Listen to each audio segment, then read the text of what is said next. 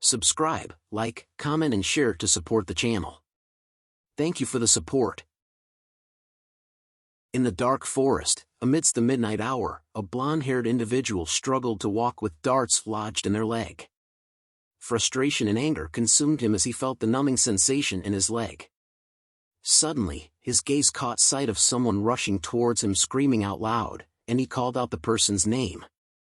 It was Dale, who shared devastating news of their companions' deaths, claiming they were slain by a monstrous creature.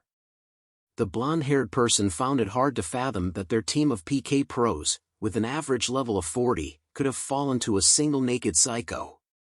As they conversed, a hail of darts unexpectedly struck Dale's face. The darts glowed red, and soon exploded Dale's head, causing the yellow-haired individual to scream in terror. The blonde man trembled in fear at the sight of Dale's corpse. Determined to uncover the attacker's identity, he screamed out loud. He points his sword at a creepy-looking guy who was glowing red, calling him a monster, but all the figure said was, "Who am I?" The scene shifted to the grand castle of the Demon King, with bodies of monsters laying on the ground, where our protagonist, battle god Damien, is seen resting after a fierce battle.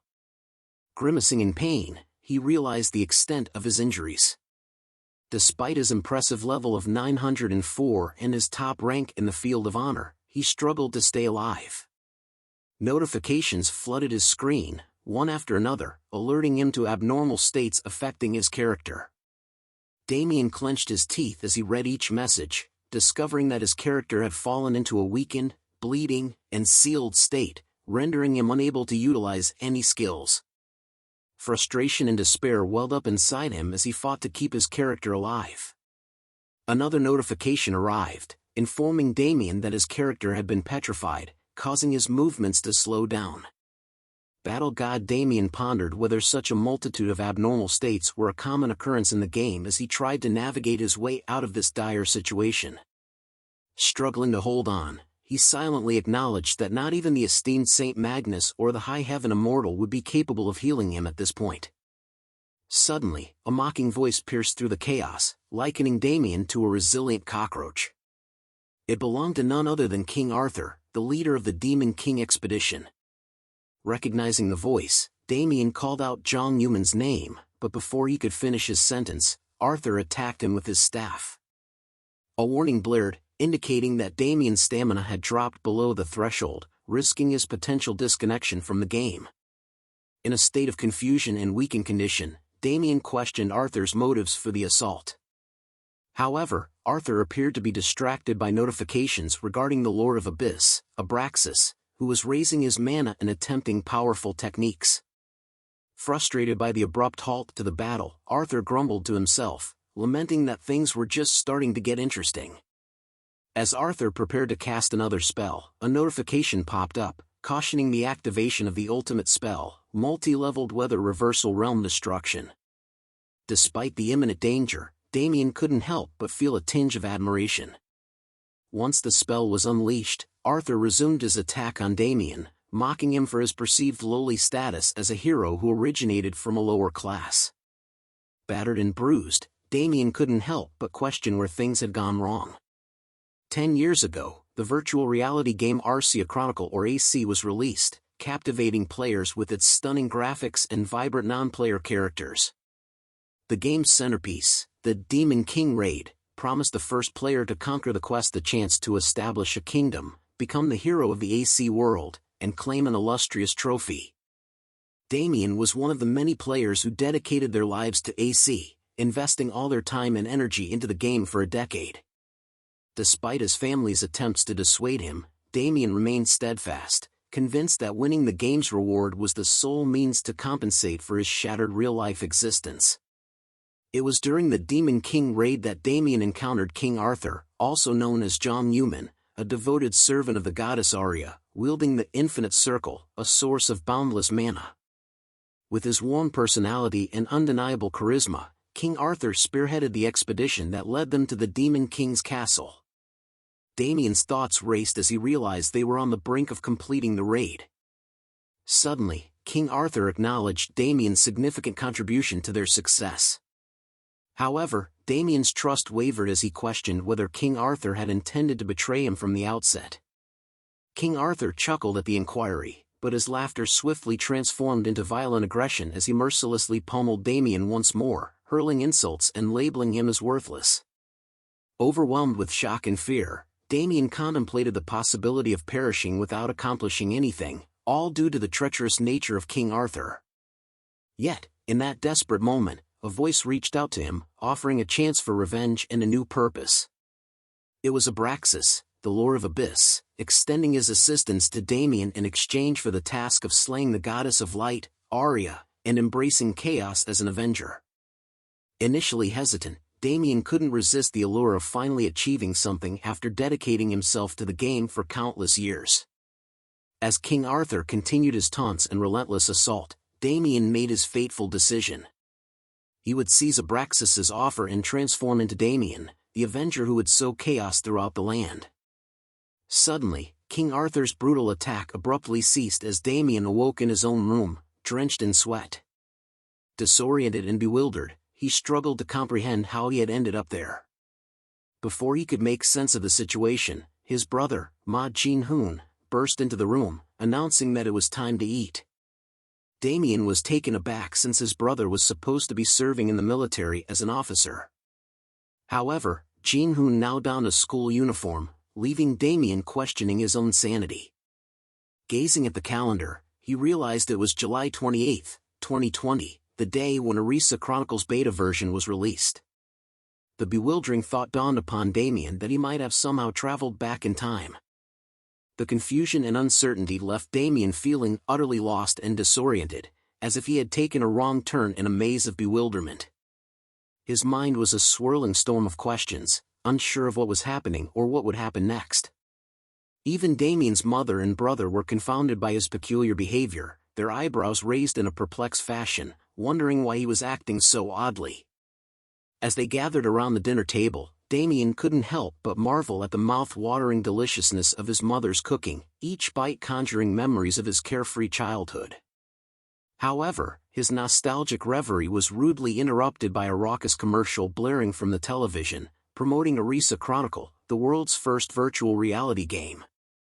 In that moment, a realization struck Damien like a lightning bolt to the brain: today was the launch of the open beta for the game. With a mixture of excitement and urgency, he informed his mother that he was heading to his own abode, promising to take care of himself and dutifully call her often. Hailing a taxi, Damien urged the driver to race to Jumjong Station with the speed of a cheetah on roller skates.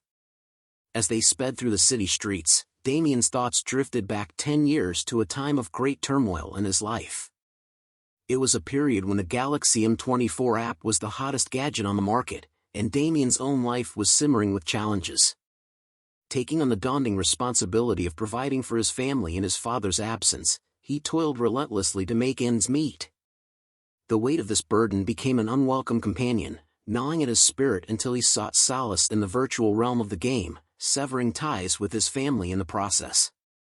It was a desperate escape from reality, a leap into a world where he could be someone else, somewhere else. Lost in his ruminations, Damien was jolted from his reverie by a blaring notification, its urgency akin to an alarm clock set to explode. It warned him that the countdown had commenced and he had to log into the game, or face certain death. Damien's brows furrowed in confusion as he hadn't even logged in yet. As he tried to make sense of the situation, a sharp pain pierced his skull, and a mysterious voice began to echo in his ears. Alas, the words were as clear as a foggy morning in a murky swamp, leaving Damien scratching his head in befuddlement. In the midst of his disorientation, the perceptive taxi driver noticed Damien's pained expression and kindly inquired about his well-being. Time passed, and Damien finally arrived at Sinsadong-Garosa-gil, a bustling street in Korea. He ventured into a virtual reality electronics store called Evertail Store, where a cheerful receptionist greeted him with a warm smile. She informed him that all the store's capsules were reserved on a first-come, first-served basis. Sensing Damien's eagerness, she suggested he undergo a customized examination. However, Damien was hell-bent on exploring a product that had just been released that very day. Unfazed by the receptionist's suggestion, he insisted on seeing the latest offering. With a mischievous twinkle in her eye, the receptionist led him to a refurbished product that had been cancelled by another customer, now serving as the store's demonstration model. Damien, without skipping a beat, enthusiastically agreed to purchase it, requesting delivery and installation that very afternoon. Later in the day, Damien found himself ensconced within the capsule, as if cocooned in a futuristic spaceship.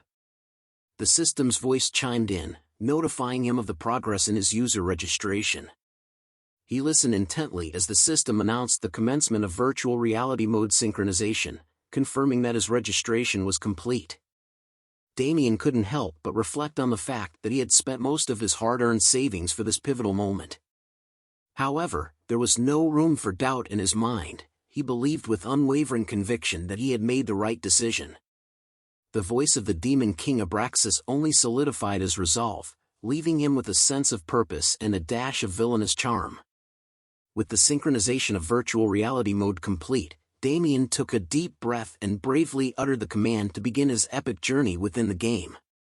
Meanwhile, at the top-secret department of Oracle in Evertale headquarters in San Francisco, California, chaos ensued.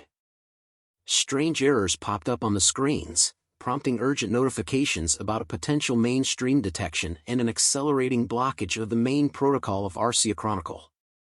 Operator Chloe's voice trembled with urgency as she called for a code black emergency, instructing all employees to take swift action.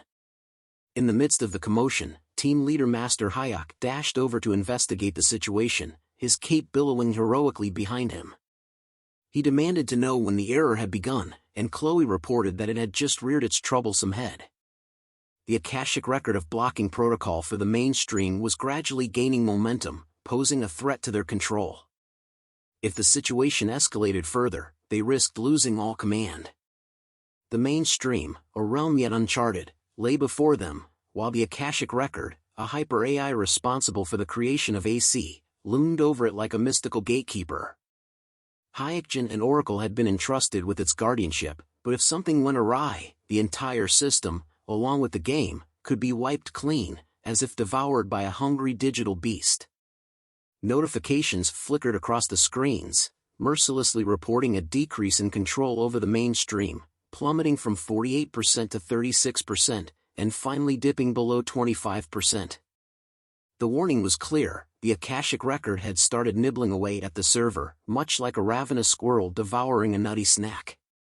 In a daring move to salvage what they could, Master Hayek made the difficult decision to relinquish control over the mainstream, sacrificing a slice of their dominion to prevent total annihilation.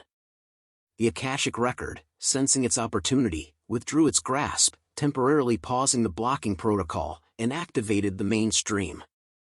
Hayek confirmed that the operation was now in motion, taking a deep breath as the weight of the world rested on his shoulders.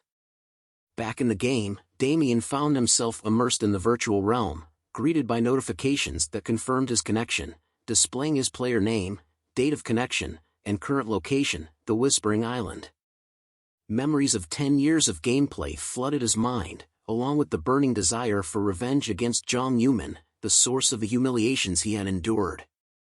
However, Damien quickly realized that he was not starting at the typical beginner's village, leaving him pondering the curious whereabouts of his virtual feet. Just as perplexity threatened to consume him, another notification popped up, confirming his connection log and initiating a countdown. The three conditions were laid out before him: failure to log in within 168 hours meant certain death, death within the game would lead to death in reality, and failing to accomplish a given goal within a specific time frame also spelled doom. Damien stood there, mouth agape, his frustration and confusion reaching new heights. The notification further taunted him by removing his sense limit and renewing his final goal as the Demon King's Descent, offering a whopping 87,599 hours, 59 minutes, and 59 seconds to achieve it. As if that weren't enough, the game had seemingly meddled with his physical form, leaving him in a state of bewilderment. Just when Damien thought he had experienced a full range of absurdity, another notification chimed in, announcing a class on the witch doctor specialization for his final goal. Damien could only curse the game in disbelief, hoping for a sliver of sanity to return to his rapidly unraveling reality. Witch doctors were enigmatic beings who harnessed primitive powers and had deep connections to death, ancient sorcery, and curses. Damien was taken aback to find that his in-game character, also named Damien, had become a level 1 witch doctor with abysmal stats. He felt disappointed with his newfound class, especially since it was a hidden class that was challenging to obtain and relatively unknown. The notification provided a description of the witch doctor class, highlighting their specialization in spells related to poison, curses, summoning, bones, blood, corpses, and souls. This class excelled in dealing damage over time, making them formidable damage dealers. Damien grew increasingly frustrated with his new class, particularly because the subclass of poison was his special attack, which didn't quite suit his preferences. Suddenly, notifications popped up on Damien's screen, warning him that he had committed a crime and that his alignment had plummeted to an extremely low level. As a result, a penalty had been imposed on him, which left Damien scratching his head in confusion. The penalty seemed outrageously severe, with a 500% decrease in experience points upon death, a 500% increase in the probability of dropping items upon death, a 500% increase in the probability of equipment being destroyed upon death, nullification of the safe zone shield, and the constant threat of NPC attacks. This penalty practically branded him as the Demon King, much to Damien's dismay. But since he received a second chance with his life at stake, he wondered if he should cover his face. Damien arrived at Dunvaden village and headed straight to the village head's home to receive a quest who greeted him happily. However, he had a paper bag over his head, attracting the attention of the village head, Elmore. Curiosity piqued, Elmore asked Damien why he was wearing a paper bag, to which Damien awkwardly replied that it was just a cool fashion statement. Elmore stared at him like WTF, but deep down, Damien felt embarrassed about it but had no choice but to wear it due to the compulsory quest. Moving past the paper bag incident, the Elmore commented that he respects Damien's taste. Damien asks if he could quickly get a quest, which causes Elmore to fluster around trying to find a quest. Once he found the quest, he became serious and tells Damien to listen carefully. The Whispering Island was filled with chicks, causing a problem as they've eaten all their feeds, leaving none in the storerooms. Elmore places the quest letter on the table and assigns it to Damien to catch 10 of the chicks. He ventured through the mountains behind Dunvaden village, where he spotted a lone chick. Warning: if you love baby chicks, turn away now cause it's about to get a bit weird. Now back to the story. Seizing the opportunity, he threw a dart and successfully caught it.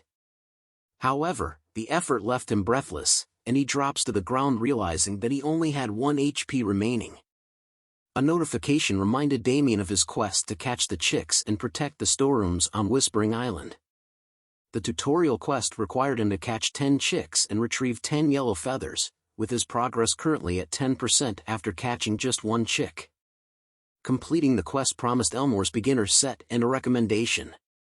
Damien lets out a sigh, unhappy that he only caught 1, then he opens his status window. Damien checked his skill status and discovered that only 1 skill was unlocked, shooting of poisonous needles. The rest remained locked, amplifying the challenge of the quest.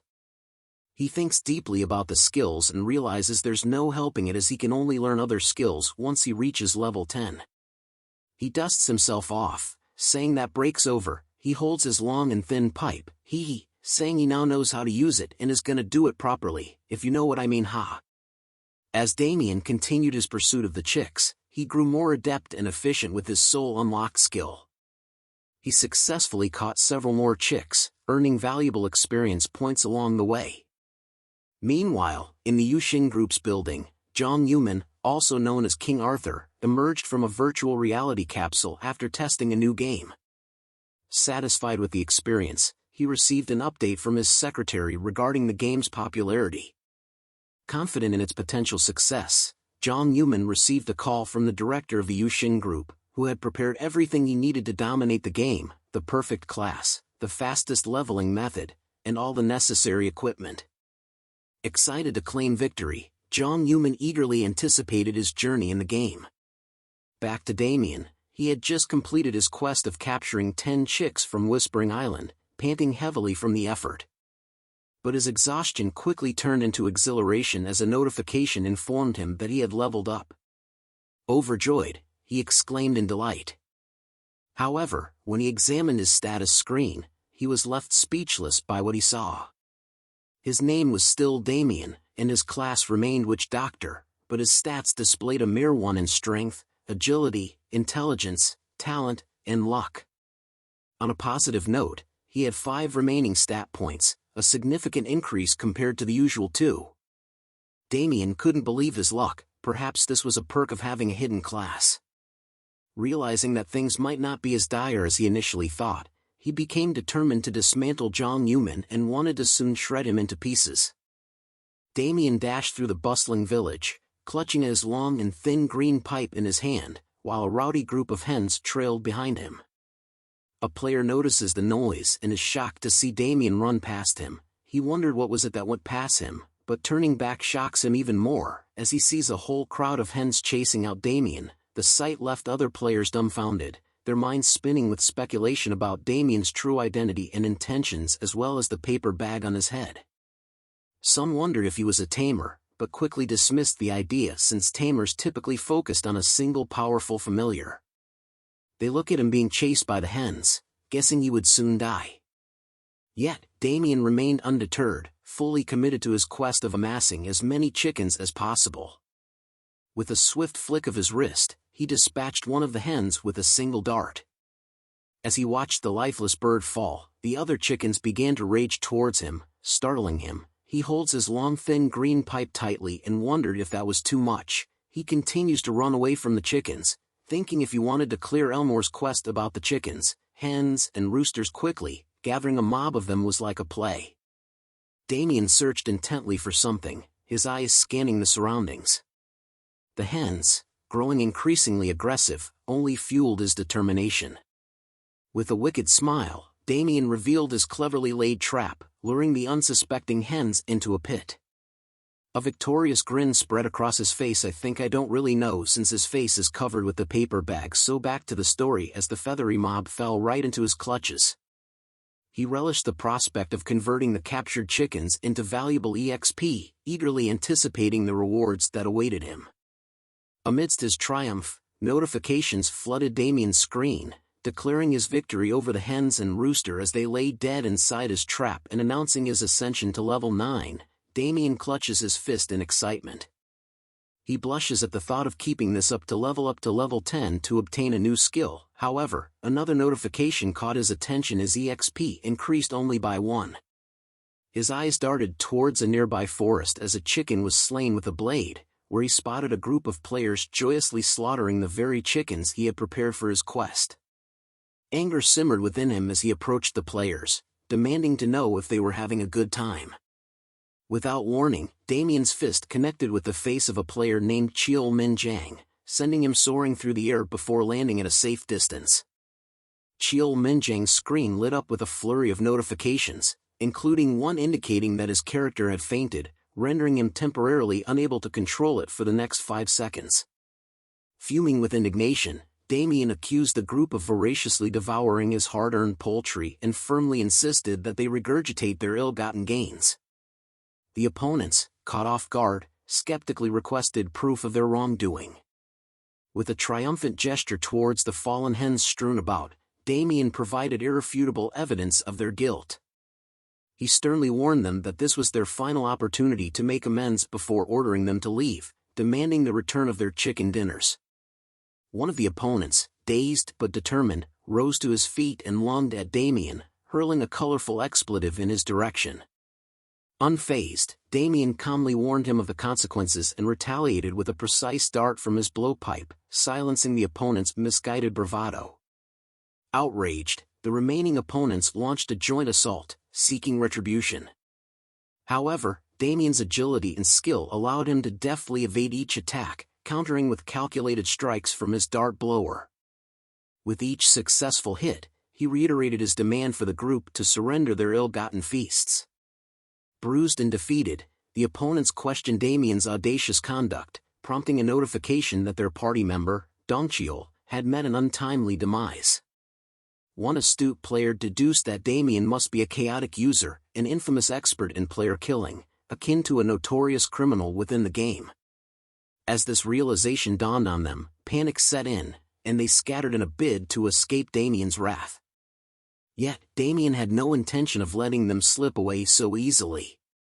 With swift precision, he unleashed a flurry of poison darts, ensuring that each opponent received a notification indicating their characters had been infected. Satisfied with his victorious display, Damien surveyed the battlefield, only to realize that one opponent remained unaccounted for. A puzzled expression crept across his face as he pondered aloud the whereabouts of the elusive player. Unbeknownst to Damien, the missing adversary had concealed himself within a nearby bush, muttering curses under his breath. Desperate to escape, he attempted to log out, only to be met with a notification: logout was prohibited during an active battle, leaving him stranded for another 300 seconds. Blaming his misfortune for stumbling upon a chaotic user, the hidden opponent begrudgingly accepted his fate. Suddenly, Damien's voice pierced the silence as he cheerfully greeted the trapped player before swiftly dispatching him with a dart, putting an end to his futile resistance. Damien couldn't contain his excitement as a cascade of notifications filled his screen, announcing his acquisition of yellow and white feathers, basic HP potions, and his attainment of level 10. Finally, he could unleash the skills that had been tantalizingly out of reach. The results exceeded his wildest expectations. However, Damien's jubilation was short-lived, as another torrent of notifications disrupted his revelry. He had committed PK, player killing, and his alignment had plummeted by 1. Notably, his alignment had already hit rock bottom, leaving no room for further decrease. Observing this revelation, Damien chuckled to himself, acknowledging that he had already scraped the bottom of the alignment barrel. He mused over the effects of the atrocity title, which, although bordering on cheating, boosted the drop rate of items and gold obtained from PK victims, while also granting him automatic possession of their assets and experience. With newfound determination, Damien embraced his controversial path, eagerly anticipating his future advancements. Damien decided to visit the supermarket to stock up on food supplies. As he entered the store, he recognized the cashier as someone from his neighborhood, and they exchanged greetings. Damien began loading his cart with convenience foods, but the cashier expressed concern about the amount of processed foods he was buying. Damien explained that he was busy and couldn't cook as often as he would like. The cashier seemed unconvinced but continued to nag him about his purchases. When Damien pulled out his wallet to pay, the cashier told him to put it away, saying it wasn't even that expensive. He was surprised but grateful for the gesture. Damien finished packing his food supplies and was about to leave the store when suddenly a news story started playing on the TV screen by the cash register. The story was about Jong Yumin, the youngest player of the Tempest of Time and Space, retiring from the game. Damien was taken aback by the news and repeated the name in disbelief.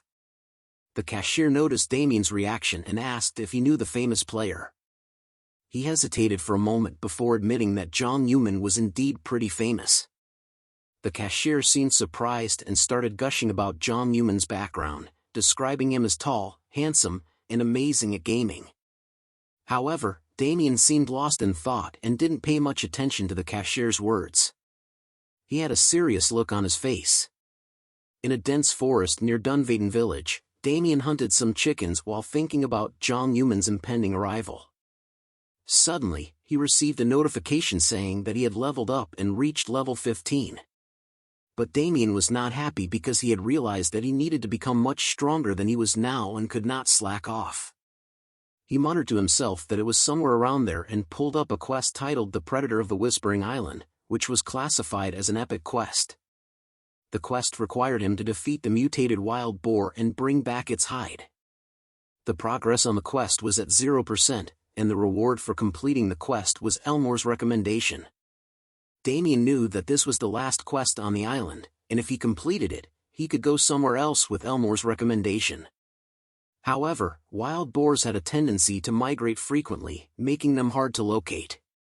If Damien didn't find the boar's lair within an hour, he would have to wait another hour for it to respawn. Damien set off on his quest, determined to complete it and become even stronger. Damien spotted the boar easily and couldn't believe his luck. The boar was a species of wild beast and an elite type with a level of 30. Damien knew he had to be careful. He remembered that the monster types in the game were categorized as normal, elite, named, and champion, and that the elite and higher types had special characteristics. There were 8 variations in each of the 3 categories: attack, defense, and crowd control, making a total of 24 variations. Damien decided to attack the boar with his skill, Corruption Elixir, to try and find out its characteristics. The elixir hit the boar, and it let out a loud squeal. The boar looked around, trying to find the attacker, but Damien was hiding on a tree. He then greeted the boar, and the boar attacked him. Damien dodged the boar's attack, effortlessly evading the creature's deadly tusks.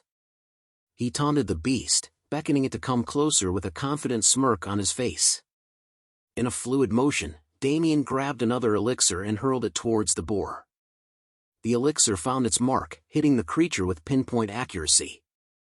The boar let out another agonizing squeal as the elixir took effect. Damien observed the boar closely and concluded that the boar didn't have physical immunity. He then began attacking the wild boar relentlessly to study its behavior. After several attempts, he observed that the boar did not summon monsters, had no magical immunity, and lacked a defensive barrier. He was pleased to receive notifications that the wild boar's defensive mechanism had corroded, indicating that his corruption elixir was working well. However, the boar attacked again, and Damien had to dodge quickly to avoid getting hit. He thought to himself that it was a close call.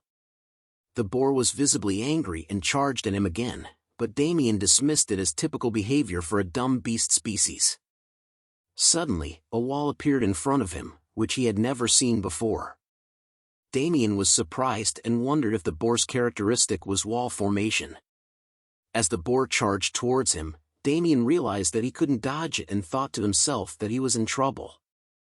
The boar crashed into Damien, and the impact caused a cloud of dust to cover the area of the collision, with his paper bag mask floating in the air.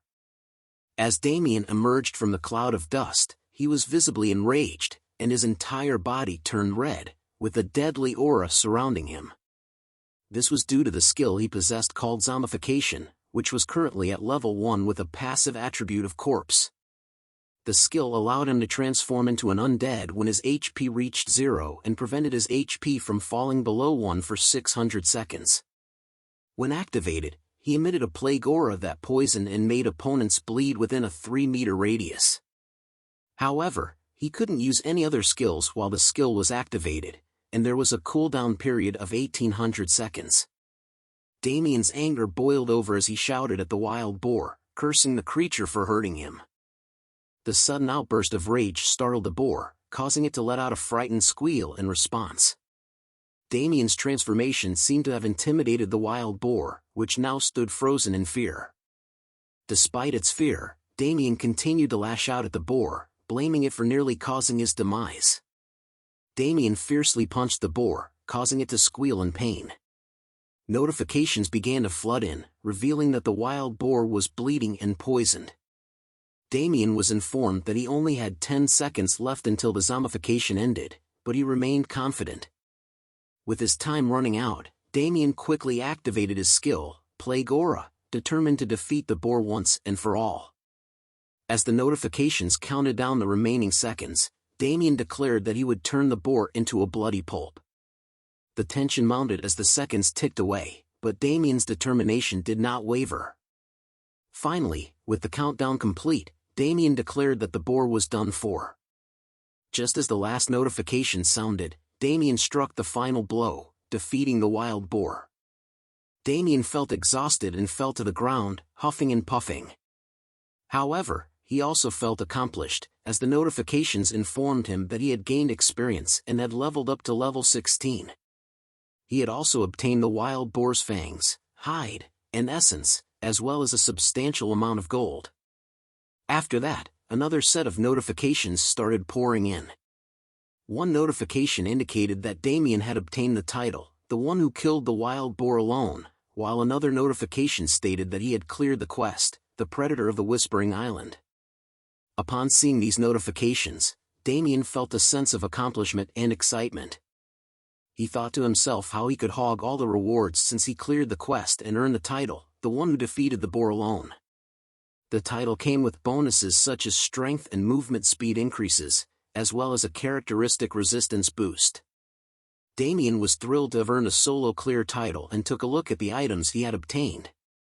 He planned on giving the hide to Elmore, and he was still considering what to do with the fangs and essence. Damien was engrossed in checking his acquired items when he heard a voice from behind. Turning around, he saw an old man with a white beard and a muscular body, who appeared to have materialized out of thin air.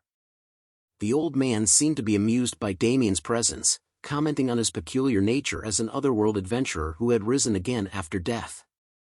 Damien was puzzled by the old man's sudden appearance and noticed that his name was unclear, appearing as a question mark on his status window.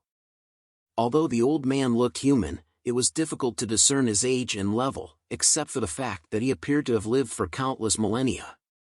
The old man's status window also warned that he had a bad temper, and Damien should be careful not to get killed. Damien was surprised that he was unable to see the old man's other information and wondered why this was the case. The old man seemed to be more interested in Damien and asked him how he was able to move as a dead man. Damien was taken aback by the old man's question and was unsure how to respond. The old man approached Damien and touched his forehead. Damien felt uneasy and asked him to keep his distance. The old man ignored Damien's request and continued examining the small rune on his forehead. The old man identified Damien as an otherworld adventurer who had borrowed the power of darkness to become undead momentarily. Damien was surprised and asked the old man how he knew. The old man calmly replied that he could see it very clearly, but Damien was not satisfied with his response and asked him to back away. Despite Damien's frustration, the old man seemed unfazed and continued to speak, saying that it was not bad to borrow the power of darkness, as it would make it harder for Damien to die. However, he questioned why an otherworld adventurer would harbor such a high level of darkness equivalent to that of the Demon King. At this point, Damien heard notifications indicating that new information had been updated, and the NPC's information was being displayed. Damien saw the new information and he was surprised to learn that the old man's name was Kairon, Priest of the Apocalypse. According to the information displayed, Kairon was a representative of the forgotten god Shaka and the chief of the Black Cult. He appeared to have lived for countless millennia and was currently seeking a talent to defeat Arya, the Queen of the Gods. Damien was taken aback by this information and muttered to himself in disbelief. He had never heard of the Priest of the Apocalypse or the Black Cult before. He read further and saw that Kieran's level and age were unknown, and he was described as ill-tempered, warning Damien to be cautious around him. He couldn't believe what he was seeing and questioned whether the Black Cult was some sort of pseudo-cult. Kairon, the seventh chief priest of the god Shaka, was enraged upon hearing the term pseudo-cult being used to describe his beliefs. He declared that he would spread the gospel of the apocalypse across the land after defeating the Queen of the Gods. Damien tried to calm him down, but Kairon ignored him and attacked. Damien managed to dodge Kieran's first attack, but he was surprised by the force behind it. Kairon attacked again, but Damien dodged once more while calling him a crazy old man, and wondered about the destructive power behind Kieran's blows. Kairon taunted Damien, impressed by his ability to dodge, and challenged him to continue dodging. Damien took a deep breath and tried to steady his nerves. He knew that he had to face Kairon, the priest of the apocalypse, and survive this trial. Kairon looked like he was on the verge of senility, and his actions were clearly that of a seriously insane person. Damien wondered what he could possibly do in this situation. As he was lost in thought, Damien received a notification that Kairon was displaying hostility towards him. He looked up and saw the old man staring at him with wild eyes. Damien braced himself for a fight and wondered how he could possibly defeat this crazy old man. But before he could even take a step forward, Damien received another notification. It was a quest, and he had to survive Kieran's trial to progress. But what surprised Damien even more was that it was a mainstream quest. Damien stood still, lost in his thoughts about the importance of the mainstream quests. These quests were only given to a select few users and could decide the future of the game. The impact of a user's actions on the world of AC was immense and could potentially change it completely. But as he pondered on this, he couldn't help but wonder what an old man had to do with the mainstream quests. Before he could finish his thoughts, Kairon interrupted him, attacking him with a sharp remark, demanding to know why he was just standing there like a dumb log. Damien quickly dodged the attack, but he couldn't help but think about the old man and his possible connection to the mainstream quests. Memories of his own experience as the battle god flooded his mind, particularly the time when he was tasked with defeating Abraxas alongside the 6 masters in the treacherous Abyss dungeon. He knew that the success or failure of these quests could have a massive impact on the world of AC, and he was determined to clear them no matter what. Suddenly, Kairon caught Damien off guard once again, attacking him while berating him for hesitating. Damien knew that he had to act quickly, so he chanted a mantra and activated a skill called Bloody Impulse. He made a decision to stop overthinking and calculating and instead approached Kairon with sincerity and his basic impulses. Damien braced himself for the upcoming battle, knowing that he couldn't afford to lose. He was determined to succeed in the mainstream quest, no matter the cost. Kairon's eyes blazed with fury as he charged towards Damien, his fist pulled back in a powerful punch. The impact was devastating. The ground shook violently, and the force of the blow sent shockwaves through the air. Kairon's powerful punch caused an explosion. As the dust settled, he shouted in frustration at Damien, asking how long he planned to keep running away. Damien activated his zombification skill and managed to survive Kairon's attack. But Kairon wasn't done yet. He started attacking Damien again. While dodging Kairon's onslaught, Damien wondered why Kairon was so strong despite not being a martial artist. Enraged by Damien's ability to dodge his attacks, Kairon yelled at him to hold still. Despite Kairon's angry shouts, Damien continued to dodge and noticed that he could see Kairon's movements better than before. As he distanced himself from Kairon, Damien realized that if he could stall for time, he might survive the fight. However, his thoughts were interrupted when he saw Kairon gathering energy between his hands. To Damien's surprise, Kairon prepared a Kamehameha pose and taunted him, asking if he could dodge this attack as well. Damien, shocked and bewildered, exclaimed in disbelief. Kairon then launched his attack, shouting "Die!" This time, Damien had no chance to dodge and got hit by the attack. After the explosion, Damien found himself on his knees but still alive.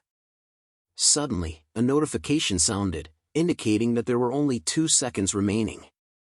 Kairon, who was nearby, was impressed by Damien's sturdy body and complimented him on his physique.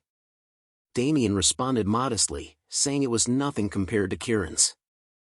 As the notification reached 1 second, the countdown ended, and another notification chimed in, saying zombification has ended.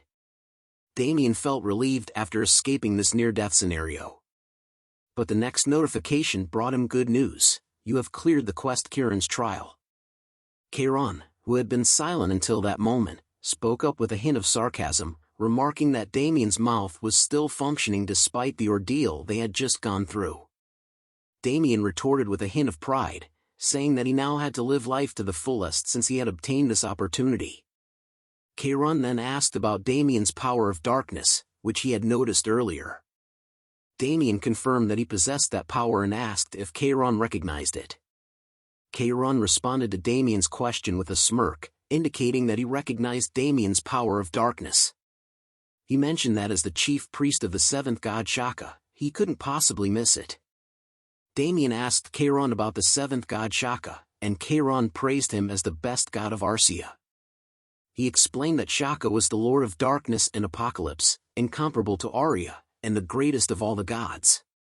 Damien was a little confused, thinking that the 6 great gods were Supreme Goddess Arya of Light, Phoenix of Fire, Nissa of Water, Tenasil of Tree, Oread of Iron, and Crowd of Earth. However, he realized that there was no way the system would lie. Damien simply nodded, and Kairon took the opportunity to get straight to the point. Damien got ready to listen, thinking that Kairon was finally getting to the point after causing all this ruckus. Kairon then asked Damien if he wanted to become stronger, mentioning that otherworld adventurers desired fast growth and strength.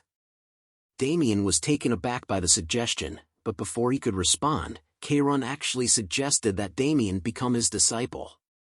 Damien was surprised by Keiron's suggestion and began to walk away while bidding him farewell. This seemed to anger Keiron, who hit Damien on the head with a hand chop and demanded to know where he was going. Damien retorted, calling Keiron a senile old man. This only served to rile Keiron up more, as he boasted about the power of Lord Shaka and how even someone like Damien could become an absolute ruler if he became Keiron's disciple. However, Damien wasn't convinced by Keiron's claims and challenged him, asking if he would believe it if he were in Damien's position. Keiron was taken aback by this, but he eventually relented and showed Damien a book, hoping to convince him to become his disciple. As Damien examined the book, a notification sounded, informing him that the Apocalypse Invocation, the Book of the Black Covenant, was radiating a faint light. Damien was puzzled by this, and as he looked at the book, another notification popped up, saying that the mainstream encounter with the seventh god had been activated. Keiron then explained to Damien that the book was a divine object and the only tool that would allow him to meet Lord Shaka. Damien was skeptical, but Keiron instructed him to open the book. As Damien opened the book, Keiron warned him not to make any further movements. Confused, Damien looked back at Keiron, only to see him attacking him with a dart blower. Damien was hit by the dart and lost consciousness. When he woke up, he found himself in a cave-like structure, muttering in frustration about Keiron's actions. As Damien tried to process his thoughts, he received a notification saying, "New location information has been updated," but his current location was still showing as unknown. Suddenly, someone appeared in front of Damien. As he looked up to see what it was, he found a small boy standing in front of him. He carefully observed the boy, trying to discern if there was anything unusual about him but couldn't find anything out of the ordinary. The boy, on the other hand, seemed completely unfazed by Damien's presence and started dancing around him. Damien, feeling a bit annoyed at the kid's antics, told him to stop fooling around and asked where they were. The boy stopped and looked at Damien carefully before commenting on his scent. Damien, confused, started to smell himself before the boy confirmed that he liked Damien's scent and asked if they could be friends. Damien was taken aback by the boy's sudden request and couldn't help but wonder what was going on. Damien asked the boy if he had any friends. The boy's response was an angry one, insisting that he indeed had many friends. He even went so far as to offer to give Damien a friend of his own. To Damien's surprise, the boy then pointed to a group of chicks pecking around on the ground nearby. They soon began to flock around him, playing and chirping with enthusiasm. The boy was clearly proud of his feathered friends and insisted that they were all his loyal companions. Damien was touched by the boy's kind gesture and agreed to be his friend. They shook hands, and the boy declared that they were now friends. However, after the boy declared their friendship, Damien suddenly felt dizzy and collapsed. Damien slowly opened his eyes and gasped for air. He felt disoriented and confused, trying to piece together what had happened. As his vision cleared, he noticed Keiron sitting beside him. Keiron asked how he felt, relieved to see Damien conscious. But Damien's frustration and anger boiled over, and he lunged at Keiron, catching him by the throat. Keiron struggled to break free, telling Damien to let go of his throat, but Damien's grip tightened around his throat, saying Keiron nearly killed him, why should he let him go now? In a moment of desperation, Keiron headbutted Damien on the forehead, causing him to stumble backwards.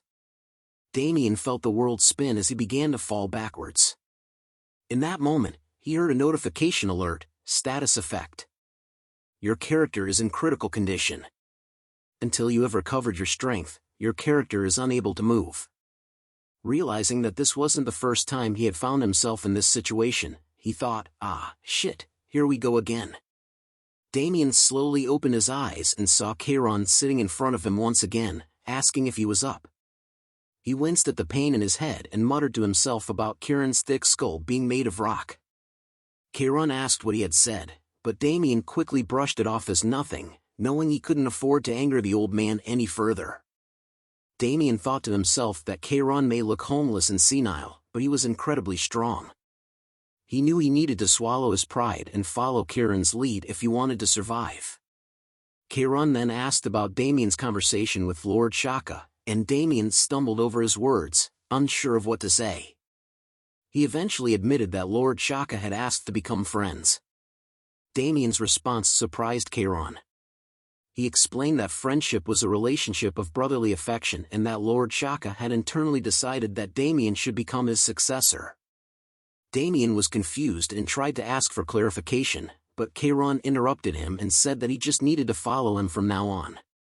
Kairon laughed, and Damien wondered if it was really alright to go along with this plan. Suddenly, a notification appeared, signaling that Damien had cleared the mainstream encounter with the seventh god. Damien sighed and reassured himself that this was a good thing. Kairon motioned for Damien to take a seat, and the two of them settled down to hear what Kairon had to say. Damien couldn't help but wonder if they were going to meditate or do something spiritual. But Kairon quickly dispelled that notion and said that he wanted to talk to Damien about their upcoming plans. As Kairon began to speak, Damien's mind started to wander. He thought it was just going to be an old story, something he'd heard before. But then Kairon started to talk about the seven gods of their land. Damien was intrigued. Kairon explained that the circle of life and death was well balanced, thanks to the god of creation, Arya of light, and the god of the apocalypse, Shaka. However, one day Arya approached the other five gods, expressing her concern about Shaka's power of destruction. She suggested that they restrict it, and although there were differences in opinion, they ultimately decided to go ahead with the plan. The war between Lord Shaka and the six gods began, and it was fierce. The heavens shook, and the earth split open. It went on for a long time, and even though Lord Shaka was the god of apocalypse, he couldn't handle battling all six gods. Eventually, he was defeated, and he left everything else to his family, falling into an eternal slumber, maintaining only his divinity. The seventh god became forgotten by the people. Damien listened to Kairon as he spoke about the history of their world and the absence of Lord Shaka. He couldn't help but think that Lord Shaka's family member was the senile old man. However, as Kairon continued to speak, Damien's understanding of the situation deepened. He realized that Lord Shaka, who was the source of all darkness, was actually the pillar of balance that kept everything in place. And due to his absence, evil was created. Damien understood the gravity of the situation and the importance of what Kairon was asking of him. Kairon revealed that he had roamed the continent for thousands of years, searching for a force powerful enough to defeat Arya and the five gods and resurrect Lord Shaka. He asked Damien if he was willing to become his disciple in the sword of Lord Shaka, to defeat the six gods, including Arya of Light and their family. Damien heard the notification and realized that Kairon's wish had been activated. He was given the option to accept the quest or not. Damien's mind raced as he tried to process everything that had just been revealed to him. The forgotten seventh god, Lord Shaka, was actually the key to maintaining balance in the world. And because of his absence, the demons were born and evil had spread throughout the land. It was a daunting task, but Damien had accepted the quest to become the sword of Lord Shaka and defeat the six gods, including Arya of Light and their family. As he bowed down to Kairon, Damien felt a sense of determination and purpose wash over him. He had accepted the role of the agent of revenge and formed a relationship with the priest of the apocalypse. The old man's laughter echoed through the room as he welcomed Damien as his successor. With a newfound sense of purpose, Damien couldn't help but think of John Newman. But now, he saw an opportunity for revenge.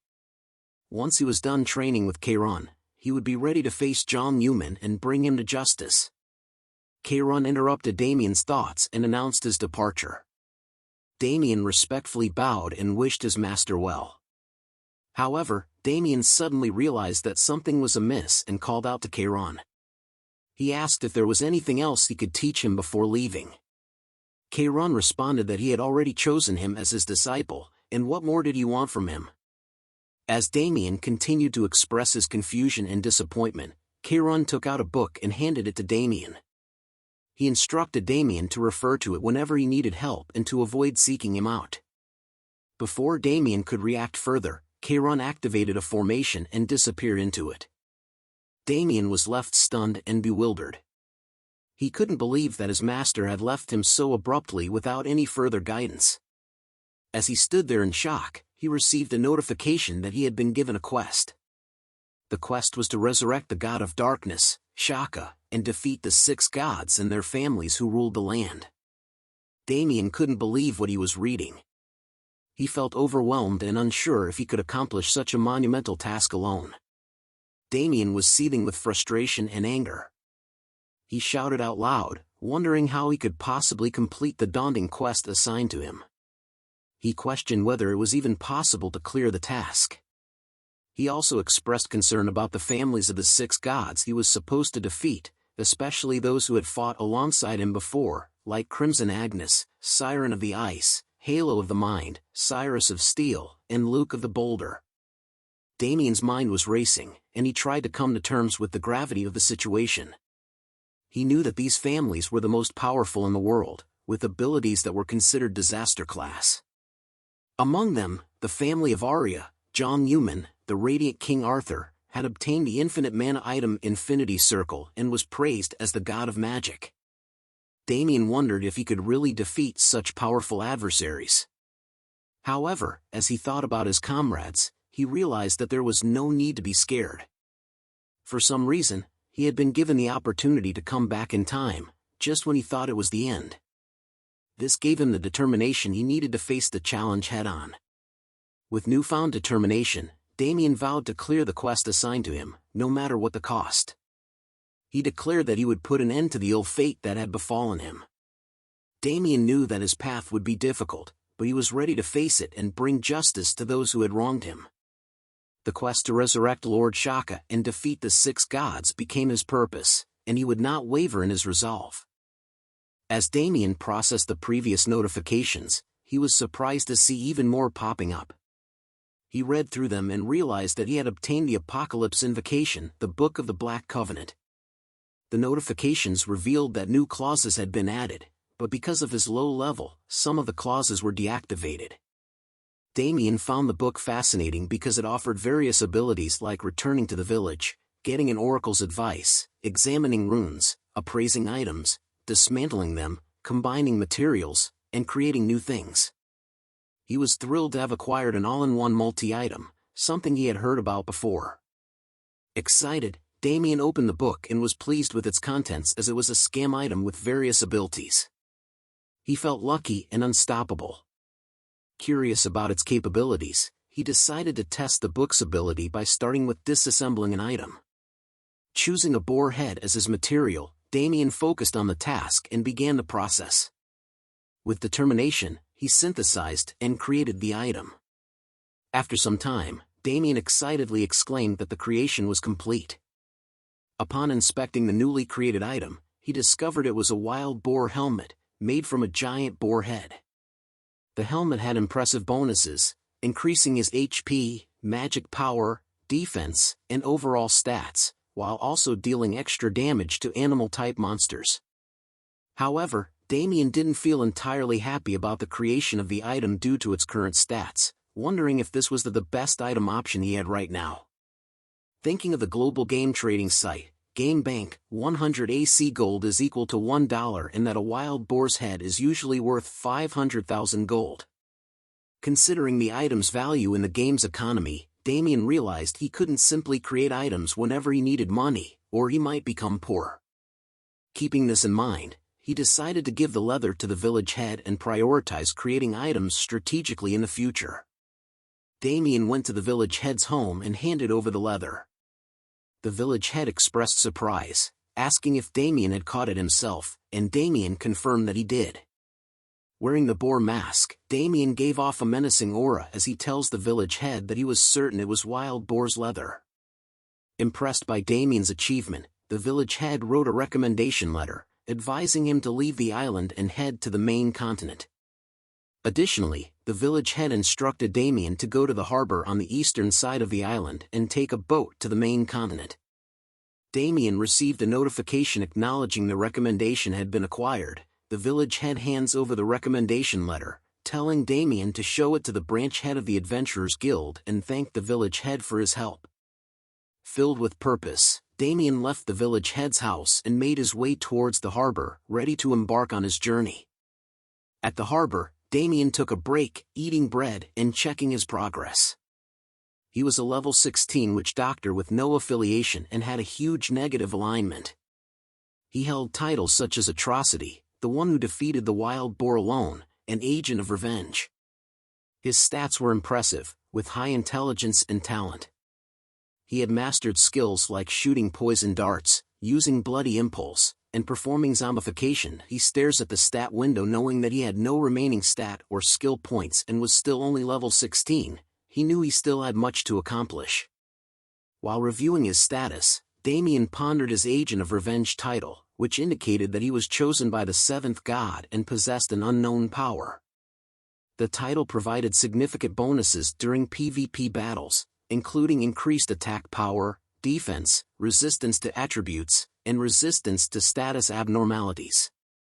However, Damien was hesitant to fully utilize his title because it basically told him to become a PK player, but he didn't enjoy killing people. Damien thinks to himself that he really had joined a pseudo-religion when suddenly, Damien heard a painful scream and quickly turned his attention to the source. He saw an injured man lying on the ground, pleading for help, while a mage stood over him telling the injured man that he should have listened to the mage while he was still being nice.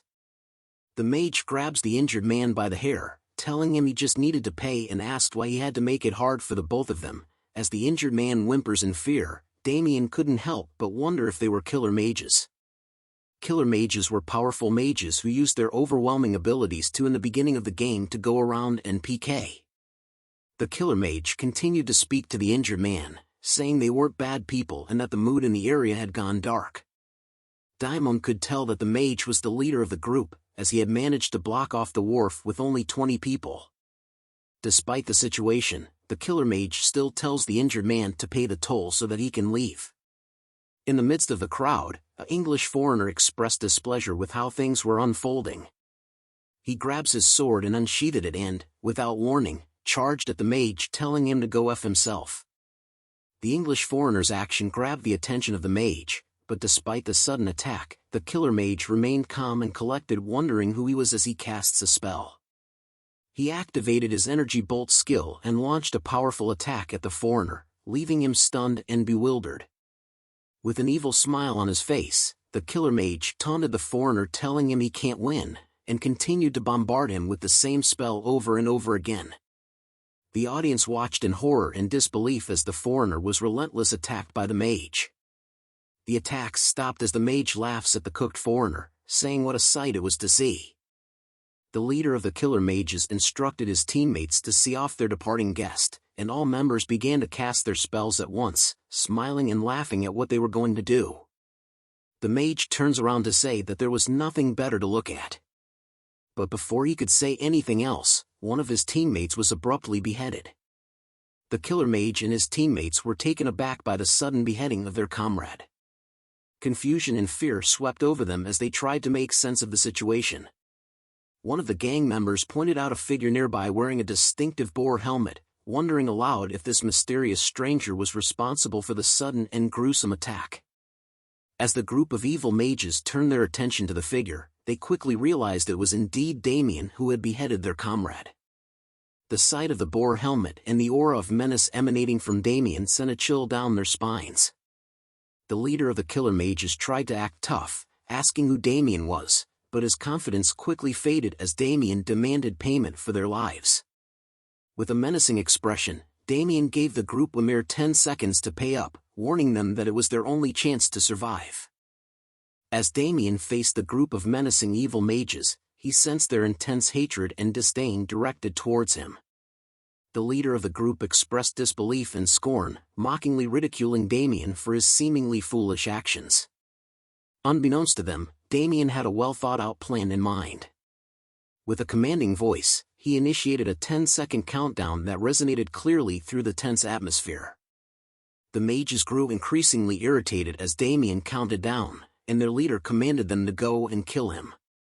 The PK mages surrounded Damien just as he reaches the number 1, however, as the countdown reached 0 as Damien holds the blade, Damien vanished into thin air, leaving the mages bewildered and perplexed. The leader was quick to notice something above, telling everyone to dodge. Suddenly, a cascade of projectiles began raining down from above, causing the mages to cry out in pain and agony as Damien's deadly attack struck them.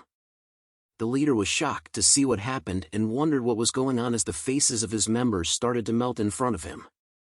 Damien appeared once again, with the bodies of the mages on the ground and blood everywhere. With his combination of skills of bloody impulse, poison darts, and corrupted elixir, he managed to beat most of them, and he knew that his title, Agent of Revenge, granted him greater damage in player versus player combat, and he utilized every advantage at his disposal to bring down his enemies. The leader of the evil mages could only watch in disbelief and frustration, realizing that he had grossly underestimated Damien's power. Damien approached their leader with a twisted grin, holding a corrupted elixir in his hand. He taunted the mage, questioning whether his actions had exceeded the leader's expectations. Brian slowly regained consciousness, his eyes fluttering open, and he felt a sharp pain coursing through his body. As he struggled to rise, he was surprised to find Wendy, a familiar face, standing before him. Brian called out her name and asked where they were. Wendy assisted him, helping him to his feet, and expressed concern for his well-being. Disoriented and confused, Brian struggled to recollect what had happened. Suddenly, the memories flooded back. He had been attacked by the evil mages and knocked unconscious. Anger surged within him as he remembered the assault, vowing to seek revenge upon Thema as he recalled being attacked by the mages. He slams his fists hard onto the ground because of what happened. He began to yell out loud, asking her where the mages were so he could go and kill them himself. However, Wendy urged him to calm down, emphasizing that they were in the middle of a stream. Notifications began to pop up around him. It was a chat messages from his viewers. Brian's mind remained fixated on revenge as he posed a profound question to Wendy: when does a streamer truly die? Is it when they lose all their items or when they reach level 1? He answered his own query, stating that a streamer truly dies when they decide not to play anymore. Wendy wondered where his stupid mindset came from. As his determination was resolute, Brian swore to crush the evil mages and avenge his defeat. Just as they prepared themselves, a sudden explosion caught their attention, causing them to turn their heads toward the source of the commotion. To their astonishment, a group of evil mages sprinted through a hail of explosions, with Damien closely pursuing them and ruthlessly dispatching each one in turn. Damien tallied the number of enemies he had slain so far, laughing menacingly with each count. The evil mage leader observed in fear and shock as Damien displayed an unprecedented level of control and power. He commanded his teammates to cast spells and exhaust their reserve mana. The leader himself began casting spells, determined to bring down Damien. Damien, observing the group of evil mages, decided to employ his bloody impulse once again. The mages unleashed their spells simultaneously, directing a substantial amount of mana towards Damien. The attack landed in the spot where Damien had been standing, leading the evil mages to believe that they had finally struck their mark. But before the leader could finish cautioning his comrades, one of them fell to the ground, struck down by Damien's dart blower. Damien stood triumphantly amidst the chaos, grinning at the leader and the remaining mages, saying that the effect of bloody impulse was amazing. Witnessing this, the evil mages grew increasingly anxious. One of them expressed horror, questioning whether their opponent was truly human and if he could possibly be on the same level as them. Another mage joined the conversation, wondering how their opponent managed to dodge all their attacks without being hit even once. The leader of the group felt frustrated, realizing that if they continued on this path, they would all meet their demise. With resolve, he made a decision, barking orders to his teammates to endure for just 3 more minutes. Meanwhile, Damien observed with curiosity, pondering what plan the evil mage leader had in store. Suddenly, the leader began casting a spell, muttering under his breath that he would turn Damien into a charred skewer with lightning. On the other side, Brian sat fixated on his notification screen, his eyes darting back and forth between the flood of comments on his live stream. Perusing through the comments, he couldn't help but express his bewilderment, openly wondering where someone as audacious as Damien could have come from. Despite his doubts, Brian found himself enthusiastically cheering on the courageous fighter, urging him to continue the battle. However, his excitement was short-lived when Wendy intervened, scolding him for getting distracted and insisting that he focus on the task at hand. Brian, swept up in the moment, paid little attention to her words. Suddenly, his attention was captivated by the viewer count on his stream, which had skyrocketed to over 200,000.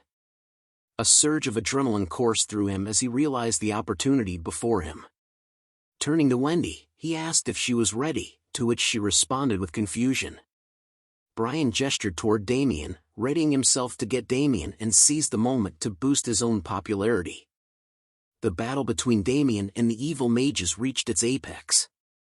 One of the mages launched an energy bolt toward Damien, yet he effortlessly evaded the attack with graceful ease. Damien then shifted his focus to the leader of the evil mages, who seemed to be preparing for something significant. Curious about his opponent's intentions, Damien charged forward. The other mages, filled with fear, started to flee, unsure of what to do next. However, the leader remained resolute, shouting at his teammates to stand their ground. Having amassed sufficient mana, he was prepared to unleash his ultimate attack. With a resounding cry, he invoked the name of his spell, summoning a powerful lightning strike that enveloped the entire area surrounding Damien. As lightning fell from the heaves, the area where Damien was covered in a huge blue explosion. As Damien was struck by the lightning and fell to the ground, Brian and Wendy watched in shock. The evil mage leader, who had exhausted all his mana, was breathing heavily. He chuckles to himself, saying he had did it, as Damien's roasted body laid on the ground not moving at all. With his final attack, his teammates congratulated him, calling him Park Mandu. The evil mage tells his team that he told them he could do it, but their celebration was abruptly interrupted by a sharp sound. Suddenly, one of the mages who had praised the leader had their head brutally severed. More heads were cut in half as the evil mage was confused by what was happening right now, and the leader looked toward the source of the sound that said that it hurt a little, with fear filling his eyes. He muttered in disbelief that it was impossible, but then he saw Damien standing there. With a confident smile, Damien questioned the leader's claim of impossibility, catching him off guard. Damien commended the leader for being clever and having good instincts. As the mage leader attempted to cast a spell, Damien swiftly sliced off his arms, causing him to writhe in agonizing pain and fall to the ground as he tells him that he shouldn't have fooled around so much. Damien stood over him, telling him not to do what he was thinking of, as he can't run away now. Licking his blade with blood, Damien stated his belief in repaying kindness 100-fold and seeking revenge with a force 1,000 times stronger, was his creed. Tears streamed down the mage leader's face as he pleaded with Damien not to come any closer, but only a desperate cry echoed through the area. Brian, who had intended to attack Damien, was stunned by the gruesome scene before him. Wendy turned away, unable to bear witness, expressing her disbelief. Brian looked at the defeated mage leader and questioned if Damien had gone too far, realizing the extent of Damien's evil nature. The mage leader begged for mercy, apologizing for his actions. Damien poured an elixir on him, initiating the healing process, only to resume pummeling the mage once again, claiming that it would be even more satisfying to beat him up after healing him. Finally, after a long and grueling battle, Damien looked down at the lifeless body of the evil mage leader, taking a deep breath and remarking that it had taken a while. Amidst the aftermath, Damien heard a series of notifications and glanced at the dead mage, wondering why he had engaged in a fight he knew he couldn't win. As Damien reviewed the notifications, he discovered that he had committed a PK, player kill, resulting in a decrease in his alignment. Among the notifications, Damien found that he had acquired a significant number of items, including 184 toothless daggers, 209 beginner's t-shirts, 113 coarse leather leggings, and 98 staffs made of old wood. He also stumbled upon a wilderness ring, unsure of its purpose, and wondered if he could eat it. Damien was surprised by something insane when he encountered a new notification informing him that he had obtained 3429325 gold. Overwhelmed by the shock, Damien realized that this amount of gold was equivalent to $3,000 to $4,000. Excited by his newfound wealth, Damien contemplated selling the gold immediately. He accessed the game bank's selling feature and promptly posted a message advertising the sale of his 3 million gold. Offering it at a reasonable price, Damien requested interested parties to leave him a message. Within moments, Damien was inundated with messages from potential buyers, all eager to strike a deal. One person even inquired about negotiations. Thrilled with the response, Damien deliberated on which buyer to choose. After careful consideration, he made a decision and selected a buyer, triggering a notification confirming the completion of the transaction. To Damien's surprise, his rank had changed from normal to VIP, thanks to the game bank's quick and efficient service. Another notification revealed that the total selling price amounted to 35,610,000 won, making Damien realize that his AC account was his future. Overjoyed by his success, Damien shouted with glee, "AC is the future." In Cambridge, Massachusetts, a man named Alan Jacobs, the CEO of the leading MCN enterprise and internet streaming platform called Switch, stood near a large glass window in a building, relishing the taste of his coffee. Suddenly, he heard a voice asking if the president was present in the room. A worker entered and informed him that the chief operating officer, William Ballmore, was seeking him. Alan confirmed his readiness and asked the worker to let William in. Once William entered and settled on the sofa, Alan warmly welcomed him and inquired about his well-being, noticing his positive demeanor. Alan chuckled and expressed gratitude to William, stating his curiosity regarding the reason for his visit. After Alan inquired about the news, William asked if Alan knew about AC, to which Alan responded that it was a popular trending game among their streamers. William handed Alan his tablet, revealing the most popular clip of the week, leaving Alan astonished. William suggested the idea of acquiring a fresh perspective streamer and asked Alan if he believed it would be a fantastic business venture. Meanwhile, back in the game world, Damien called his mom and informed her that he had sent some money to her account. He also mentioned receiving a bonus. However, his mom replied that he should not have sent the money since he didn't have much for himself. Damien brushed off her comment and assured her that he would visit her soon. After ending the call, he looked at his virtual screen and contemplated investing the rest of his money. Due to the recent popularity of AC and Evertail, the cryptocurrency market had experienced a significant surge over the past decade. Damien decided to leverage this trend to establish a stable financial foundation. He considered investing 3 million won in one of the cryptocurrency future option stocks. However, as soon as he clicked on the buy option, he received multiple notifications about the cryptocurrency's sharp decline and loss rate. In just 3 seconds, he lost all of his money due to a forceful liquidation of his assets. Damien was shocked and frustrated as he revisited the fluctuation chart, only to receive notifications about the increased leverage rate of Bitcoin's future options. Damien realized that someone had interfered with his investment, and with tears streaming down his face, he understood that he now only had AC left. In Changchun City, Jilin Province, China, at the Jingsan startup business factory, an employee rushed into the room with a worried expression. The CEO, Mingchen, was lighting a cigarette and asked the employee what was so urgent. The employee reported that something bad had happened and the game bank had just revealed that 3 million gold had appeared. Mingchen was shocked and dropped his lighter, asking if the news was real. The employee confirmed that it was and showed him the proof. Mingchen was angry as he stares at the tablet knowing that it had been 2 weeks since he joined the gaming company called AC. He had invested a lot of time and money into AC, taking care of all the operational equipment with a huge investment from a higher-up he knew and even purchasing a large amount of the Galaxy M24 apps capsules. However, the news of the 3 million gold sales was a significant setback. Mingchen slams his fist on the table as that the amount of gold exceeded the output of Jingsan. He holds his head in anger thinking that an individual, not a company, had made that much. The single sale price was also the best, which meant that if more people like him kept appearing, then AC Gold's market price would drop dramatically.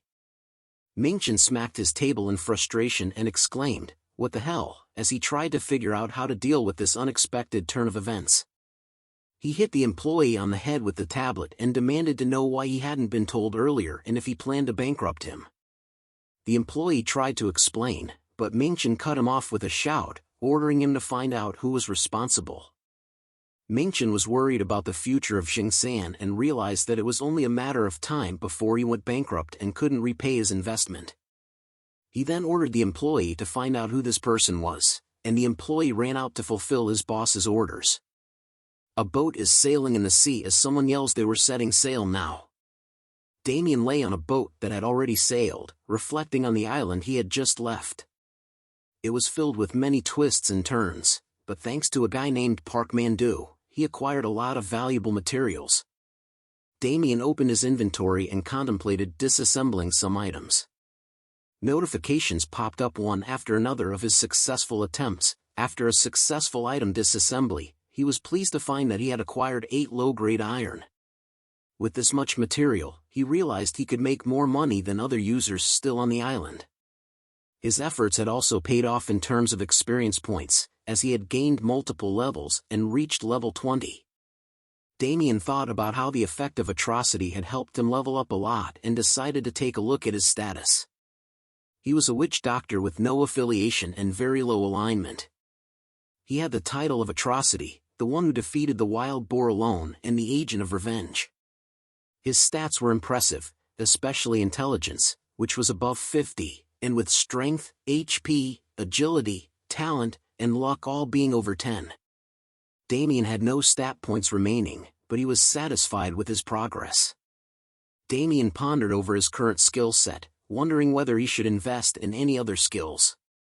He opened the skill window to take a look at his options.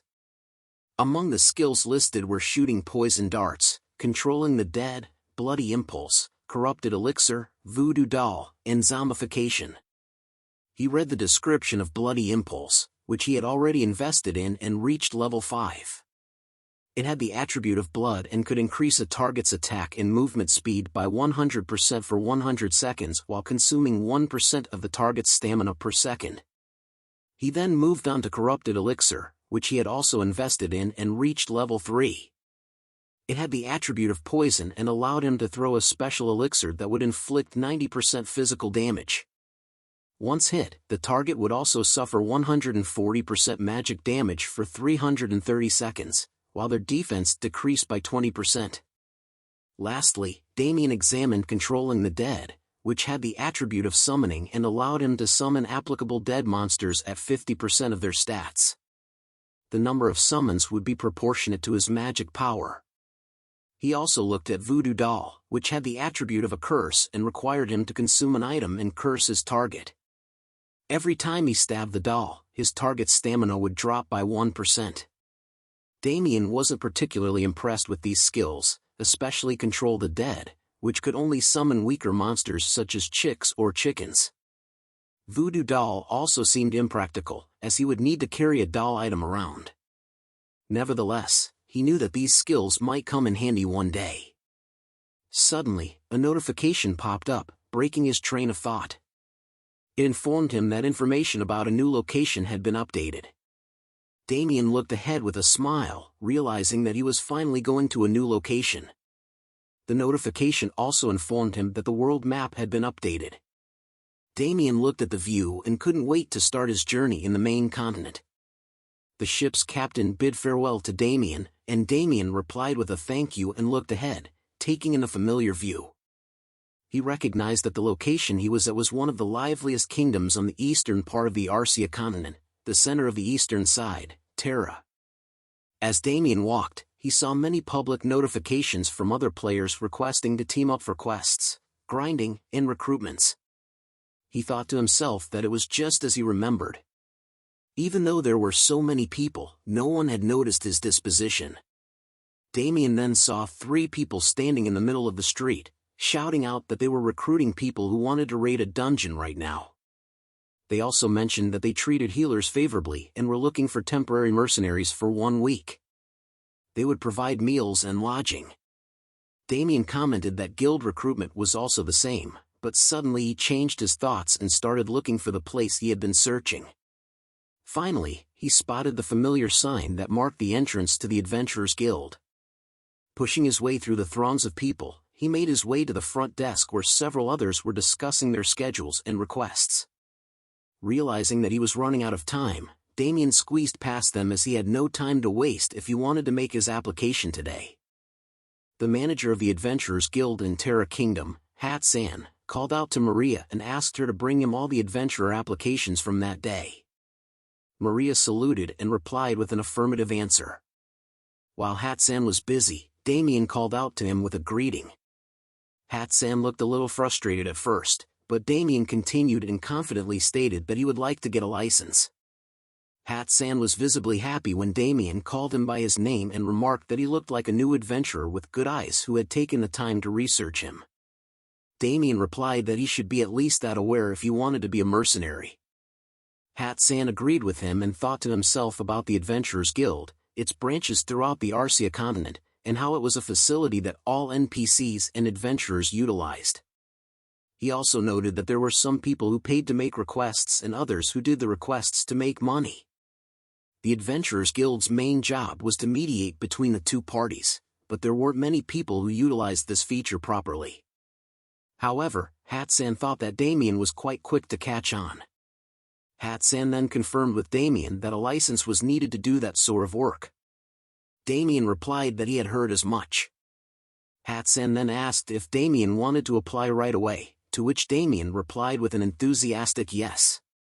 Hat-san explained to Damien that in order to become an adventurer, one needs to take a simple test that involves 10 stages in an arena behind the lobby. Depending on the stage you pass, you will be assigned a tier. Damien asked if Hat-san thought that he should come back after preparing himself if he wanted a high grade, and Hat-san confirmed that it is normal to take a couple of days to prepare. However, Damien surprised Hat-san by insisting on taking the test right away, saying that he didn't think there would be much of a difference after preparation. Hat-san warned him that the test would be difficult to prepare for, but Damien was confident in his skills and insisted on taking the test immediately. Hat-san was impressed by Damien's confidence and led him to the arena. As Damien walked, a notification popped up in front of him, detailing the Adventurers Guild license exam quest, which required him to prove his skills by passing the exam. The quest was classified as epic, and the reward was the Adventurers Guild license. Damien smiled while reading the quest info and thought it had been a while since he had taken a test. He followed Hat-san to the arena, and as soon as he entered the arena, he saw a large crowd of people waiting there to take the exam. Maria's voice echoed through the air as she announced through her megaphone that adventurers from numbers 301 to 400 should get ready for their exam. Excitement filled the air as the participants started preparing themselves for what was to come. Hat-san placed his hand on Damien's shoulder and wished him luck. Damien nodded and replied with gratitude. Soon, a gate opened in the arena, and Damien recognized it as a summon gate, a masterpiece created by Master Arceus from the Monster Mage's Tower. Damien marveled at its beauty and wondered what creatures lay beyond the gate. Maria's voice boomed once more, announcing that the exam area was beyond the gate.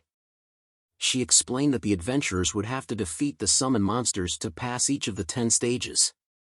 If they couldn't continue anymore, all they had to do was shout "I forfeit." One of the players raised a question, asking Maria if the monsters were real. Maria responded, explaining that the monsters were an illusion created by the guild mages. She then added that there wasn't much difference between the illusion and reality, considering that most of the Adventurers Guild requests were related to monsters anyway. Damien thought to himself that it was a practical method. Maria smiled and announced that they would begin the exam. As she spoke, the gate closed, surprising the players who were still waiting for their turn. They wondered aloud if the exam had started already. Outside the gate, screams and shouts could be heard from the players who had already entered. Finally, Damien muttered to himself, asking if it had begun. Voices could be heard from inside the gate, shouting and commanding the players to kill the monsters. The players waiting for their turn were shocked and worried by what they heard. They wondered if it was dangerous to enter the summon gate. Maria reassured everyone that it was just an illusion and there was no need to be scared.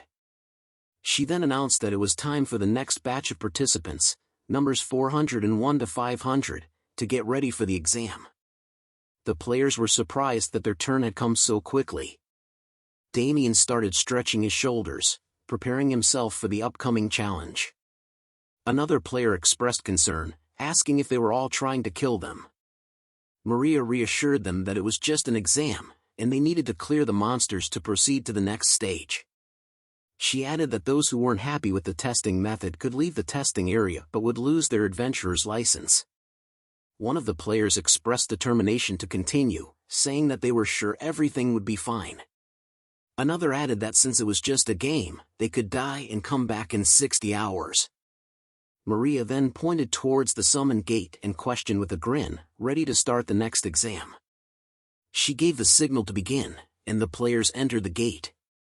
Inside, an announcement greeted them, informing them of the rules for the exam. There were a total of 10 stages, and in each stage, the players had to defeat all the monsters to move on to the next area.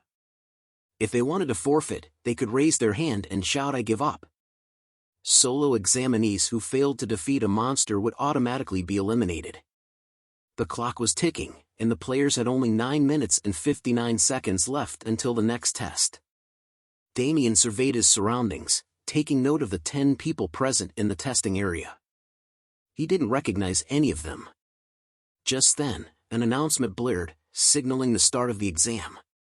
Damien felt frustrated with the lack of information provided. He had expected a battle royale system where the participants would fight each other, but it seemed like that wasn't going to happen. One of the players voiced their confusion, wondering if they were supposed to work together to clear the exam. Another player responded in agreement. Meanwhile, Umju expressed her fear to her teammate, prompting Umju's husband to reassure her and promise her that he would make sure they leave quickly. After the announcement, a user named Gentle-Mannered Guy approached some of the players and greeted them with a smile. He introduced himself and suggested that they work together to clear the exam. He mentioned that it was said that when you brush up against someone, it's fate and that they should help each other. Gentle-Mannered Guy then pointed out that if they cleared the last stage, they would start as a silver tier instead of an iron tier.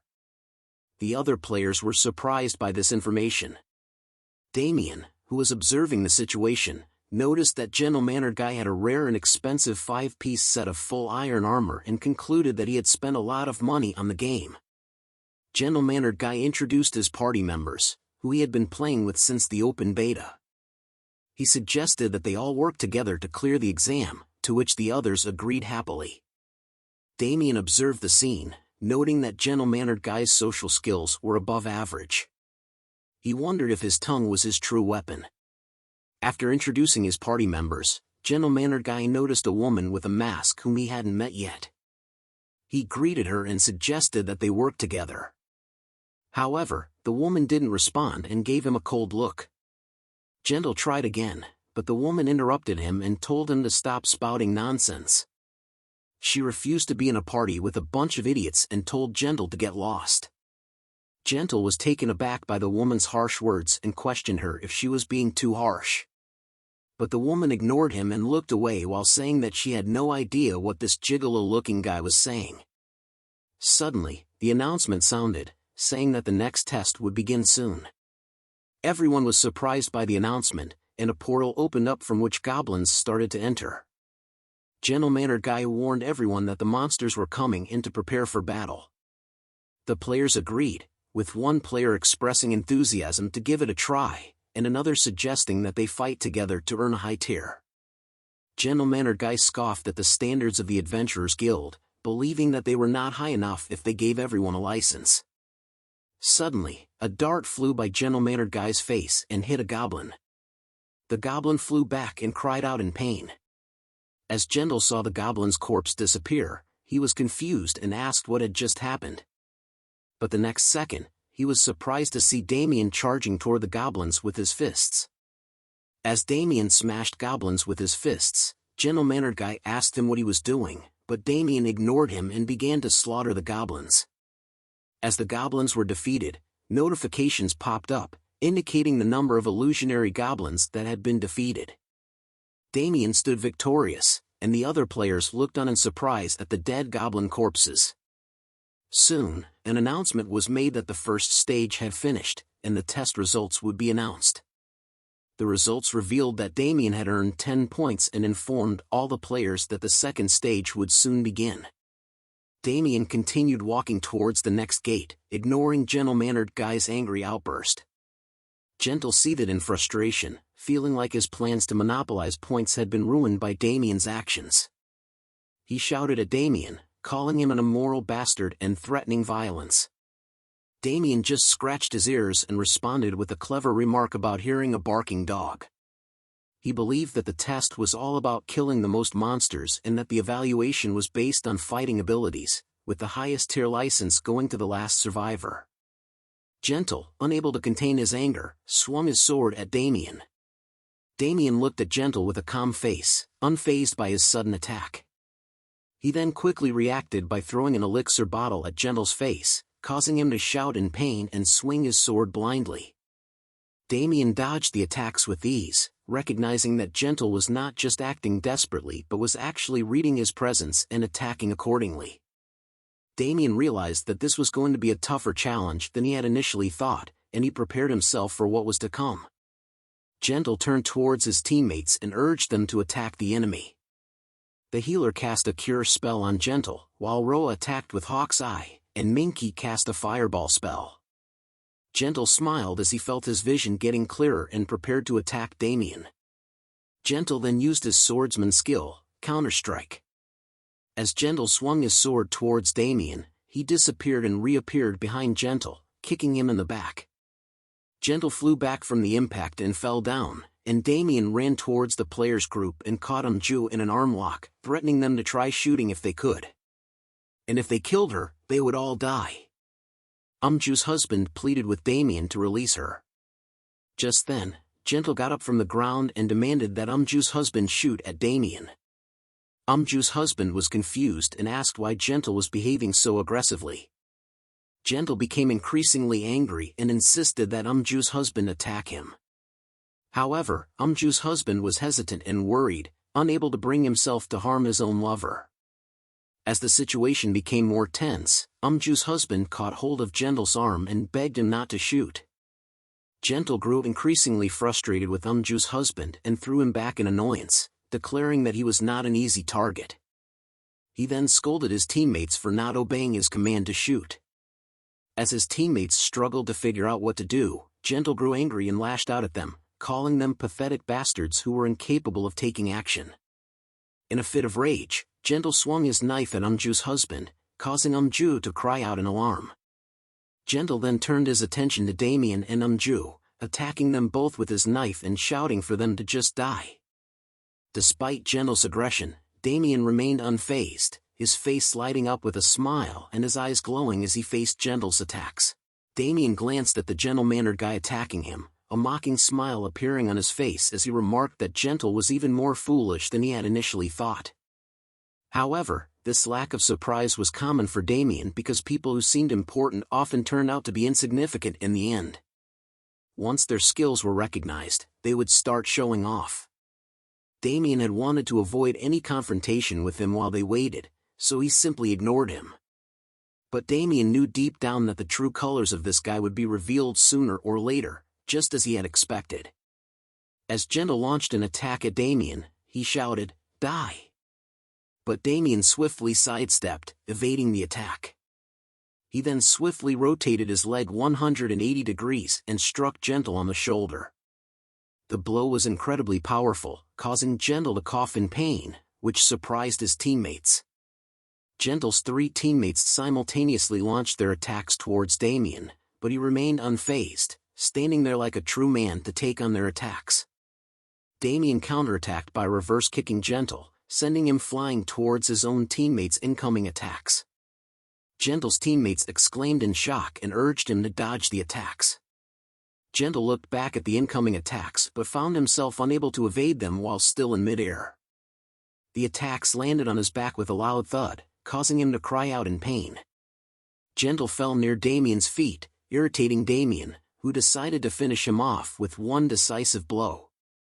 He punched Gentle squarely in the face, and it was enough to incapacitate him. As Gentle's body disappeared, Damien visibly relaxed, muttering that it was finally over. A notification then popped up, indicating that gentle-mannered guy had left. More notifications followed, surprising Damien. The notifications read, Ju's husband has left, Roa Good has left, and Please Buy Me Chicken has left. All of Gendel's party members and other solo participants were disappearing, and Damien wondered what was happening as they were all fine just now. While Damien pondered, he heard a cry for help. As he turned back, he saw a girl desperately asking for assistance, but a blade appeared in her chest, but before Damien could act, the blade abruptly ended her life right in front of his eyes. Damien was stunned and bewildered by what was happening. Another notification appeared, indicating that Luo Bongbong had left. Damien noticed a masked woman named Gumwa standing over the lifeless body of the girl. It became clear to Damien that Gumwa was the one responsible for the disappearances and killings of the other users. Damien looked at her and realized that Gumwa had been behind all of it. Gumwa met Damien's gaze and inquired if he was the only one left. Damien confirmed that he was. His attention shifted to Gumwa's sashimi knife, and he couldn't help but be impressed. The knife was a rare, one-handed dagger with a +9 enhancement and an exceptionally fast attack speed, making it a deadly weapon in the hands of a skilled individual. Its bonuses were equally impressive, providing a significant boost to both attack power and critical damage on normal and sneak attacks. Damien couldn't deny that it was an extraordinary weapon.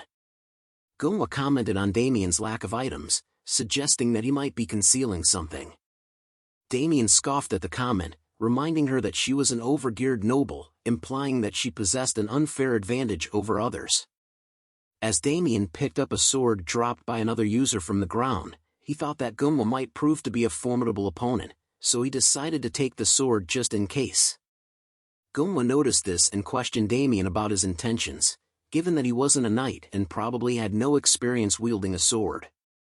Damien looked at the sword and replied, stating that Gumwa was more talkative than he had expected, much like the guy from earlier.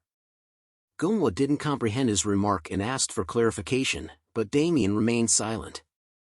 He calmly assessed the situation, fully aware that assassins were typically formidable in one-on-one battles. Gumwa's mastery of the sashimi knife confirmed that she was no exception. Nonetheless, Damien was determined to overcome this challenge.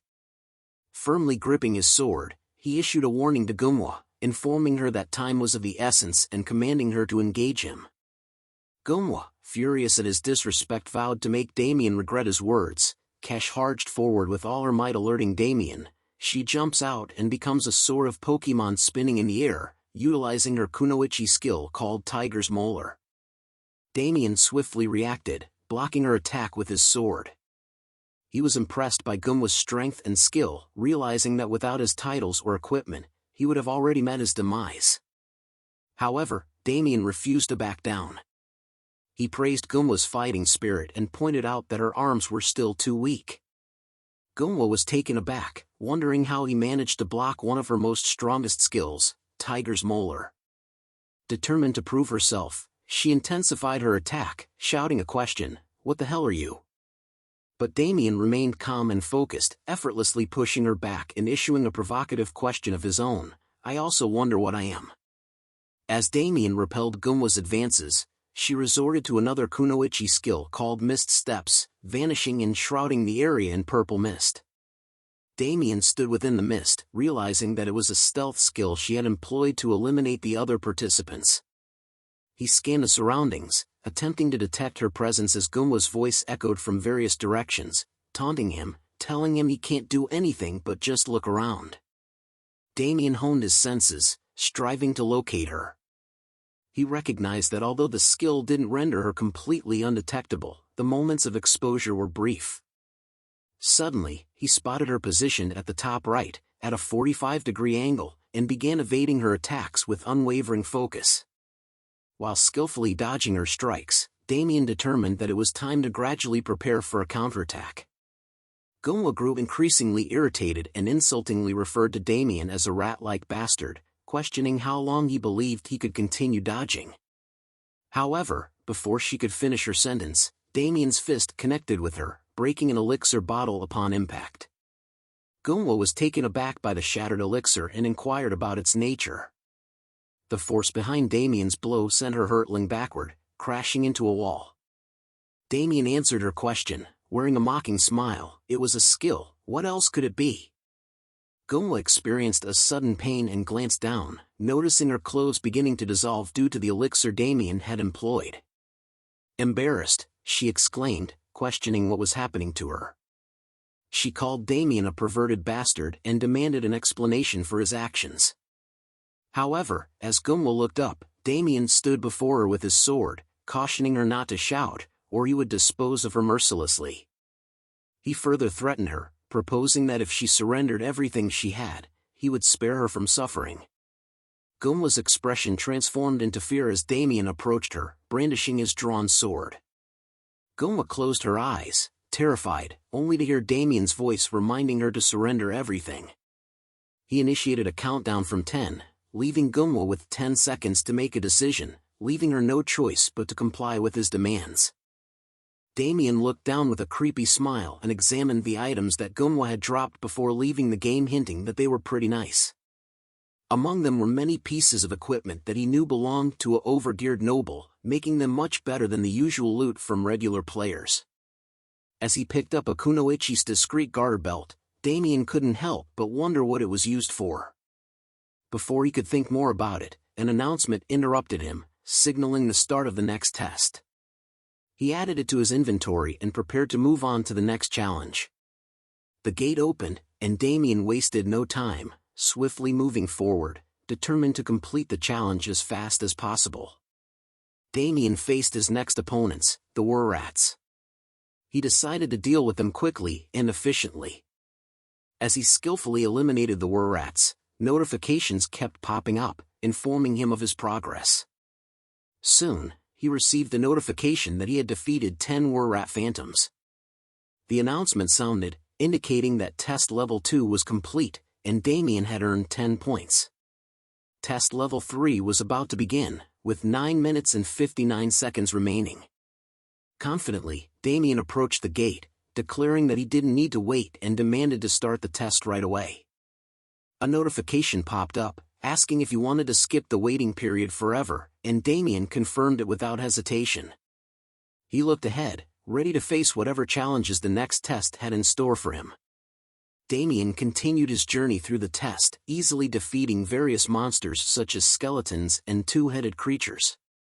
As he defeated the red-skin monsters and cleared the stage, the announcement sounded, signaling that test level 7 was complete and test level 8 was now open. With a determined mindset, Damien thought about who his next opponent would be. It didn't take long for him to realize that the lizard men would be his next challenge. One of the lizard men attacked him with an axe, but Damien remained unfazed. With a cold look in his eyes, he swung his weapon and killed the lizard man in one shot. As he continued to fight, Damien noticed that he could use other users' weapons with great proficiency. He remembered clearing Gladiator mode, one of the challenge modes, before his regression. In Gladiator mode, he had to complete a level using only the given equipment. Damien had earned the title of Grand Weapon Master for being the first to clear 100 levels. The intense practice he underwent to master all those weapons had been ingrained in his memories, and he could still recall everything he had learned from it. Damien continued his battle, easily slaughtering the lizard men. Notifications kept popping up, announcing that he had defeated 3, 4, and then 10 lizard-man phantoms. Damien remained focused and determined, finishing off the last of them before saying next. As soon as he finished the last of the lizard men, the announcement sounded, signaling that test level 8 was complete and test level 9 was now open. Without hesitation, Damien started walking towards the gate for level 9, ready for whatever challenges lay ahead. At the Adventurers Guild, Maria stood before a globe, observing the ongoing tests through it. Hatsan, the manager of the Adventurers Guild, approached her and asked about the testing ground situation.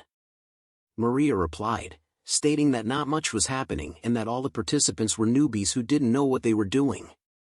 Hatsan asked if there was anyone skilled enough to send immediately to the front lines, but Maria responded that there was no one who met the required standards. Hansan wondered if Maria's standards were too high, but she tells him that there are some people he could use as human shields, although they won't last long on the front lines. Hatsan thought to himself, realizing that despite tens of thousands of people coming for a license, it was challenging to find someone the guild would want. At this rate, NPCs would be more useful than explorers. Maria acknowledged that the situation was better than in the earlier stages when people claimed to come from other worlds. Hansan yawns and agrees with Maria but said he can't help but be disappointed anyway. However, Maria tells him that they were still only selecting obedient battle machines, and she advised Hatsan not to be too greedy in the selection process. Explorer guilds were known for their inclusive policies, accepting members from all backgrounds, regardless of their social status, past, or race. While this led to the formation of large guilds, it also meant that truly talented individuals were often recruited by prestigious institutions like the Royal Academy or the Magic Tower. As a result, many quests and jobs that required a high level of skill went unfinished. Hatsan took a lit up his cigarette and contemplated the situation. He realized they needed to start from scratch and train their members to tackle difficult quests. Taking in new members at the moment wouldn't be enough to address the backlog of quests. This meant they would have to work harder this month to ensure everything was completed on time. But then, Maria suddenly smiled and mentioned a unique case. Hatsan was intrigued since Maria the Black Rose was known to be strict and meticulous due to her many years of war mercenary experience. The individual in question must be truly exceptional if Maria was impressed. Hatsan asked Maria to elaborate on this unique case, eager to learn more. Maria's face twisted into an evil grin as she turned to Hatsan. She informed him that in the first level, 9 people had died, leaving only one survivor to make his way through the subsequent levels alone. She asks him what he thought of it and whether it was pretty unique. Hatsan was surprised to hear this news. He commented that even an average adult man could handle goblins, and he found it hard to believe that 9 people had died. He asked Maria if anyone had given up. Maria replied that nobody had given up. She went on to explain that the lone survivor was extremely fast, taking an average of just 2 minutes and 58 seconds to complete each level. This made him one of the top 3 contestants of the day, and that the 9 people were not killed by goblins. Hatsan was curious about the cause of the 9 deaths. Maria's face lit up with excitement as she smiled at Hatsan. She proudly declared that nobody was allowed to interfere with the testing process except for herself. She then posed the question to Hatsan, "Do you know what this means?" Hatsan was taken aback by this revelation, and he wondered aloud, saying, "Could it be?" But he hesitated to finish his thought. However, Maria could tell he was onto something. Maria responded with an evil smile as she turned to look at Damien's image on the globe. She confirmed Hatsan's suspicion, stating that Damien had potentially killed all the others in the first level and was currently making his way through level 9. Damien sat on the ground, covered in blood, and heard an announcement declaring the completion of test level 9. The system began calculating his test results, and Damien learned that he had earned 10 points. He then heard the announcement that test level 10 was opening. As he sat on the ground looking at the dead monsters, Damien couldn't help but notice something strange. The difficulty of the previous levels was higher than he expected, with orcs and dark elves replacing the slimes and skeleton mages from his past life's memories. Despite this, Damien remained determined to claim the rewards promised to him. He approached the last gate and confidently thought that level 10, the final stage, should be easy, remembering that the final boss might be a slime king, mud golem, or blood goblin. He even began to wonder what rank he might receive. However, his thoughts were suddenly interrupted by a loud sound. Damien jumped back in shock and looked ahead to see what was causing the commotion. He couldn't believe his eyes when he saw the Minotaur's phantom standing before him. The notification displayed the creature's information, revealing that it was a normal beast-type phantom created by the Summon Gate. Damien's gaze hardened as he surveyed the looming figure of the Minotaur. He couldn't help but think about the recklessness of those who thought they could just send adventurers like him to face such a monstrous beast. Nonetheless, Damien steeled himself for the coming fight. Damien's hand began to emanate a bright red glow, thinking he had no choice but to think about it after he defeats the and he told the Minotaur, "Watch closely because I'm gonna be quick." The Minotaur looked at him with a puzzled expression, unsure of what was about to happen. The red flaming aura appears around his feet, and in a flash, Damien disappeared from his spot, leaving the Minotaur bewildered and searching frantically for him. The Minotaur scanned his surroundings, trying to find any trace of Damien's whereabouts. Suddenly, Damien reappeared from behind the Minotaur, catching him off guard. Damien taunted the beast, saying, "Minotaurs are a bit too chewy when cooked normally, so you're gonna need to be marinated." Damien knew he had to act fast if he wanted to defeat the Minotaur, so he used the decay elixir skill and hurled the elixirs at the Minotaur's head and body, causing the beast to let out a painful scream. A notification appeared, indicating that the Minotaur Phantom's defense power had decreased. As Damien landed on the ground, he saw the Minotaur covering its eyes and took the chance to dash towards it to attack it, but the Minotaur was able to regain its composure. But the beast's anger was apparent as it launched a punch at Damien. In a split second, Damien jumped to the nearby wall, narrowly avoiding the attack. Using the wall as leverage, he rebounded back and straight-up bitch-slapped the Minotaur's head. With a smile on his face, Damien taunted the beast, saying, "You're just beef, you cowhead." The Minotaur cried out in pain as he fell to the ground, writhing in agony. He looked up and saw Damien charging towards him with fierce determination in his eyes. The Minotaur quickly crossed his arms to block Damien's attack. As he blocked, a notification popped up, indicating that the Minotaur's phantom had fallen into an overdose state. The Minotaur begins to back away, but Damien attempted to blow a dart at the Minotaur, but the Minotaur senses the attack and manages to counterattack by slamming the ground with its hand, sending a shockwave towards Damien, causing him to quickly back up and dodge the blow. Damien was amused to see rocks being thrown at him. Enraged, the Minotaur let out a loud moo in anger and started hurling rocks at Damien. Damien swiftly dodged the Minotaur's attacks, taunting him by calling him a crazy cowhead and remarking that there was no way he would fall for the Minotaur's slow attacks. Despite the dangerous situation, Damien couldn't help but feel a surge of excitement coursing through his veins. He tried to understand what was happening to him. Even though it was a life-or-death situation, his blood was boiling. He realized that his heart was beating fast and he felt a sense of joy because of his fighting spirit. With a smile on his face, Damien turned to face the Minotaur and said, "Let's see how tough you've become." The Minotaur threw a powerful punch, but Damien was too quick. He dodged the attack and managed to injure the Minotaur's arm in the process. Jumping upward, Damien taunted the Minotaur by asking if he was still holding up well. He focused his attention, trying to find the Minotaur's weakness, knowing that he had to strike quickly. He soon discovered the weak spot and swiftly attacked the Minotaur's vulnerable area with his sword and dagger, making a cross motion. As he did so, notifications began to pop up. The first notification indicated that it was a critical hit. The next one revealed that the Minotaur's phantom had fallen into a state of bleeding. Finally, the last notification appeared, stating that the Minotaur's phantom had fallen into a state of near death. After landing back on the ground, Damien wondered if the battle was finally over. His doubts were soon cleared as another notification appeared, informing him that he had defeated the Minotaur's phantom.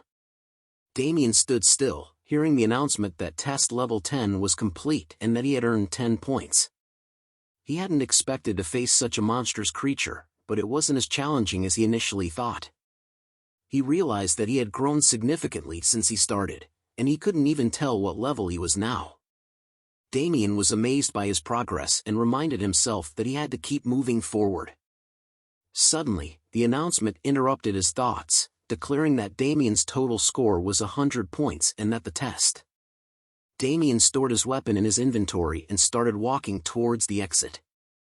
He walked over to Hatson's desk, and the guild workers looked at him in shock. He greeted Hatsan, stating that he had arrived.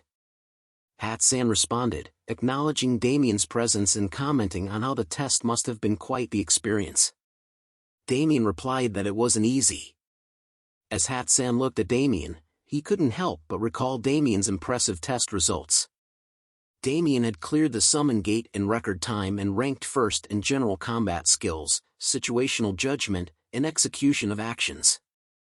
Additionally, he had defeated all his fellow test participants, which made him a popular topic among the employees. Hat-san understood why Maria had called him a unique case. Hat-san remembered Maria's insistence on scouting Damien, stating that skilled individuals like him were rare, and he was exactly what she wanted. Hat-san couldn't deny that Damien's test results were impressive, but he expressed concern about making a decision like that so quickly. Han-san tells Damien that his test results were impressive, but the killing of teammates bothered him a bit. Damien stated that he was good at judging people and he was sure that the other participants were all bad. He clarified that killing people wasn't a habit of his. Hat-san chuckled and commented that Damien sounded like a psycho, to which Damien didn't know how to respond. As Hat-san and Damien talked, Damien couldn't help but think that his excuse for killing the other test participants wasn't random. It was because he had played the game for so long that he could easily understand what other people were thinking. Damien knew that if Hat-san still refused to accept him, he would have to say goodbye to the license. Hat-san then addressed Damien, saying that he didn't seem like someone who would cause trouble for them, but he couldn't act the way he did during the test from now on. Hat-san emphasized that a guild member's blade should be facing a monster, not a human. Damien assured Hat-san that he was aware of that. Hat-san then asked Damien one final question, inquiring if he would take the license and work as an adventurer guild mercenary. Damien answered enthusiastically, saying that it would be an honor to work with the adventurer guild. A smile grew on Hat-san's face because of Damien's answer. Hat-san and Damien shook hands, and Hat-san officially welcomed Damien to the adventurer guild. Hat-san expressed his excitement about working with Damien, and Damien couldn't wait to start his new adventure as part of the adventurer guild. Damien sat down in a nearby sitting area to relax when he received notifications. The first notification indicated that he had obtained an adventurer license, and the second notification informed him that his affiliation had been changed to Adventurer Guild. Damien felt relieved and looked at his new adventurer license, which was Gold 5 tier, feeling proud of his accomplishment. He thought to himself that now he could take quests and receive news from all over the continent. After a while, Damien received another notification that informed him he had earned the title Record Time Clear. He felt a sense of accomplishment, realizing that he had obtained a new title without any difficulty. The title Record Time Clear was given to the person who cleared the Summon Gate test provided by the Adventurer Guild the fastest. This title was awarded to only one person and came with a few perks, including a 3% increase in attack and movement speed. The title also had a unique trait that read, "This man is very fast." Hat-san noticed Damien's expressions and asked if Damien liked his rank. Damien replied with a smile, confirming that he certainly did. Hat-san sighed and thought to himself that Damien's gold tier license was unprecedented and was only given to those who had accomplished various difficult quests or passed Maria's challenging promotion test. Hat-san approached Damien and explained that gold tier licenses were awarded to those worth 10 iron tiers and 3 silver tiers, and Damien would be able to accept high-ranking quests as well. Hat-san showed Damien 3 missions to choose from, all of which were gold tier quests. Damien looked at them and saw that they included the exploration of the deep waterway beneath the royal palace and Drake's breath cultivation. However, the last mission caught his attention, and he asked Hat-san about it. Hat-san looked at the mission and informed Damien that it was about a village where sheep had been disappearing. The village was called Cornel, and the government had sent the mission. Since the village was located in the middle of nowhere, the government didn't want to send their precious knights for this task. Damien asked Hat-san if they thought it would be better to solve the problem by hiring adventurers with money. Hat-san agreed and added that, from what he had heard, the sheep kept disappearing, and he assumed it was a pack of wolves that had moved into the area. Hat-san also mentioned that the government wanted the problem solved at its root. Damien asked if he could do whatever he wanted to solve the problem, to which Hat-san replied that he could pretty much do so. Damien thought that these kinds of quests were usually not a lot of work and suspected that someone else in the village was stealing the sheep. He figured it probably wouldn't be a problem if he took care of the issue himself and made up a reasonable cost for the report. Hat-san interrupted Damien's thoughts and reminded him that he could do whatever he wanted as long as he brought forth results that satisfied both the village and the government.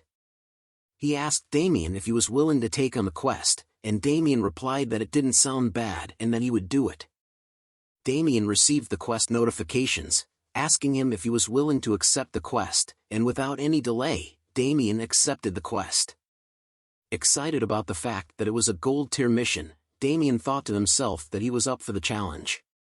As he started leaving the guild, he told Hat-san that he would be back, and in reply, Hat-san wished him good luck. Damien looked back with a smile and said he would see him soon as he set off on his quest. Damien looked ahead and wondered if the path was in that direction. Shortly afterward, he received notifications that the new location information and the world map information had been updated, revealing that his current location was Sala's Valley 3. Examining the map, Damien realized that he was still far from his destination. He checked the location of Cornel Village, situated between Terra Kingdom and Principality of Pharma, also known as the Ivory Tower of Truth. He thought to himself that he still had a long way to go and understood why the knights hadn't taken on this mission. Damien then realized that even though he had accepted a gold-tier mission, he didn't have any equipment or party members. He acknowledged that equipment was crucial for mercenaries and he couldn't even dream of joining a party as equipment meant the most to them.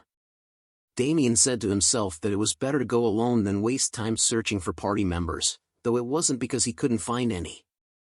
Suddenly, an idea popped into his mind, and he smiled to himself. He thought that if he couldn't find party members, he could create them.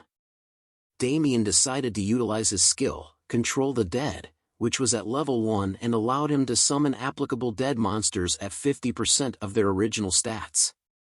The number of summons depended on the summoner's magic power. A summoning circle appeared, and Damien wondered if the skill had worked. He received a notification stating that he had successfully summoned a creature. Suddenly, something leaped out in front of Damien and asked if he was its owner. He soon realized that the creature was a chick fluttering its tiny wings. The chick greeted him by saying, "Nice to meet you, owner." Damien sat down and observed the tiny chick, wondering what it was. Just then the chick told him that it was his summon and Damien was surprised to hear it speak. He then placed a finger on the chick's head and wondered if it would be useful. The chick wasn't pleased with his remark and seemed to be angry, telling Damien it would kill him. Damien received a new notification asking him to choose a name for the creature. Damien found it difficult to name the seemingly useless creature. Damien asked the chick if it already had a name, to which the chick replied that it couldn't possibly have a name since it had just been born. Eventually, Damien settled on the name Bundle. The chick questioned the name, and Damien explained that it was cute, like a bundle of fur, immediately correcting himself.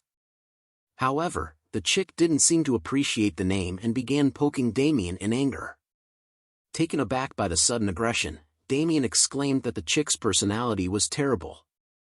And so, this was the moment when Damien's first summon, Bundle, was born. As Damien and Bundle walked through Sala's Valley 6, Damien instructed Bundle to stay close and warned that he would abandon him if he fell behind. Bundle obediently agreed. While walking, Damien noted that this was Sala's Valley 6 and there should be a side path and quickly headed in that direction, with Bundle following closely behind. When Bundle asked where they were going, Damien replied that there was somewhere he needed to go. Shortly after, he received notifications that his location information and world map had been updated, revealing that his current location was Farbor Forest and to him it was the same. Damien thought to himself that they were in a relatively unpopular field, far from the village, and without many advantages. Bundle was confused and asked Damien where they were. Damien also thought to himself that this place was not well known and didn't offer much. Damien had also started streaming and was now reading through comments left by his viewers. One viewer suggested that he should skip the Farbor Forest as it was faster to buy the item instead of going through the forest. Another viewer commented that the mobs in the forest took 0 damage. A third viewer mentioned that the monsters in the forest were not worth the trouble and questioned who designed them. As Damien read through the comments, he pondered the biggest reason why users avoided the Farbor Forest. And he knew that the answer was a species of insect that resided in the depths of Sayla's valley. They were called farber and could easily be found on trees, stayed in groups, and resembled unripe bananas. The farber in front of Damien was a normal level 25 species with a unique trait: their strings were very strong and viscous, so it was important to be careful not to get hit by them. Damien looked up at the farbers, realizing that they were pretty high up, making it challenging to attack and defend against them. However, he was confident and said to himself that he would give it a try. He walked towards the farber, catching its attention. He activated his skill, the decay elixir, and prepared to throw it like a baseball pitcher. With a smile on his face, he threw the elixir directly at one of the farber and shouted, "Shoot!" Damien cheered as the elixir hit the farber. The acid from the skill lingered on the farber, causing many of them to drop from the trees like fruit. And notifications started popping up, informing him that the farber had fallen, its defensive exoskeleton had decayed, and its defense power had decreased. Damien held the blow dart in his hand, stating that the farber looked like fruits dropping from the tree. The farber wasn't going down easily and was angry, and it attacked Damien with sticky liquid from its mouth. Damien easily dodged the attack, saying it was too slow, and blew 3 darts at the farber. The notifications indicated that the farber had been poisoned, and it rolled around in pain. Damien looked at it with an evil smile and said, "Thanks for the meal." As the farber died, notifications popped up, saying that Damien had defeated a farber, earned EXP, and obtained a hard outer shell. Damien picked up the hard outer shell and exclaimed in happiness. He then looked at its information and saw that it was a high-rank ingredient taken from monsters. It was hard like a rock but light in weight and could be made into something great. Damien examined the hard shell in his hand, pondering its value. The demand for this item was incredibly high, surpassing its supply. He was pleased with the EXP he had obtained, but he had made the journey here for this item alone. As he looked at the comments in his stream's chat, he could see the desperation in people's requests to buy these hard outer shells. Some were willing to purchase them regardless of quantity, while others were willing to trade for mana dust or pay 300 gold. Damien couldn't help but grin at their eagerness to obtain these shells. He knew that as time passed, the demand for them would only increase, driving up their price. If he could monopolize the supply, he could become a millionaire. Damien made a decision to collect as many shells as he could. As he set out to search for more hard outer shells, he exclaimed in happiness, saying, "Let's go for gold hunting." And Bundle responded with enthusiasm, agreeing with Damien's idea. Excitement coursed through Damien as he stumbled upon a horde of sleeping farbers. He exclaimed, "We hit the jackpot," unable to contain his excitement. Bundle asked if it was all money, but Damien didn't reply and began counting, estimating it to be worth hundreds of thousands of gold. Damien decided to take over the area, demanding that the farbers give him their shells in exchange for sparing their lives. However, the farbers were not pleased and began shooting liquid from their mouths in anger. Damien was taken aback by their sudden attack and quickly activated his skill, Bloody Impulse. With his heightened senses, Damien was able to easily dodge their attacks as he could see all their attack movements and how many there are. He started throwing elixir bottles at them, taunting them to come down. The farbers started falling after getting hit, and notifications appeared indicating that they were falling and their defense power had decreased. Damien walked arrogantly towards them, announcing his arrival with the words, "Here comes the needle." However, he quickly noticed that something was off about their expressions, causing him to ask in confusion what was wrong. Before he could react, the farbers attacked him all at once. Massive web-like substance was aimed towards him, taking him by surprise. Damien looked at the incoming attacks with a surprised face as he had never expected all of them to attack simultaneously. He also realized that he had let his guard down, and now it was too late to dodge. With the farbers' attacks closing in on him, Damien quickly assessed his options and decided that if he couldn't dodge their attacks, he needed something to block them. That's when he spotted the little chick perched on his arm. Bundle saw Damien looking at him, and with cold sweat covering his face, he questioned why Damien was staring at him. As the farber attacked, Damien began spinning Bundle in his hand. The dizzy-eyed bundle let out a squawk as Damien threw it toward the incoming attacks. The attacks were then sucked into a vortex created by the spinning bundle. Damien thought to himself that it was a close call, but he was relieved that everything was getting sucked into the vortex. He dashes towards the Farber to begin attacking the Farber. He leaps in front of them, telling them it was checkmate, and soon notifications flooded in, informing him that he had obtained experience points and had reached level 25. After the battle, Damien panted heavily and sat down, realizing how close he had come to death. The bodies of the Farber started glowing, and Damien thought that it had been a while since he had been pushed this close to the edge, but he fought with everything he had. Just then, Bundle came out of the fibers and flew towards Damien, questioning him about why he had thrown him. As Bundle poked him, Damien explained that he had no other choice and he couldn't come back alive if he died, but Bundle still couldn't forgive Damien for what he did to him. More notifications popped up, letting Damien know that he had obtained a hard outer shell. As the hard outer shells started dropping, Damien counted them and realized that it was basically a money rug. He smiled and called out to Bundle. Bundle looked at him suspiciously and asked what he wanted. Damien explained that for every hard outer shell that Bundle brought to him, he would give him 1 seed. Bundle asked happily if Damien was telling the truth, and when Damien confirmed that he was, Bundle went ahead instantly to collect hard outer shells. Damien thought to himself about how much faster Bundle was at collecting the shells than he ever could be. Another notification appeared, informing Damien that a Farber could sometimes drop 2 hard outer shells, and he should keep that in mind. Damien looked at the hard outer shell in his hand and thought about how valuable they were, and how it was definitely worth fighting for them even if it was dangerous. Currently, they cost more than 500 gold and were expected to double in value soon unless there was a big change in supply. Damien also realized that nothing had really changed much between the game he remembered and his current situation. He had cleared the summon gate using his memories from the game, which meant that he would have an easier life if he kept using his memories.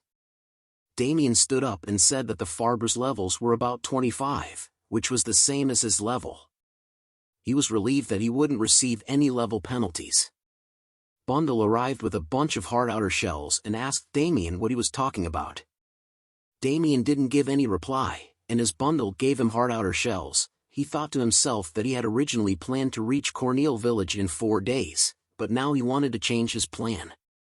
He decided that he would spend the next 2 days collecting as many hard outer shells as possible, and then hurry to the village in the remaining 2 days. Damien then prepared himself and said, "Let's sweep up some money." To which Bundle, sitting on his shoulders, responded with excitement and got ready for the adventure.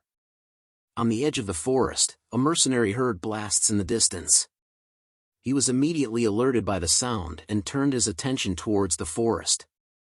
Before he could investigate, his elder brother, Liang Chao Ming, who was leading the Jingsan startup Team 1, smacked the back of his head and scolded him for spacing out.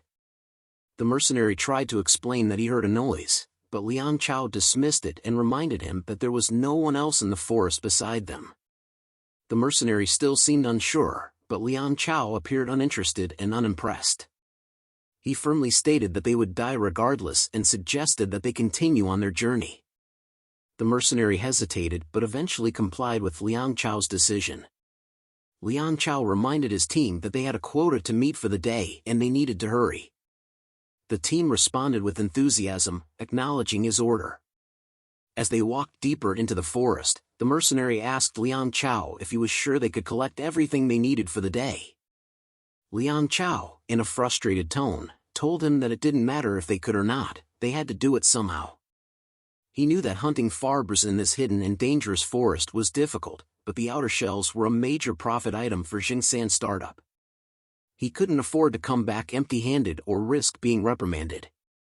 So, he urged his team to move faster and fill their quota for the day. Liang Chao was visibly exhausted and frustrated. He wanted to get over with their task and log out. He led his team deeper into the forest in search of caterpillars, and in frustration, he asked his teammates where the caterpillars were.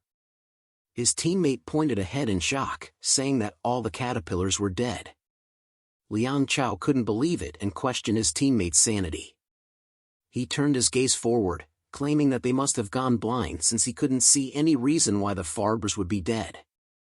However, when he noticed the lifeless Farbers, he was shocked and angry. He wondered aloud who could have arrived before them and killed all the Farbers. This was a major blow to Jingsan startup, as they had been monopolizing the supply by killing all users who came across their path. Liang Chao couldn't understand how someone had managed to get to their territory without them knowing. In a fit of rage, Liang Chao demanded his team member to find the person who had invaded their territory and killed the Farbers. The teammate, visibly panicked, agreed and promised to find the culprit. Just then, Damien suddenly appeared there. Liang Chao stood nearby and looked at him in shock. Damien picked up a hard outer shell and exclaimed that it was right there. He then continued to pick up more hard outer shells while muttering to himself as Liang Chao wondered what the hell was it. Liang Chao looked at Damien and noticed the boar head, as Damien tells himself that they forgot some shells and needed to look around more. Liang Chao began to rage as veins appeared on his face. He also noticed that Damien had only equipped himself with some cloth and a boar head. He wondered how a guy who looked like an NPC could have entered the area. Liang Chao shouted at Damien, calling him a bored bastard and asking him what he was doing. Damien turned back and looked at Liang Chao calmly, asking if he had a problem. Liang Chao's teammates became angry and started shouting at Damien, threatening to split him open if he didn't give them everything he had taken. Damien looked at them with a questioning expression on his face as he didn't understand their language. He couldn't even tell if they were from North Korea or China. Liang Chao asked Damien if he knew who he was. Damien casually responded with a question, asking, "Who are you?" Liang Chao, angered by Damien's response, revealed that he was Liang Chao Ming. Damien repeated the name and suddenly remembered something. He pointed at him while saying that Liang Chao was the evil factory leader who he had read on the community forum before. That he had appeared in Sailor's Valley, the Chinese farming factory who was killing other fellow users. Just as the stream chats were telling Damien about the group, Damien called them violent and garbage human beings whom didn't expect to come across. Liang Chao and his teammates smirked, and Liang Chao said that Damien had just found out, but it was too late and he was now dead and it was the end for him. Liang Chao and his teammates surrounded Damien, and Liang Chao walked towards him, asking if he understood his situation and that it was game over. Damien stood there, fearless, and scratched his ear saying what the hell, asking if they were paying rent here. Liang Chao, confused, asked what he meant, but Damien repeated his question, asking if they were paying rent here. Liang Chao was shocked again by Damien's fearless questions. Damien looked at them with cold eyes and warned them to play nice before he started getting violent unless they all wanted to die. Liang Chao, unable to control his anger any longer, ordered his teammates to kill Damien. Though they hesitated, Liang Chao shouted at them, urging them to do it. They then launched arrows at Damien, but he dodged them easily. Damien then ran towards Liang Chao with his hand in front, catching him and bending his shoulder. He said that their actions were too obvious. Damien looked down at Liang Chao with an evil smile and stated that as confident as Liang Chao and his teammates were in ganging up on one person, he was just as confident in PvP. Liang Chao growls in pain as Damien held his arm. Seeing their leader in pain, Liang Chao's teammates were outraged and began shooting arrows at Damien, telling him to let their leader go. The arrows fly towards Damien as he sees it, however, Damien used Liang Chao as a shield to block the arrows. As Liang Chao got hit by the arrows, he shouted at his teammates, questioning why they were shooting him. Damien then threw Liang Chao to the side and charged toward the group, starting a brutal fight. He effortlessly defeated his attackers without getting hit once. As he ran toward another duo standing on the side, they shouted in fear as Damien approached them. One of them charged at Damien with a sword, hurling insults and curses. Damien quickly responded and blocked the sword attack using his steel wrist guard, which was impenetrable. The attacker was surprised by Damien's strong defense and began trembling in fear. Taking advantage of the opportunity, Damien used it to strike him down. Liang Chao, who had been lying behind Damien, saw this and cursed him, threatening to kill him. Liang Chao began preparing to attack with an arrow, but Damien was one step ahead and saw him. He rushes somewhere and used the fallen attacker as a springboard to leap toward the Liang Chao, catching him off guard. Liang Chao looked at Damien in shock. Without hesitation, Damien warned Liang Chao to not think about making it out of here alive. In Zeggensen, at a startup farming factory, an employee burst open the door and shouted in a panicked voice. Mingchen, who was smoking a cigarette, expressed annoyance at the sudden intrusion. He threw an ashtray at the employee and reminded them to knock before entering. He then asked what the problem was, but warned that if it wasn't urgent, he would harm the employee. The employee responded that there was a big problem, and Mingchen asked for more details. The employee explained that Team 1 of the Week had just been sabotaged. Mingchen was shocked and asked the employee to repeat themselves. The employee clarified that it was indeed Team 1 of the Week. Mingchen was furious and banged his fists on the table. He couldn't believe that Team 1 had been defeated, as there were so many people on that team. He wondered if it was the Japanese and if they wanted to start a fight with them. The employee quickly clarified that it wasn't the Japanese who had attacked their team. Mingchen, still furious, grabbed the employee's collar and demanded to know who was responsible. The employee hesitated before reminding Mingchen of the person who had deposited 3 million gold into the game bank. Mingchen remembered the incident and asked what it had to do with the current situation. The employee revealed that the person was a Korean with the username Jinsung123 and that they were responsible for the attack. Before the employee could finish their words, Mingchen struck them in the face and accused them of lying. The employee, scared and trembling, insisted that it was true. Mingchen asked if it was all the doing of one person, who had placed a nuclear-level item into the game bank and killed all their Team 1 members. The employee replied affirmatively, and Mingchen demanded a detailed explanation without leaving out any information.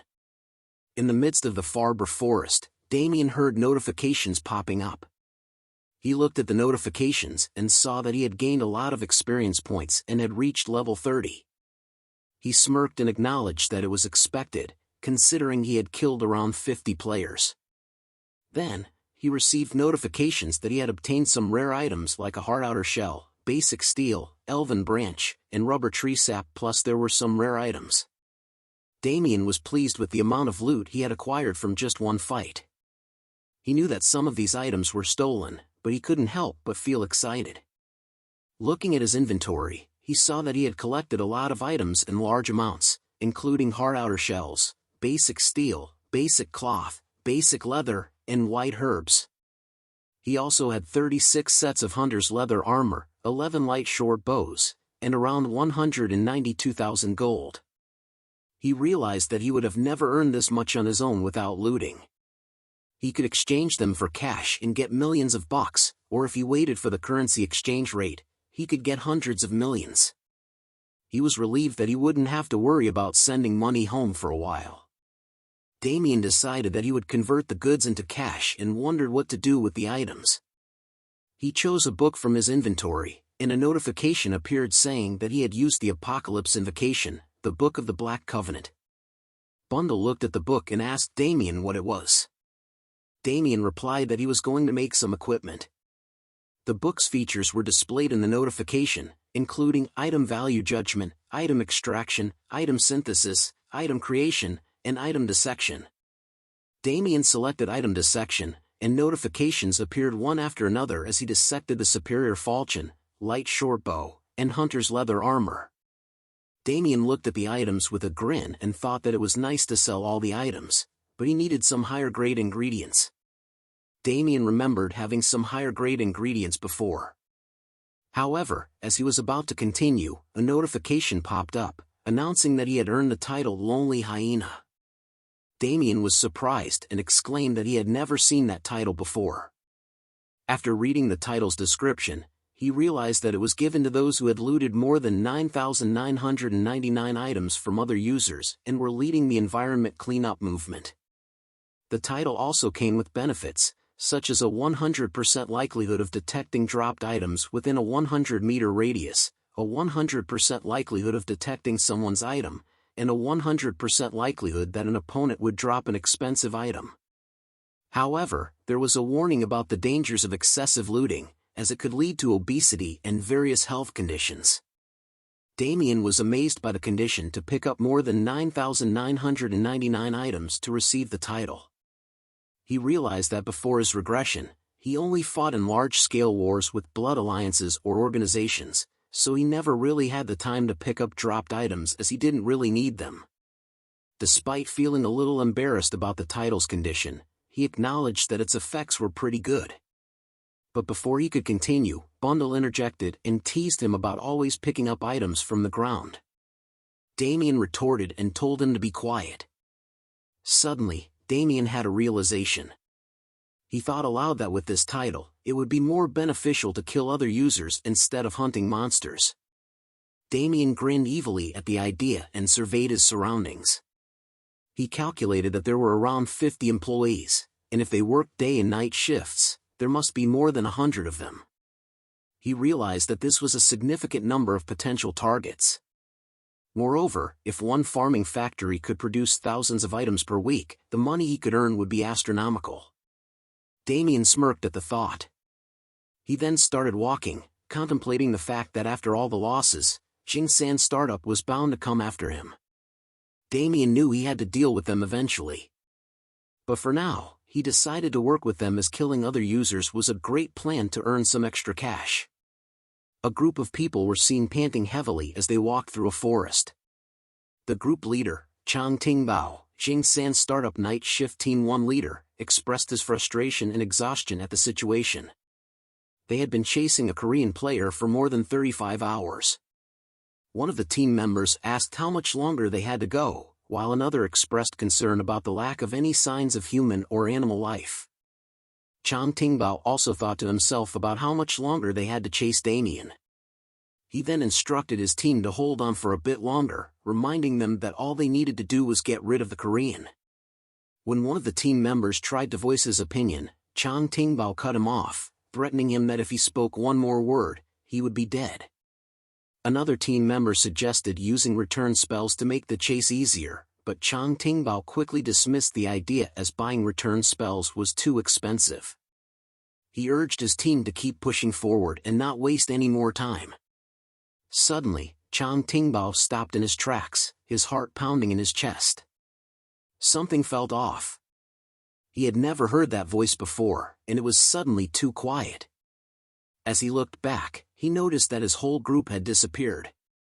Fear took over him as he pulled out his sword, wondering what kind of treacherous person had done this without him hearing anything. Suddenly, he heard a voice warning him not to draw his sword. Chang Tingbao looked around and saw Damien sitting on a tree branch in front of him, with an evil grin on his face. Damien challenged Chang Tingbao to come forward and then threw a punch, suggesting that Chang Tingbao take a little nap. Chang Tingbao slowly opened his eyes and tried to shout, but quickly realized that his mouth was gagged with cloth. He looked around and saw several people, whom he referred to as chicks, standing over him. Some of them were tightening the ropes that bound his hands and legs, making it impossible for him to move. Chang Tingbao felt confused and disoriented, unable to understand why he was tied up and surrounded by these unfamiliar individuals.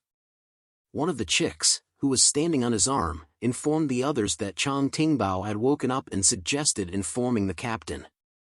Suddenly, a voice spoke up, questioning whether Chang Tingbao was properly secured. Chang Tingbao recognized the voice and turned his head towards the source. He realized that it belonged to the Korean he had met before. Damien told Bundle to think of better lines next time, but Bundle refuted back saying Damien sucked at acting. Panic started to set in as Liang Chao realized he needed to find a way to escape.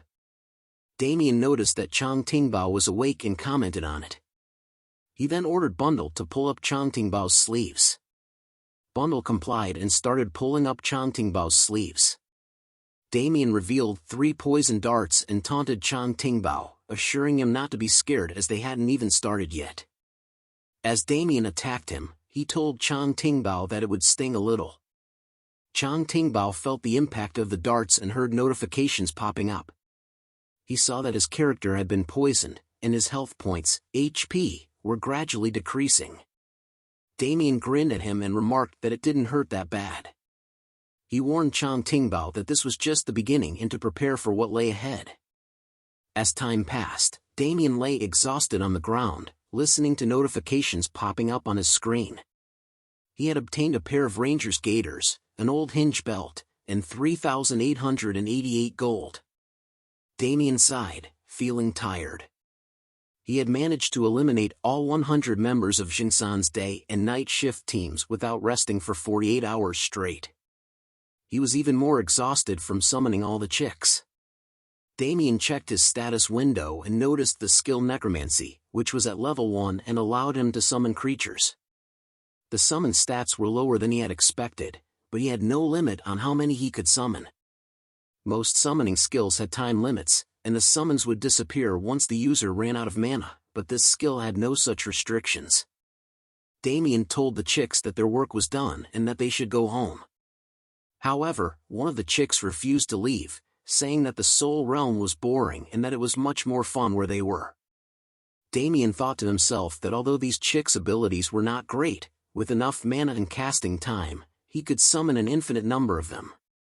They had proven useful when he used them to locate the Jingsan guys.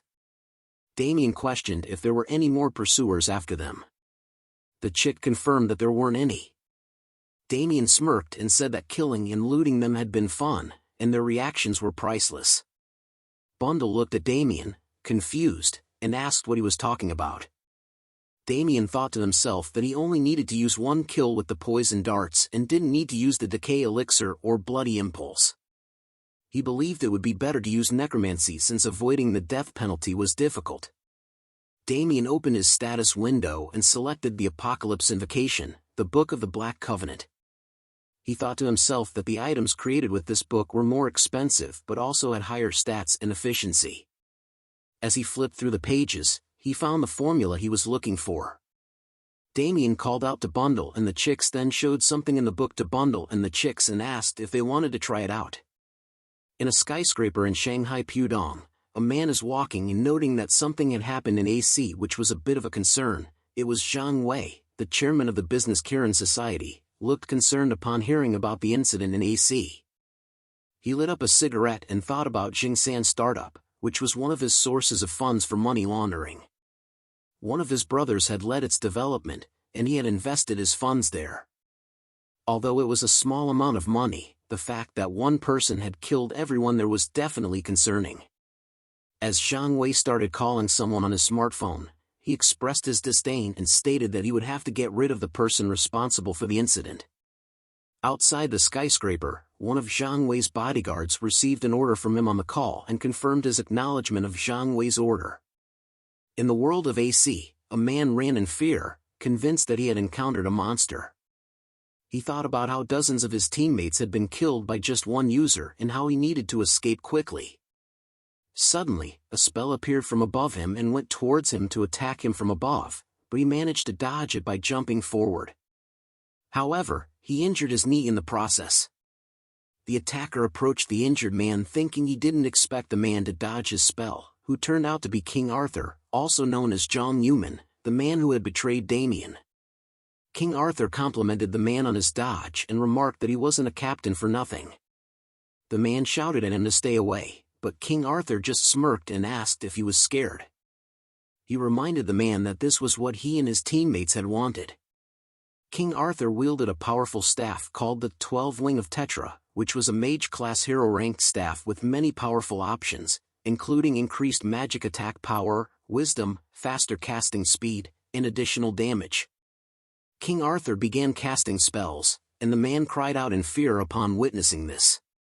King Arthur enjoyed the fear on the man's face and told him to go tell his allies that if they wanted to defeat him, they would have to bring the entire Blood Alliance.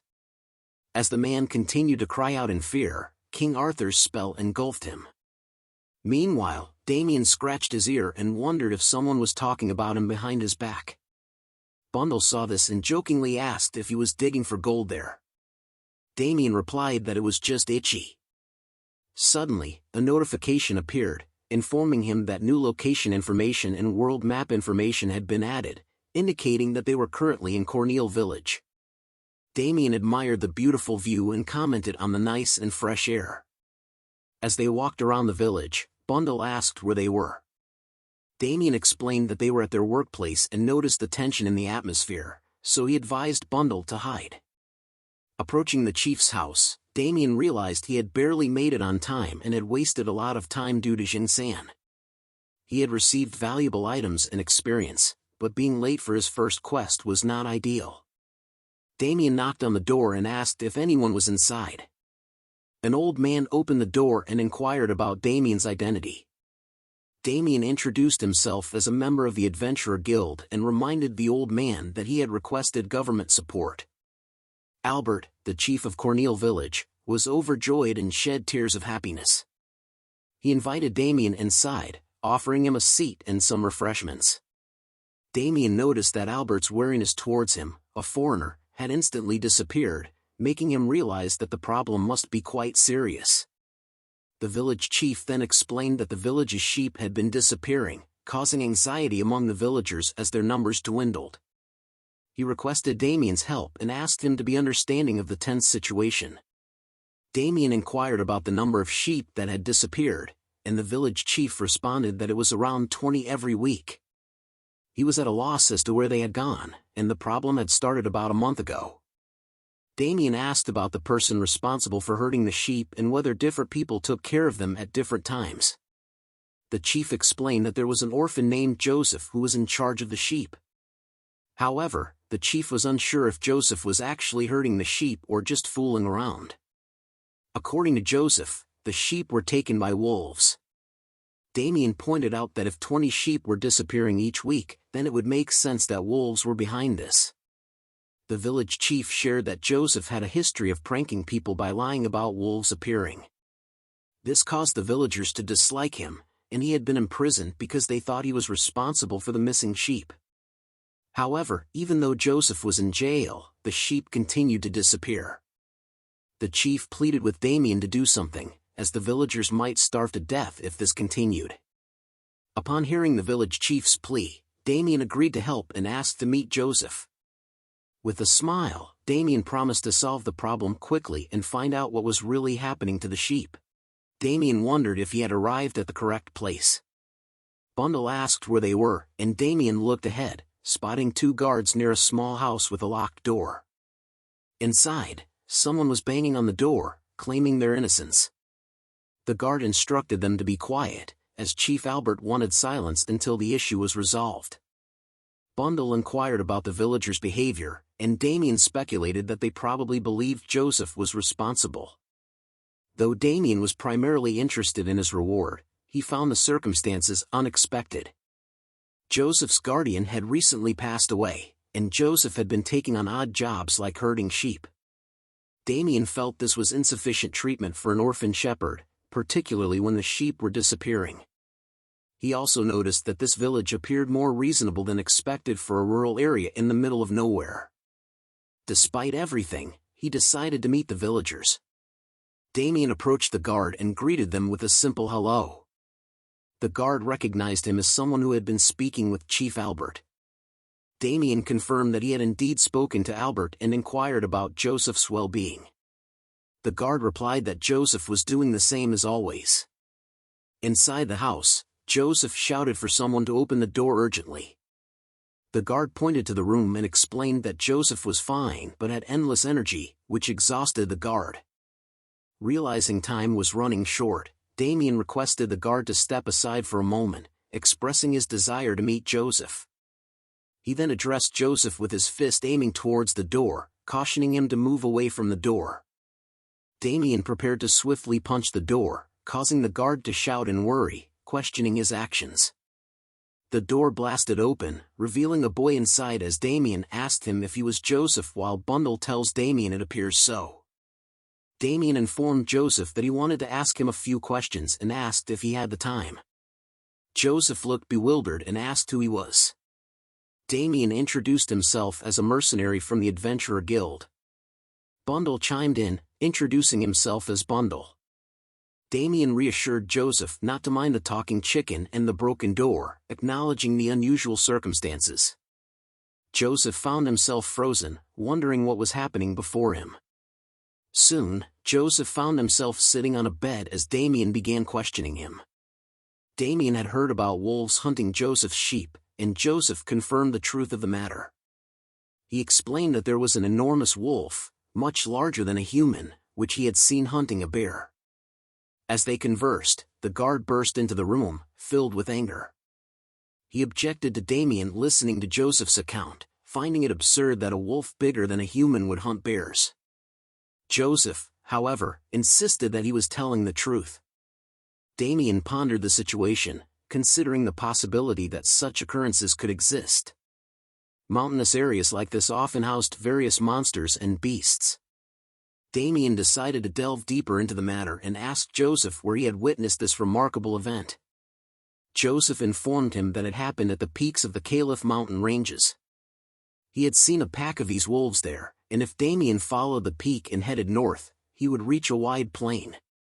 The location was situated at the end of the forest, making it relatively easy to find.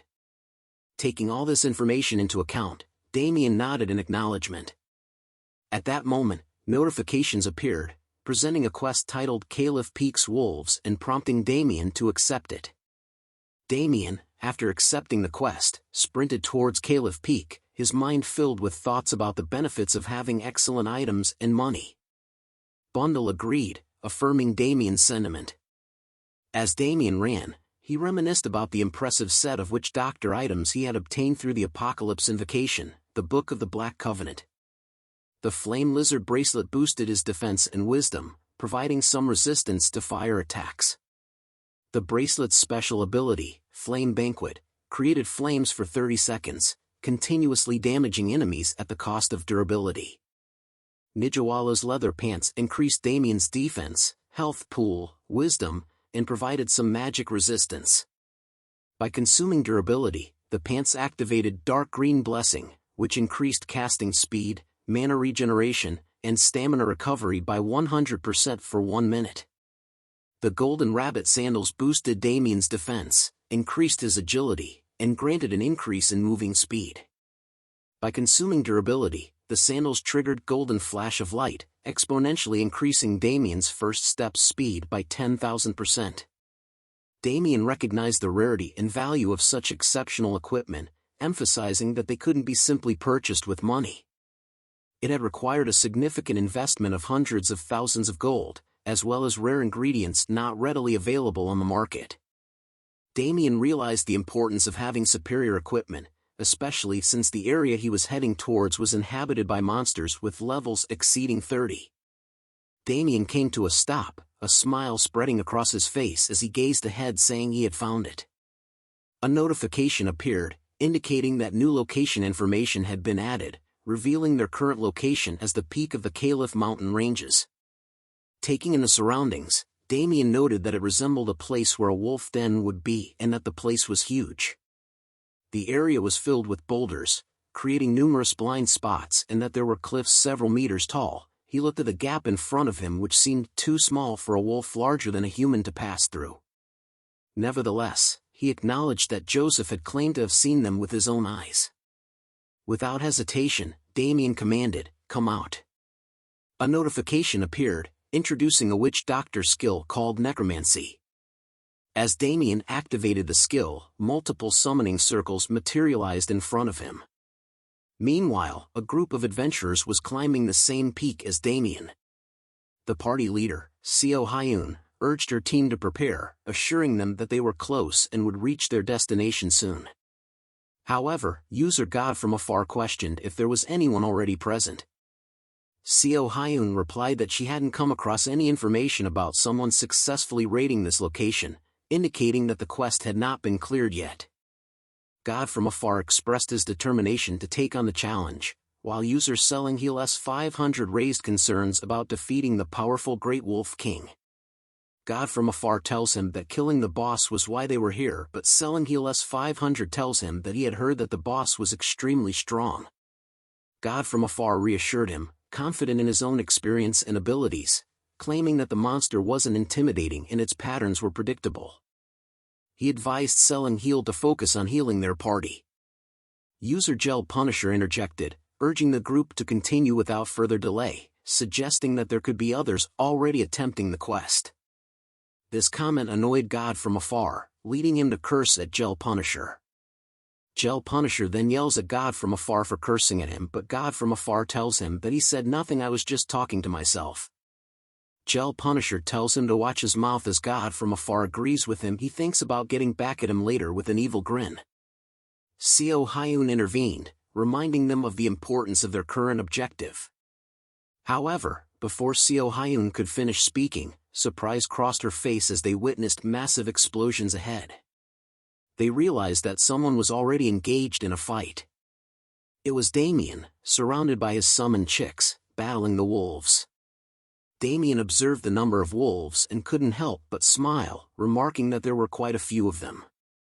He seemed content with the situation, not complaining about the challenge that lay before him. As the wolves continued to emerge from the narrow cracks, Damien was taken aback by their sheer numbers. He wondered if they lived between the boulders, comparing the bottom of the cliff to an ant's nest, only filled with wolves instead. Observing the increasing wolf pack below, Damien expressed his surprise. However, he quickly shifted his focus to the wolves in front of him, addressing them casually and remarking on their appearance. A notification displayed their information, identifying them as Caliph wolves. The notification described Caliph wolves as creatures that inhabited the peaks of the Caliph Mountains. Typically found in packs of 20 to 30, they were known to hunt in groups of 5 to 6, displaying high mobility and a tenacious nature when pursuing their prey. As the wolves attacked Damien, he swiftly reacted by summoning a decay elixir in one hand and fire in the other. He threw the concoction at the wolves. The attack hit its mark, causing one of the wolves to whimper. Shortly after, notifications appeared, indicating that the Caliph wolf's defense had decreased and its HP was gradually diminishing. Damien expressed satisfaction with the outcome, acknowledging that his strategy had proven effective. His stats windows were on point. Assessing his current situation, Damien felt confident in his abilities and equipment as he had reached level 34. He listed his current setup, including a +9 sashimi knife as his weapon, Bon Clay's poison-darted rooster as his shield, a wild boar helmet, Nijawala's leather pants as his bottoms, and golden rabbit sandals as his shoes. As Damien turned around, he noticed the wolves still behind him, which mildly surprised him. He commanded his soldiers, ordering them to prepare for an attack. The wolves growled at him in confusion and are surprised to see a figure appear on top of the mountain. Bundle, his loyal companion, confirmed readiness, and numerous chicks surrounded the wolves under Damien's orders. The chicks, armed with dart blowers, were poised for combat. Damien smirked, pleased with the effectiveness of his strategy. He mentioned the Bon Clay's poison-darted rooster shield, a rare item he had obtained.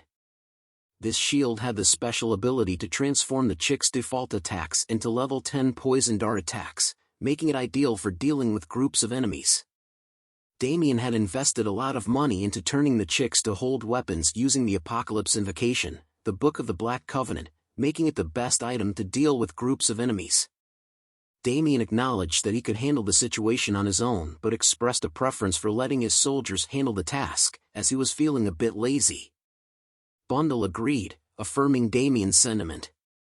Damien aims a finger gun at the wolves, telling Bundle and his chicks to not allow even a single one to be alive. Damien then started the attack with a bang. As Damien unleashed his power and the chicks attacked the wolves with poison darts, the wolves started to fall one by one. Notifications flooded in, informing him that the Caliph wolves had been poisoned and defeated. Damien couldn't help but be impressed by the efficiency of his strategy, eliminating the wolves without even lifting a finger.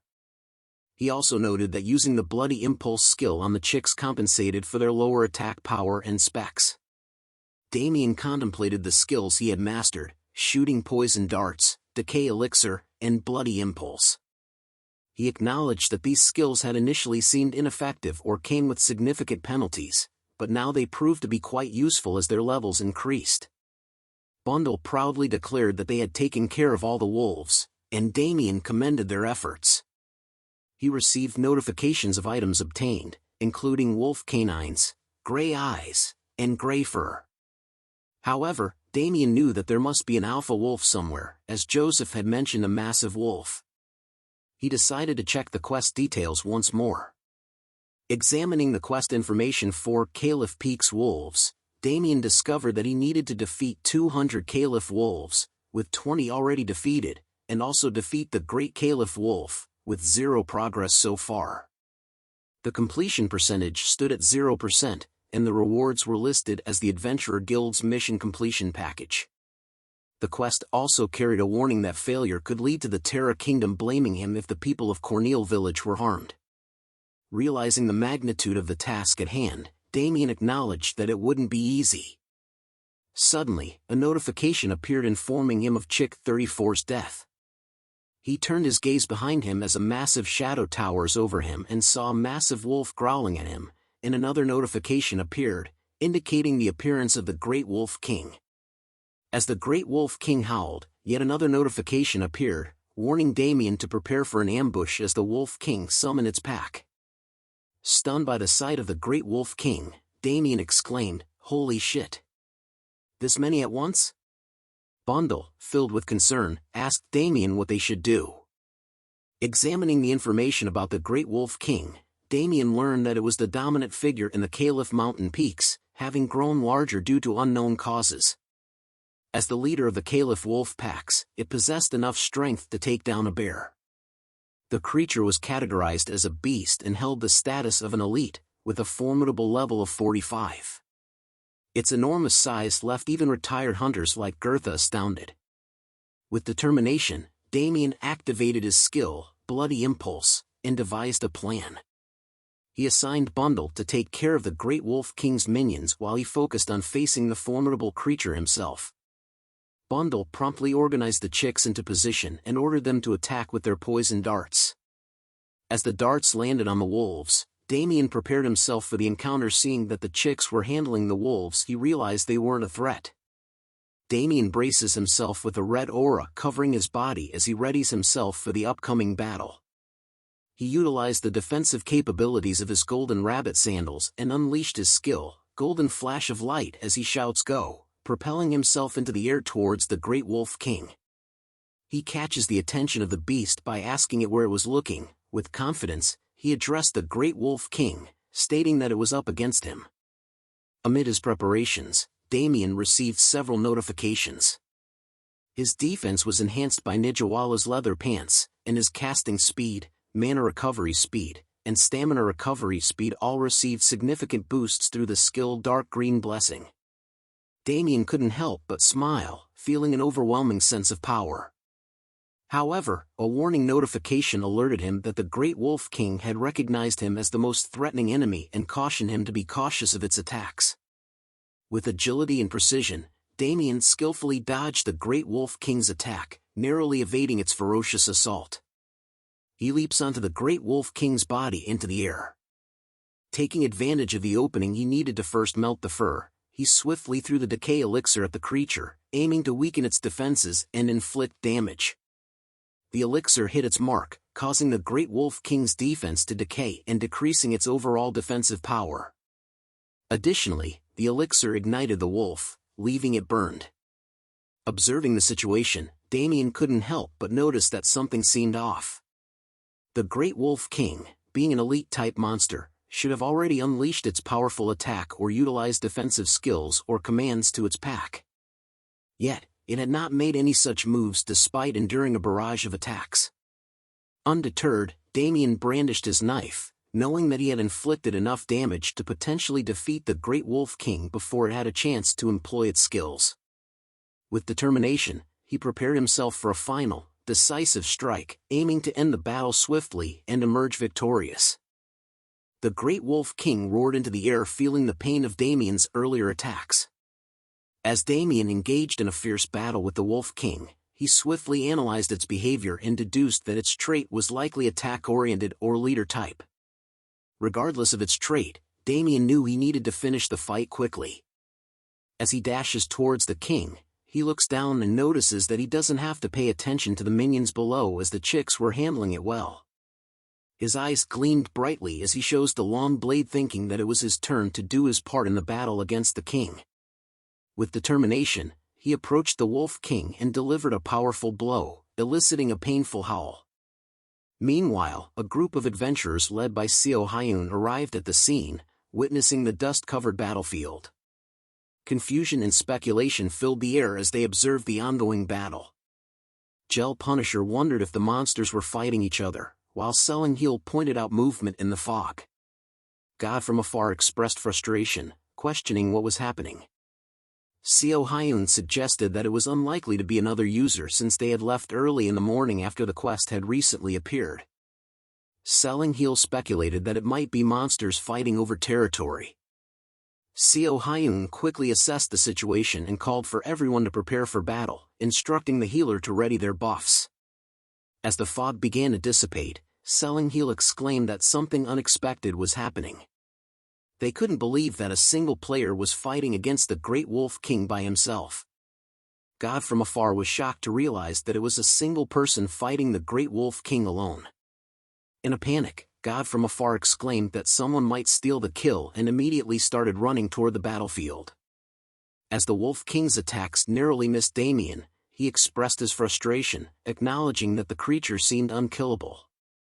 After landing on the ground, Damien pondered the situation, recognizing the formidable nature of a field boss. He reflected on his previous actions, having weakened the Wolf King's defense and reduced its HP with the Decay Elixir, while utilizing the synergy of the Deep Green Blessing and Flame Banquet techniques. However, to his dismay, he noticed that the creature still possessed half of its HP. The Wolf King lunged at Damien once again, but with agility and quick reflexes, Damien managed to evade the attack. Assessing the situation, Damien acknowledged that dodging the Wolf King's assaults was becoming more challenging as the creature closed in on him. Realizing the need for a change in tactics, Damien decided to switch to a ranged weapon, acknowledging that fighting from a distance would be easier. Despite the relentless attacks from the Wolf King, Damien skillfully evaded every strike and attacked him with a dart blower. Observing the situation, Damien noted the advantage of fighting from a distance but remained cautious of the Wolf King's unknown trait. Damien taunted the beast, blowing darts at it while confidently questioning its abilities and asking what it was looking at. Suddenly, the Wolf King let out a fierce howl, and to Damien's surprise, he found himself surrounded by a pack of wolves coming from the shadows. Realizing it was too late as the shadow wolves lunged at him, Damien finally understood that the Wolf King's elite trait was the ability to summon its pack. As the wolves sank their teeth into him, Damien cried out in pain while notifications flooded his vision. He received notifications of an abnormal status, being inflicted with bleeding and muscle rupture. Warnings about his falling HP levels urged him to be cautious as his eyes began to close. Fearing for his life, Damien's thoughts raced, realizing that he was on the verge of death. He soon began to put his hands together as if he was about to pray. When suddenly pieces of the shadow wolves began to fly around, which even startled the Great Wolf King. A purplish skin tone foot slams heavily onto the ground where the shadow wolves were. The activation of a skill called zombification with limited remaining time allows for the user to transform into the undead once their life reaches 0. Damien reveals himself as is shown to have completely changed his looks into an undead as he spits out blood with a deadly crimson aura surrounding his body. Notifications began to pop up reminding him of his remaining duration of the skill zombification. The Great Wolf King growls in anger as it notices Damien's changed appearance. In a mixture of anger and pain, Damien directed his frustration towards the Wolf King, taunting it while vowing to tear its snout apart. Despite the excruciating pain he felt, Damien declared his determination to kill the Wolf King without hesitation. One of the wolves tried to attack him from behind, but Damien swiftly caught it by the neck, lifting it high in the air and telling it if they all wanted to die that badly and finally slamming it forcefully into the ground. As the whimpering wolf lay defeated, a notification appeared, indicating that the Caliph wolf had been inflicted with bleeding and poison. Finally defeating a Caliph wolf. Damien's victory over the Caliph wolf was because of Plague Aura, a poisonous curse that affected opponents within a 3-meter range. The severity of the abnormalities depended on Damien's mana amount and the opponent's level. With grim determination, Damien readied himself for the next phase of the battle and challenged the Wolf King. Recognizing the urgency of the situation, he warned the Wolf King that time was of the essence, demanding it to come at him or face his wrath. Meanwhile, God from afar, who was en route to Damien, couldn't help but feel frustrated with his teammates' doubts and reluctance. Recalling their conversations, he remembered them questioning whether they should give up, expressing their unwillingness to proceed. God from afar couldn't accept the idea of retreating without any gains. Upon reaching the scene, God from afar was taken aback as he witnessed Damien relentlessly smashing the Wolf King. He couldn't help but exclaim in disbelief at the sight before him. As Damien delivered the final blow, notifications flooded in, signaling his victory over the Great Wolf King. Experience points were gained, and Damien's level increased to 36. Additionally, he obtained valuable items such as the Essence of Wilderness and the Great Canine. Sitting down to catch his breath, Damien muttered to himself, acknowledging that he had ultimately succeeded in killing the creature. Notifications continued to appear, indicating the acquisition of the wolf head leather and the token of heresy, as well as the completion of the quest Caliph Peak's Wolves. Damien was instructed to return to Chief Albert in the Caliph village to claim his rewards. Picking up the drops left behind by the defeated Wolf King, Damien recognized the value of obtaining the Essence of Wilderness. He also acknowledged the usefulness of the chicks in taking care of the additional wolves, resulting in his level increase. With the quest successfully completed, Damien decided it was time to leave. However, just as Damien was about to depart, he noticed something amiss and instinctively blocked an arrow with his arm. Damien examined the arrow lodged in his arm and quickly deduced that it was a catapult arrow, aimed directly at his head. Realizing that the attack had come from nearby, he acknowledged the presence of a strong user who had gone unnoticed. With a calm yet assertive tone, Damien called out for the mysterious assailant, issuing a warning while still offering a chance for a peaceful encounter. God from afar emerged from the shadows, impressed by Damien's quick reflexes. He cautioned Damien against making any sudden moves, threatening him with the consequence of death. Unfazed by the warning, Damien calmly pulled out the arrow from his arm, displaying an unsettling smile. He directed his question towards God from afar, demanding to know his identity. A standstill begins between Damien and God from afar as he looks at Damien with his pointed crossbow. Damien finally removes the arrow in his arm and throws it to the side. Damien examined God from afar's weapon and noticed its resemblance to the ones used by the Xingsan startup guys. He deduced that God from afar was a ranger class due to the crossbow and semi-automatic catapults, known for their mobility rather than raw destructive power. This realization made Damien somewhat confident that the encounter might not be as challenging as he initially thought. However, his confidence was short-lived as God from afar swiftly fired another arrow, grazing Damien's face and leaving a cut. Annoyed, God from afar reminded Damien to not move and to just listen to what he wants him to do. Damien wiped the blood from his face and realized that God from afar's speed exceeded his expectations. Judging from God from afar's agility and superior equipment, Damien estimated that he was likely at least level 30, surpassing the Xingsan guys in both skill and gear. God from afar, pleased with Damien's realization, had a smile on his face. Meanwhile, Damien received notifications that his zombification was wearing off, and he understood that God from afar had intentionally waited for the skill to expire. It became evident to Damien that he was facing a formidable opponent. God from afar acknowledged Damien's accomplishment of killing the Great Wolf King as a close-range fighter and expressed his surprised admiration. Damien wasted no time and directly asked God from afar what he wanted. In response, God from afar expressed his frustration, telling Damien if he really didn't know what he wanted. God from afar then started to claim that Damien had wasted his time and effort as the Great Wolf King was meant to be his. He demanded that Damien hand over everything he obtained from the Great Wolf King, including his equipment, and then he will let Damien live. Unfazed by the demand, Damien firmly responded with a simple nah. God from afar was taken aback by Damien's defiance, and Damien questioned whether God from afar thought he was crazy. Considering the effort he had put into killing the Great Wolf King, Damien wasn't foolish enough to give up his hard-earned rewards. God from afar, filled with anger, whispered "die," but Damien couldn't hear it properly. God from afar shouted "die." "You bastard!" and launched countless arrows at Damien. However, Damien skillfully dodged the attack, pleased that his provocation had worked. He activated his skilled Bloody Impulse, increasing his attack and movement speed by 200%. Formulating a plan, Damien decided to consume a healing potion and activate the skills Deep Green Blessing and Flame Banquet.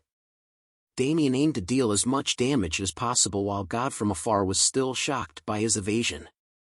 Smirking, Damien noticed that God from Afar's attack pattern was straightforward, allowing him to easily dodge and counter. He considered God from Afar a loser and observed the reload time between shots and the brief pause before each fire. Meanwhile, God from Afar grew frustrated, realizing that Damien was successfully evading all his attacks as he calls him a little rat and keeping his attention fixed on him. God from Afar, aware that he was at a disadvantage and seeing Damien dodge his attacks easily, voiced his concern about potentially losing the fight. He also saw the way Damien was looking at him, like a new man in prison where everybody is waiting for him to drop the soap. God from Afar realizes he has to do something quick. However, in a sudden move, Damien appeared in front of him, holding a decay elixir in his hands. Damien confidently declared that he could see all of God from Afar's attacks and promptly threw the elixir at his face. God from Afar fell to the ground, coughing, and realized that the damage inflicted by the elixir was less than he had expected. He received notifications indicating that he had been inflicted with poison, his armor had corroded, and its durability had decreased. Frustrated, God from Afar exclaimed in frustration, shouting, "What the hell is on me?" realizing that Damien had damage over time and defense debuff skills, despite being a close-range fighter. He couldn't help but wonder how Damien, initially perceived as a close-range dealer, possessed such debilitating skills. Damien, once again equipped with a decay elixir, confidently approached God from Afar, warning him that he would need to soak him once more, warning him that he was gonna die if he doesn't block this attack. As Damien struck him with the elixir, another set of notifications appeared, indicating that God from Afar's armor had further corroded and he was now inflicted with the burn abnormal status. Additionally, God from Afar's elite hunter bow gun was destroyed. Looking at God from Afar, Damien taunted him, asking if he was ready to die. Enraged, God from Afar retrieved his crossbow and declared his intent to kill Damien. Damien, noticing the weapon in God from Afar's hands, recognized it as a heavy hunting arbalist typically wielded by high-ranking adventurers. Damien questioned whether a ranger like God from Afar, whose best skill was speed, could effectively use such a destructive weapon. Damien continued to taunt God from Afar, questioning him if a ranger with his weak skills could pull off using that weapon. Fueled by anger, he wonders how long Damien can stay arrogant for with his new weapon pointing at him. God from Afar takes a shooting stance and attacked Damien with an arrow, but Damien managed to dodge the attack, narrowly avoiding harm. To his surprise, the arrow exploded upon impact, creating an unexpected blast. Confused by the unexpected nature of the attack, Damien realized that this weapon was different from the heavy hunting arbalist he was familiar with. He couldn't see the arrow, and even the system didn't detect it. Suddenly, God from Afar appeared behind Damien, asking where he was looking at, catching him off guard. Damien turns around and swiftly reacted, jumping to the side and evading another arrow attack. As God from Afar appeared at another location, taunting Damien, he asks if Damien has trouble seeing him as God from Afar body has smoke coming out of it. Damien deduced that God from Afar's ability to become invisible was not due to an invisibility cape or potion, as those advancements were not yet possible. He concluded that it must be an exclusive skill. God from Afar mocked Damien, stating that he should have used a weapon to stab him instead of relying on punches, claiming it would be the reason Damien would die. Unfazed by the taunting, Damien dismissed God from Afar's words, remarking that he talked too much. God from Afar retorted, saying that Damien wouldn't even have the chance to hear him speak once he was dead. As God from Afar started disappearing, he provocatively urged Damien to try holding on for longer, confident that Damien would not be able to endure. Damien, now aware of God from Afar's skills, including the invisible bow shot from the Dark Hunter skill set, dodged multiple arrows. He realized that these skills allowed God from afar to remain invisible while rolling on the ground and made use of the heavy hunting arbalist much quicker. Damien understood that the key to overcoming this challenge was to end the battle swiftly. The intense battle between Damien and God from afar reached a critical point.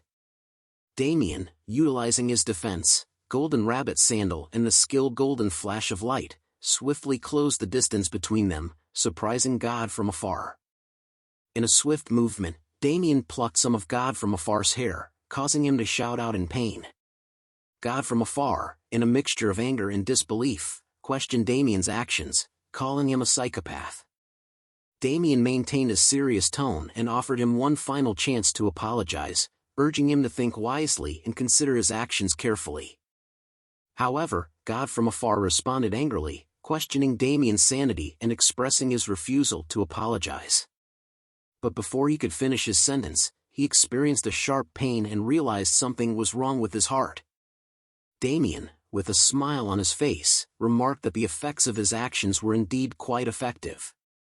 Holding a voodoo doll in his hand, Damien asked mockingly where he should stick it.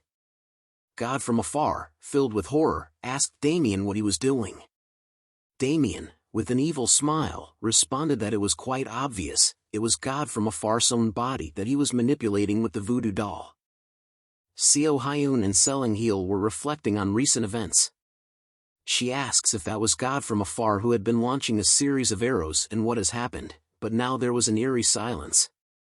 Suddenly, a piercing scream startled them, and a notification appeared, showing God from afar's diminishing HP. Observing the situation, Seo Hyun expressed her concern about God from afar's rapidly decreasing HP.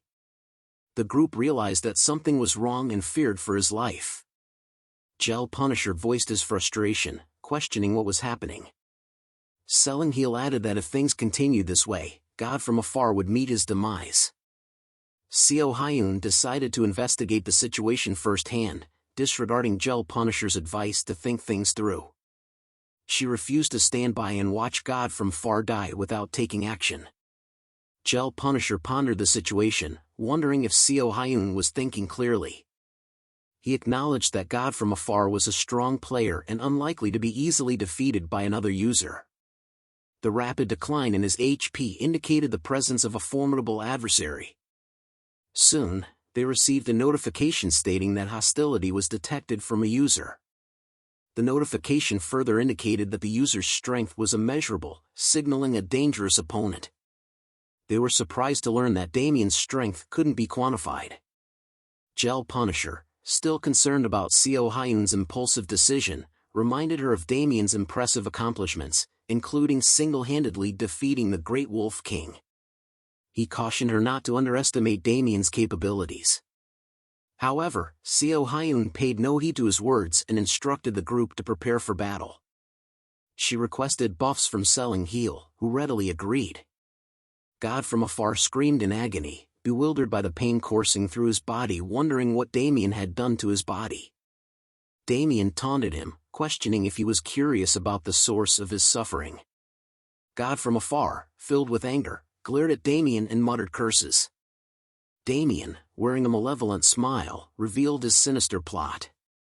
He explained how he had used God from afar's hair to create a doll that represented him. According to Damien, the pain inflicted on the doll was mirrored in God from afar's own body. God from afar dismissed the idea as utter nonsense, still in disbelief. But to demonstrate his power, Damien cracked the doll's arm, and instantly, God from afar's arm twisted in tandem, causing him to cry out in agony. Damien relished in his control over God from afar's body, taunting him further. Damien wondered what else he should do, and with the most evil smile in history he pointed at the doll's crotch area, wondering what would happen to it. Ladies and gentlemen, watching this act itself is a low blow. Please do not do this to others. Use this as a last resort method. Now back to the story, insinuating another potential act of harm, leaving God from afar horrified. Overwhelmed with fear, God from afar desperately pleaded with Damien, grasping his legs, and begged for mercy, offering anything in return. He apologized profusely and begged for a chance to redeem himself. However, Damien ignored his pleas for mercy and simply said goodbye while he smiles happily and heartlessly flicked his finger at the doll, indicating the end. Damien observed God from afar, who had collapsed while clutching his injured crotch, expressing disappointment that he had passed out so quickly. He sat down beside him, lightly touching him, and questioned if he was truly dead, reminding him that his HP hadn't reached 0. Suddenly, a voice commanded Damien to stop, causing him to turn around. Seo Hyun and her team had arrived at the scene. Seo Hyun urgently ordered Damien to move away from God from afar. Selling-Heel expressed concern for God from afar and asked if he was alright. Seo Hyun assessed the situation, observing God from afar's state, and concluded that he was still alive, albeit barely conscious.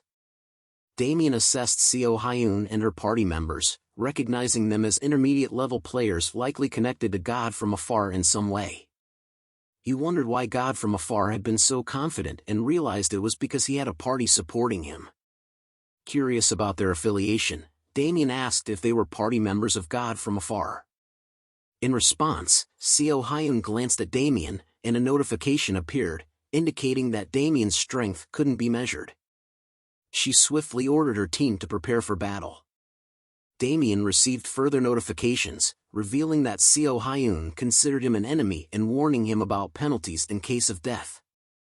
Frustrated, Damien questioned the meaning behind these developments, realizing that the opposing party might have discovered his own strength, putting him at a disadvantage. More unfortunate notifications followed, informing Damien that the effects of his skill, Dark Green Blessing, were vanishing, and his stamina and mana recovery had paused. He realized he had depleted many resources during the previous fight and needed time to let his skills cool down. Attempting to initiate a conversation, Damien suggested they talk first. However, Seo Hyun forcefully silenced him, labeling him a murderer and accusing him of killing numerous users. Damien realized that the situation was not going as smoothly as he had hoped as he thought of them as not being agreeable. Damien interjected, asserting that it was actually their party member who was in the wrong. He claimed that God from afar had demanded he drop all the items obtained from the Great Wolf King, along with his own equipment. Damien believed his actions were justified in response to God from afar's demands and suggested that they should take responsibility for their party members' actions. He insinuated that they might have ordered the attack against him. Indignant, Seo Hyun denied the accusations, vehemently stating that they were not the kind of people who would engage in such behavior. Suddenly, everyone's attention was captured by God from afar, who had regained consciousness.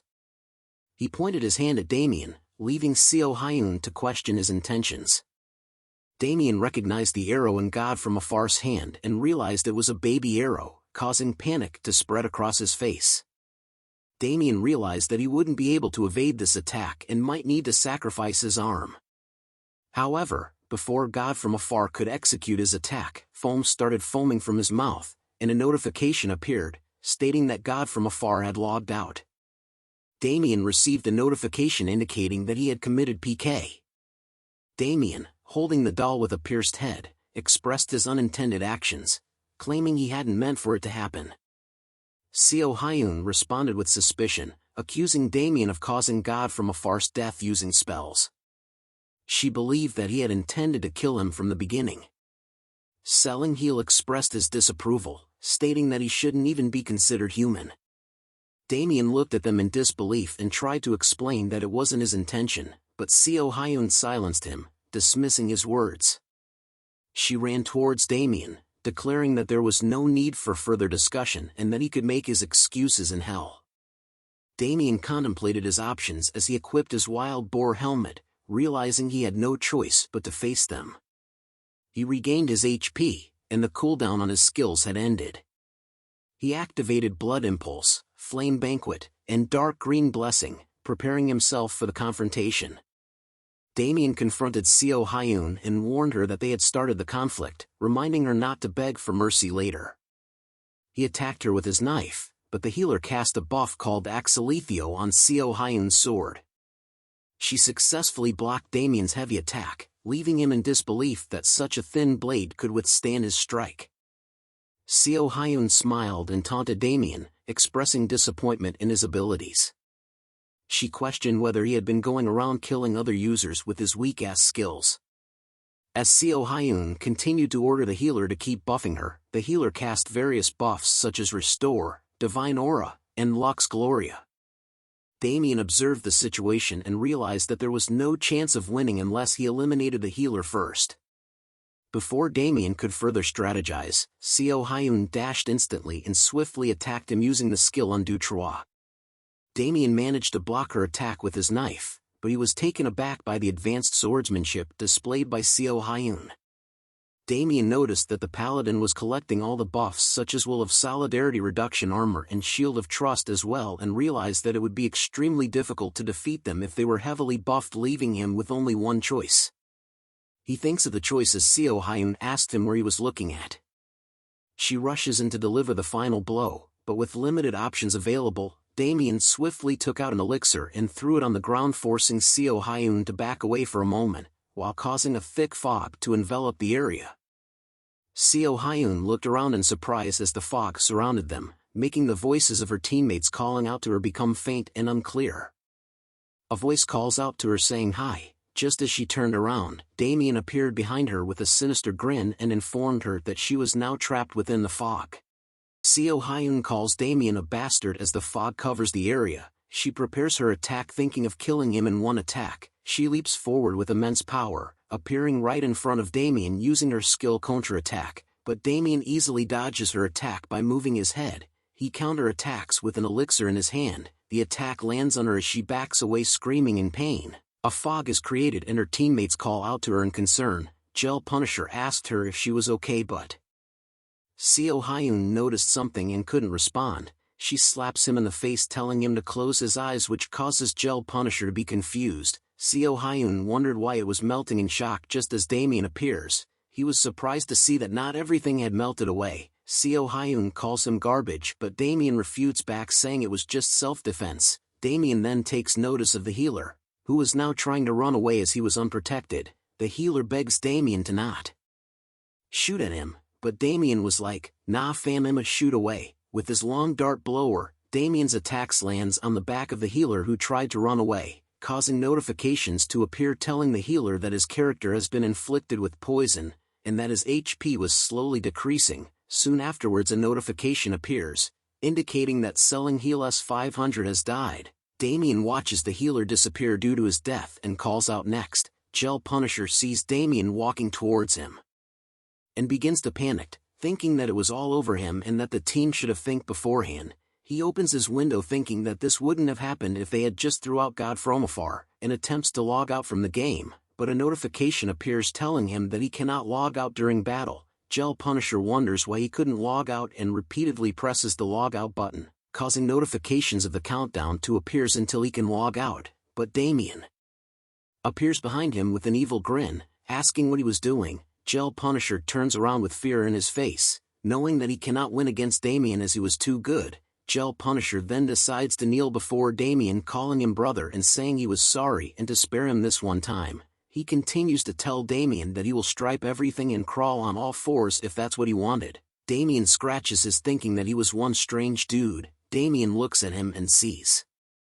that he was fully equipped with full plate armor and a kite shield. If Damien attacked, not even a single dart would hit, and yet the guy was begging for his life. Damien thinks that it was lame, but Gel Punisher thought of giving Damien what he wants in order for him to leave. Damien then asks if Gel Punisher could give him everything he has. Gel Punisher was alarmed to hear this as Damien tells him to give him everything he has and to not leave anything out. Damien reaches for Gel Punisher's face as he thinks of Damien as a demon. Back at the village head's house, Damien had brought by the Great Wolf King's body, which surprises the villages. The village head realizes that a wolf this size could kill a bear. Damien tells him that people do the most unexpected things. The village head was upset that they had treated Joseph as a criminal and didn't feel good treating a young kid like that. Damien then tells him to treat Joseph better from now on, as he seems to be the type to not hold grudges anyway. The village head holds his Damien's shoulder and thanks him for his advice. Notifications popped up telling Damien that he has cleared the first mission of the Adventurers Guild,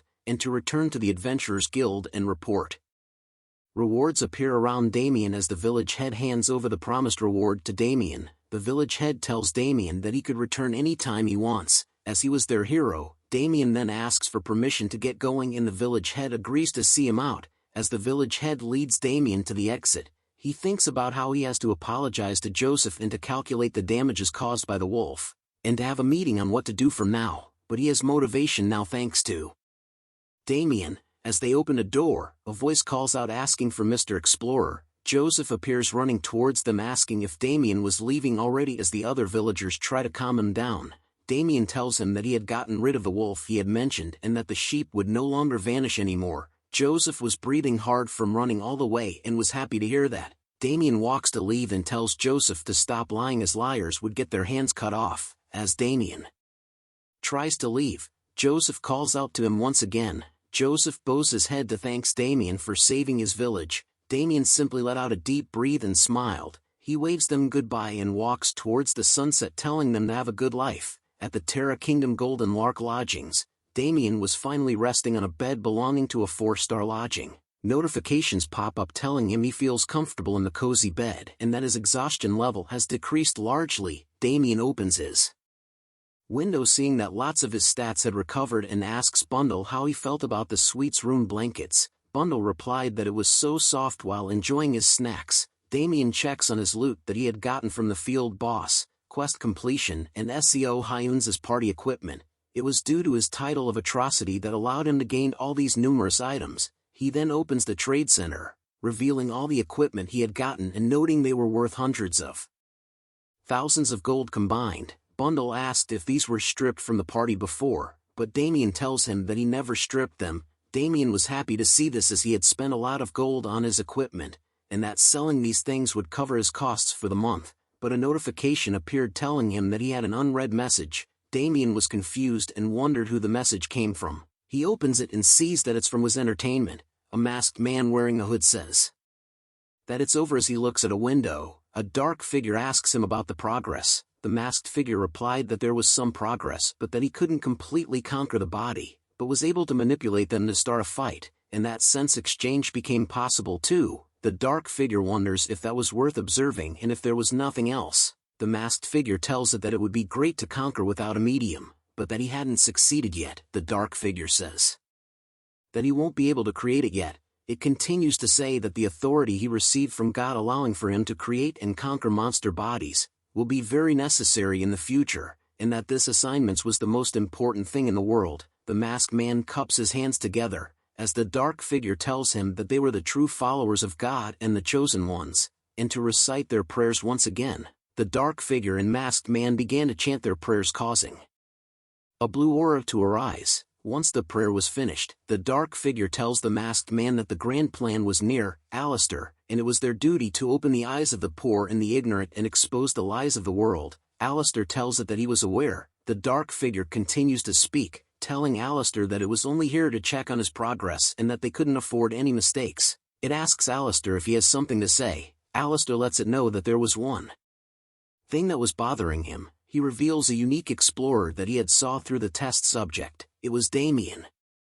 A message from Wiz Entertainment asked Damien if they could meet. Damien looks at the message and wonders if it was the same place he knew. Wiz Entertainment was the world's biggest internet streaming platform. They were also connected to Twitter and were superior in terms of marketing. Before Damien's regression, there were countless streamers and Korean rankers who were part of the company. In short, it was a place where all streamers wanted to go. Damien thinks deeply about why the company was contacting him. He continues to look at the message on his phone, remembering that he had never recorded any gameplay, and that the only people he met were thieves or people who wanted to fight because they knew he was a chaotic user. He thinks deeply and wondered if there was streamer or gamer with was among the users he came across. He taps his finger on the table repeatedly, thinking about how good Wiz takes care of their streamers. He thinks about the fact that any player who made enemies of a Wiz streamer ended badly, but a call cuts off his thinking. A voice spoke out from the phone asking if this was Damien and that he was Young Song-hoon from Wiz Entertainment Korea. We arrived at Seoul Gangnam Cheongdam-dong,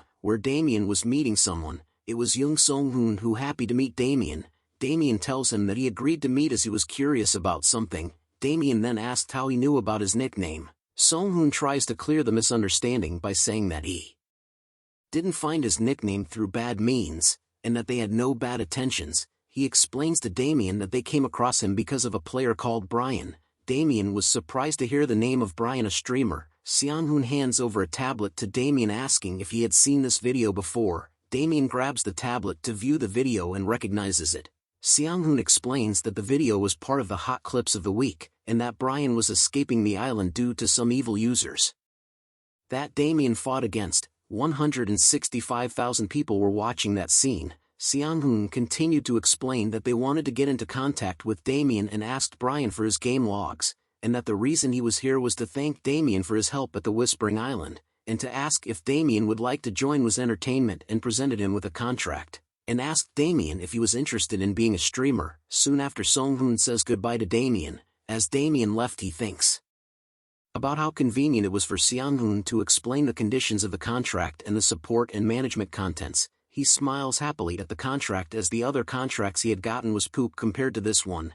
Damien takes out his phone thinking to get other stuff now that one thing has been taken care of. He calls a brother thinking of repaying his debts. Notifications started popping up one by one telling Damien that the items he had placed for sale has been sold. He looks at the notification and says finally. A notification pops up saying the money from the trade center has arrived. It was 595,7100 gold in total. Damien laughs as he walks, thinking that he got this much gold from just 1 month of gaming.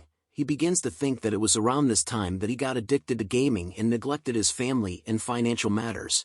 But a red window interrupts his thoughts. It tells him that if he does not log into the game within 168 hours, he will die, and that if his character dies, he will die too, and that if his character has not reached the goal by midnight, he will die. A warning is given saying if he forcefully removes the system, he will die alongside the character. Damien couldn't believe that it was happening again. Damien stares at the red window, thinking that he still doesn't know what the system was, or how he regressed 10 years back. He slaps himself back and forth trying to forget about it, and to focus on his family right now, but he knew that he still had some problems to tend to. Damien viewed the recent activities of King Arthur, seeing that he was becoming more famous each day, and that he was the weekly hot topic. Damien couldn't believe that his rate of growth was this fast, as he was already ranked first in Magic, ahead of millions of people. Damien grew angry upon seeing this and starts to recall that Arthur forms the Blood Alliance half a year after starting the game, and that it didn't take him more than a year for him to get within the top 10 of the Blood Alliance. Along with the 6 Masters, Arthur had obtained the hidden class Dragon Mage, and became one of the 6 Masters as Radiant King Arthur. Damien needed to keep an eye on what Arthur was doing and to think about when the 6 Masters would appear. It was important to think about what had happened to him too, but he decided against it as he had received the hidden class Witch Doctor,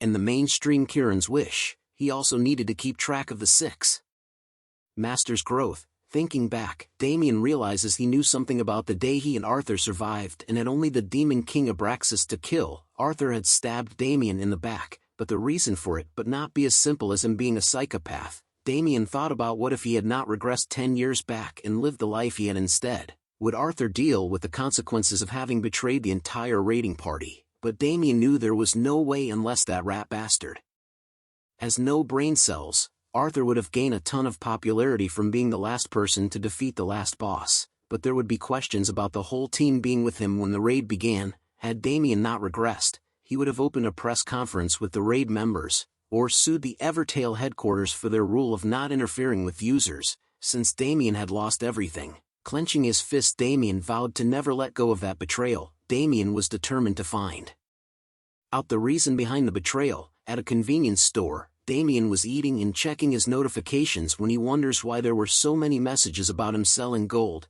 Damien realized that it was messages about the item he was selling. His friend asked if he makes good money playing games, and Damien tells him that there were a lot of people asking to buy, making it difficult for him to choose who to sell to. 2 notifications appear telling Damien that the deal was complete and the money was transferred into his bank account. Damien takes a sip of his drink thinking that he will be able to pay off his father's nursing home, and that the rest of it will be for the family's living cost. Damien receives a phone call from his mom wanting to hear his voice, but Damien tells her he was a bit busy right now. He tells her he loves her and to take care, while thinking that hearing her voice made him more determined. Damien then asked his friend about him wanting to get into AC, and His friend tells him that he thought about reducing his working hours to play instead, as it seems to bring in more money. Damien asks if he needs a capsule as one was needed to play the game. The friend refuses his offer as he knew that Damien was broke. Damien raises his drink, telling his friend not to worry about the capsule, and to take it as a form of repayment for a debt that he had for him. The both of them laugh and drink as his friend tells him that there was no debt between them. Damien continues to talk and think about doing nice things for the people who were nice to him before his regression. Back in AC, Damien summoned the token of heresy. It was a wooden card that had an ominous symbol and an unknown aura, looking like it was cursed or casted onto somehow. Damien looks at it saying it was a bit suspicious, thinking that it was probably a collectible, but he smiles happily thinking that the rank unknown was interesting. He opens his inventory, thinking there might be a chance that the item was super valuable. He hopes to find something good by using the Book of Covenant later to find its value. A foot appears saying what an interesting item. Damien turns around and couldn't believe what he was seeing. Kayron had appeared asking how his stupid student was doing. Damien wondered what he was doing here. Damien asks him what he was doing here after running away for his life before. This made Kayron furious as he yells at Damien. Damien tells him it was nothing and just has been a long time since they saw each other. Kayron tells him to mind his manners, asking where he got the thing he was holding. Damien explained to him that he went to the Caliph mountain range to do a gold tier rank quest from the Adventurers Guild and got the item after killing the boss monster there. Kayron was impressed by this and tells him to hand it over. Damien did so reluctantly. Kayron then decides to see what the item was and to look at Damien's stat. He stares at Damien and sees his stat window, revealing that he was now level 38 and had impressive stats. His equipment was also off the charts. Kayron laughs out loud being impressed by Damien's stats, but he tells him he still had a long way to go. Damien wonders if his standards were too high, but Kayron tells him he needed to reach a level where he could withstood 3 of his punches without dying. Kayron then gives him a piece of advice, saying that if he couldn't make the things inside him his own, he will end up being eaten by them. Damien was startled at the things inside him, but Kayron points out that it was about the darkness, which was comparable to a demon king, which was the foundation of his power. Damien was impressed by Kieran's ability to see through everything, about the OVO system that he earned and the stats he got from regressing because of Abraxas. Kayron then tells him to find a way to renew his body. It was either take everything out of him, or make everything inside his own. Kayron throws the item back at Damien saying that it might be the answer. Damien holds the token, questioning whether or not it could help him, as it exudes unholy deadly aura. Min Young sees that Damien had logged on and messaged him about whether he was doing this right. Damien tells him to get stronger by killing chickens and doing the village citizens quest, as those were the quickest ones. Min Young sees this and agrees, hoping to see Damien on the main continent. Damien stares at the token, thinking that he had told Min Young everything he needed to know, and needed to understand the token now. Thinking back to when he asked Kayron about the inscription on the token, Kayron told him it was the Rune of Domination, and that it was a power similar to what Damien has. Damien thought to himself that the token was either used to amplify the force of a spell or to complete an incomplete spell. He opens a window thinking that if his penalty was a form of a curse, he needed to find a solution to find the origin and destroy it. Damien didn't want the curse to affect him in the real life, as he trusts Kayron. Damien opens the quest window, Heresy's Traces, which needed him to find out more about the organization that was using the token of heresy. Damien thinks of it as the most important quest after the mainstream Kayron had left him. Damien was determined to find an escape outside his stupid penalty, and to find out how he was able to regress 10 years. Back at the Adventurers Guild, Damien was greeted warmly as having completed his first mission and for coming back so quickly. Everyone in the guild knew about him, making Damien embarrassed. The guild leader tells Damien he hopes that he enjoys the reward, as the government liked how good of the job he had done. He further asks if wanted to work for the government, but Damien declines, saying he was only a gold tier adventurer. But the guild leader adds on that people were desperate to hire gold tier adventurers all over the nation. Damien was happy with that, but he thought about how nice a treatment it was since he went through all that work. Guild leader praises Damien about his debut in the guild going smoothly, and that with his skills, he could get a job easily anywhere, even with those high risks. Damien was happy about that. The guild leader thought about Damien's great potential, and that even though there were many that surpassed him in martial arts weren't the only thing that will carry you in this field. Damien proceeded to ask if he had heard any rumors, and the guild leader told him about an expedition team that went to the swamps and all died. Damien thought about it and wondered if it was the Karakoram swamps. It was a swamp that lays in the path between the harbor city Masis in the east, and the Arno kingdom in the south. Damien thought that there was something else there, as there was no way an experienced expedition would die in such a place. The guild leader added on that the swamp wasn't that dangerous, and the worst it had was a zombie or skeleton. Just like in Minecraft, the team was also made up of 20 people who were mostly silver-tiered adventurers, and that people mocked the leader for sending such a team for an expedition. Damien hinted that it was strange. The guild leader then said that a dungeon might have appeared. Damien became more curious and asked if there was an extra expedition, but it hasn't been decided as. They needed to bring in a more experienced team. Damien slams his hand on the table, asking Hatsan if he could do it, but Hatsan was confused on what Damien wanted to do. Damien smiled brightly, telling him he wanted to figure out what happened at the swamp. Damien checked on his window, and sees the quest mission, thinking that it was strange. He looks at it and sees that even the system was telling him that the quest was difficult, and that he needed a party, even so as the Karakoram swamp was. A place where hidden streets and dungeons popped up often even before his regression. Damien thinks that he needs to do what he needed to do. As Bundles lets out a peep upon seeing the window, Damien looks at the recording wondering if it was working. Deep in a dungeon covered with blood, an announcement states that a lycanthrope has been defeated and that the test level 10 has been completed. A player says how lame in Chinese, where a group of men bow their head towards him, congratulating their older brother, who was Chang Wei, the first dragon of the Eastern 5 dragons. An employee tries to tell him that the test has ended and what the results were, but a man interrupts him. It was Lu Lei, the second in command, who tells the employee that he can speak to him instead. The employee felt scared as he believed that this person was a higher up. He tells him that Chang Wei had passed the test faster than anyone has, and that if he takes into account as doing it with a team, the score might change. He asks if they wanted to register right away. Lu Lei tells him that they will send someone right away. The eye patch man tells the employee that they should go, and the employee agrees, saying that certification won't take long. He wanted to know if this group would be willing to join their guild, as they were newbies. The employee noticed that the group run under a strict system, which was most noticeable in their battle style. Their leader did not cooperate with others, as if his purpose was just to gain as much experience fighting as possible, while the other members hunted monsters that weren't boss level. But Lu Lei's method was strange, as he hunted monsters with just a gloved hand. The employee turns to leave, knowing that this group wasn't your normal adventurers. Just as Lu Lei asked how Chang Wei was feeling, he grasped his bloodied hands, saying it was not as bad as what that guy had said. Chang Wei had previously received a capsule from a friend and tried the game for fun, but the feeling of killing the monsters felt too real, as if he couldn't differentiate between this and reality. Though all games were child's play, Lu Lei informs him that he had received some news upon opening his window. He tells Chang Wei that everyone in the Rising Dragon Assembly group had died. This made Chang Wei angry. Chang Wei asked if it was the Black Tortoise Society who went after the Azure Dragon Society, as the 5th dragon was not strong enough to win against the 4th, but Lu Lei apologizes as he meant that the members died in the game. Chang Wei smokes a cigar, asking if he was kidding and if he had forgotten the meaning behind all dead or something.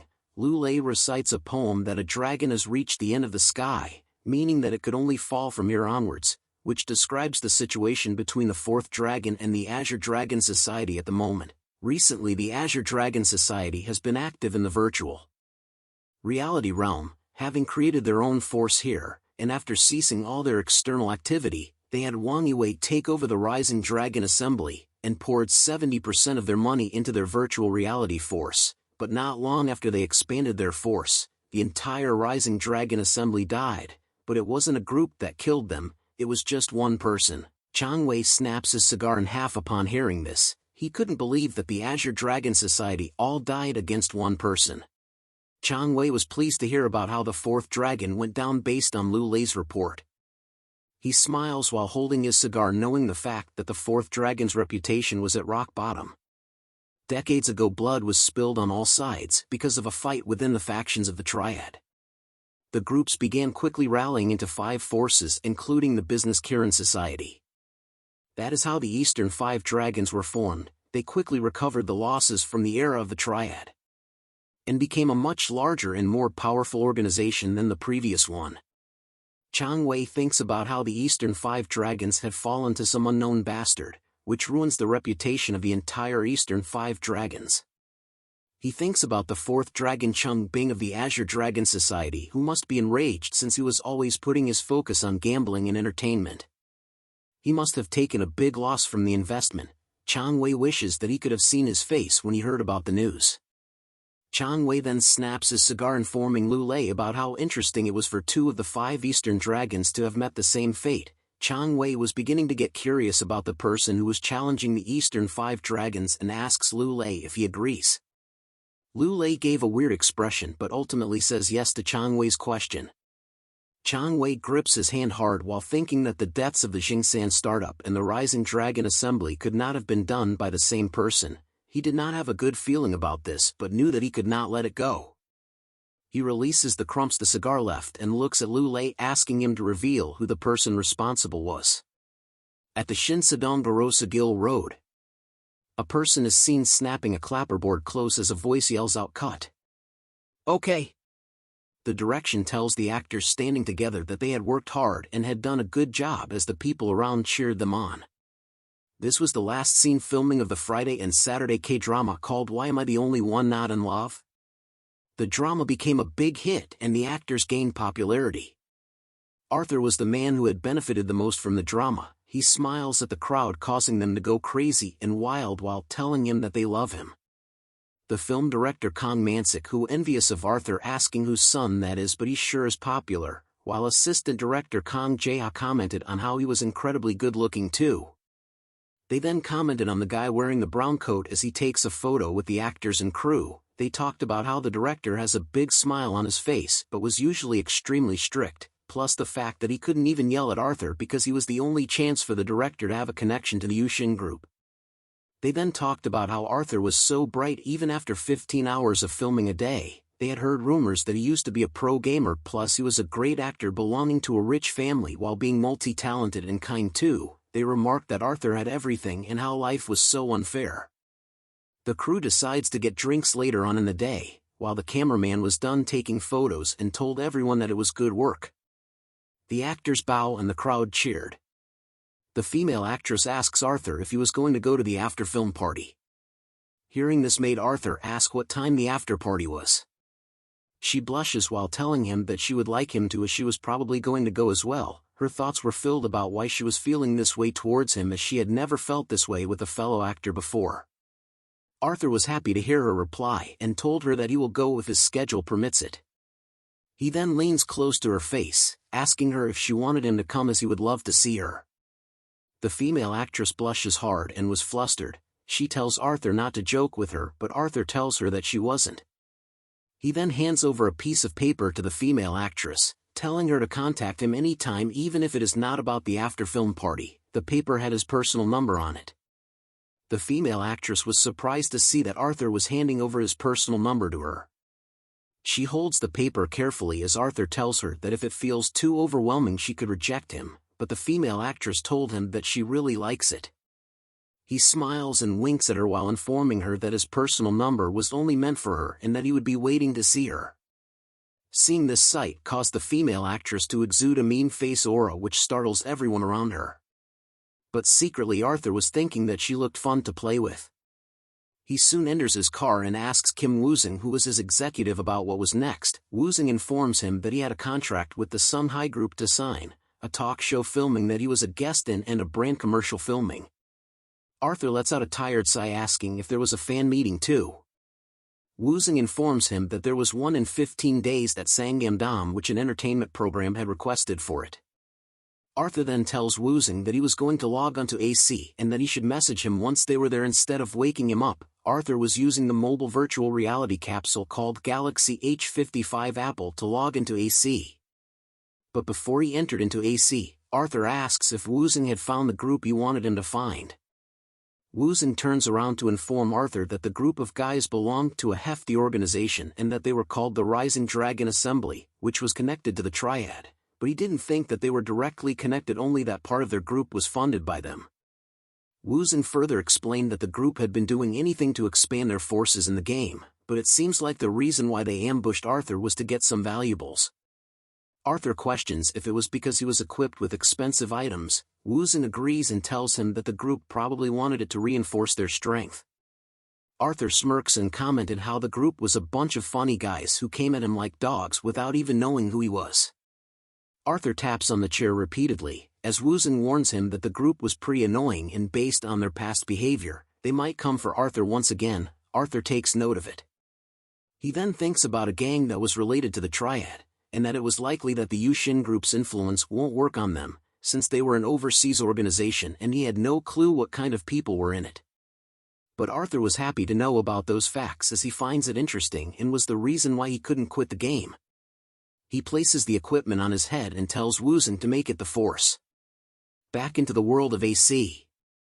Damien was waving towards a stream saying, "Hi guys, it's Damien, this is my first time streaming." He tells his audience that today they were going to go to the Karakoram swamps, a place which was a great hunting spot for those who weren't at level 50 yet, and that they should go together. Bundle then asks Damien about what the hell he was doing. Damien then explains to Bundle that the purple screen in front of them was filled with people who were watching them from all over the world. Bundle was surprised to hear that it was from Damien's world that he lived in. Damien started to move towards the swamps while thinking about the contract condition on the way.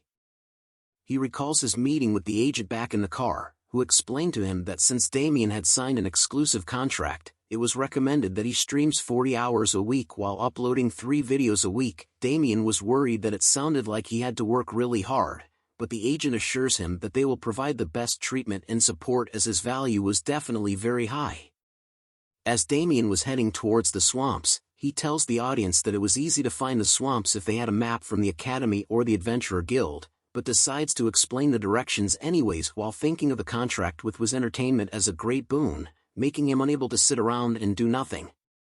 Damien then explains in detail about how they could go around the Great Guys mountain range and to go down the opposite side, that they can find a very creepy swamp area in the northwest region. He then remembers that going into the Great Guys mountain range was an act akin to suicide. The Great Guys mountain range, it's called the continent's roof because it's in the middle of the Arcia continent. It was hard to traverse because of the terrain and weather. The deeper you go in, the worse the terrain and the monsters become. Even before Damien's regression, the Great Guys mountain range was one of the most dangerous places in the Arcia continent. Even an ancient dragon's nest was found there. Bundle was becoming scared and asked Damien where they were going. Damien comforts him and tells him not to worry as they won't be going anywhere scary. Damien lands on a tree branch. Notifications pop up informing Damien that a piece of new location information has been created, that his current location was the Karakoram swamp and that his world map information has been updated. Damien was glad to have finally arrived at the swamps quickly as he had taken a shortcut. He informs the audience watching his stream that most people here would get confused about how they should walk around, but once that problem was solved, this place would be the perfect hunting spot. Bundle yells at Damien wondering if he was going to drown as the water he was stepping on looks super deep. But Damien tells everyone that it was okay as it was just an illusion. The lake they were on has a different index of refraction than other lakes. If they had the route down, then going around this swamp was a piece of cake. As Damien and Bundle ventured deeper into the swamp, Damien couldn't help but think that there were still very few people who came here, as it was hard to get to the swamps even if they knew about the shortcut. Add on to the fact that there weren't any popular farming items, and most of the monsters were pretty difficult. Just as he was thinking of the monsters in the swamp, a fierce growl catches their attention.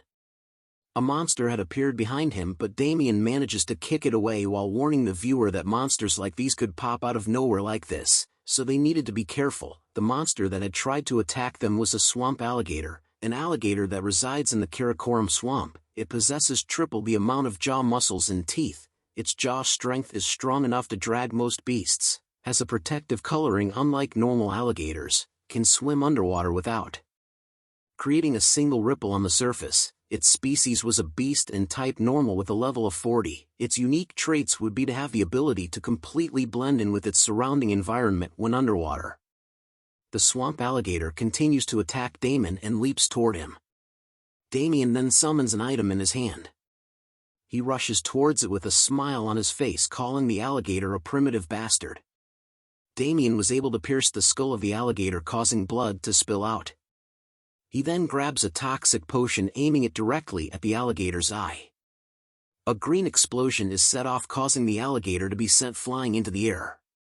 Damien chases after the alligator with his skills, which Doctor and Bloody Impulse activated.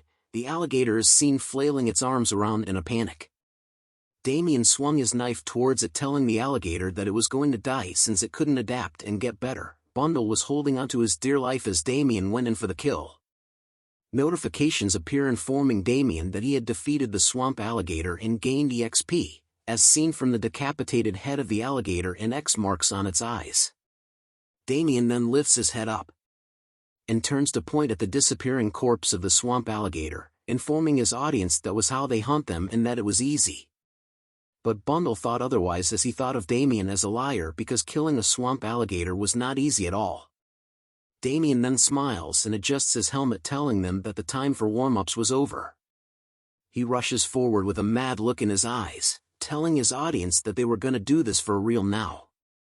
A man is seen typing on a keyboard with cigarettes all over his desk, complaining that it was so damn tiring. It was Jamie, the programmer, who continued to complain about the fact that he did not even have a single day of vacation and that he was going to rot to death at this rate. He has various monitors open in front of him, but curses at the fact that there was nothing to watch, and that even if he wanted to take a break, there was nothing fun for him to do. An online chat group pops up informing Jamie about some bad news, that a client wants the logic changed a bit, and there was an online meeting at 11 a.m., plus a briefing that he needed to do based on the pilot project he was doing. Jamie grew more frustrated upon seeing these messages, thinking that he was going to lose his mind while wondering how long he has to live like this. A stream notification appears stating that Jinsung123 Nim has started streaming. Jamie stares at the notification, thinking that he didn't subscribe to such a user, but notices he was streaming on the platform's main banner. He thinks about if it was a new streamer. He clicks on his mouse, thinking about why the streaming company would recommend someone he didn't know, and that he had to turn off these alarms. But a scary zombie figure pops up and screams in his face. Jamie's was pushed off his chair at the surprise of the zombie. His soul was seen leaving his body afterward. After collecting himself, Jamie returned back to the screen to see what it was. He thinks about whether there was a stream with that kind of stuff and saw that he had 23,435 viewers. Jamie knew that he couldn't have known about a streamer who had that many viewers. He soon wondered who the streamer was. A hand appears from behind the zombie, telling the viewers that this was all they needed to do and that it was not difficult at all. Damien had appeared after slaying the zombie and asking the audience if they got it with a smile on his smile, but all Jamie could think of was a bore. His stream chat started to pop up, telling Damien that it was impossible for them and that what he did was crazy. Others wondered what the hell this is, while another complimented that his physicals were great even though they had never seen him before. Damien was surprised to see the chat's reactions, wondering why he had so many viewers and if someone had doxed him or something. He continues to stream and welcomes everyone. He informs them that he was a bit taken aback to have so many viewers on his first stream ever, and that he was currently in the Karakoram swamp, and that there are small islands here. But before he could finish his sentence, Bundle warns him about the zombies coming to them from the back. The zombies reached out to Damien to attack, while he thanks the viewers for their 6-month subscription. He once again takes out his sushi knife and easily cuts the zombies into halves with a single swing while looking like a crazy person. The chat goes wild at what they just witnessed. Notifications appear informing Damien that he had defeated the swamp zombie and gained EXP. He starts to think about how from level 30 onwards, the monsters would quickly get stronger, and considering the potion and equipment prices, it was not worth it. That's why it's hard to fight elite or named monsters with just items. But Damien could make up for that with his physicals. A G sound was heard loudly and caught both Damien and Bundle's attention. A horde of monsters consisting of zombies and skeletons appears behind the both of them. The swamp skeleton was an undead residing in the Karakoram swamp, who was cursed with this fate hundreds of years ago with dark magic and has since been attacking invaders that come into the swamp. They are resummoned after a specific time because of the mana and old magic summoning seal that is still in the swamp. Its species is undead while its type was normal and its level was 38. Its unique traits was that players may be inflicted with weakness or darkness status effect if attacked. The swamp zombie was a zombie that appeared in the Karakoram swamp, a case in which humans that drown in the swamp turn into monsters because of deep resentment. They have lost their rationale because of the inability to move on to the afterlife. They tend to hunt the living. Its species is undead and its type is normal while its level is 36. Its unique traits is that it may inflict players with the overdose or bleeding status effect if attacked. A skeleton rushes towards Damien and Bundle, allowing Damien to tell his audience that he was going to start with them first. He tells them to dodge low and then hit its head right away. The zombies were alarmed to see the skeleton head drop beside them. Damien informs his audience that the undead don't get inflicted with status abnormalities other than burn. Damien then realizes that his sixth sense skill had improved quite a bit, as he could now easily see his opponent's weak spots. He thinks of the skill as being quite useful. He prepares his sushi knife before telling the audience that unless they were going to use divine spells, it is much better to just attack it physically, as he rams the knife into the skull of a zombie with ease. The zombie began to feel frightened upon seeing one of their own dead. Damien then ends his explanation on how to kill a swamp zombie. He then tells the audience that it was time for a mad movie to celebrate the subscriptions, and to like and subscribe as his eyes were filled with crazy. After a while, multiple notifications pop up informing Damien that he had gained EXP and reached level 40 while drinking a healing potion. Damien then throws the potion back into the swamp, telling the audience that's basically it for everything, about 200 to 300 per term, as the corpses of the zombies and skeletons were scattered around the swamp. He then points to an area filled with a purple deadly aura, informing the audience that if they went back to that location, the monsters will be regenerated and that they just needed to hunt them again. There were other small islands, but alligators were present there, making it better for them to avoid those places. A zombie's hand soon pops up from the swamp waters. Zombies and skeletons were soon appearing one after the other. The chat was surprised by Damien's precision with time calculation, while another commented that it sounded like they needed quite a lot of attacks at their disposal in order to deal with all the regenerating monsters. Damien smiles while looking at his stream, noting that the reactions were pretty good, as he knew that most streamers were getting popular nowadays for figuring out monster patterns or for exploring new areas and item creations. He soon dashes forward with great speed, cutting down the zombies and skeletons into pieces while thinking if he keeps explaining about hunting spots and giving tips, he was bound to get more viewers, as he stood still after slicing the heads off the monsters. Jamie was shocked to see what Damien had just done. The viewers commented that it would be a loss to not subscribe and that Damien's control was insane. While wondering what time he will stream tomorrow, another viewer subscribes for 1 month. Damien was happy to see that more viewers were subscribing to him for 3 to 8 months. He returns his knife to his inventory, thinking that the swamp was a good place to show off his hunting performance, while Bundle calls out to him wondering if he was done with his work yet. Bundle informs Damien that he had picked up some useful things with his siblings. Damien sees this and praises him for his good work. The chat goes wild over how cute Bundle was and wonders if they were all Damien's pets, as they wanted to see the pets closer.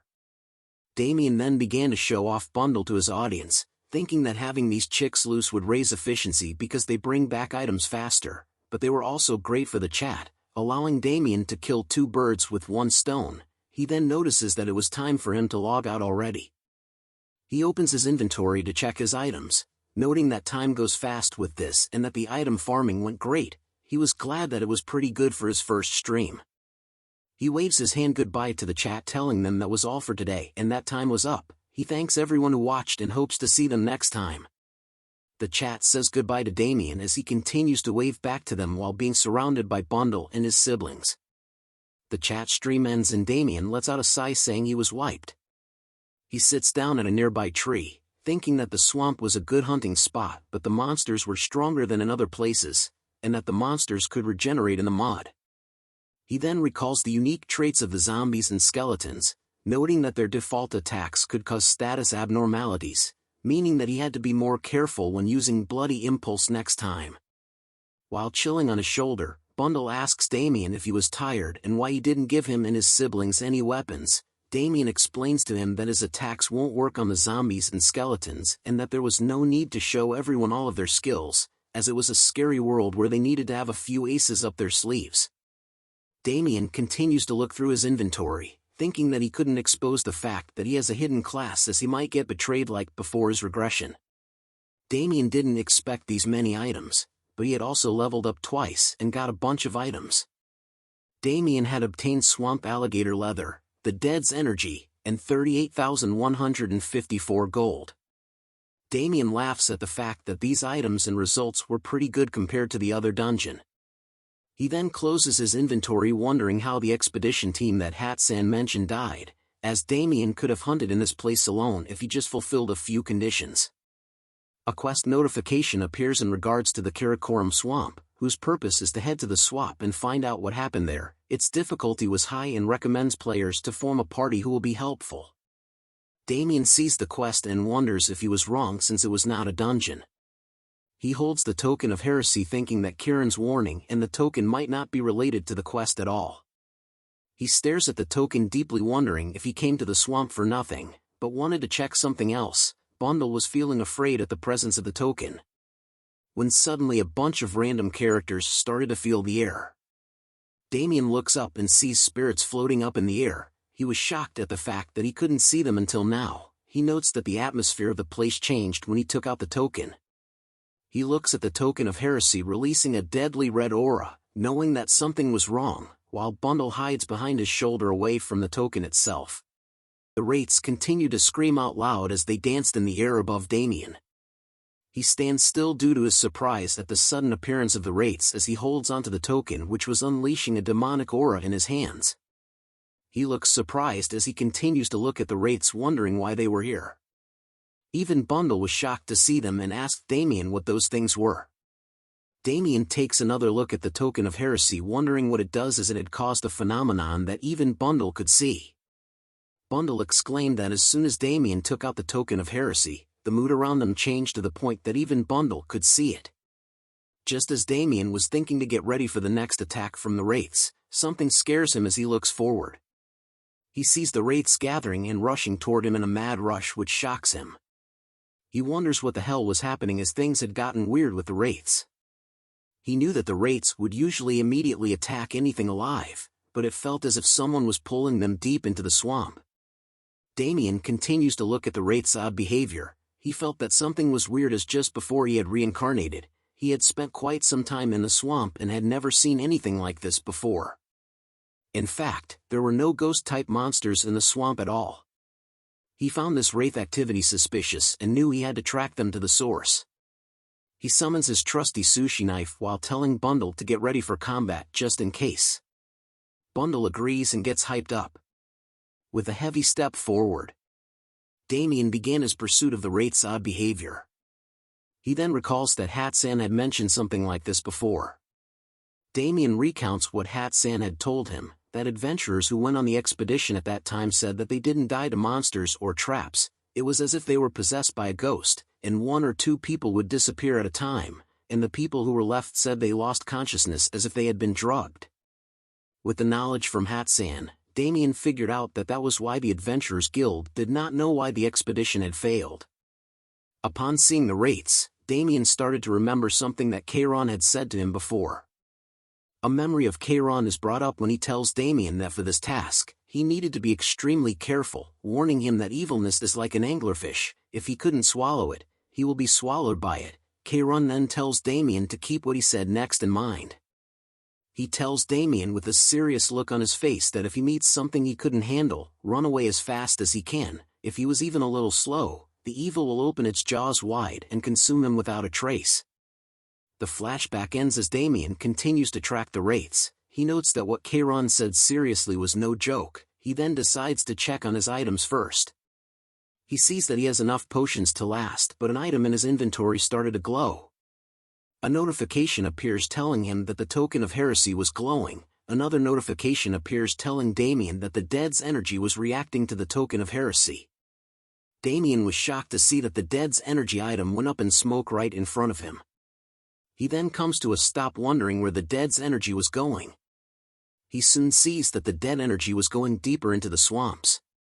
After chasing after it, Damien soon reaches the Lake of Oblivion. An endless number of dead zombies were seen floating in the waters of the swamp. A female player soon appears and says found it. The player was a kunoichi called Gumwa. She scans the ground and notes that something was definitely here. She thought that it was good of her to come here as soon as she saw the broadcast, as she could still feel the bastard's energy with her hand on the ground. She sees traces of Damien's energy and notices that it hasn't even been 30 minutes since he left, and that she was sure of it. Her eyes open wide as she could definitely smell Damien's scent clearly. But fear took over her body as she recalled her memories with Damien. A flashback is shown where Damien was threatening her to shut up or it won't end nicely. He then tells her to give up everything she owns, and then he would send her off painlessly. Gumwa became more furious over recalling those memories, cursing at Damien for daring to give her such humiliation, making her unable to forgive him at any cost.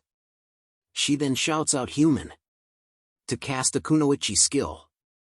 A notification window appears with the word insect just as footprints start to glow, forming a path in front of Gumwa. She sees that the footprints Damien left behind showed that he was heading northwest, which led to the deepest part of the swamp. Her hand trembles in anger as she curses Damien in her mind. Just wait, you son of a bitch. Her eyes were filled with hatred as she screams out that she will definitely kill him this time. Damien scratches his eyes, wondering if somebody was cursing him as he felt his ears were being itchy. As he wandered deeper into the lake of oblivion, Damien wondered how much longer he had to walk as he noticed that he had been walking for more than 30 minutes already. A song could be heard being played in the lake. Damien wondered what this song was. As the more he listened to it, the more sleepier he was getting. Both Bundle and Damien had sleepy expressions on their faces as Bundle tells Damien that he was getting tired and wondered how long more they had to walk. Damien tells him to wait a second as he needed to check the mini-map. But a red notification window appears telling Damien that he couldn't see his location and to try again after exiting the current area. Damien was surprised to learn that he couldn't open his mini-map. His face was filled with a dreaded look as he knew that something was wrong. He looks around his surroundings, wondering where he was right now. Damien knew that if he had walked this much, he would have been able to see the island and the lake, but it was getting darker like a forest at night. With a nervous look on his face, Damien knew that he needed to check his surroundings to get a clue on his location. Bundle then taps onto his face and pointed down. Damien then notices the flow of the water. He could see that the water was flowing in the opposite direction. He notes that if this was the way to the Lake of Oblivion, then the water should be flowing inwards, not outwards. A horrible shrieking sound catches the attention of both Bundle and Damien as they turn to see what it was. The wraiths had returned and were now floating right above Bundle and Damien. Bundle cowers in fear as he calls out to Damien. Damien tells him that he heard it too and tells Bundle to be quiet for now while opening his inventory. He then decides on using 2 items first. Damien then holds the 2 items in his hand like before. 2 notifications appear telling him that the token of heresy was glowing and that the dead's energy was reacting to the token of heresy. But all of a sudden the dead's energy started to shoot out from Damien's hand, which shocks Bundle.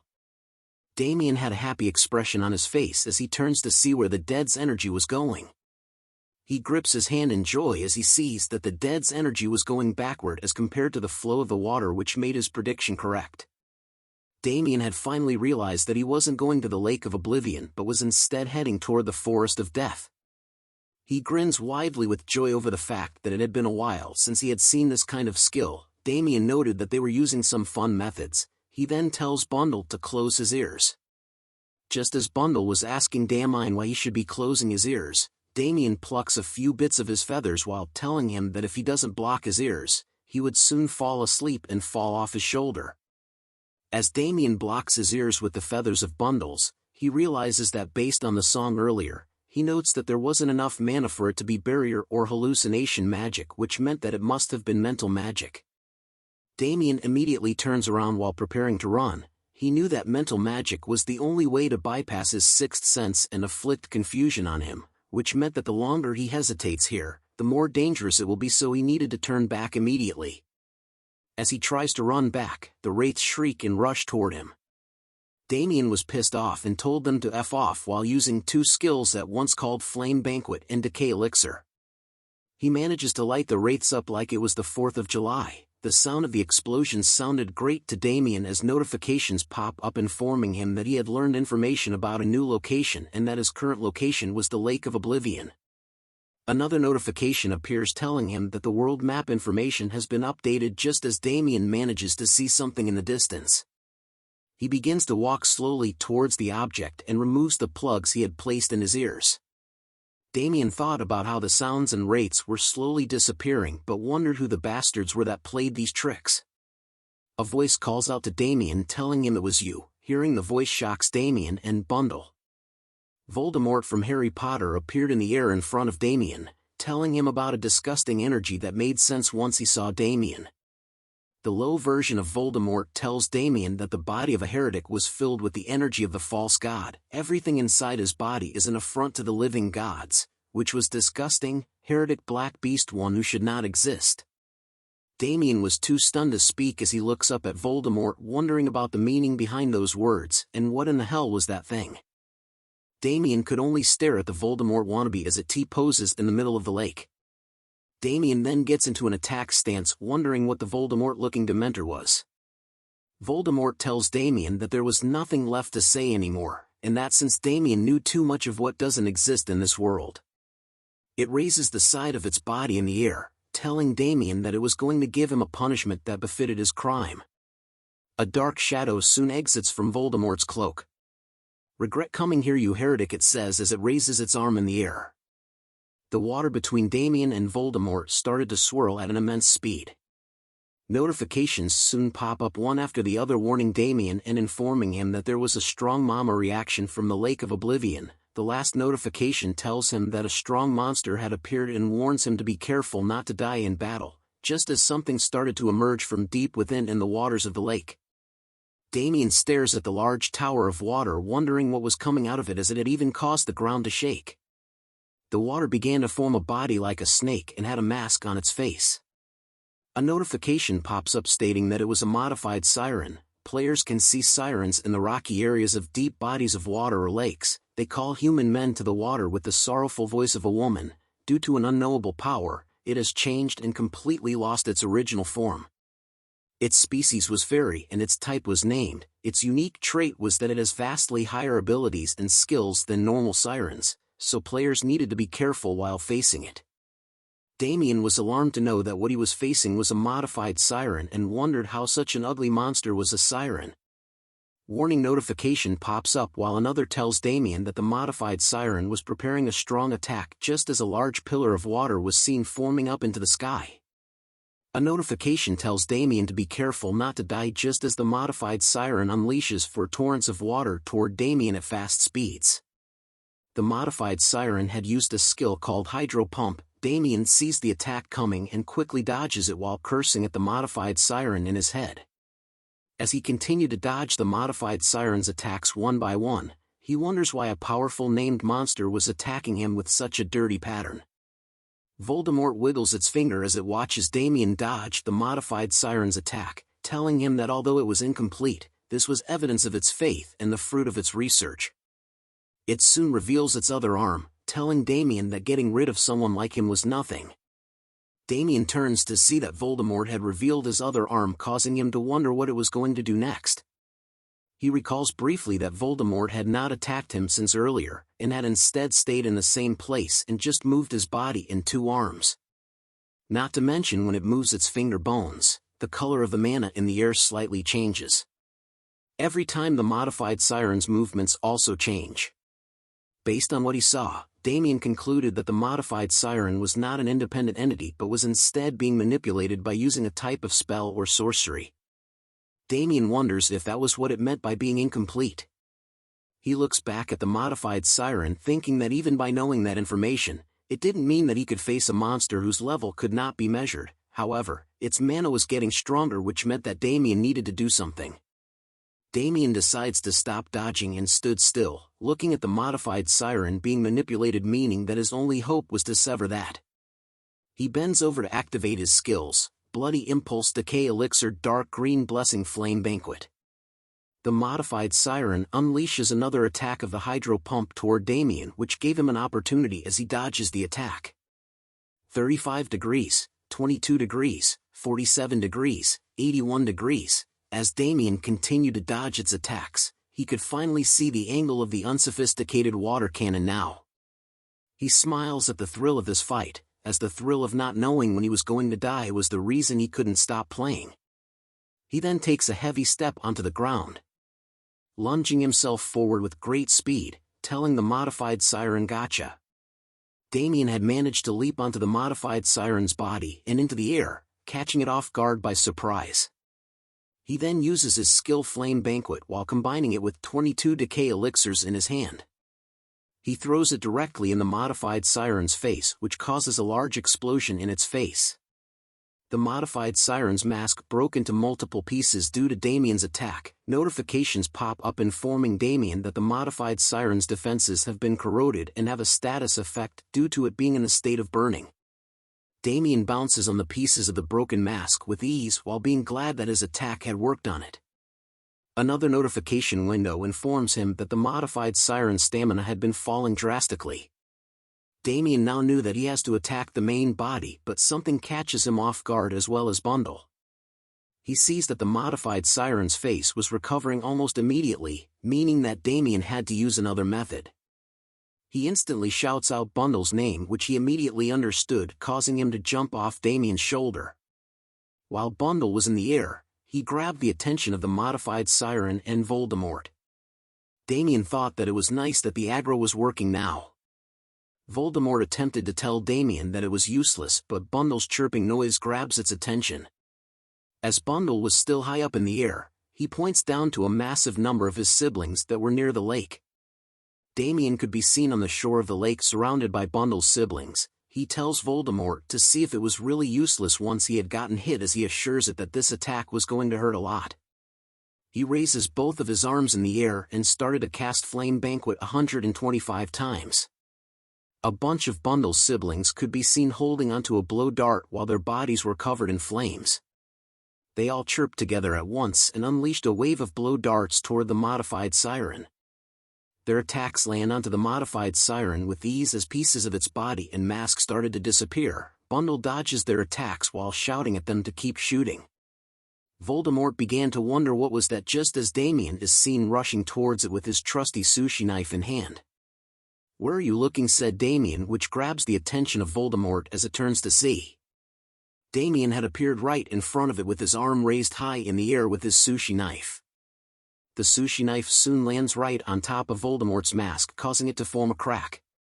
But there was a problem, as Damien's face was filled with disbelief. He wonders what was beneath the mask, because no matter how hard he tried to push the knife in, it wasn't going in at all. "Leave," said Voldemort as his cloak began to form weird shapes. Damien immediately jumps away from it just as black shadowy tentacles came out of Voldemort's cloak. He slices at the tentacles that were trying to attack him, as he didn't expect to see those things here. Damien retreats back to the shore, surprised by the fact that Voldemort had protective measures on his actual body as well, but he soon spots something else that was happening. A warning notification pops up while another informs him that the modified siren was recovering its body. Pieces of its mask and body soon recovered, as another notification appears telling Damien to get rid of the modified siren before it completely recovers its body. Damien could only stare at it while it recovers and thought that it was way stronger than he had expected. Looking at the flames being gone from his hand, Damien knew that he had used up all of his flame lizard bracelets, thinking that he was going to finish everything in one go, but without the flame lizard bracelet now Damien wondered how he was going to physically damage the modified siren. Voldemort soon reaches out towards Damien with its creepy claw hands, asking him if this was his last struggle. Voldemort and its pet modified siren were soon fully recovered as they stand face to face with Damien and Bundle's siblings. A blue aura began to spread all around as Damien stares at the modified siren, knowing that it was almost completely recovered and that based on the quantity of mana, it was enough to cover the entire lake. The modified siren soon opens its mouth, but instead of water coming out, it started to speak out loud, saying "ah." Seeing this reaction made Damien realize something. He quickly turns away from the modified siren with his hands covering his ears. He shouts at Bundle's sibling to quickly cover their ears. The siren's scream continues to pierce the skies as Damien and Bundle tried their best to protect their ears from it.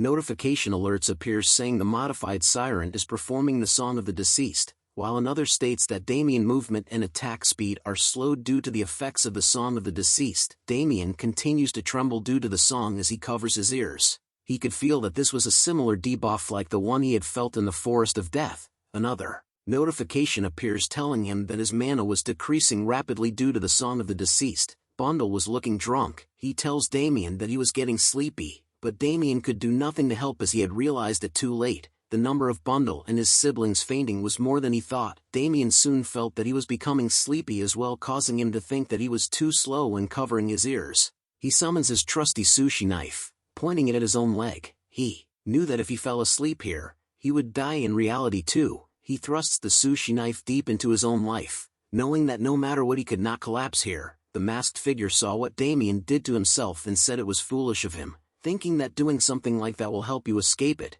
The masked figure continued to taunt Damien just as the siren began to moan louder. The loud shrieking noise catches Damien's attention as he turns to see what it was. He was wondering what kind of siren it was, but it was because it could drag the evil spirits from the swamp towards it. The masked figure continued to talk on. It explains that traditionally spirits are energies with the highest purity. If you forego your physical body, repent with your soul and worship the Messiah who will come again, even if it's a mere soul, you will receive salvation. On the day the world will end, we will defeat the false god, and the Messiah will open a new world and era. Damien could only think about how the evil spirits are going to the siren because it was using them as fuel. Although the song of the deceased is temporarily stopped, it keeps recovering, so how could Damien inflict physical damage on it? A smile crosses his face as he realizes that he could do that thing. The masked figure tells Damien to give up and accept his fate, even if he was a heretic. If Damien repents and offers his soul to the Messiah, Damien cuts its speech short by calling it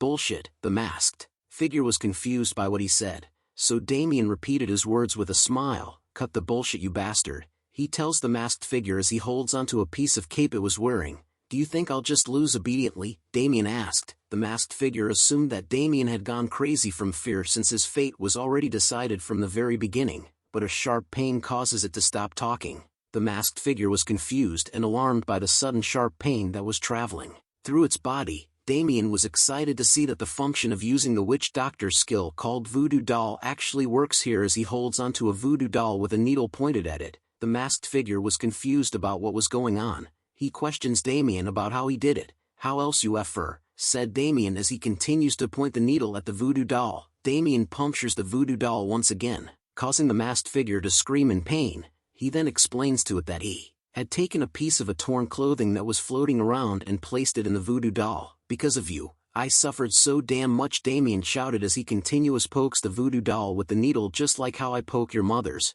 Blood began to flow from underneath the masked figure's mask. Damien was surprised to see it bleeding now. Damien grew cocky as he walked towards the masked figure, telling it that he didn't know what it was made of, but he was sure that this wasn't such simple sorcery. And then he tells it to not die so easily. The masked figure calls Damien a bastard as it tries to reach out to him, but Damien immediately twists the arm of the voodoo doll. How dare you, he tells the masked figure. The masked figure's arm was then twisted, causing it to yell out in pain. Damien laughs at it, asking it if it was deaf, as he had told it that this wasn't simple sorcery. Knowing that the masked figure wouldn't be able to manipulate the siren for a bit, Damien calls out to Bundle and his siblings to wake them up. He informs them to take out their blowpipes as the flame banquet skill was still in effect. He points a finger forward with his eyes glowing like a maniac. He orders Bundle and his siblings to shoot so as to show them how strong he is. Bundle and his siblings agreed to the command and repeatedly fired blow darts to the masked figure and the siren together. Back in the Forest of Death, the female ninja stalking our man could feel that she had definitely passed by here and knew that something was strange. She continues to look around, noticing the strange singing she has been hearing since earlier. This causes her to think that she was hallucinating. She couldn't believe that she had fallen for such shallow tricks since she was too focused on finding her Jigachad. She begins to cast a skill, knowing that this flimsy hallucinatory magic meant nothing to her. She had used the kunoichi skill called Grass Bug. The skill reveals multiple green glowing footprints set in the waters in front of her. After the footprints reveal themselves, she notices that the traces lead to the place where the strange singing came from. She decides to charge forward no matter what could happen to him. She activates the kunoichi skill called Shadow Walking. It causes her to move fast through the forest as if she was the shadows itself. Her eyes were filled with the determination to kill our main Chad. She soon arrives to the scene where Bundle and his siblings were spending in endless waves of blow darts towards the siren. She immediately leaps into the air as she had found her target. Damien felt something and turned around to see what it was. He sees her marvelous figure reflected in his eyes, but his brain tells him that it was danger. Damien leaps out of the way from her attack as it startles Bundle and his siblings, causing them to run everywhere. He then prepares his trusty sushi knife, wondering who this was and where she came from. But upon seeing her up close, he realized that he had seen her from somewhere else. A question soon arose in his mind: why was she here? But the female ninja doesn't stop her attacks as she continues to rush towards our man. Damien could only feel frustrated as he needed to finish things now, but she just had to interfere at such an important moment. She attacks with a mad flurry of strikes, but Damien manages to block and deflect each one with ease. He soon pushes her away from himself. "Are you crazy?" he shouts as he tried to kick her hard. The female ninja flew back a few inches and was surprised that Damien had blocked her attacks. He then questions the female ninja about the reason why she was appearing suddenly at this important moment, but she doesn't answer, only telling him that she had waited for this day and that Damien would die by her hands today. "What bullshit," said Damien as he turns to look away, thinking about how he was finally going to win, but an unexpected guest just had to appear. The masked figure had notifications appearing, telling Damien that it has recovered its defensive power and stamina. Damien was alarmed to see this and decides to quickly send away the female ninja before attacking the masked figure before it recovers. Damien then calls out to the female ninja, asking her if she sees that as he points to the masked figure. He tells her to F off as he was pretty busy in getting rid of them, and that if she didn't want to be screwed like them, she needed to leave now. But the female ninja didn't care about the masked figure or siren. Her only goal now was to kill Damien as she prepares her own sushi knife against him. She lunges straight at our boy, asking him if he understood. Damien prepares himself as he calls her a crazy bastard. She then activates a skill called the Tiger's Molar, which turns her into a human Beyblade. Damien's anger rose as he prepares a punch. "The nerve of an insignificant person to go here," he says. "How annoying," he yells out as he punches the bitch away from him. As she flew back again, Damien turned around, pissed that he had already wasted his equipment. Seeing the siren moving again, he saw that the masked figure had escaped from the influence of the voodoo doll and had recovered the modified siren based on the notifications that appeared. How laughable. Is this the level of the heretics? The pain inflicted by a mortal man cannot bend my faith in the Messiah. The masked figure spoke. "I, Alistair, convict you heretic in the name of the Messiah. With your death I will let all the corrupt and false people in this land know the judgment and punishment of the Messiah. So be happy, heretic, your body and soul too, as they will be used without waste as evidence of faith in the Messiah." Damien could only wonder if it was insane, as he had never heard of the name Alistair in his past life. So it meant that he didn't have any information on him. He had also used up all his attacks, making his chances of winning less than 10%. But Damien knew that he couldn't back down, as he needed to get rid of the curse placed upon his body. Even if the odds are low, even if he couldn't escape, Damien needed to risk it all. "I need to solve my problems all by myself," Damien thought as he prepares for the upcoming battle. He decides to use it all here. The modified siren, the Alistair and Damien continue to have a stare-off contest. He thinks about how he could beat those guys up, but a moaning sound catches his attention from the side. The female ninja was still pissed off. She points a finger at Damien, swearing that she will kill him at all costs. "La Dita," Damien tells her as he continues to ignore her for the moment. He started to think about the upcoming battle instead. He knew that Alistair was going to act up again, and at this rate, the modified siren's pattern will activate again, so he started to prepare first. He calls out to the crazy ninja lady and tells her that this wasn't the time for her to try and kill him. She replies to our boy with a glare and pissed off expression on her face. He points to the modified siren and Alistair while scratching his ear. He tells her that he was not joking and that it would be best for her to run away quickly. But she reminds him that she didn't care about what was going on. She asks Damien to stop stalling for time by acting pretentious and bullshitting. But a sudden notification disrupts their talk, telling them that the modified siren is performing the song of the deceased. A huge pillar of water started to rise into the sky as Alistair points his hands up. Red notifications appear stating that movement and attack speed are slowed due to the effects of the song of the deceased. The female ninja suddenly broke down and felt dizzy all around. She held a confused look on her face. She then stumbles backwards, wondering what this was. Damien appeared to be fine from the effects of the song. He taunts the female ninja that he had told her to run. Damien thought about how he covered his ears well so that the song wouldn't affect him. Damien took a readied stance, thinking about how he should calculate how much mana he has and to get all the buffs he could, and to use as many items as he could. Damien moves fast and spots a knife on the ground. Damien realizes that the female ninja had some stuff he could take. He threatens her with his trusty sushi knife and takes even more stuff from her. The female ninja could do nothing but watched as Damien took everything she had. Damien was whistling with joy as he holds onto a scroll like the ones from Naruto. He thought about how she had a lot of useful things, including the time bomb, which was quite an expensive item. Even more was that it was in its roll form. Damien had struck it rich. It's time for Damien to get serious since he had completed his preparations. All he needed to do was to finish things as planned. Alistair questioned Damien about whether he had finally given up since he hid his weapon away, which pleases Alistair as he tells Damien to do as he pleased. The modified siren had appeared right above Damien and Bundle's sibling, who could be seen hugging the tree in fear. Poor little guy, but Damien remained unfazed by it. He continues to walk towards Alistair and the modified siren, asking them if they wanted to know something fun. A grin crept onto his face as he tells them that he had been building mana inside his body since earlier, meaning that the mana hole inside of him is puffed up to the point where it's about to explode. Usually if someone gathers this much mana, it's normal for the person's mana hole to explode and for the person to die from their body exploding. With a smile like the Joker on his face, Damien asks them a question: what if the mana hole is much bigger than other people's? What would happen? Alistair remained confused and asks Damien about what he was saying just as a red aura started to creep up on him. With a sudden heavy step onto the ground that destroys it in an instant, Damien had cast the Witch Doctor skill. 99 times he casted the skill Bloody Impulse together. A red aura filled the skies as Damien leaps towards the modified siren and Alistair, as if he was a comet that was tearing through space. Take this bomb, Damien says to the modified siren as he activates the Witch Doctor skill Decay Elixir 47 times. He flings the Decay Elixir straight into the modified siren's face. It screams out in pain as a green explosion of smoke appears. Its mask is cracked, which Damien spots as he slowly falls down. He noted that it was nice as the preparations were enough.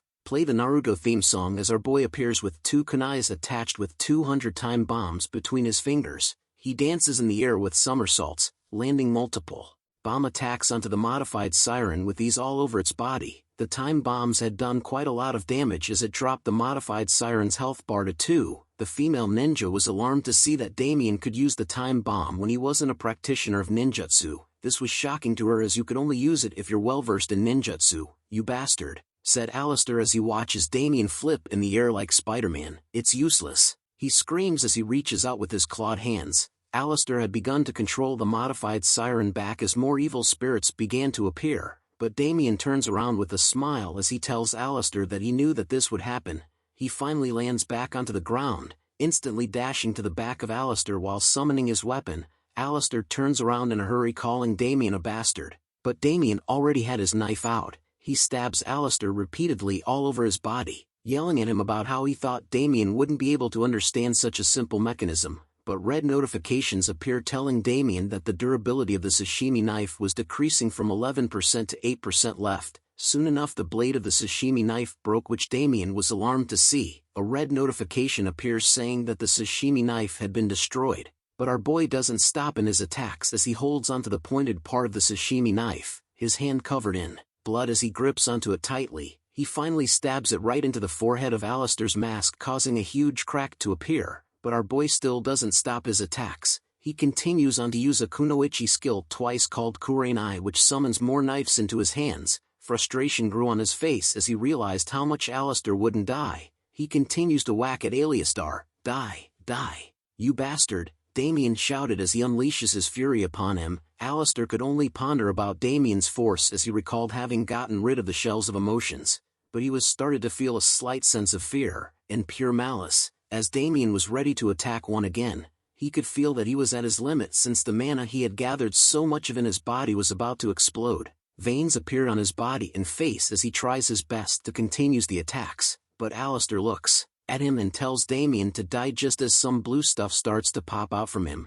Damien was shocked to see these black and blue tentacles appearing in front of him. He knew that he couldn't dodge it at this distance, so the tentacles pierced through multiple areas throughout Damien's body, including his iconic boar helmet.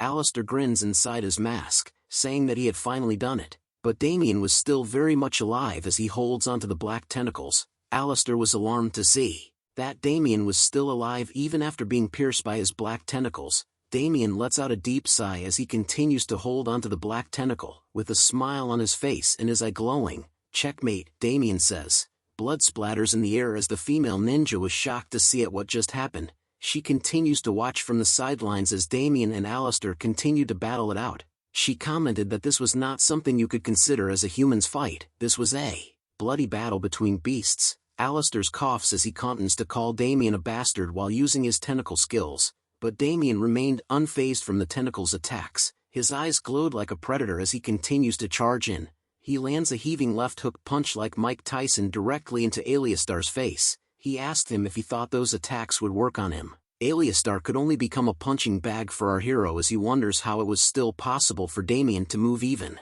after taking the full blunt of his attacks. Who is this man? Alistair wonders. Anger and the devil itself started to arouse from Damien as he readies his fist. He tells Alistair to clench his jaw tightly, cause Damien was going to crush him before he goes. Damien had entered into a new dimension of power as he holds onto Alistair's cloak with a smile on his face. Sounds of Damien's fist constantly hitting the bitch-ass Alistair's face could be heard throughout the forest of the dead. The female ninja continues to tremble in fear as she watches the clash of the titans.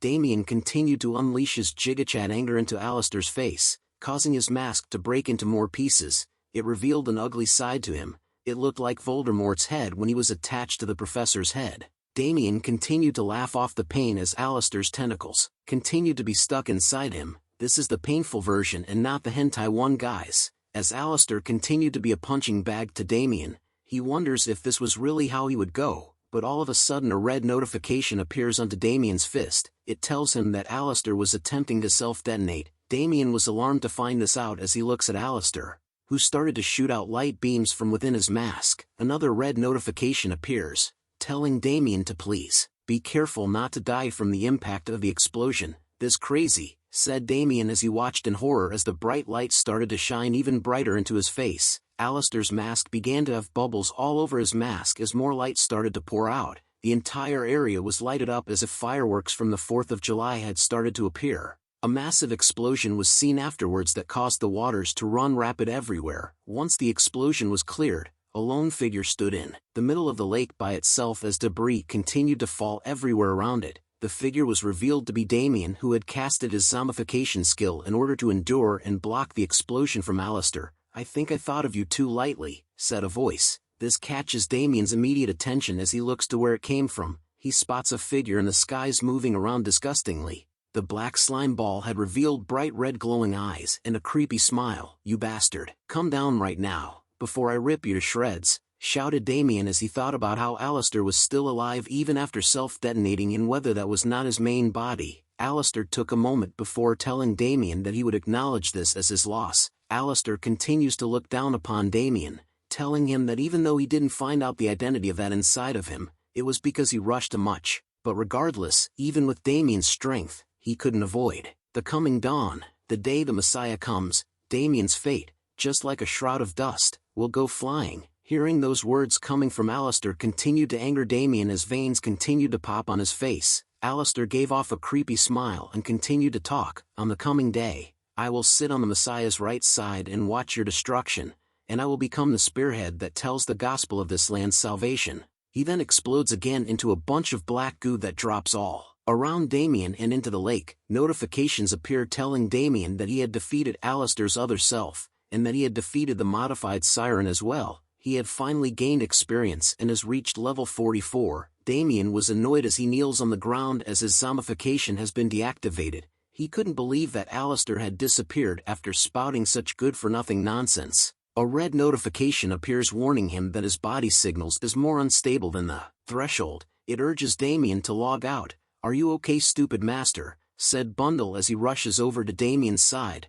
"Chirp chirp chirp," his siblings shouted with concern on their faces. More notifications appear, telling Damien that he had cleared the Karakoram Swamp quest. He has received the rewards from the Adventurer Guild's branch manager Hatsan. Another tells him that he has found a hint for Heresy's traces, while the last notification informs him to find his teacher Kairon to find out more. Damien shrugs his body due to the pain. He knows that now wasn't the time to be happy for completing a quest, as he had almost died, both in-game and in real life. He recalled the battle from before, stating that Alistair was the strongest opponent he had ever faced since regressing, and the one he fought wasn't even Alistair's main body. Damien continues to wonder about the identity of that bastard, but a sudden scream interrupts his thoughts as both Damien and Bundle turned around to see what it was. The female ninja was still sitting on the ground. She moved back slightly with her eyes closed as she trembles. "Don't come closer," she yelled out. Damien couldn't believe what was going on. He wonders what was wrong with her now. Bundle replies that he didn't know. The female ninja had finally stood up. She quickly ran away from Damien and Bundle, shouting out,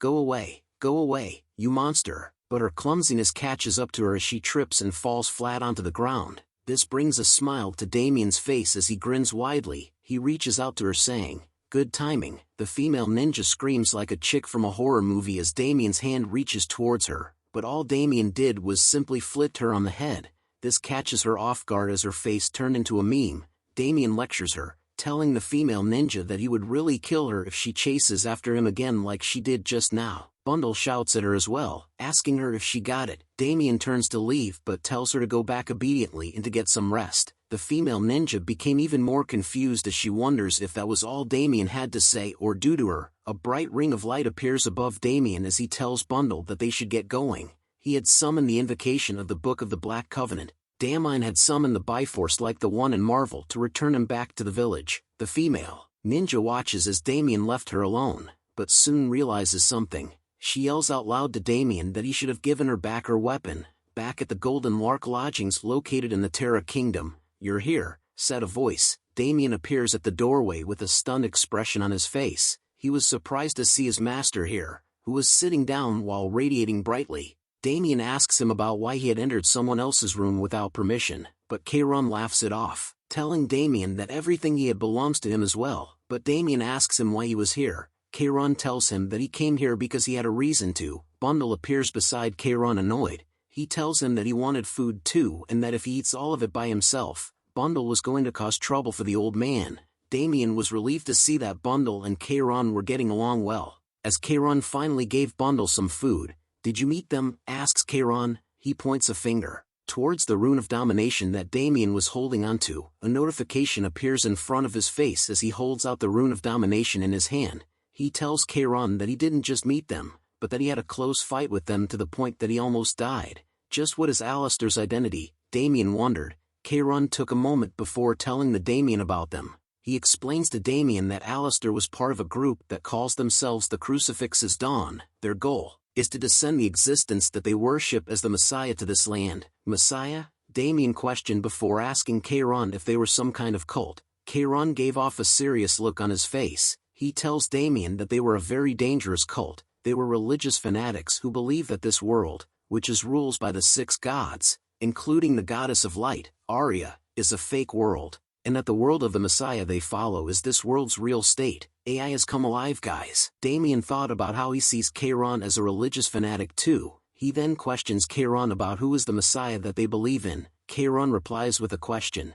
"Do you know about the evil god?" Damien drew a blank expression as he wonders what the evil god was. Kayron further explains that the evil god was a living embodiment of evil and a type of demon, the hidden monarch, the sinful saint, Big Fire, Six-Eyed Beast. He has a lot of names, but in the end, he is the first evil born. From the first evil born from the great god of darkness, Shaka. Balak was the demon's name. In ancient language, his name means, the one who annihilates, and he is an ancient evil who's been trapped on the other side of the world, unable to appear on this continent. Damien was taken back as he realized that shit had gotten real and that the scale suddenly got so much bigger. Damien thought deeply about the ancient evil, before realizing something shocking that came across his mind. He realized that all kinds of evil are rampant because of Shaka's absence, which meant that Kayron was saying that the source of that evil was Balak. Kayron nods his head in agreement and noted that his disciple wasn't that dumb. He also pointed out that the thing inside Damien and their origins are the same.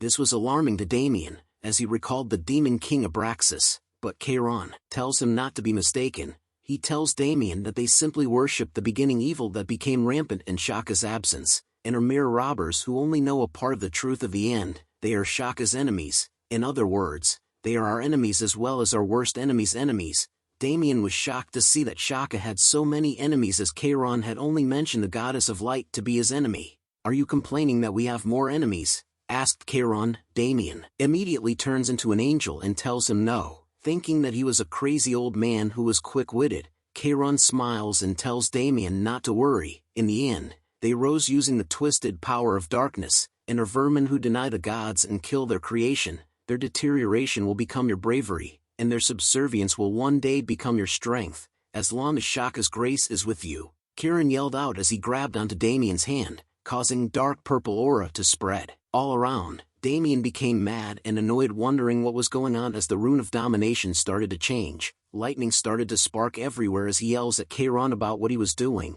Bundle immediately flies away from Damien. A glitched-out notification appears calling for warnings. Another states that an unfamiliar feel has seized Damien. Damien's veins started to pop and reveal themselves as whatever Kairon did had taken an effect on him. An error report is seen on the notification window as most of its contents are blurred out. Damien thought about how he couldn't understand the feeling that was going through his body. "Focus," Kairon shouted. "As I said, in the end, that is also the same darkness as theirs. You need to swallow it whole and take it as your nourishment." Damien's face was filled with pain as he tried his best to get a handle on the excruciating feeling that was coming all over him. He curses at Kairon, calling him a crazy FING old man. Another glitched notification appears, telling him that a fragment of darkness is permeating inside of him. Damien shouts in pain even more as the core inside him started to unleash black lightning everywhere. The glitched notification informs him to focus on absorbing the fragment of darkness. The veins inside of his body had turned into a golden river. The notification finally gets back to normal,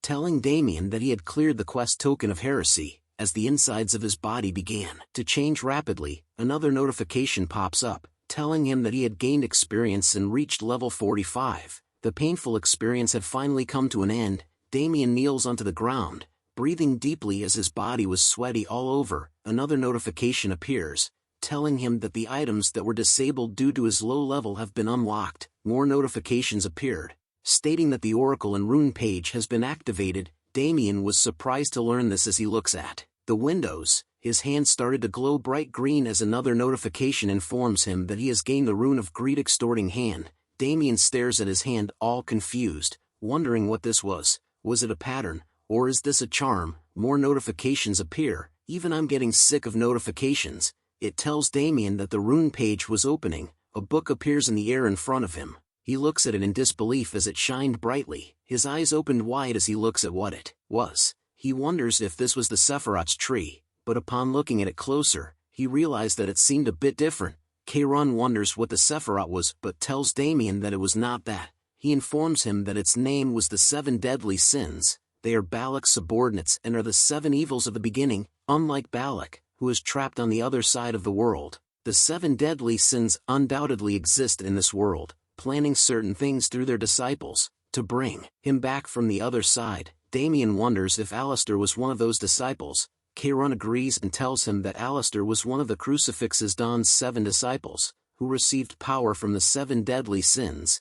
Damien thought about the name 7 Deadly Sins as he recalls having heard of that somewhere before. He finally recalls where he had heard the name 7 Deadly Sins. It was from Abraxas, the Lord of Abyss. Demon King Abraxas also had apostles named the 7 Demon Dukes. Damien wondered if this was all a mere coincidence. Kairon tells him that from now on, Damien needed to defeat them one by one and absorb their powers. Damien figures that the Goddess of Light is hard enough by herself and wondered how long it will take for him to catch them all. Like in Pokemon, Kairon tells him that complaining was useless, because if he doesn't want to catch them, they will come looking for him themselves. Both Damien and Bundle were surprised and shocked to learn this. Kairon continues to explain that to them. This incident was nothing. If anything, they're simply aware of his existence now. He further adds on that Alistair wasn't even in his main body, and that all Damien did was bring them back up to the surface. Damien rubs his head in frustration over the new information he had been told. He yells out at Kairon,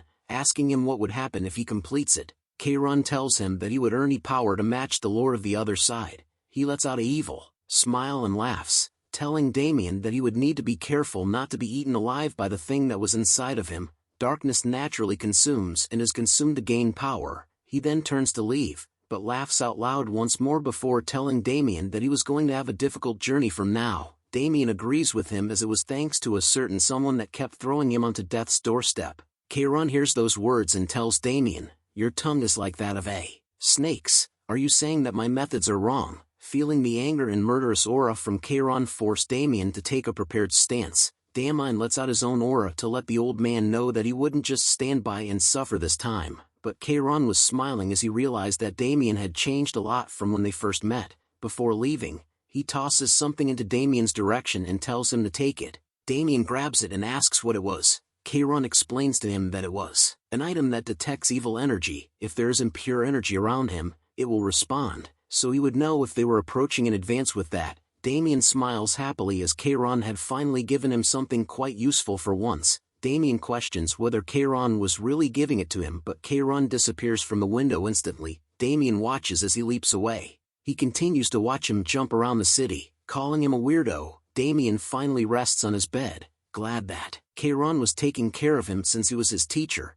He then takes a closer look at the item. It was called Tessa Ring. It had the rank hero. It senses evil energy and glows red. Damien was alarmed to see how rare this item was. He thought that Keiron was just a broke old man and questioned where he got such a precious item. Bundle asks him if the item was that expensive. Damien tells him that if he sells this item, he would be able to buy a sedan. Bundle questions him about what a sedan was, but Damien tells him not to worry about it. He then thought about how he had unlocked something else as well. He calls out for the rune page that appears right above him. A window appears about the rune of greed extorting hand. It states that when struck, a fixed amount of HP or MP is extorted. The rune page revealed black pages that contained writings and drawings of a hand in white. Damien was alarmed to see that the skill had changed from blood absorption to mana absorption. He was even shocked to see how OP his was and that it was only the first property. "Isn't being OP good, stupid master?" Bundle asked, but Damien wore a disturbed expression on his face. He knew that it was a problem since it was too good.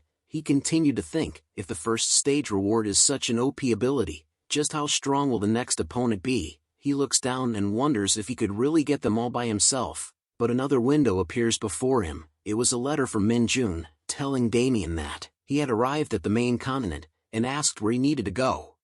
"What?" shouted Damien as he arrived inside the city walls. "Did you say Jushin?" he asked Minjun as Damien himself couldn't believe it. Minjun tells him that it was what his system window said as he looks at it with a nervous expression on his face. He also told him that the people he was around were walking around while wearing some old-fashioned clothes.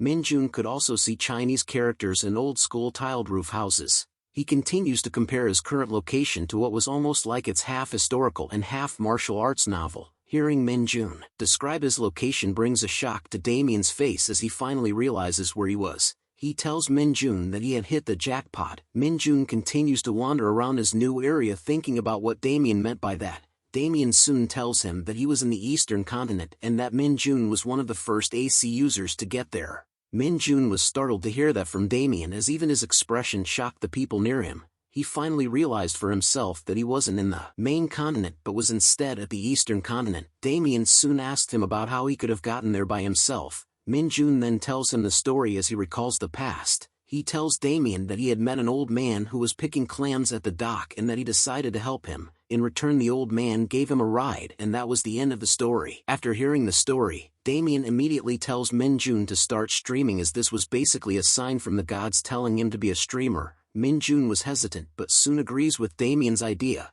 Damien also told Minjun that if he was curious about anything he should feel free to ask him as Damien was willing to set up his stream for him. Minjun was glad to hear that and decides to leave the streaming to Damien, but he soon scratches his head over the idea that he was the first AC user to reach the Eastern Continent, which is weird to him. But what weirder was the fact that Damien knew about the Eastern Continent. Damien could be seen laughing out loud. He couldn't believe that Minjun was actually the first person to reach the Eastern Continent, the nation where the sun rises from the east. Jushin. It was supposed to be a new continent discovered after a year. Damien soon recalls an image of an old man with lighting all around him. He noted that this man was Master Rising Thunder Sky, who was from Jushin too, and uses the Martial Supreme Rising Thunder Sky technique. Damien, who was an average hand-to-hand fighting class before regressing, was taught an outstanding internal energy arts and martial arts of incredible power by this NPC. His current knowledge of the Eastern Continent was also due to the old man.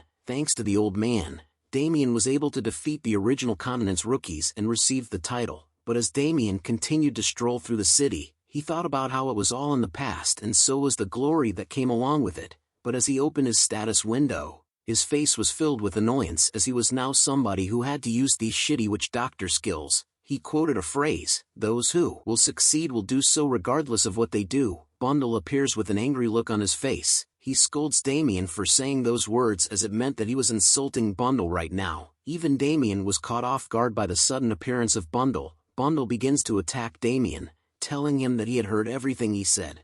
The two continued to mess around with each other, catching the attention of anyone who was near them. The scene changes to the Terra Kingdom Branch Adventurers Guild. I forgot this lady's name, so we will call him Mommy Maid. Mommy Maid looks up with a smile, saying that the pride of the Terra branch is here. She had heard that Damien was injured but looked fine now. Damien was confused by her presence and questioned her about where Hatsan was. She tells him that Hatsan had went on a work trip and that she was acting as his proxy while he was gone. Damien couldn't believe it but still asked for work as he needed to make money. Mommy Maid was surprised to learn that Damien had already used all his money as his recent pay should have been pretty good. Damien knew that, but upon seeing his inventory his face showed a defeated look. A status window appears showing the current state of his equipment. His trusty sashimi knife had been destroyed alongside his flame lizard bracelet. The Ninjawala's leather pants only had 11% durability left and his golden rabbit sandals only had 5% durability left. Damien actually wanted to rest, but he didn't have a choice since all of his gear got wrecked during his previous fight. He soon thinks about Kieran's words about how even he couldn't know when the 7 deadly sins bastards will attack again, which was why Damien needed to recover his gear as soon as possible. He also thought about how he had the contract payment was entertainment gave him, but he didn't want to touch that if possible. He needed to use it for his father's hospital fees and for his mom and sister Jean-Hoon living expenses. Damien was feeling more tired as he knew that he couldn't make the same mistakes as before. Mommy Maid continues to stare at Damien with curious eyes. She soon tells him that since it was a request from none other than their ace, she has to do what she says, while giving a seductive bombastic side-eye. Seeing that side-eye sent shivers down Damien's spine as he thought about how this person was really a bit scary. She soon hands him a piece of paper and tells him to read it. After reading the paper, Damien was shocked to see what it was. Mommy Maid licks her lips, telling him that it wasn't an easy job, but if it's her darling Damien, she was sure it would be possible. The scene changes to the Veritas Highlands where snow and ice covered the land. A portal is seen with various users surrounding it. Damien was busy dealing with the freezing cold weather. His body shivers intensely as he couldn't believe that Mommy Maid gave him a place like this one, which reminded him of the past. Bundle was curious and asked if he had been here before. Damien tells him no, but that there was a similar place in the world he lived in. It was during his National Army service. Back in Korea, an announcement is made, calling out for those who have volunteered for the defense of Aldean Fortress to please gather at the central square. A knight clad in heavy armor announces again, stating that in 30 minutes, Commander Michael will instruct them. The knight continues to repeat the same announcements as more and more users started to move towards the portal. Damien watches the crowd from the back and wonders if it was starting. He soon recalls the Aldean Fortress. It was a place where monsters appear almost every day, not to mention that geographically speaking, it was not a nice place. The rate at which people run away and die is high, so most ranked mercenaries are opposed to going. Mommy Maid informs Damien that from the kingdom's perspective, it's also a place that must be defended to prevent monsters from crossing over the border. Damien replied that it sounds difficult just from hearing about and wonders whether the pay is good. Cha-ching. She reveals to him that the basic pay is 200,000 gold, and depending on his achievements he could get a bonus. Among the currently registered quests, this has the highest pay but warns him that the quest won't be easy. Damien himself heads over to the central square, talking about how there was nothing easy in this world, but regardless, he just needs to face whatever comes his way. "Ah, you!" shouted a voice as a gloved finger is seen pointing towards Damien. The sudden shout causes Damien and Bundle to turn around and see who it was. It was the female party leader who Damien had stripped her clothes off. She calls him out to him and calls him a pervert from back then. Damien soon remembers her as the person he met at the Great Wolf King raid from before. She was annoyed but his presence and questioned how scum like him was here. Damien tells her that her words were too harsh since they met after so long. He soon realizes that she had gotten new equipment, which meant she had spent some money. Hyun immediately covers her body in fear after hearing those words from Damien. She tells herself to not be scared as she couldn't be afraid of a pervert like him. She recalls her past experience where an instructor told her that she didn't have enough training, and that a blacksmith said it was difficult to repair her equipment, and finally if she wanted to recover her gear, she needed to have money. Hyun started to shake with anger as she recalled the shame she experienced because of the bastard Damien. She finally takes out her sword, telling him to prepare as today was the day he was going to die. "You'll regret it," said Damien with a mean face. Bundle too had a mean face going on, but Hyun couldn't believe what he said. Damien started to get serious as the look in his eyes changed. He repeats to her that if she doesn't put her sword down, she'll regret it. But his words had no impact on her as she rushes forward to attack. She unleashes her skill called Chevalier Attack Composite, which pierces Damien's head, but she could sense that he had dodged it with ease. She quickly turns around and tells him that she wouldn't let him go, but a voice tells her that she had lost her mind. With a swift motion, a leg is seen letting out a kick that sends her flying back hard. Her face was filled with pain as she holds onto her stomach, but she soon coughs out a green liquid, EW, and collapses onto the ground. Damien stood over her with a smile on his face, telling her that he was right about her regretting it. He then looked straight ahead and noted that it was him, the people at the front who protect the border and Aldean fortress with absolute defense. It was the Night Crow Knights. A man wearing a cape and armor is seen in a kicking stance. He tells the crowd that those who fight within Aldean fortress will be immediately executed. "Do you want to die?" he asked with a serious look on his face. This was Jorno D. Jekachev, the 6th platoon commander of the Night Crow Knights. Cloak with feathers like those of a crow's and dark-colored armor, the leading role in protecting the border in Aldean's fortress with absolute defense, where each individual is known to exceed the skills of the knight commanders of the royal guards of most kingdoms. This was the Night Crow Knights. Jorno looks down at Hyun in silence, before wondering if she was a member of the Ursulija family. A red jewel with a marking is seen which symbolizes the sign of the Ursulija family. He tells her that it seems like the level of manpower of the Ursulija family has fallen significantly. "How dare you," responded Hyun after hearing that from him,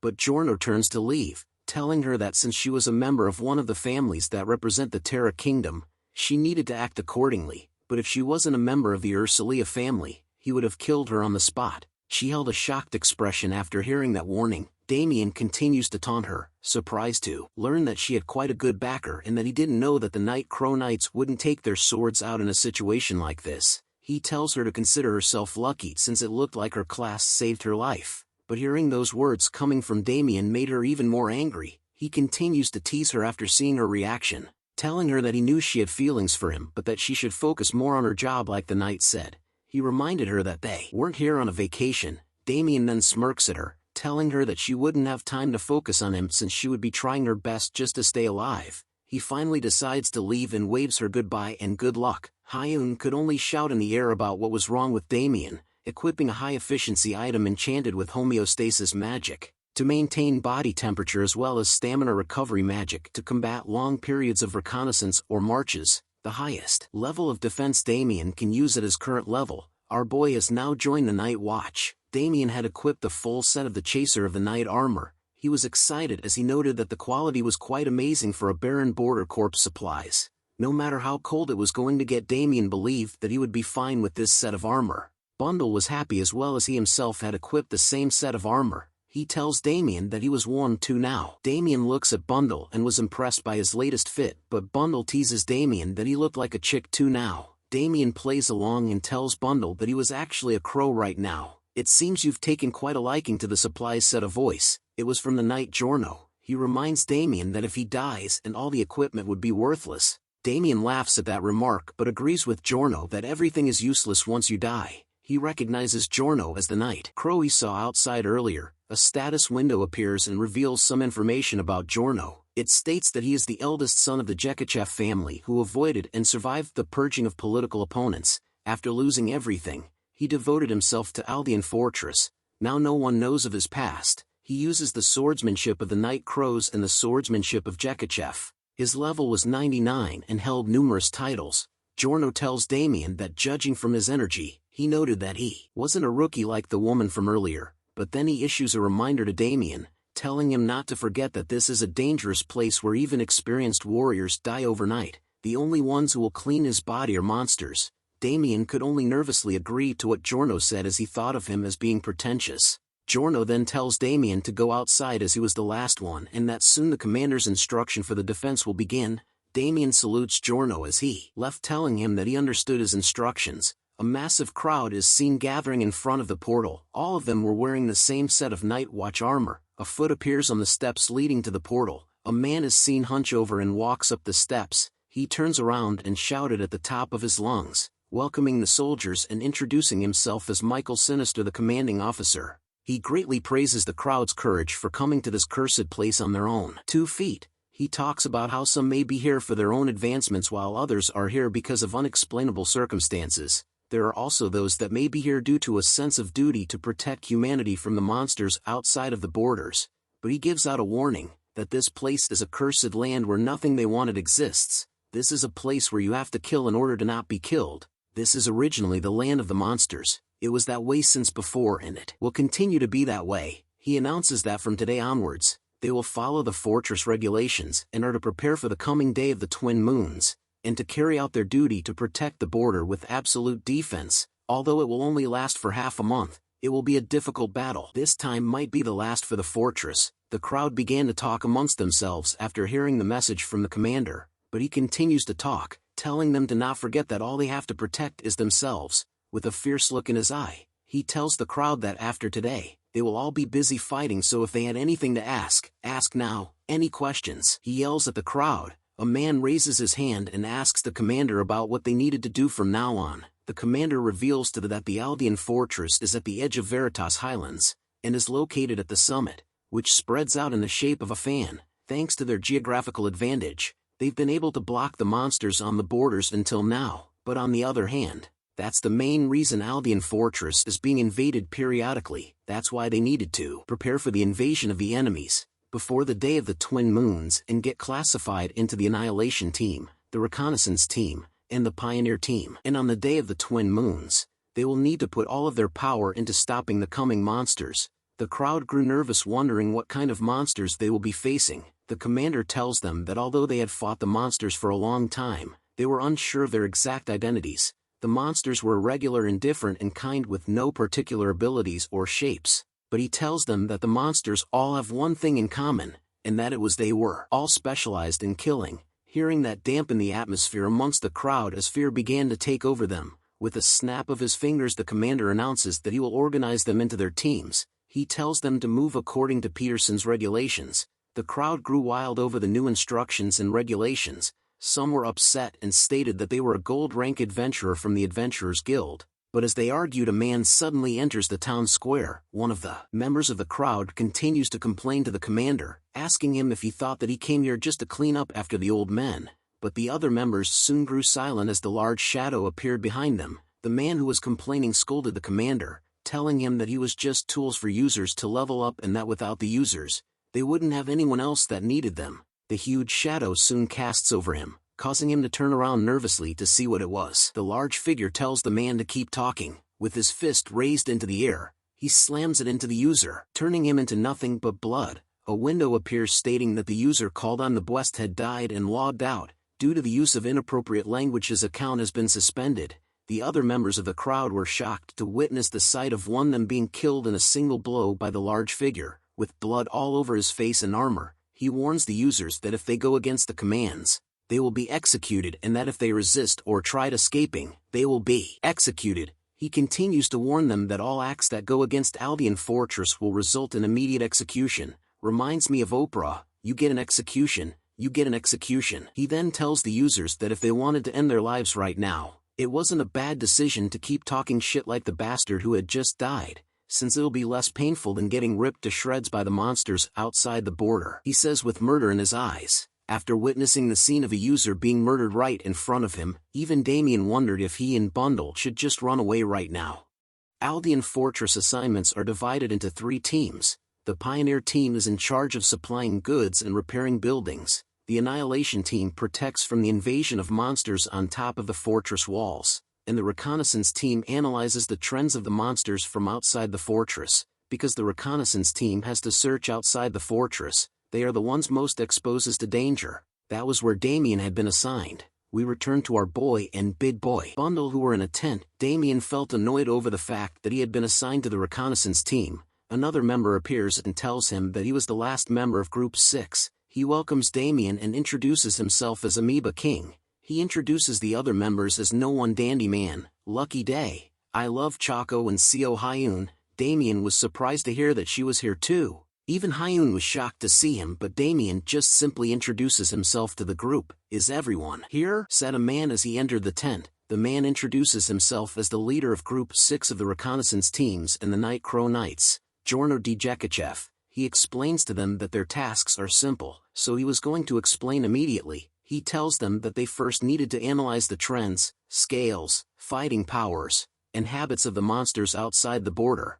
Second was that they will move while following the search path to check whether the place's equipment got damaged. And if the camp's conditions are favorable, soon enough a notification appears with the quest night at Veritas Highlands. Its detail was to follow the reconnaissance tam and search outside Aldean Fortress. It gave out a warning that if you fall out of line or cause discord, you may die at the hands of the Night Crow Knights. Damien looks at the quest window and thought about how it was simpler than he thought. He noted that there were a lot of modified monsters here, but if he just carefully hunt and wait until the day of the twin moons, he could level up a lot and earn lots of money. Jorno announces to them that they will carry out their tasks as of this moment at the 3 bunkers that are built in the search paths area in groups of 2. He shouts at them that they would be leaving in 5 minutes and to get their gear. The scene changes to a small wooden hideout in the snowy mountain. This was the second western bunker, which was where Damien's team is located. Damien lets out a deep sigh, complaining that he was so tired, and not only were they in the same group, they were even in the same team.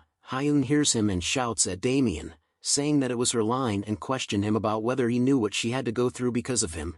Damien gave her a clueless, idiotic face and wonders like what. Hearing that reply made her even more annoyed, but he soon asks her about whether he should be the one complaining about what he had gone through. It seems to Damien that she wanted to talk about when they were catching the Great Wolf King, but it was actually her who started blackmailing and ganging up on him. Hyun tried to explain that it was misleading from their point of view, but Damien didn't care about that. He explains to her that if she came at him first then she would have won, but he continues to tease her by saying that she was the one who almost died but lived thanks to her family name. And after taking out her weapon out in Aldean Fortress Square, Hyun had enough and yells at Damien if he was done with the insults, but his focus was drawn to something that was flying towards them. Damien recognizes it was a ghoul, a flying-type monster, but he noted that it shouldn't be here in this area. Seeing the monster made Damien excited as he pulls out his dagger while telling Hyun not to move a bit. As the ghoul came closer, Damien got himself into a readied stance. But before he could do something, someone else slams a purple lightning attack onto the ghoul before it reached Damien and Hyun.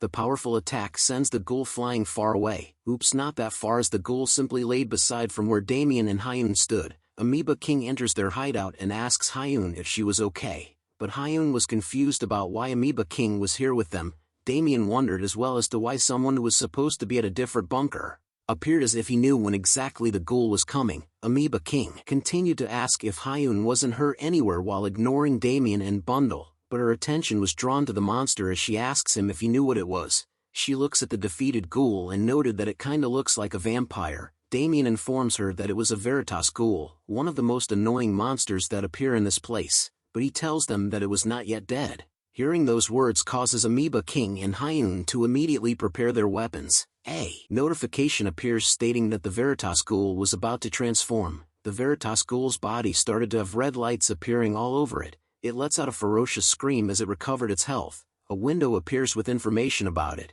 It states that its species was a demon and that it was level 65. Its unique trait was that the moment this monster tries to transform, its level rapidly increases. So be wary. Hyun couldn't believe that Damien was right as she pulled out her rapier, but Damien tells her to move aside as there was no point in pissing it off by attacking it with a half-baked attack again. Just as the ghouls lets out another fierce scream, Damien tells them to watch carefully as he was going to teach them how to properly kill a ghoul. He leaps into the air, telling them that first was its head, then its shoulder, then its Achilles heel, then slice up its remaining joints. The ghoul lets out a painful scream over the damages that our boy has done to it. In that short time, as it falls to its knees, 2 notifications appear stating that the Veritas ghoul has received serious damages, while the other states that the Veritas ghoul's defensive power has decreased and its defense reduced. But something started to happen to the ghoul as its neck started to move around. Damien sees this and knows that it was a ghoul's move when it's about to shoot bone splinters from its mouth. He quickly begins to move while thinking if it was trying to struggle until the end. Just like how Damien predicted, the ghoul spits out the splinters from its mouth. Knowing that it was going to attack made it easier for Damien to escape from it as he casually dodges its attack with ease. He soon casts his own witch doctor skill, which lights his hand. He looks at it and shouts out checkmate with an insane speed that was caused with 99 times of bloody impulse. Damien landed a blow onto its head with so much power that it causes the head to explode into a bloody mess. One Punch Man style. The ghoul laid on the ground with its headless body. Two notifications appear telling Damien that he had killed the Veritas ghoul and had gained experience. Once the battle had ended, Damien lets out a deep sigh. As he stood over the ghoul's body, he asks them if they had just saw what he did. He reminds them that if they were trying to kill a ghoul, then they should go for its head first. Amoeba King couldn't believe what he was seeing. He questions Damien on how he did it, but Damien simply placed a dagger against his throat, telling Amoeba King that he wanted to keep things short. Damien then questions him about how he knew when the ghoul would appear. Hyun couldn't stand this sudden action from Damien and scolded him for treating someone like this when they fought alongside with him. Amoeba King tells Damien to calm down as he just saw a herd of ghouls coming from afar, and that he saw one of them turning this way. Damien pulls his dagger away from his throat and questions him about the herd of ghouls. He then poses with both daggers this time, telling Amoeba King that the Veritas ghouls didn't understand the concept of same race, so unless someone was up to something, they would never travel in a group. Damien then questions Amoeba King about who he was. Hearing that angers him as he couldn't reply back. Damien was ready to fight as he tells him if he wanted to get hit before explaining. "What's with the noise over there?" questioned a voice that drew everyone's attention. Giorno appears from above and questions Damien about why he was trying to fight his allies. Damien smiles as he looks up at Giorno for coming just in time. Giorno questions Amoeba King about why he was here since he was supposed to be at the third bunker. Damien knew that the NPCs became very firm when players interrupt the quest. Amoeba King tried to explain that he saw a monster approaching this way as Giorno leaps down to them. Amoeba King continues to explain his actions by stating that he thought it was a Veritas ghoul and that he came to help, but Damien cuts him off, telling Giorno that a certain person here left his bunker as he pleased and even knows a lot about ghouls. He informs Giorno that he thinks he came here for a different reason other than what he said. Damien even further implies that he thinks of him as a spy who will harm Aldean Fortress. Amoeba King continued to be annoyed and angered by Damien's sharp words. Amoeba King reveals an object that glowed red while calling Damien a bastard that was really annoying. Damien looked in horror over what was revealed. Amoeba King held a red orb in his hand and tells them that even though the rewards for the quest were good, he wanted to get rid of him and make it look like he got killed by the monsters. He finally decides to screw the quest and kill all of them. A red warning notification appears telling Damien that the Tessa ring sensed a strong feeling of darkness. He looks at the ring that glowed and wondered why it was doing that. He soon spots a bunch of the Veritas ghouls coming towards them in packs. Everyone were soon alarmed to see the group of ghouls approaching them. Amoeba King smiles as the darkness from the red orb started to enter his body. He questions Damien about the life he lived as someone had given him this to kill him. He continues to talk that even if he was lucky to kill one ghoul, there was no way he would ever be capable of killing all of them. But a quick bright flash appears around his neck as he spoke. Damien had sliced off the head of the traitor in front of everyone. The red orb drops out of his hand just as a notification appears stating that Amoeba King has logged out. Damien noted that Amoeba King sure does talk a lot while wondering how such an insignificant person dared to act out. But a red warning appears telling them that a group of Veritas ghouls were approaching and being pulled in by the energy of darkness. Giorno announces that the ghouls were coming and orders everyone to return to Aldean Fortress and assume battle formation. A new quest notification appears called the Mysterious Rage. It states that the monsters have absorbed an ominous power. If he wanted to live, he needed to escape the stronghold and return to the fortress. It gave out a warning that the level of monsters is quite high, so Damien needed to be careful not to die. Damien was annoyed to see the quest and figured out that the ball was attracting the ghouls. Giorno was the first one to run as he yells at them if they wanted to live. Run! Hyun and Damien soon followed right behind him as the ghouls closed in on them. As they continued to run away, Hyun questioned Damien about things that he had done to the point that Amoeba King wanted to try and kill him. But Damien tells her that he didn't know as there were so many bastards that were trying to kill. Damien looks back at the pack of ghouls and realizes that they would catch up to them at this rate. He then decides that he needed to get rid of some of them. He calls out to Hyun about her wanted to show off her ability. He tells her that when he gives her the signal was when she needed to attack. Damien stopped running and turned around to face the ghouls as Hyun asked him about what the signal was. Damien instantly summons 2 potions using the Witch Doctor skill. He threw the 99 times of the decay elixir towards the incoming ghouls while shouting at Hyun that this was the signal. He tells her to explode all of the elixirs. Hyun grunted but decided to cooperate with him. She lunges forward while casting her own rapier skill. It was the Balestra Rose skill that lets out pink petals while she charges forward. The elixirs soon exploded the moment her skill came into contact with them. Multiple ghouls soon fell to the earth after being hit by the combined attack of Damien and Hyun, with his hand holding onto hers. Damien held onto the side of the ledge with Hyun as he tells Giorno that he was leaving the rest to him. A change started to occur in Giorno as he casted the Night Crow skill. He uses the Shadow Sword skill that left multiple purple slashes across the various ghouls that were near him and had beheaded them all in one strike. Multiple notifications appear stating that they had defeated a Veritas ghoul and gained multiple experience points. Damien shouted nice as he and Hyun jumped down. He thought about how awesome it was to get a free level up at this timing. Hyun on the other hand started to fall for our boy's Riz as she imagined flowers surrounding them as they fell together. Giorno soon approaches them and noted that they were both talented. He then informs them that they needed to escape this place quickly before other monsters come. After hearing the noise, they soon reached a valley that laid before Aldean Fortress. The 3 of them continued to move at a fast pace to reach the safe haven, but a sudden explosion and appearance of another player catches their attention. Hyun called out to I Love Choco, the female wizard who had fallen to the ground due to the explosion.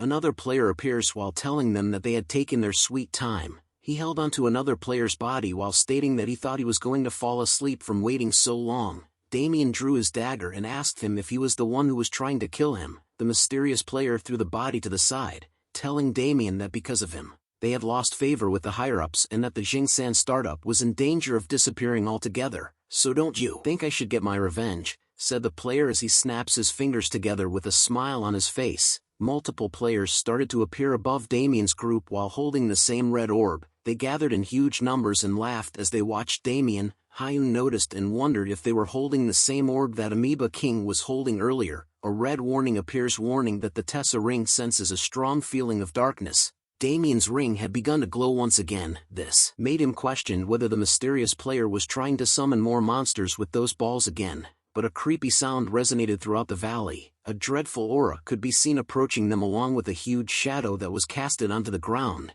Damien looks at where it was coming from and wondered what it was. Oh dear lord, a monster with multiple heads had appeared. A window appears revealing its information. It was a stitched-up predator whose species was a demon and type was champion. Its unique trait was this monster's type level and abilities are decided depending on the beings that make up its body, so pay close attention. Another red warning appears as it states that a champion monster has appeared and to be careful not to die. Damien held a nervous smile on his face as he thought that all he needed to do was to just search around for this quest, but a champion-level monster has suddenly appeared.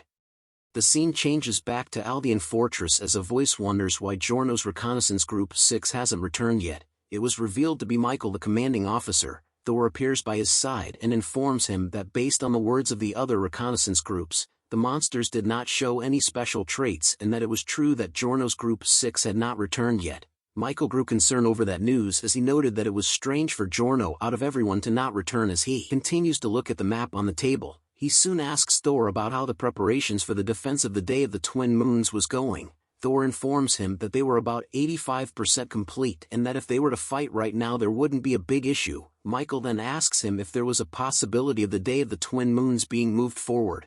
Thor reveals to him that he was bothered by the fact that Reconnaissance Group 6 not having returned right now as it was something that had never happened before. Michael thought about it and concluded that since Group 6 had not returned yet, it must mean that there was a different reason than what they've normally prepared for. Michael wore a grim expression on his face as he tells Thor that he had a bad feeling about this. We return to our boy who was about to face off against a stitched-up predator who was currently looking absolutely demonic right now. Even Damien was afraid by what he was seeing as he realized something. 2 players had been grabbed by the monster and one of them called out to the player called Lucky Day to save them, but it was no use as the monster pulled them closer to its mouth and began eating them in front of Damien and the others. The thought of a monster that swallows users whole was shocking Damien as he simply stood by and watched it happen, but Giorno places his hand in front of them, telling all the players that were behind him to leave this to him while they returned to the Aldean Fortress. He wanted them to let Vice Commander Peterson know to prepare to fight like the Day of the Twin Moons immediately,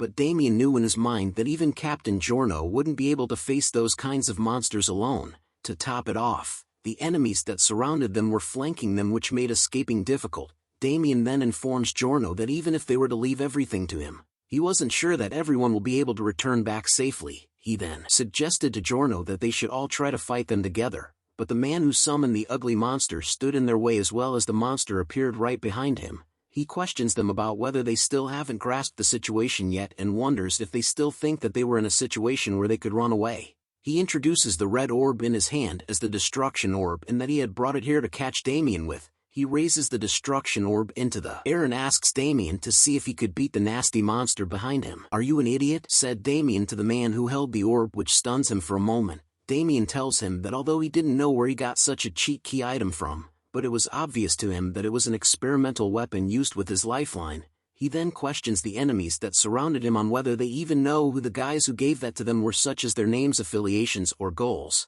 Knowing this made Damien mock them, as they didn't even know why they gave them the item and yet they were running around all excited. He reminds them that the basis of magic is equivalent exchange and continues to question them if it makes sense for them to use such power with no risk. Hearing him repeatedly dissing them made the enemies that surrounded Damien pissed off. Seeing their reactions to his provocation made Damien smile, as it was all a part of his plan. He wanted them to lose their cool first so that way they would move more predictably. His plan worked, as even their leader started to get angry over Damien's insults as he spoke out that it doesn't matter. He tells Damien that no matter what kind of object the orb was or what risk there is to it, I-Mansion can handle it. He warns Damien that he was going to take out his tongue first and cut it to pieces. Hearing that threat was nothing to Damien, as he showed no reaction to it, only thinking that the enemies were easy to mess with. The ugly monster soon started its attacks on Damien. It uses its unique stitched predator skill called Collapse to attack the players, but everyone manages to dodge away from its attack. The ugly monster then switches it up to use the skill called Thorn of Death.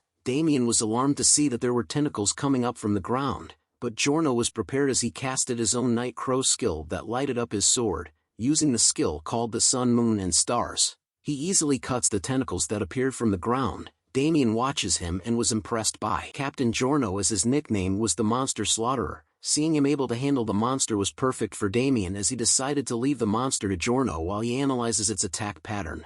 But a sudden attack misses his head by a few inches. He turns to see where it came from and sees that the other guys that held the orbs were the ones that were responsible. He couldn't believe that these weak guys were sure excited because there were so many of time, but he knew in his head that being gathered together like that would just make them a target. As the other players tried their best to deflect the attacks, Bundles shouts out to Damien to look at a certain direction. The ugly monster had unleashed another stitched predator skill called Rotten Meat Shower that sent out numerous projectiles all around it, which shocks Giorno as well. Damien couldn't believe that it was capable of doing a wide-range attack too, so he knew that it was the end for him in analyzing of patterns. He rushes forward with his daggers while telling Hyun to watch his back while everyone needed to spread apart for now. The enemies above laughed at what was going on as Hyun was shocked to see that Damien was moving on his own. The two losers giggled among themselves and teased Hyun about how her pimp had left her and ran away. Hearing those words from the losers angered her as she called them damn bastards. The losers continued to laugh amongst themselves as Hyun wore a dark expression on her face.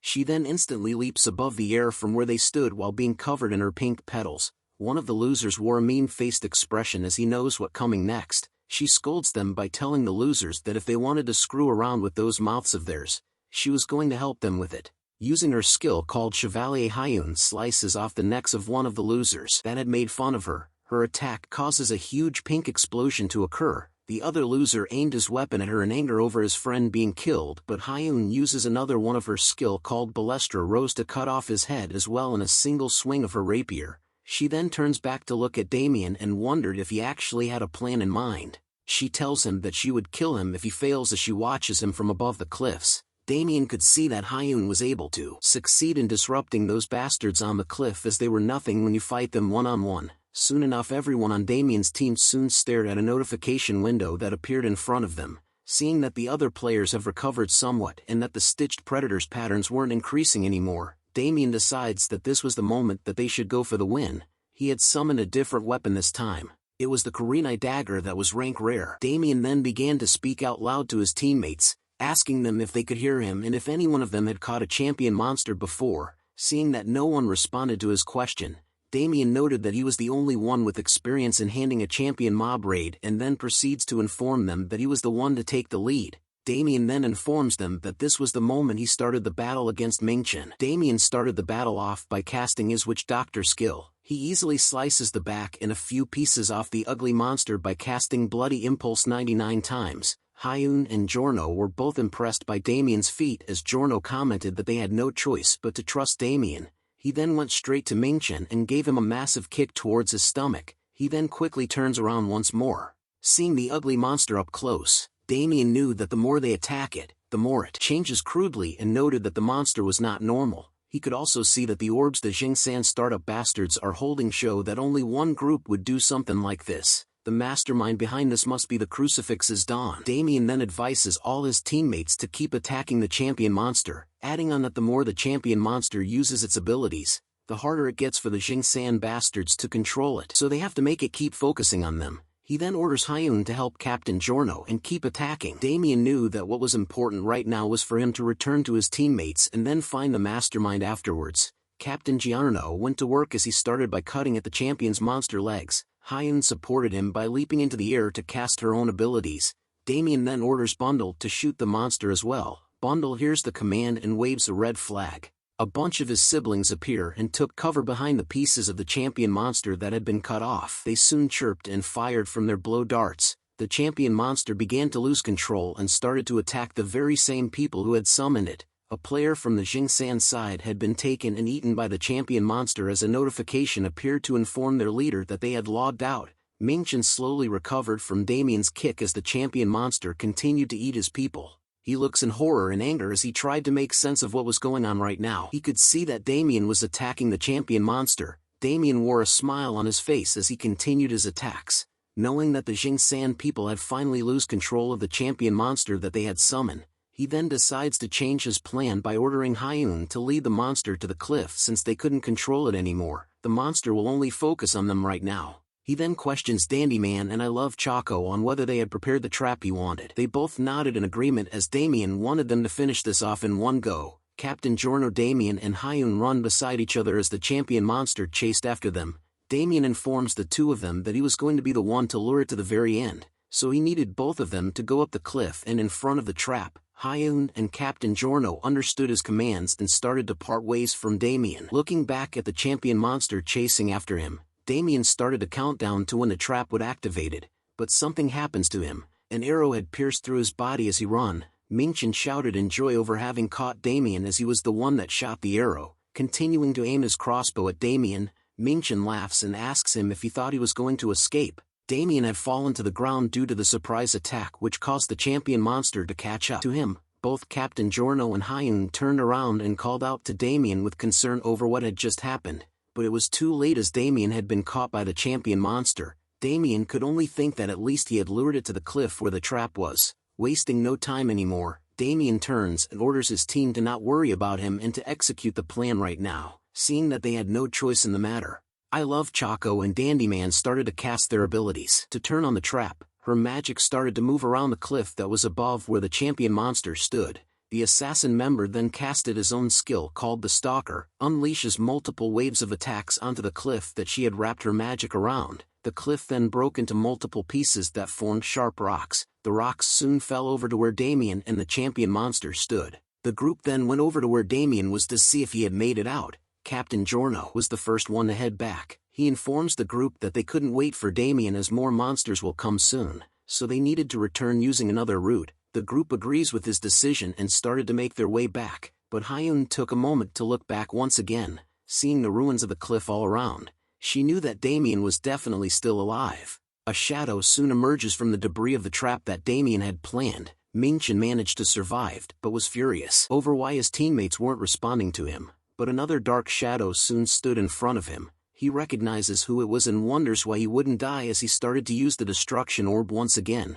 He started to go crazy while repeating the words "die" over and over again as the destruction orb started to summon even more monsters that appeared on the cliffs around him. Monkeys with the skull masks appeared called boomers. They were a monster that appears in the extreme lands of Veritas Highlands. They are quite vicious and will eat humans and monsters alike. A red notification window appears and informs the user that the Tessa ring sends strong evil energy. Mingchen soon stopped talking as something happened to him. Damien had appeared once again in his zombified mode. "Look at our boy." Damien had pierced through Mingchen's body with just the use of his hand. He tells him that the reason why he wouldn't die was an industry secret, but informs him that just because he couldn't die doesn't mean that it didn't hurt. Damien looks up to the various boomers that surrounded him. Knowing that the zombification was about to end, he needed a way to sweep up that many monsters. He then decides to show off his skills for the first time in a while, casting a bright blue spell onto the ground. Damien shouts out, "Come out." Multiple blue summoning circles appeared around him as Damien casted the witch doctor skill called Corpse Creed.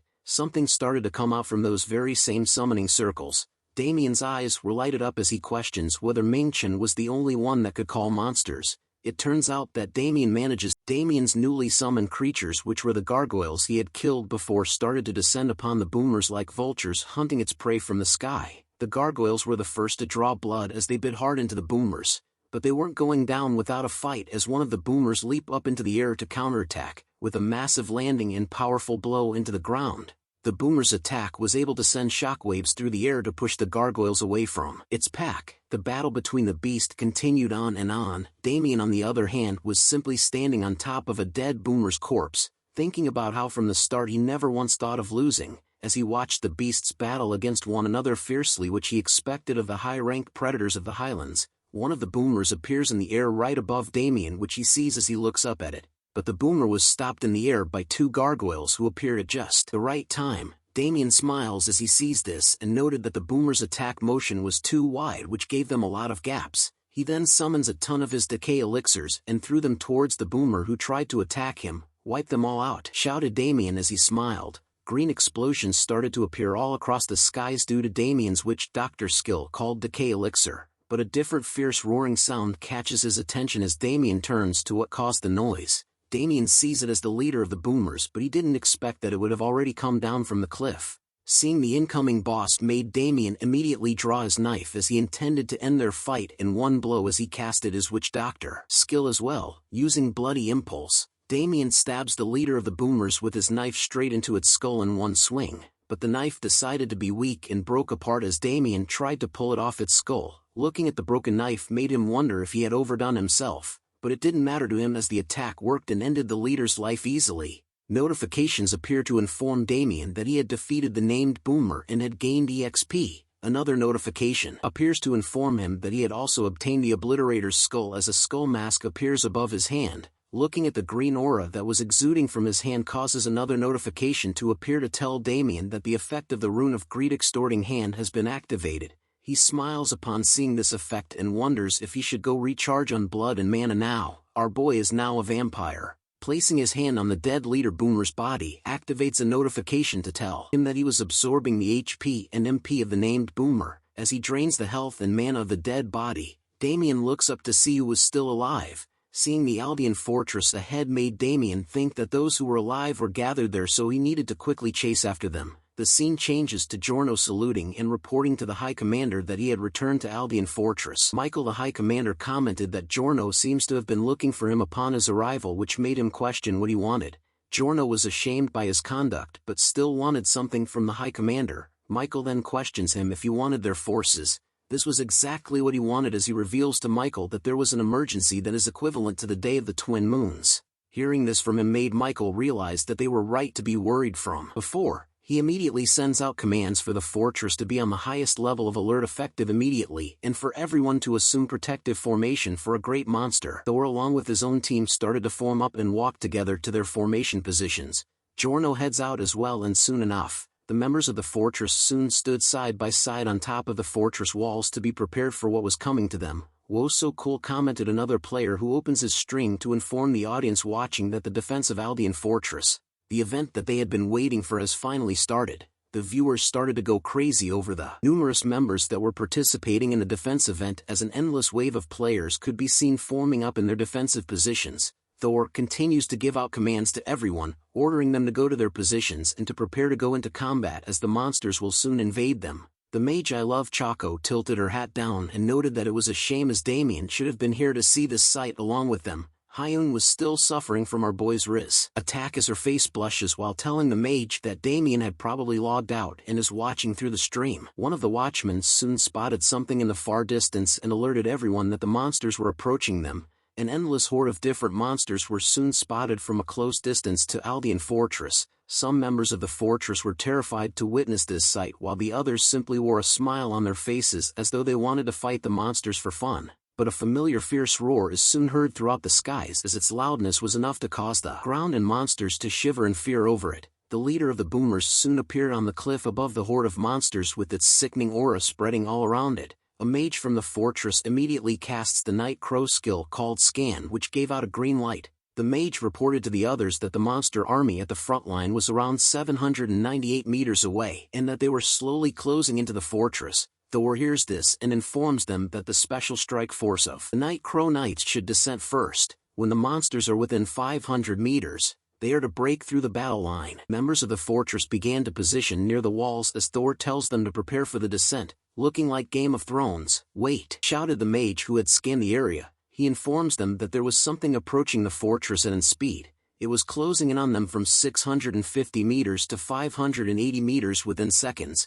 Giorno was surprised to hear this and wondered if the mage was sensing it wrongly, as he knew for a fact that there wasn't a monster in the highlands that could move that quick. But somebody disrupts him as he shouted, "Look over there!" Giorno turns to see what it was and spotted a monster leaping in the air. He recognizes the monster based on its jumping ability as the leader boomer. He then steps forward in front of the others and unsheathes his sword, which had a purple glow to it, telling them that he was going to take care of that bastard personally. But it turns out that our boy Damien was riding on the back of the leader boomer while being naked for some reason, but Giorno couldn't see him as he continued to cast his Night Crow skill while leaping off the fortress wall. His eyes were filled with murderous intent as he uses the skill called New Moon. With a single swing of his blade, Giorno manages to slice the leader boomer into half and landed right in front of the fortress. Damien was able to jump out of the attack's way as the leader boomer split in half. "How can you just attack without a care?" asked Damien towards Giorno, who was surprised to see what state Damien was in. Damien was now a naked boy. A sweat drips down his face as he apologizes to Damien for attacking him. The rest of the members in the fortress were alarmed to see Damien as well, while Hyun was smiling from ear to ear. Giorno then welcomes back Damien to the group as he stood there magnificently without any clothes on. Facing their backs together, Damien immediately drew his daggers out even though he was naked. "Should I go again?" asked Damien as the monster army slowly surrounded him and Giorno from all sides. Giorno held a smile on his face as he tells Damien that that was what he was hoping for, as he and Damien were getting ready for the battle of their lives. Just as Giorno and our naked boy continued to be surrounded by endless waves of monsters, Damien remembered that before he starts slaughtering he needed to stream it. He smiles over the fact that a lot of people will watch the stream because it was the fortress battle. Thor continues to shout out orders to the members in the fortress, telling them that when the monsters enter the range, the special strike force of the Night Crows will descend together. The Night Crows followed the command that Thor gave out and leaped from the fortress together. The audience that were watching through Damien's stream were happy to see this side of the defense event. The Night Crow Knights soon landed near Damien and Giorno as the audience continued to go wild over this. Damien was excited as he was able to stream something that the streamers in the fortress couldn't see up close. One of the monsters runs forward in front of the others, which Damien and Giorno both noticed as their backs were against one another. Damien was surprised to see the monster and noted that it wouldn't even give him the time to greet the viewers. He apologizes to the audience watching him and tells them that he would greet them later on. Giorno immediately calls out to Damien and Karen, the Night Crow Knight who was beside him. Both of them exchange glances at one another as they knew what they needed to do now. "I'm going," shouted Damien as he led the charge first against the monsters. Damien pulls out his blow dart to cast his Witch Doctor skill, which throws Bundle off his shoulder. Karen on the other hand casts his Night Crow skill, which appeared in the form of lightning that was unleashed in both his eyes and hands. Their combination attack of shooting of poison darts and Karen's Thunder Tempest causes a mixture of purple and yellow explosion to hit the monster. The monster that charged first towards them soon collapses onto the ground, but the monster attack doesn't end as even more monsters started to make their way towards the fortress. Giorno reminds Damien to do his best to hold out, as he reveals to them that there was going to be a bomb soon while he casts his Night Crow skill that gave him a purple aura. He then unleashes the powerful skill called the Full Moon, which absolutely destroys everything in its path. The attack was so powerful that it forced the drawer to change the looks of Damien, who was near it. As he slowly opens his eyes to see the aftermath, it shocked him to think that the new moon skill was nothing at all compared to the full moon skill. Just as a new victim appears to leap at Damien, he looks at it and knew that he couldn't lose to Giorno either. His first slice cuts off a leg, but the second strike ends the spider monster's life in an instant. But as soon as the monster died off, Damien looks around to see where the bomb was that Giorno had mentioned before, but all he could see was a bunch of Night Crow Knights easily slaying the monsters that appeared by them. Seeing all of them here made Damien realize something. As the Night Crows continued to battle it out against the monster army, Damien muttered the word wait, which Bundle hears and tells him that waiting is the greatest enemy. Bundle then warns him to look forward as even more of the monsters leap towards him. Damien was still easily able to cut down the monsters while thinking about how they were going to order a large-scale bomb. Specifically the commanding officer, at a place where 11 of the top-quality human resources known as the Night Crows were, which all didn't make sense to Damien as his audience couldn't believe his moves as he cut down the monsters.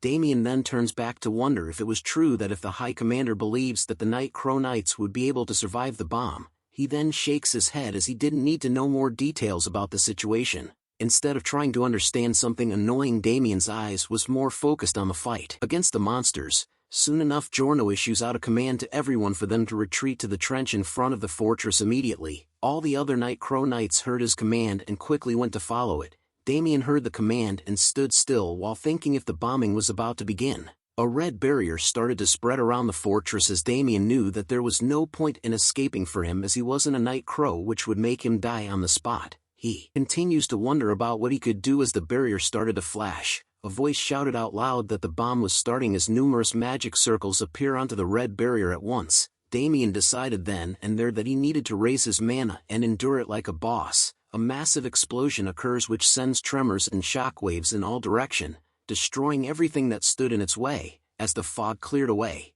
Damien is seen in a crater with notifications popping up to inform him that he had gained experience points and finally reached level 60. Damien continued to pant heavily even after surviving the explosion. His face was filled with pain as he knew that he had almost died to the explosion. He then continues to look around wondering if anyone else was still alive. The fog clears up even more to reveal that the Night Crows had hidden themselves in the trench that Giorno had mentioned. He looks around his troops and asks them if everyone was alive. His group replied back to him that there was no one missing among the 11 of them and that everything was okay. Seeing that his troops were okay, Giorno turns around to check on the status of the monsters. Much to his horror, it turns out that there were monsters that were able to survive the explosion like cockroaches. With his arm trembling as he grabbed onto his sword, Giorno curses out loud that it turns out that not all of the monsters had died, but a foot appears near the trench and tells him to rest some more. Giorno looks to the person and was surprised to see him here. The High Commander and Thor had finally arrived onto the battlefield. Michael questions Giorno on whether he had saved them for this moment.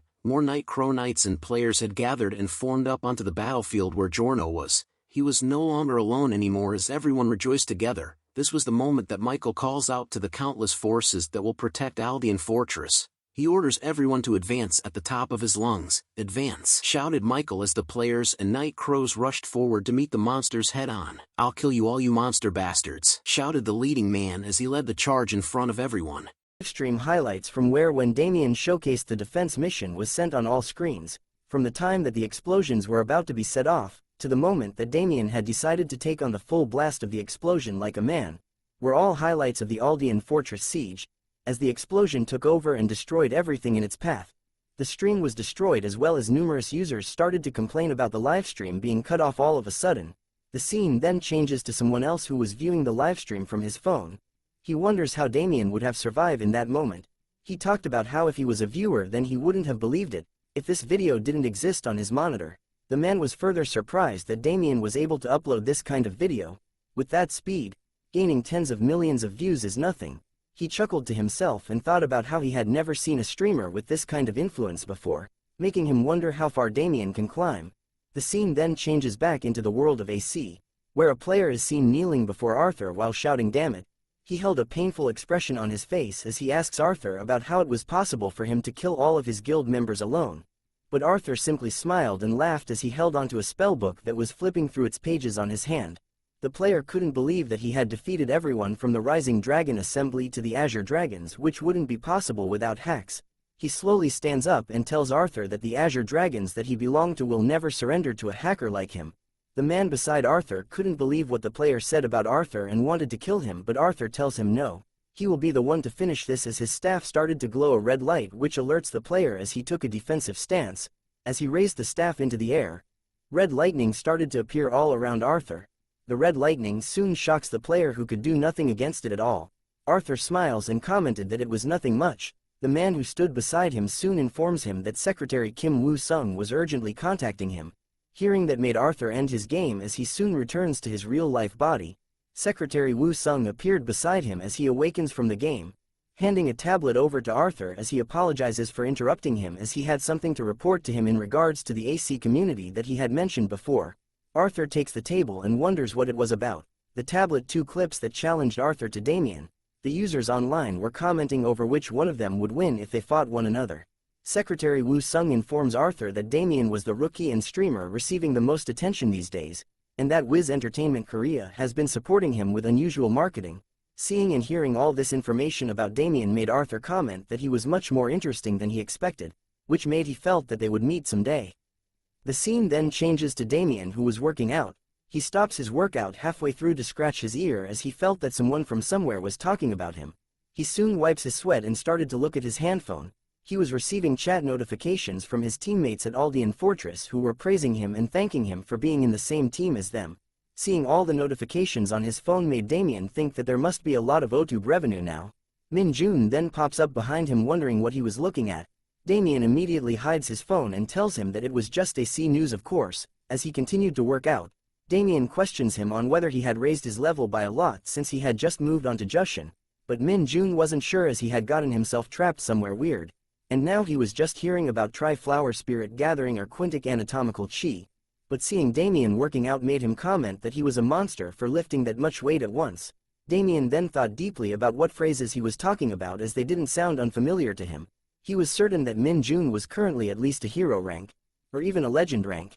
Min Jun continued to explain his situation about how he was currently being trained as if they wanted him to beat someone to death. But Damien tells him not to be sad, that he was slower than others, and that it will come back to him in a good direction, which made him question Min Jun on whether he was recording things as well. Min Jun tells him yes, but that he sucked at editing, which Damien answers with a calling card. He tells him to take the card and contact them by giving Damien's name so that they would edit the recordings for him. Min Jun then thanks him for the card, which Damien simply wanted food sometime in exchange for. Hearing that Damien simply wanted food annoyed Min Jun, as he knew that Damien ate like an elephant, but Damien reminded Min Jun that he ate the same as him. Just as the two bros were discussing, a wild booty appears. Damien immediately took notice of that booty as he turned to see it. He continued to stare at the female gym member with a dazed look on his face. The female member could sense our boy's Riz level stare as she started to sweat profusely, which Damien started to notice. The female gym member then turns her head to see who it was that was staring at her, but upon seeing her face, Damien pointed a finger at her as he recognizes who she was. The sudden reaction from Damien was strong enough to stun the girl, which made her fall onto the treadmill face first. As she held her head in pain, Damien commented that it was her, as his AC avatar was shown in the background. Her face was soon filled with a familiar look as she recognizes who Damien is. Damien had figured out that she was the female ninja that was harassing him inside AC, and the very same player whom he had stolen all his equipment from. She finally stood up to question Damien if he was the asshole that she saw in AC and wondered what he was doing here. She accuses Damien of finding out what gym she went to and following her all the way here, which she then labeled him as a stalker. Being labeled as a stalker irritated Damien. He then reminds her that he understood that she was a narcissist, but there was no way he was interested enough in her to actually chase her around in reality. He informs her that he had come here to exercise and that he was with someone he knew over here too. Min Jun laughs awkwardly and agrees with what Damien said. He then tells her that if she has an issue with something that happened in AC, then they should resolve it in AC so that they wouldn't waste time in reality. The female ninja agrees with what Damien said as she turns back to the treadmill to get her phone, telling him that what happens in the game stays in the game, but Damien still wondered if she had any other business with him. She then handed her phone over to Damien with the contact info page opened. Her face started to blush as she tells Damien to hand over his phone number so that they could meet in AC. But our boy was stunned by this sudden request as his face was filled with confusion. The scene then changes to show that Damien was wandering along the streets after leaving the gym and female ninja behind. but his face was shown with an annoyed expression as he commented out loud that he was seeing all kinds of things today. A flashback is seen from when the female ninja was shouting at Damien to stop and that she had followed him to the supermarket, chasing him all day long as he was purposely ignoring her. She even screamed out loud that he would pay for this as Damien thought about how she was threatening him to just give her his number. As he opened the door to his building, Damien couldn't help but wonder that the female ninja was weird. He walks inside the building and noted that he didn't want the people he fights with on AC to get involved with him in real life, but another lady appears in front of him as he reached his floor. Looking closely to the lady that came out made Damien realize something. It was Hyun, whom he had teamed up with at Aldean Fortress. She looks up and recognizes Damien as well. Seeing her made him question her about how she looked so much like her game character. Damien also wondered if this neighborhood was the hangout spot of AC users. Hyun was startled by the sudden interaction but wondered why Damien was here. Her mind immediately went to stalking, which shocks her enough that she drops the things that she was carrying.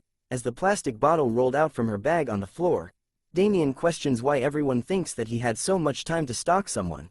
He helps her to pick up the plastic bottle, using it to point to a door, and informed her that this was his house. Hyun couldn't believe that he was right next door, which made her flustered as Damien helped pick her stuff up.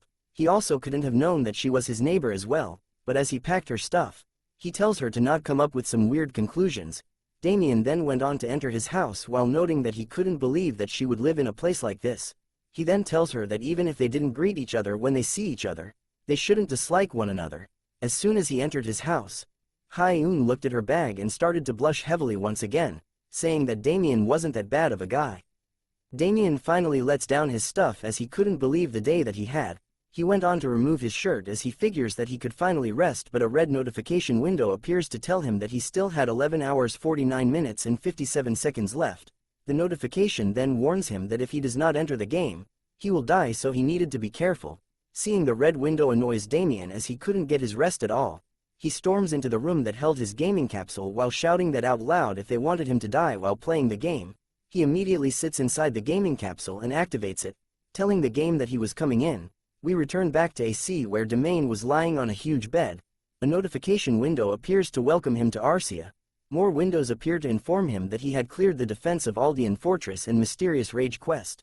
He had also obtained the title of Survivor of the Battlefield and Narrow Escapee. Damien stretched his body and noted that it was a good idea to have gotten a room. He received another notification informing that there was a message for him. It turns out to be from Maria, who was threatening him if he doesn't come to her right now, then she was going to do something to him. Damien reads a paper and recalled that Maria had told him to come see her immediately, but he recalled that he was so tattered after the defense of the Aldean Fortress, and that this was much better than just crawling to her.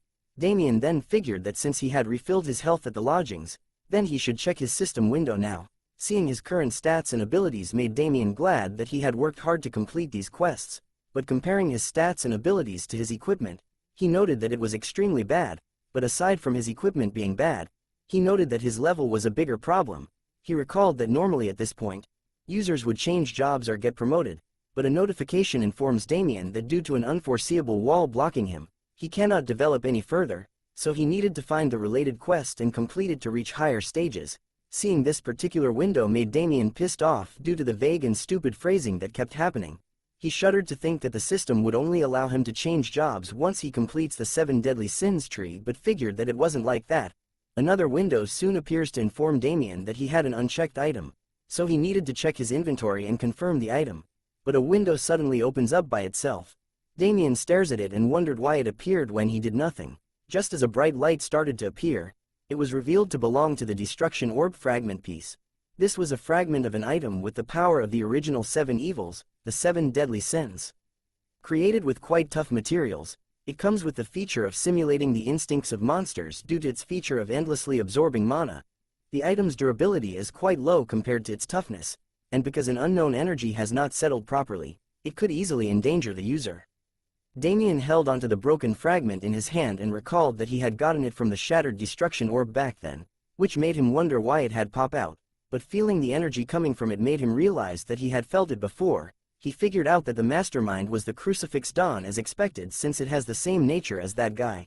Notifications began to appear once again to inform Damien that the Apocalypse Invocation, the Book of the Black Covenant, is emitting a strange light and that the Oracle is being activated. The system then asks him if he would like to activate the Oracle.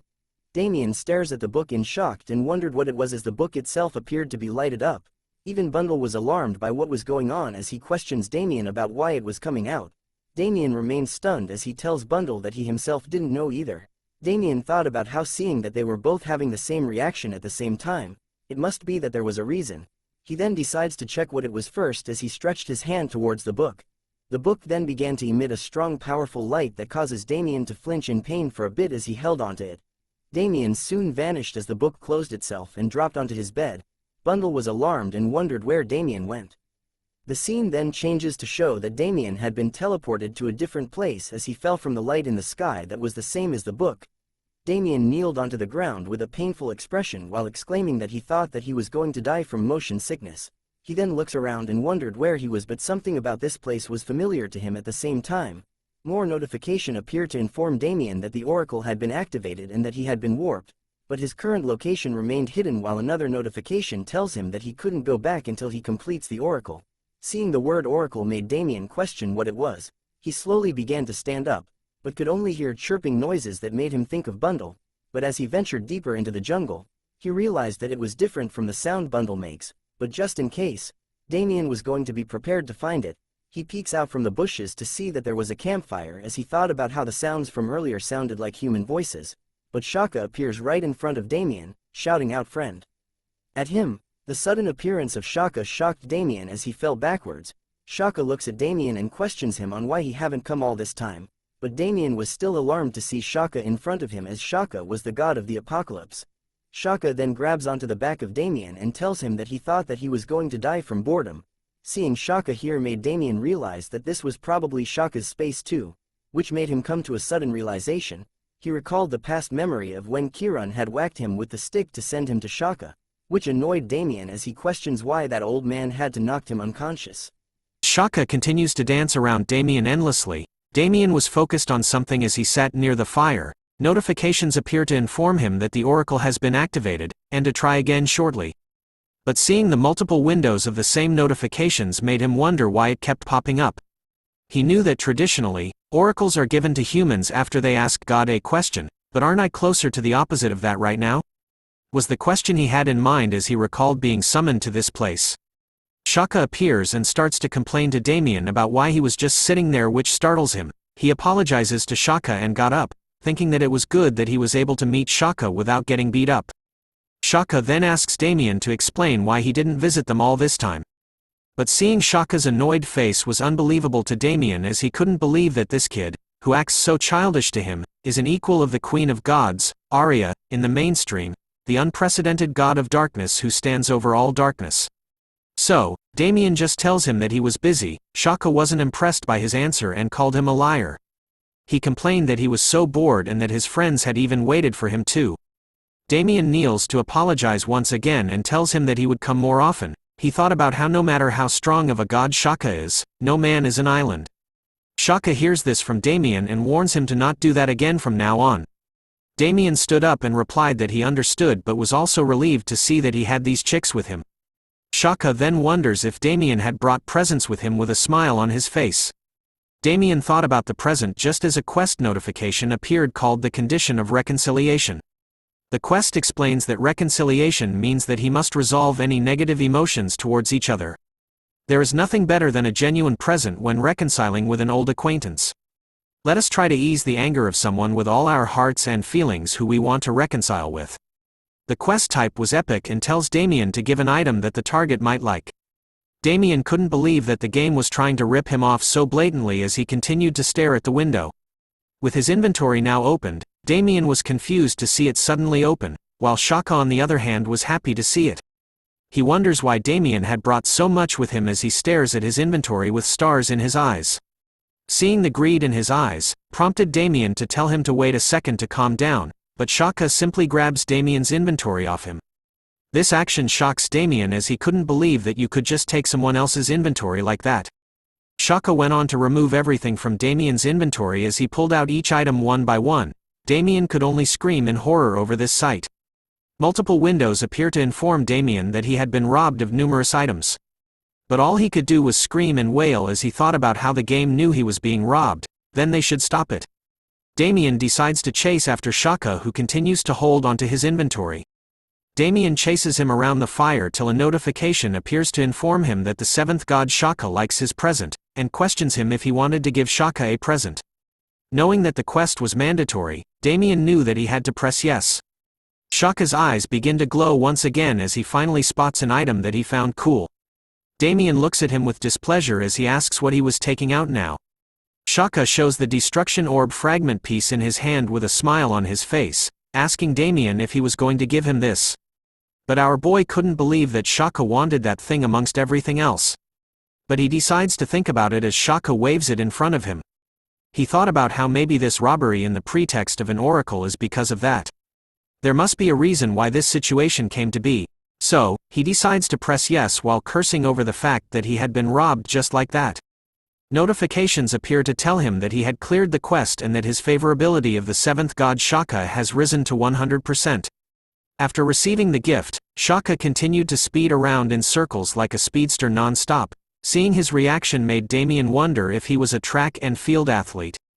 But Shaka soon comes to a stop, telling Damien that since he had given him a present, then he should give him one too. Damien was alarmed by the sudden kindness as Shaka placed his finger onto his body and told Damien to take his present. A purple light started to appear as Damien wondered what Shaka was doing to him, but he soon recognized the feeling that was inside his body in the form of a purple orb. Shaka's eyes held a certain madness as he continued to give his gift to Damien. The purple light had now engulfed Damien's entire body. He then reappears back onto the bed that he had left before. He started to breathe heavily and questioned if he was back.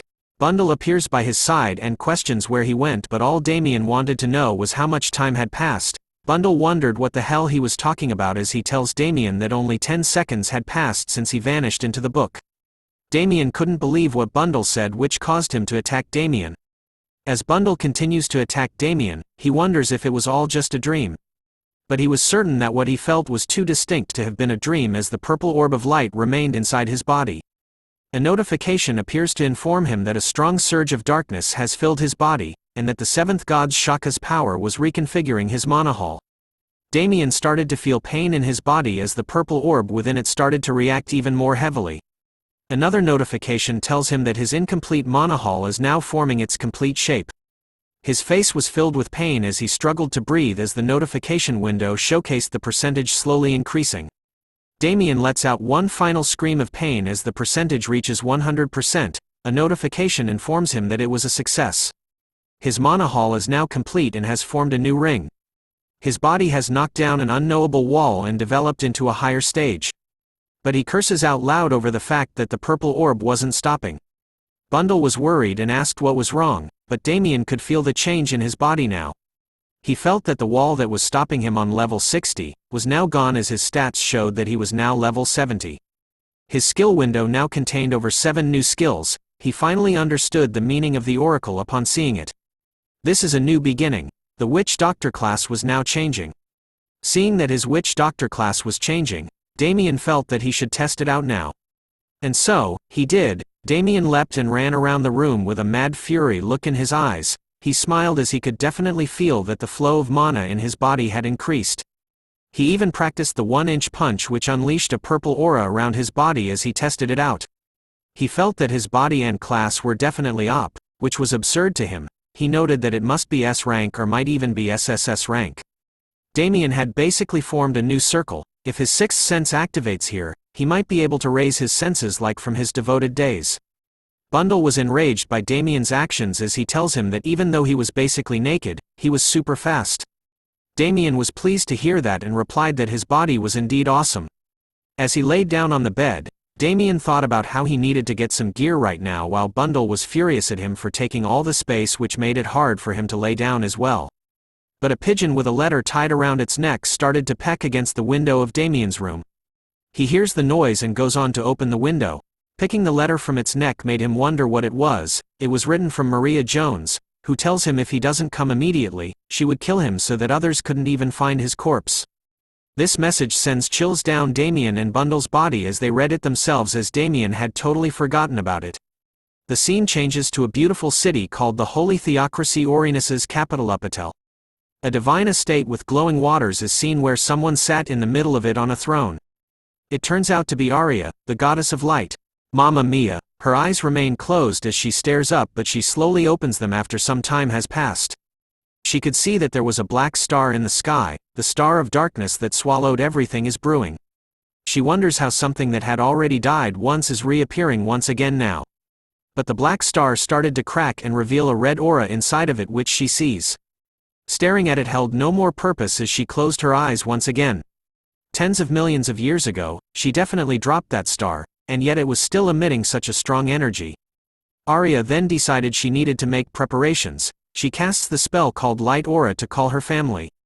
Calling forth her own version of a book just like Damien's, it was called the White Pledge Book that calls the creation of the world. We now return to the Adventurers Guild, where Damien excitedly opens the door to a room, but is greeted with a sharp pen thrown at a high speed towards him. Damien manages to spot it and bends his neck backwards enough to dodge it while a voice speaks out that she missed. Upon closer inspection of the pen, Damien could see that it was the fountain pen of an employee of the Adventurers Guild. Hatsun looks at Maria, who understood what he meant. She looks at Damien with a fearsome look on her face, asking him if he finally came. But Damien was still suffering from the shock of the sudden attack, asking Hatsun if he could do anything, but he simply gives a thumbs up and tells Damien to figure it out himself, as even he didn't know what was going on. Maria then grabs onto Damien's face and tells him to focus on her since it had been a long time since they had seen one another. Damien had no choice but to reply with "Yes, mommy." Maria was upset that Damien managed to come back alive but didn't even contact her, which made her think he was dead. Damien replied back that he was sorry and tried to contact her immediately. Damien asks her if she waited long, as he thought about how Maria was the one who sent him to Aldean Fortress, which made him feel bad about this. Maria noted that she wasn't very patient but couldn't believe that she was worried over someone she had an eye on. But her anger soon subsides as she tells him to not do that next time. She then tells him that they should deal with balancing the mission accounts. They proceed to head somewhere else. They walk down a few stairs which were lit with torches. Damien was quick to notice that the place they were headed to was somewhere that wouldn't be an exaggeration to say is the most important place and is the core of the Adventurers Guild. It prides itself on having better defense than most kingdoms, the heart of the Adventurers Guild, the safe. Maria asked him if it was the first time he was here. He replied yes, as it was his first time since regressing. Normally, it's called a vault, and it's the place where each department's mission rewards and commodities are managed. It's only open for mercenaries who are receiving an amount higher than the fixed amount. Damien's face was filled with shock as Maria led him to somewhere else. She introduces him to vault number 1492, which was his. Seeing his vault made him recall the version of himself when he was a devoted before regressing. Maria soon questions Damien about what he did, which he was unaware of, till Maria continues to question him about what he had to do for the fussy nerds at Aldean Fortress to favor him. Hearing the word nerds made Damien slowly realize who she meant by that. She then tells him that if he was curious, then he needed to hurry and place his hand here on the magic circle, as once the vault opens, he would understand what she meant. The moment Damien placed his hand on the vault magic circle, a notification informed him that his mana was resonating with the safe's magic technique. Another notification informs him that it was a success. He can now use the safe's vault function as the vault door opens. A bright light was casted which causes Damien to cover his eyes from its blinding light. Seeing the amount of gold and equipment made Damien think that he could swim in here. Damien questioned Bundle on whether this was a dream, as he couldn't believe that all this gold was his. Seeing the disgusting look on Damien's face made Bundle slap him repeatedly as he tells Damien to get a grip. Maria informs him that she was going to quickly explain the rewards he received. Fast forwarding at lightspeed, she ended the rewards list by telling Damien he had received a total of 7 million gold excluding the commander's special reward. Maria was impressed by her skills on having an eye for people, while Damien was super happy about the rewards. He immediately translated the 7 million gold as being around $60,000. As he swam in the gold coins, he couldn't believe that he was getting paid this well. But he soon takes notice of the equipment laid out in the corner of the room. He notices that there was a letter in its belt and proceeds to read it. The letter wrote, "To Damien, it was an honor to be able to fight together on the battlefield, soldier." It turns out that the equipment and letter were both from Giorno. Damien couldn't believe this and felt kind of touched by his act of grace. Maria then claps her hands to inform Damien that there was one last thing. She presented him a golden case and noted that this was probably the best gift. Damien took it from her and slowly opened it up. "Holy moly," shouted Damien as he finally saw what it was, a platinum badge. Maria congratulates him for entering the top 20% of mercenaries. Damien was now a platinum-tiered mercenary. Damien sat at the town's fountain, still shocked over the fact that he was now a platinum-tier mercenary. He continues to stare at the badge in his hand. He noted that although the difficulty level of the missions will get higher, what he can do as a mercenary will diversify. But this wasn't all that he got. A window appears with the title of Survivor of the Battlefield, a title given to someone who survives a fierce battle that was not possible to survive in. It seems to contain a strong will that does not come from normal people. He had also received another title called Narrow Escape, a title given to one who has repeatedly escaped death's strong grip. It is as if the user is able to survive from any hopeless situation. Seeing that he has these two titles, Damien thought that this might be enough while Bundle questioned him about what he was saying about being enough. As he rubs Bundle's face, Damien tells him that it would be okay to slowly leave this place, but Bundle was curious about what he meant by that. He explains that he had done everything he could do here, and before he knew it, Damien had reached level 70. Staring at the window, Damien knew that for normal classes, this level would mean the third occupation change. He places a dot on a map, stating that farming there would be limited, nothing good will come out from staying in one place for a long time. So he decides that they should go to the central part now. But he questions himself on whether they should reset the items for now. Bundle tells him that they should. Damien started to look through his inventory for any good items just as a group of golden armor players started to walk past him. One of the members started to trip over a piece of broken pavement and fell head first in front of Damien. The player curses out loud before asking Damien about where he was looking. He shouts at our boy, asking him if didn't see him passing by. But both of them knew that the broken piece of pavement was the reason why he tripped. The player didn't want to admit it, so he continued to taunt Damien while another member of the group went to ask him about what happened. The player tells him and points to Damien that he was the one responsible for tripping him. Damien could only look at them and figure that they were a group. Judging from the fancy insignia on their chest, Damien figured that they must be quite a famous brotherhood. But his eyes soon widened as he figured out their insignia. It was the Emperor's Blood Alliance. This was the crest for the Emperor Blood Alliance, the place that Jung Yuman, the Yahello, is the leader of. The group then started to taunt and mock Damien, calling him a newbie who was scared of them. Their taunts and insults started to really anger our boy as he tried his best to contain his anger. But he soon explodes and grabs onto his hand, telling and warning the player to keep going their way. He continues to twist the player's arm into an awkward position, causing him pain as Damien continues to warn him to not start a fight with the wrong person. He continues to hold back his anger, knowing full well that this Yahello belonged to the Emperor's Blood Alliance, which made him want to tear him to shreds. But Damien held back, taking in a deep breath. He knew that he didn't have the equipment yet, so he needed to hold back. As he slowly lets go of the player's hand, he tells him that he must have misunderstood, and that he had tripped over the jagged stone himself. The player was acting like an NPC, as he shoves Damien's arm away and told him to let go, "You bastard." Seeing his reaction to Damien made his other members amazed at what he did. Damien then reminded them to keep going on their pretty way, but the player still decided to pick a fight with our boy as he tried to pull out his sword. But the guards of the city soon appeared and shouted at him. They warned the player that using weapons in the square is forbidden. The other members of the squad hears this and tell him that they shouldn't make a scene else they get marked by the troops.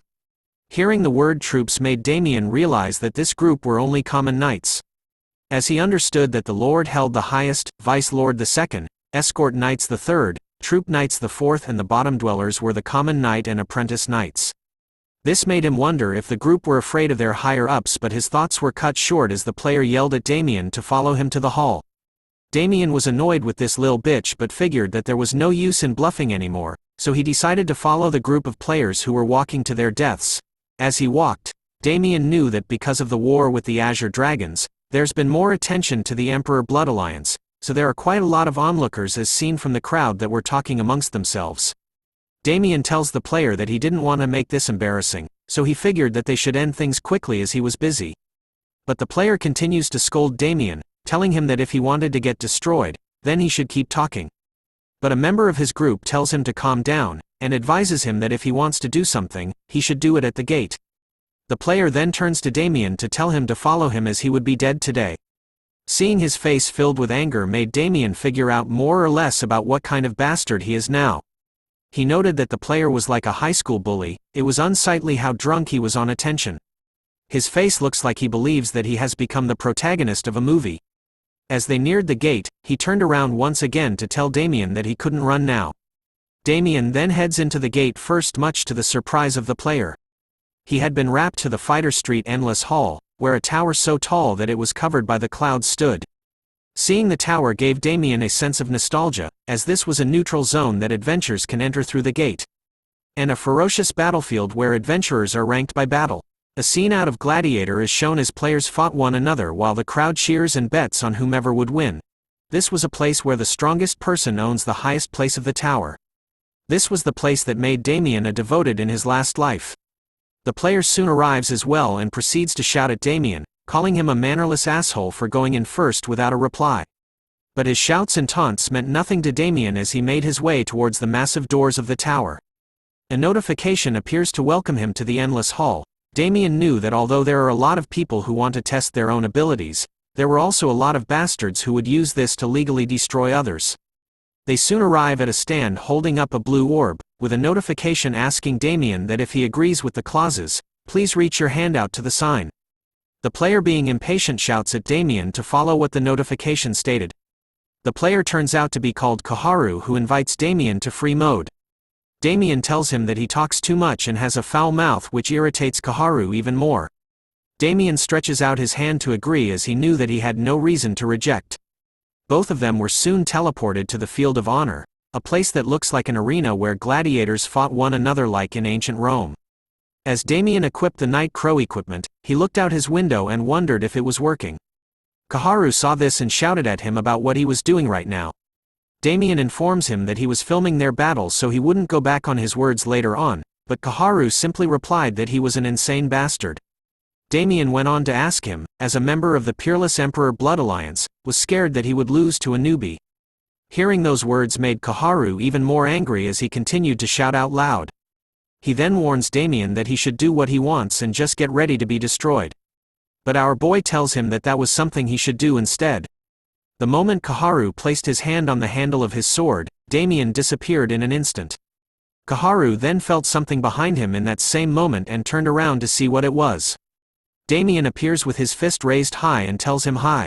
With a mighty hit that causes an explosion, Damien's fist meets the a-hole dead-on. As he makes his way towards Koharu, who appears to be knocked out from a single blow, Damien tells him to get up. Stop exaggerating, member of the Peerless the Emperor Blood Alliance.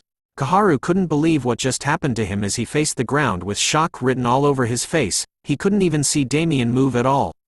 But our boy shows no mercy as he continues to land another blow onto him. He warns Koharu that if he doesn't block, he will lose. The punch lands onto the a-hole's face as Koharu wonders what class Damien had. Seeing Damien's stance made him conclude that he was a pure strength-based physical class. He sees a chance to leap out of harm's way and looks at Damien with murder in his eyes, telling him that he was going to kill him. Koharu pulls out two blades to reveal his dual blader skill. Casting a tornado-like skill called Fatal Storm, Koharu rushes back to counterattack Damien with a dual blader's innate skill. Damien easily sees the attack coming and knew that blocking it was crazy, so he needed to dodge it, which he does easily as he reappears beside Koharu, taunting him about how slow he was even though he was probably an assassin class. Koharu could only give Damien the bombastic side eye as he questions him on how he dodged the skill. Opening his window in the middle of the fight, Damien knew that after changing jobs, his skills changed into something new, which made him wonder if he should try using them. He looked through the skill list and came upon something that was good for the moment. Damien had selected the Blood's Craving skill. Koharu could see that Damien was smiling for some unknown reason to him and shouts at him while rushing to stab our boy. As he rushed over to Damien, Koharu splits himself into three other clones, shadow clones, the ninja way. The crowd watched with shock over this new skill and figured that Koharu was serious about this fight now.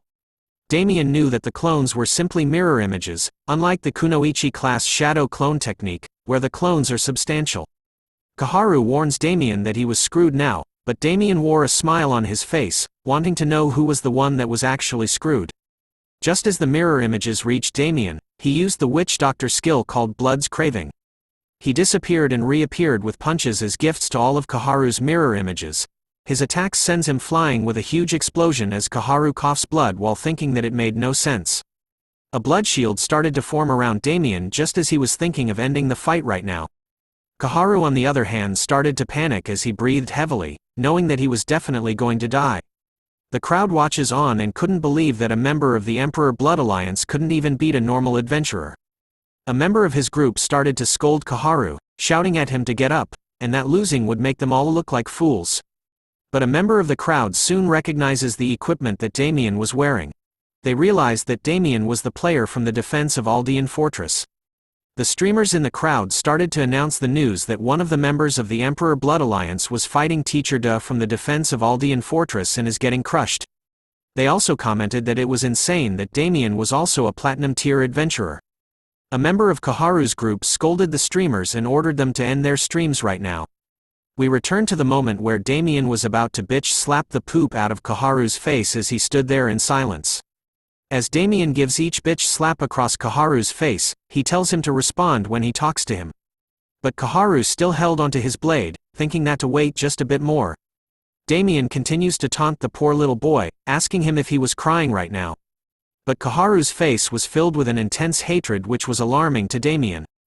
Koharu then shouts out a dual blader skill as he raises both of his blades into the air.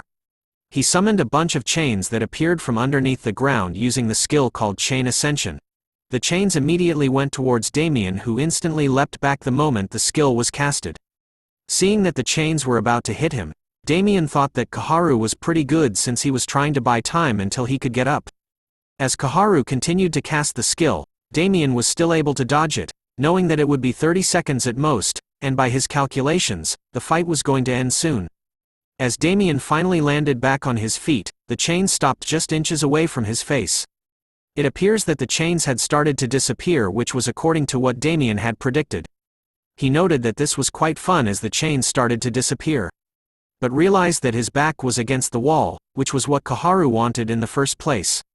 And that this was the moment that Koharu had planned as he shouted that it was all done. A red symbol started to appear on his forehead as he casted another skill. Using the dual blader skill, Koharu had summoned the Asura. A mythical figure appeared and stood alongside him. Damien sees his skill and calls him a psycho. He knew that Koharu was burning his own mana, so that he could increase his physical abilities. An extreme continuous dealing move where the blades won't stop until one side dies. The moment Koharu disappears from where he stood, Damien was able to see where he was going as he turned his head. With more arms and blades on his back, Koharu lets out a battle cry as he attempts to land a hit on our boy. His face was filled with nothing but the Asura marking on his forehead. Damien decides to meet his attack head-on. Knowing that this was Koharu's lethal move. But it wasn't going to work on Damien as he simply uppercuts the poop out of Koharu's face. But his attack didn't stop Koharu as his attacks continued on.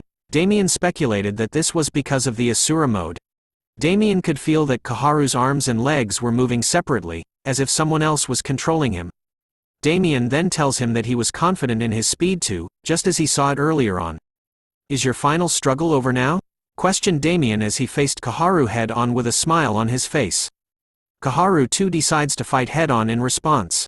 The two titans continued to battle it out with one another. His exchange of blows was immense, sending shockwaves throughout the arena as everyone watched closely on their battle. The spectators couldn't believe the level of their fight. Koharu's teammates were watching the fight as well, afraid that the flow of the battle was getting strange. To their knowledge, Koharu's weapon, Alcazar's Fury, isn't something that you can block just because you want to. Using just one of the blades wasn't too bad, but Koharu was holding both of his blades, which allows him to have the effect of 100% ignoring defense. And it must be hard to even react to Koharu's attacks while he was in Asura mode. But Damien was built differently. He was actually blocking all of Koharu's attacks with a smile on his face. He even manages to punch him in the face and deals a heavy blow onto his body as well, telling Koharu to bring out more. This time, Damien was the one on the attacking side. He endlessly sent a barrage of punches towards Koharu, who couldn't even block a single one of those punches. The spectators and Koharu's teammates were feeling scared and embarrassed by the current state of the match, thinking that they should end the match now to save Koharu from Damien's ruthless punches. With a single fist raised in the air this time, Damien lands one final powerful blow to Kaharu, unleashing a bright blue pillar of light as it sends him flying back to Earth.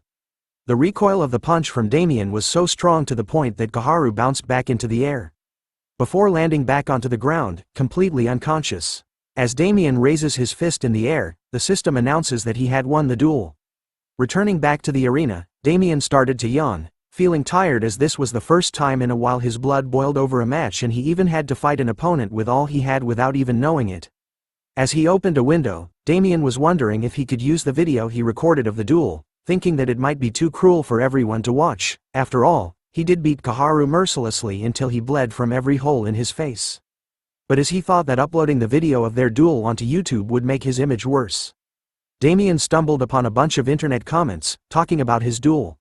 He couldn't believe that a video of his duel had already been uploaded, and with so many community comments already posted to it, most of them were saying that Damien should have gone easier on Kaharu, but our boy didn't care about that at all. Seeing how fast the video had been uploaded made him think that someone in the audience from before was the one to upload the duel. But after seeing the comments from everyone, Damien thought that it was fine now, so he decided to send a copy of the duel to Wiz Entertainment. Even after reading the comments online about how cruel he was, Damien wasn't going to change his ways. After all, he still had to deal with Arthur. With a creepy smile on his face, Damien was determined to follow his saying, that he would repay favors by 100 and grudges by 1,000. But as he exited the tower, he looked back, thinking about how he came here and how this place was kind of like his heart's hometown. He wished he could challenge the tower right now, but because of his situation he couldn't. After all, fighting with Kaharu, who was a common knight whose honor had been smeared, meant that Damien would be in trouble with the Emperor Blood Alliance. Since Arthur was in charge, Damien knew he would make a move as soon as possible. So our boy knew that he had to run as it was too early for him to fight against Arthur. Chippy soon screams at Damien, asking him about what was it that he was thinking about so hard, shocked and surprised by his reaction.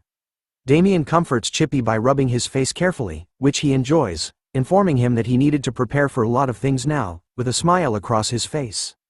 Back in the real world, a beautiful car is speeding through the night. It turns out to be Arthur, driving his date back home. As they say goodbye to one another, Arthur finally pulls out his phone, showing that he had been receiving a bunch of messages lately. He reads one of the messages from someone called Lee Rossing, a person should be managing AC. Looking at the message, Arthur wonders why he wanted to meet so late at night, but as he reads through the community posts and messages, a video catches his attention. Upon playing it, it shows the scenes from Damien's duel with Kaharu being beaten badly. Watching the video made Arthur furious as he immediately turns on his car and speeds throughout the night again, shouting at his car system to call Lee Rossing immediately. Back in AC, Damien was lying behind on a cart somewhere, looking at his window, wondering why there was nothing for him to buy. Our boy was depressed, thinking about how expensive it was to use the return to village spell and the usage fee for the rap gate. And now, he was sad to use the outdated robotic horse carriage. As he continues to look through the system, notifications of the same message pop up, informing Damien that the item he was searching for cannot be found and to try searching for something else. Damien finally snaps over how he couldn't buy anything he needed. Looking at the scenery around him, Damien calmed down for a bit, believing that it was about time that the game did a patch since it was the 100th day. Thinking back to his memories before regressing, Damien figured out that the contents of the week-long dungeon sealed Demon's Altar should open around the 100th day. The reward that players would receive after clearing it would be exactly what he was looking for right now. The sealed Mana Stones fragment, but the problem right now was that he didn't have the time to wait for the sealed Demon's Altar to come out. Back before this moment, Damien thought that he could have gotten all the items he needed, and to upload another video today, but he was screwed. Seeing no other choice, Damien opened the window once again, repeatedly clicking onto various items at once. Damien was searching for a bunch of materials, deciding that he was going to make the items himself. The scene changes to a jungle, where a muscular player with a hood was looking around for something. Two other players approach him from behind, calling out to Jae-han.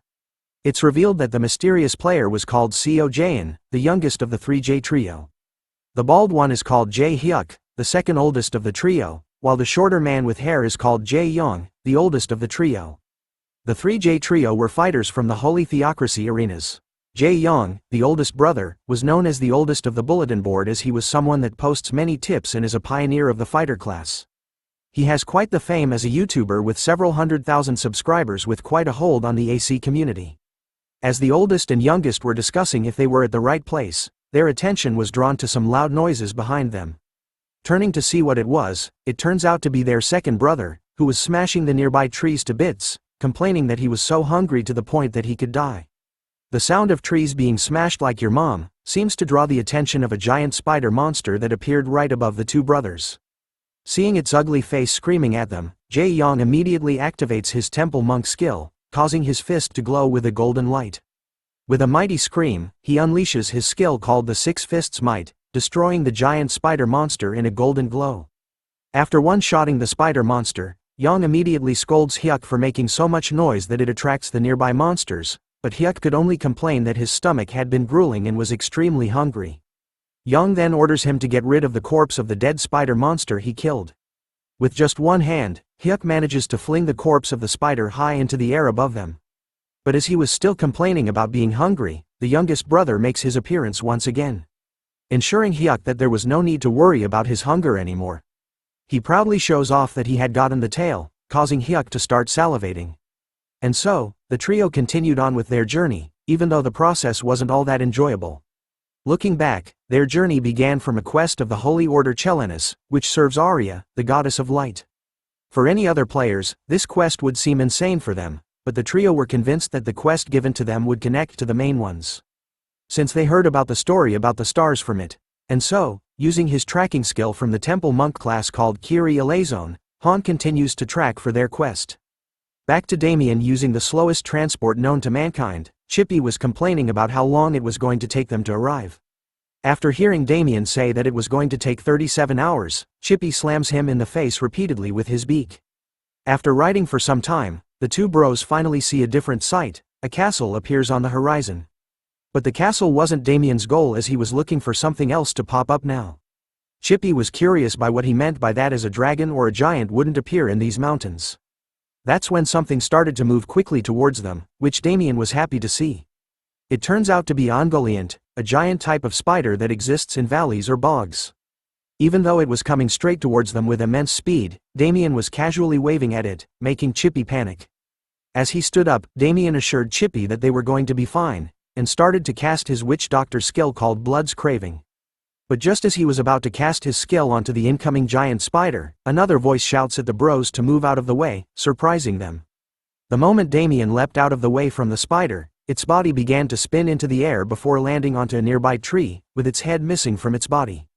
Damien was stunned by this sudden sight. He couldn't believe that there was someone out here that was able to destroy a level 72 Ungoliant in one shot. But as he was figuring out who it was, a figure appeared in front of them, mentioning that he almost got into trouble. A bearded man with a giant hammer appears, greeting the bros and apologizing that he didn't know that they were standing there when he sent the giant spider flying in the air. Looking closely at this bearded man with a giant hammer, Damien could see that he was able to bench, squat and deadlift at least 500 kilograms, just like him, making them both the same type. But as he continued to stare at the man, Damien's eyes were caught by something. Looking closely at the giant hammer the man was wielding, even the bearded man realized where Damien was staring at. And started to flex his hammer at them, which was now covered in a purple aura. Seeing the giant hammer up close with the purple aura, Damien's eyes were sparkling as he figured out that what he thought was right all along. It was the actual legendary warhammer that he had only heard rumors about. It turns out that the bearded man's warhammer was called the Ogre-born Crusher Maul. It was a hammer strong enough to break even ogres' bones. It also has the blessing of ancient magic, so it is almost unbreakable and impossible to fix. The bearded man proudly shows off the warhammer in his hand, asking Damien and Chippy if this was something that they had never seen before. Damien still couldn't believe that he was seeing the famous warhammer with his own eyes. The hammer itself was the national treasure level item that anyone who played this game would know, the warhammer. It's an item that boosts your power by 500 points, so for normal class users, this would allow them to get around 500 levels stronger. Even before regressing, the warhammer was a treasure-like weapon that was priceless. The old man couldn't help but laugh at Damien's reaction to his hammer. He reveals that he had been using it pretty well till now and also had rejected numerous offers from people who wanted to buy the warhammer off him. Damien was now stunned by the fact that he was missing how he used to talk to people. Because of his propensity stat, he had to avoid meeting other players. So after talking with this old man for a short moment, Damien felt that he really liked him a lot.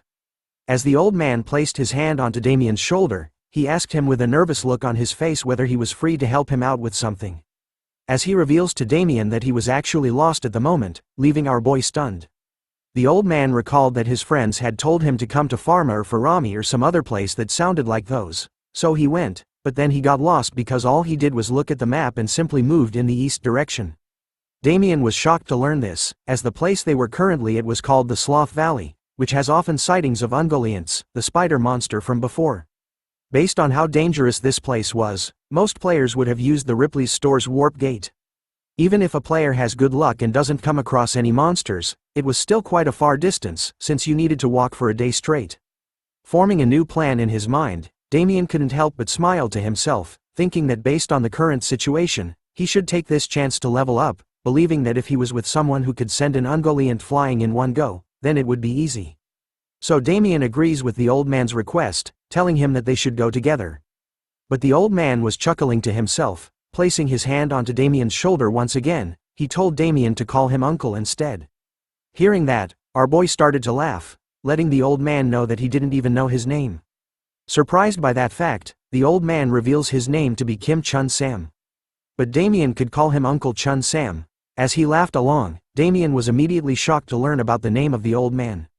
Damien couldn't believe that the old man standing in front of him was the actual Kim Chun Sam.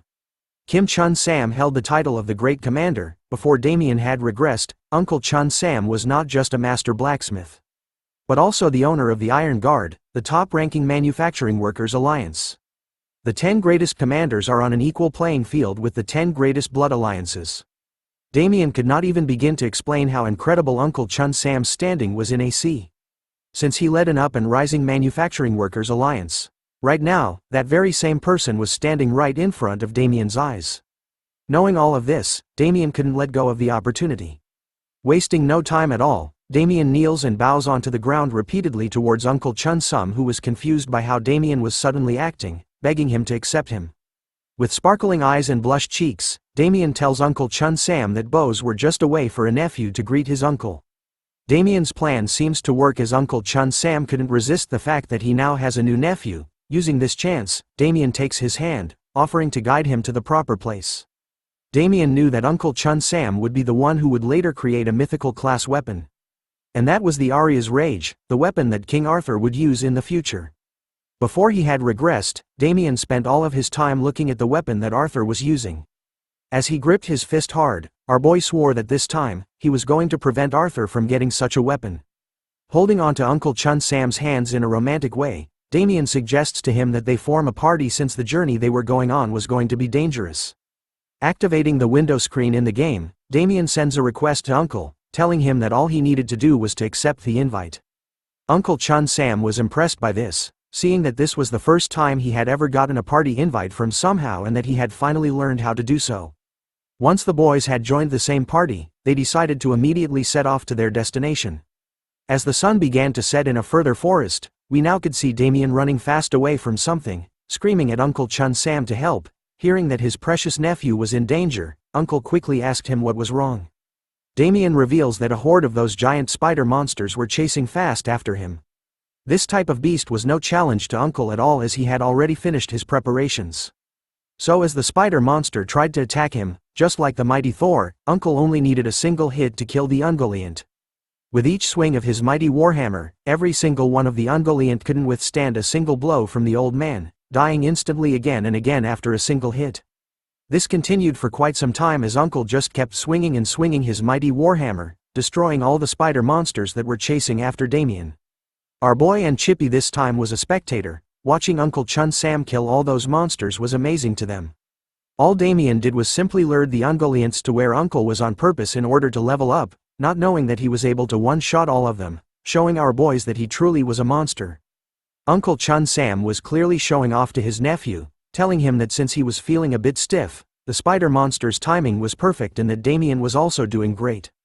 Damien had fallen in love, practically kissing Uncle's butt, which Chippy approves of, as this was the way to make good connections. Looking around after the spider monster's body had disappeared, loot started to appear where they died. With a quick dash everywhere, Damien wasted no time at all, collecting all of the loot from their canines to their skin and even their strong acidic corrosive body fluids. Thanks to their incredible connection with Uncle Chun Sam, Damien was basically making money without doing anything. Looking at the amount of loot they had gotten without doing anything at all, Damien questions Chippy if they should have done party hunting earlier, but Chippy knew that it would be impossible for Damien. He proudly points out the propensity stat that Damien had, which was in the billion negatives. Being reminded of this, Damien knew that Chippy was right. There was no way he would have been able to team up with others. As they were talking, Uncle Chun Sam appeared and called out to Damien, pointing at the badge on his chest and asking what it was about. Damien explained that the badge he was wearing belonged to the Adventures Guild and was his adventure certificate. The one he was wearing specifically was the Platinum badge. This was the type of thing that you would receive if you passed the Adventures Guild qualification test, but Uncle Chun Sam seemed clueless about it. Damien was stunned to see this, so he questions him on whether he had received his adventure certificate yet. Uncle Chun Sam laughs, telling Damien that he hadn't, since he had just been playing with his friends and worked with metals as a blacksmith. Learning this fact about him, Damien knew that working will be a bit difficult without a certificate, so he started to think of a game plan. As he started to think of a plan, Uncle asked him if the adventure badge was something like an excavator license. Damien corrects him, informing him that the adventure badge would make it easier for him to create a blood alliance. Hearing about the blood alliance immediately catches the attention of Uncle Chun Sam, as this was what his friends and him were waiting for. He needed to create a blood alliance first. As Uncle laughed after discovering this fact, Damien smiled to himself, watching the innocent and naive guy in front of him. He knew now that what was important right now wasn't hunting. Seeing Uncle's reaction, Damien asks him if already had members. Uncle reveals that he did and that they were aiming to be the best manufacturing workers alliance. After hearing that, Damien was sure that Uncle Chun Sam was going to be the best, so he needed to adjust his plans based on the future too. Summoning the slow metal carriage from before, Damien figured that the thing that was more important than leveling up right now was something else, so he suggested to Uncle that they hunt for something a bit different this time. A spider that was bigger than all of the ones that they had hunted so far. Damien's plan was to use this hunt to prove his worth to Uncle and receive his favor. Deep in the Sloth Valley rocky zone, the uncle and nephew pair were moving quietly in the eerie place filled with fog. Damien started to look around, confident that what they were looking for was around here somewhere, but the lack of light made it hard for him to see properly. Seeing Chippy on his shoulder, Damien asks him for some light. Within a second, Chippy had summoned a bright ball of light right above his head, like Goku's spirit bomb. But it turns out to be a tiny ball of light, which Damien found disappointing. But even so, the system informs them that they have discovered new geographical information. Their new location was a place called Land of the Black Rock. While Damien was disappointed by Chippy's small ball of light, Uncle Chun Sam was impressed by it, making Chippy climb on his shoulder instead. As they ventured deeper into the unknown, a strong green smell started to reach Damien's nose. Making him sniff and look for it more, Uncle Chun Sam was curious about what our boy was currently doing, as he looked like a dog. Damien explains to him that the sniffing was because there wasn't much light, so it was hard for him to find what they were looking for, so instead of using sight, Damien was going to use his sense of smell. He assures Uncle Chun Sam not to worry, as he was sure that the thing they were looking for was in this area and that he was going to find it soon. Seeing Damien sniffing away into the darkness made Uncle Chun Sam turn to Chippy, asking him if it was normal for people to find monsters by sniffing out their smell. But Chippy didn't know about it either. Laughing at Chippy's reply, Uncle Chun Sam was still confident in his nephew's ability and was sure he had a proper reason for doing so. But as he was talking to Chippy, the same smell that Damien was sniffing finally reached his nose, but it was too strong, causing Uncle Chun Sam and Chippy to cover their nose from the horrible stench. Smelling the weird sour smell, Uncle Chun Sam immediately chases after Damien, warning him about the horrible stench, as the system warns them that there was a strange hostility coming from their surroundings and that something was looking at them from the shadows. Standing in a wide open area, Damien was proudly smiling, informing Uncle Chun Sam that he had found what they were looking for all this time. In truth, Damien was almost happy to smell the stench of a corpse rotting. But being in this area in this life was strange to him. Before regressing, Damien had come here with a whole party, but now, there was only him, Uncle Chun Sam and Chippy. Sensing that a fight was about to begin, Damien summons his daggers while warning Uncle that a fight was coming for them. Instead of being afraid, Uncle was happy to hear that, bringing out his own warhammer in an instant.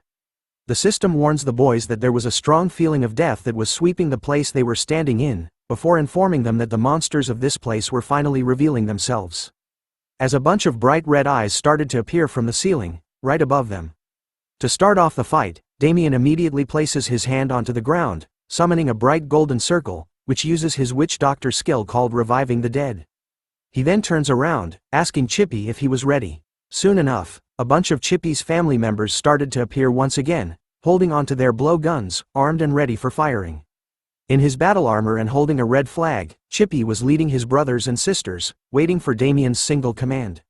Seeing everyone prepared, Damien orders Chippy and his siblings to aim for the ceiling and to commence firing onto everything that was moving around. Following his orders, the siblings fired an endless barrage of darts straight into the ceiling. Chippy and his siblings' attacks seemed to land without missing and were powerful enough to knock the spider monsters from the ceiling. As they fell to the ground, Uncle Chun Sam took the chance to deal the finishing blow, smashing every one of them into pieces. Both of them were battle maniacs, as even Damien was smiling from ear to ear as he sliced each of the spider monsters that fell from the ceiling. As they stepped through the dead bodies of every spider monster that they had slain, Uncle Chun Sam asks Damien about what kind of spiders they had been killing since they looked different. Damien tells him that these were the grunt soldiers. It turns out that grunt soldiers were the babies the queen laid and also the guards of this place that they were at. They would sometimes also be the queen's meal if they were being bad boys or girls. Their true names were red soldier spiders that protect the queen's refuge and move solely based on her commands. Seeing more of the spiders coming in different forms, Damien feels that they could communicate with one another, while Uncle Chun Sam could clearly see that they were pissed off right now. Tired and angry at the loud noises the new spider monsters were making, Damien started to scold them as he felt that they were cursing at him straight at his face. He finally snaps and attacks first with his own blowgun, hitting the closest spider monster directly into one of its eyes. Laughing at his attack that landed, Damien still cursed at the spiders, but as he did, Uncle Chun Sam shouted at him, warning him to duck as more of the spiders appeared right above Damien's head as he was distracted. Just like Thor, Uncle Chun Sam throws his mighty warhammer, covering Damien from the spider attacks and killing all of them in a single blow. Damien was shocked to see this. He was glad that Uncle was here, or else his head would have gone flying instead. Looking at how the spiders were moving, Damien informed Uncle Chun Sam that the spider monsters were going to be more active from now on, and trusted him to watch his back. With his trusty warhammer back in his hand, Uncle was ready for the fight, and prepared to watch Damien's back. In a massive T-flexing pose, a blue light starts to appear all around Damien's body as she summons a bunch of arrows from his sides. Pointing his arm straight towards the spider monsters that were incoming, he sends all the blue arrows into their direction, using the witch doctor's skill called Vengeful Spirit's Arrow. The blue arrows were powerful and accurate, landing onto each of the spider monsters easily and killing them. But there was a slight issue. More of the spider monsters started to appear even after killing a bunch of them at the same time. Damien was slightly panicking, seeing that there was another endless swarm of them heading their way. Coming up with a new plan, Damien summons another round of the Vengeful Spirit's Arrow, commanding Chippy to assume a new formation and to cover him while he does something else. Heeding Damien's command, Chippy went over to his siblings' side, telling them to get in line to form the third formation. Chippy and his siblings were now lined up alongside one another on a nearby cliff, shouting to Damien that they were ready. Wasting no time at all, Domain orders them to fire at once, as he fires his own blue arrows towards the endless horde of spider monsters coming their way. The combined attacks of Chippy and his siblings along with Damien's witch doctor skill was effective as the spider monsters started to die one by one, before even reaching them. Things were going as planned. Damien started to smile as he felt that this was doable, and was glad that he had trained Chippy with several strategies. Now that this side was taken care of, Damien turns around to check on Uncle Chun Sam, who was smashing away with his warhammer. It turns out that he was having the time of his life as he slams each of the spider monsters with ease, using his blacksmith skill, called Hammerfall, killing each of them with a single blow. That one hit was enough to send shockwaves throughout the cave they were in, destroying and cracking the stone all around. Damien could only comment that Uncle Chun Sam's skill was crazy, and that he had evolved from a monster to a being that was basically unbeatable. As the both of them continued to kill each of the spider monsters that came for them, something started to happen with their dead bodies. The same strong green smell started to come out of them. Not only was the smell even stronger than before that caused Damien to cover his nose, but Uncle Chun Sam could hear something loud coming their way. Looking at Damien for an answer, our boy warns Uncle to be careful. Looking at how the spider monsters were now behaving, Damien knew that this situation was unusual, as the spider monsters were getting into formation. He knew that since the queen always places her survival first, and doesn't usually move herself, But when a certain amount of her spider children and soldiers were dying, then she would become stressed and even more aggressive from before. As the system gave out red warnings this time, Damien and Uncle Chun Sam prepared themselves for what was coming as the spider monsters were moving in a formation. The system then tells Damien and Uncle Chun Sam that the Forgotten Spider Queen was revealing herself and that they needed to prepare for the Master of the Refuge's wrath. Seeing this confirms it for Damien, the Queen herself was finally crawling out. A large monster with a woman figure appeared, covered in a bright purple aura, letting out a fierce scream that sent shockwaves in the air. With a scary-looking face, the Forgotten Spider Queen has revealed herself. The Spider Queen, Aliwan, one of the queens of the countless factions who led the ancient spider kingdoms. She was defeated by one of the 12 pure-blooded branches princesses, Arasheen, and lost most of her lineage's abilities, with only the instinctual desire to survive remaining. Compared to several hundred years ago, she was atrophied in several aspects, but she possesses strong acidic bodily fluids to digest most organisms and a strong obsession for her prey. She is much greedier than before. Her unique trait is that this monster is of noble blood and has quite high physical abilities and remaining techniques. The game system continues to warn Damien and Uncle Sam that the Forgotten Spider Queen was revealing herself, and advises them to prepare for the Master of the Refuge's wrath.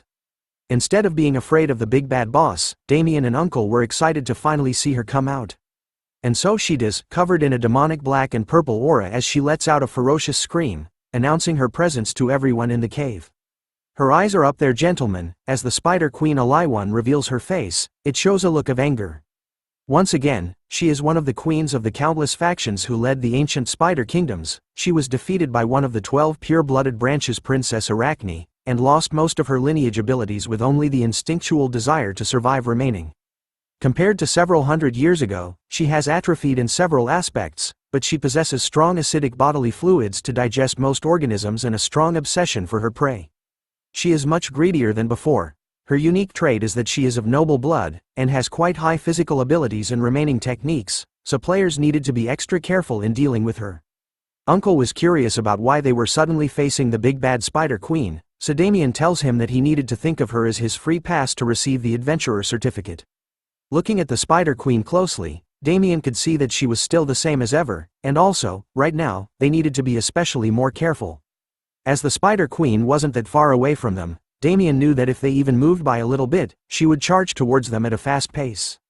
So to make things easier, Damien created a group chat first as he had a plan in mind. Using the group chat, he informs Uncle that when facing the Spider Queen, they couldn't move in any random way, so when she moves, Damien wants Uncle to prepare his strongest attack against her.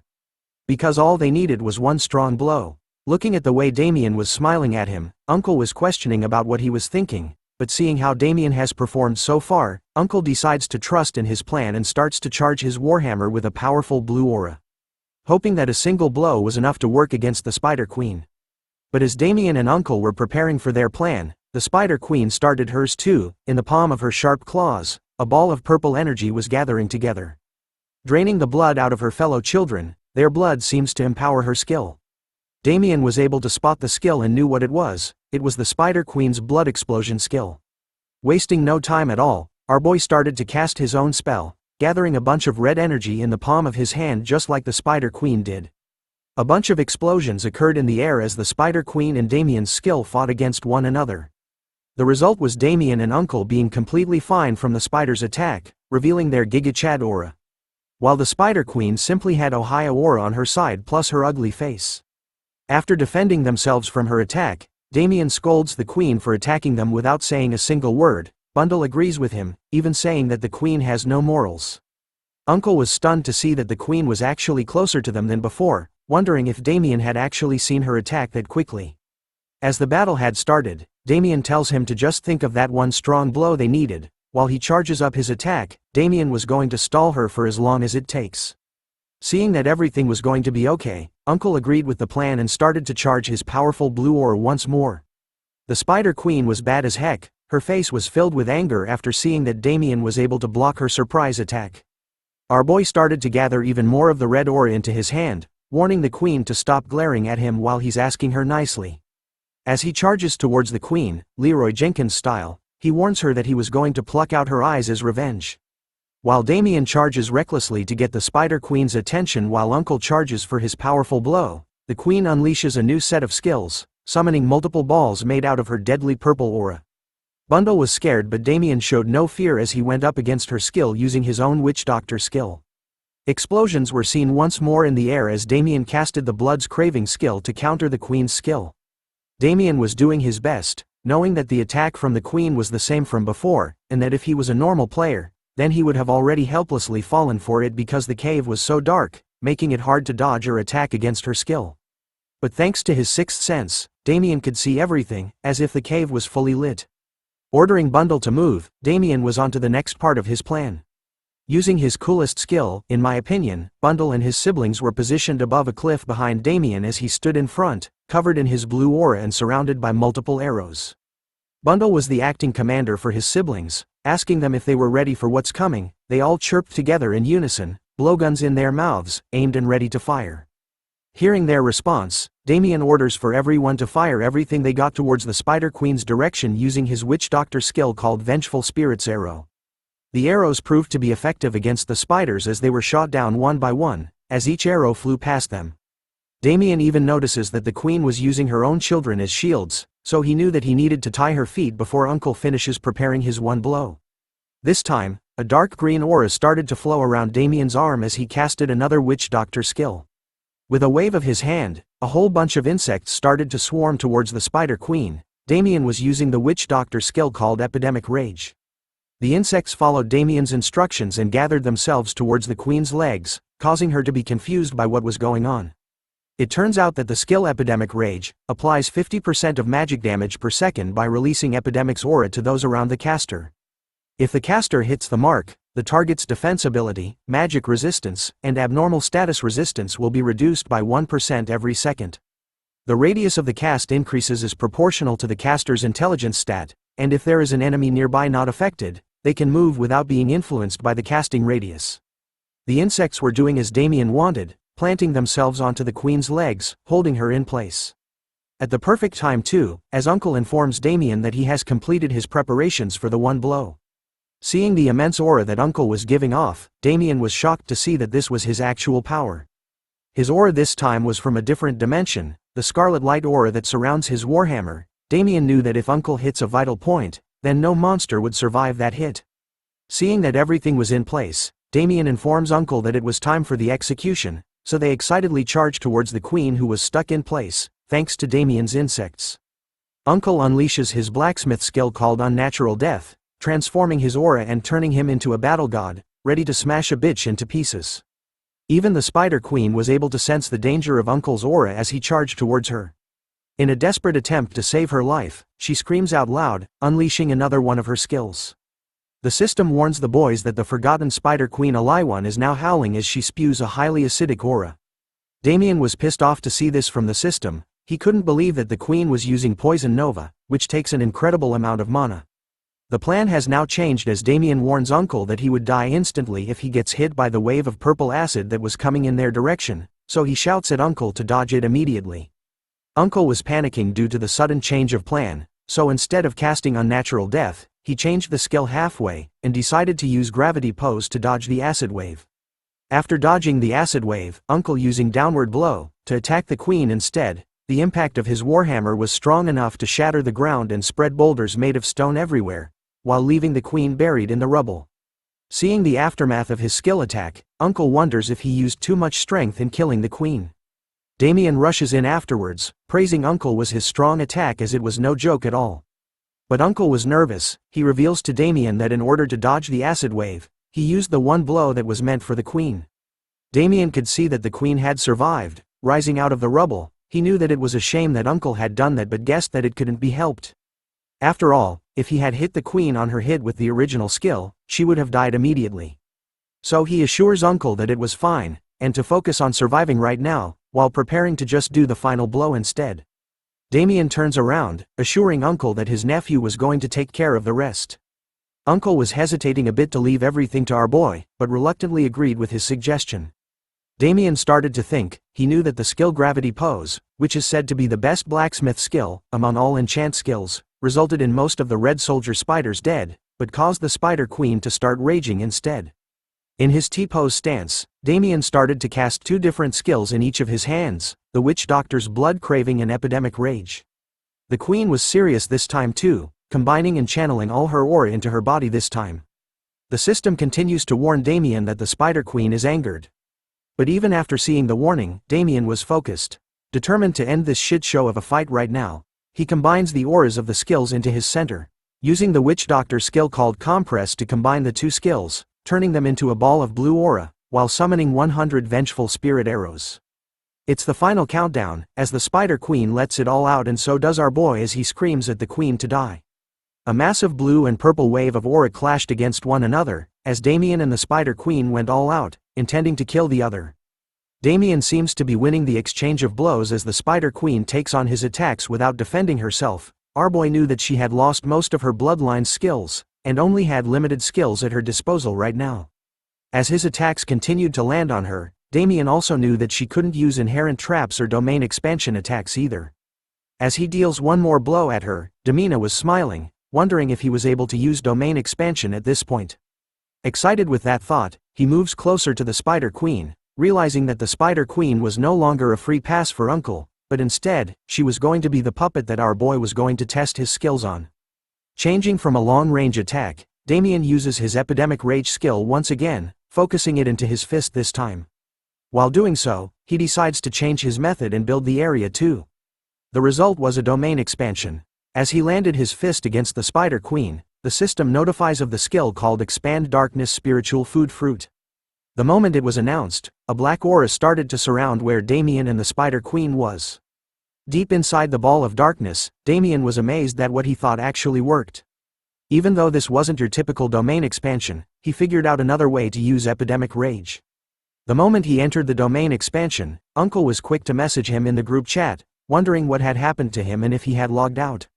Damien responds back, knowing that Uncle was probably shocked since this was something that Damien didn't expect would work and he hadn't told Uncle about it before.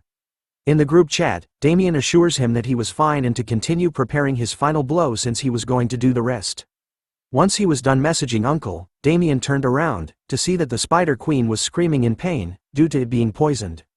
Damien knew that this was the result of it entering someone else's domain, making her feel like she was dying due to the debuffs. As he said this, a bunch of system windows appeared, informing him that the Spider Queen's defense, magic resistance, and abnormal status resistance had decreased. But instead of admitting defeat at this point, the Spider Queen lets out another howl, surprising Damien before showing him that she wasn't finished yet. This queen ain't going down this easily. Damien was glad to see it this way, but admits that he didn't have the time, and wanted to end things quickly. He charges at the Spider Queen by himself, curious about how much he can face her with nothing but his body.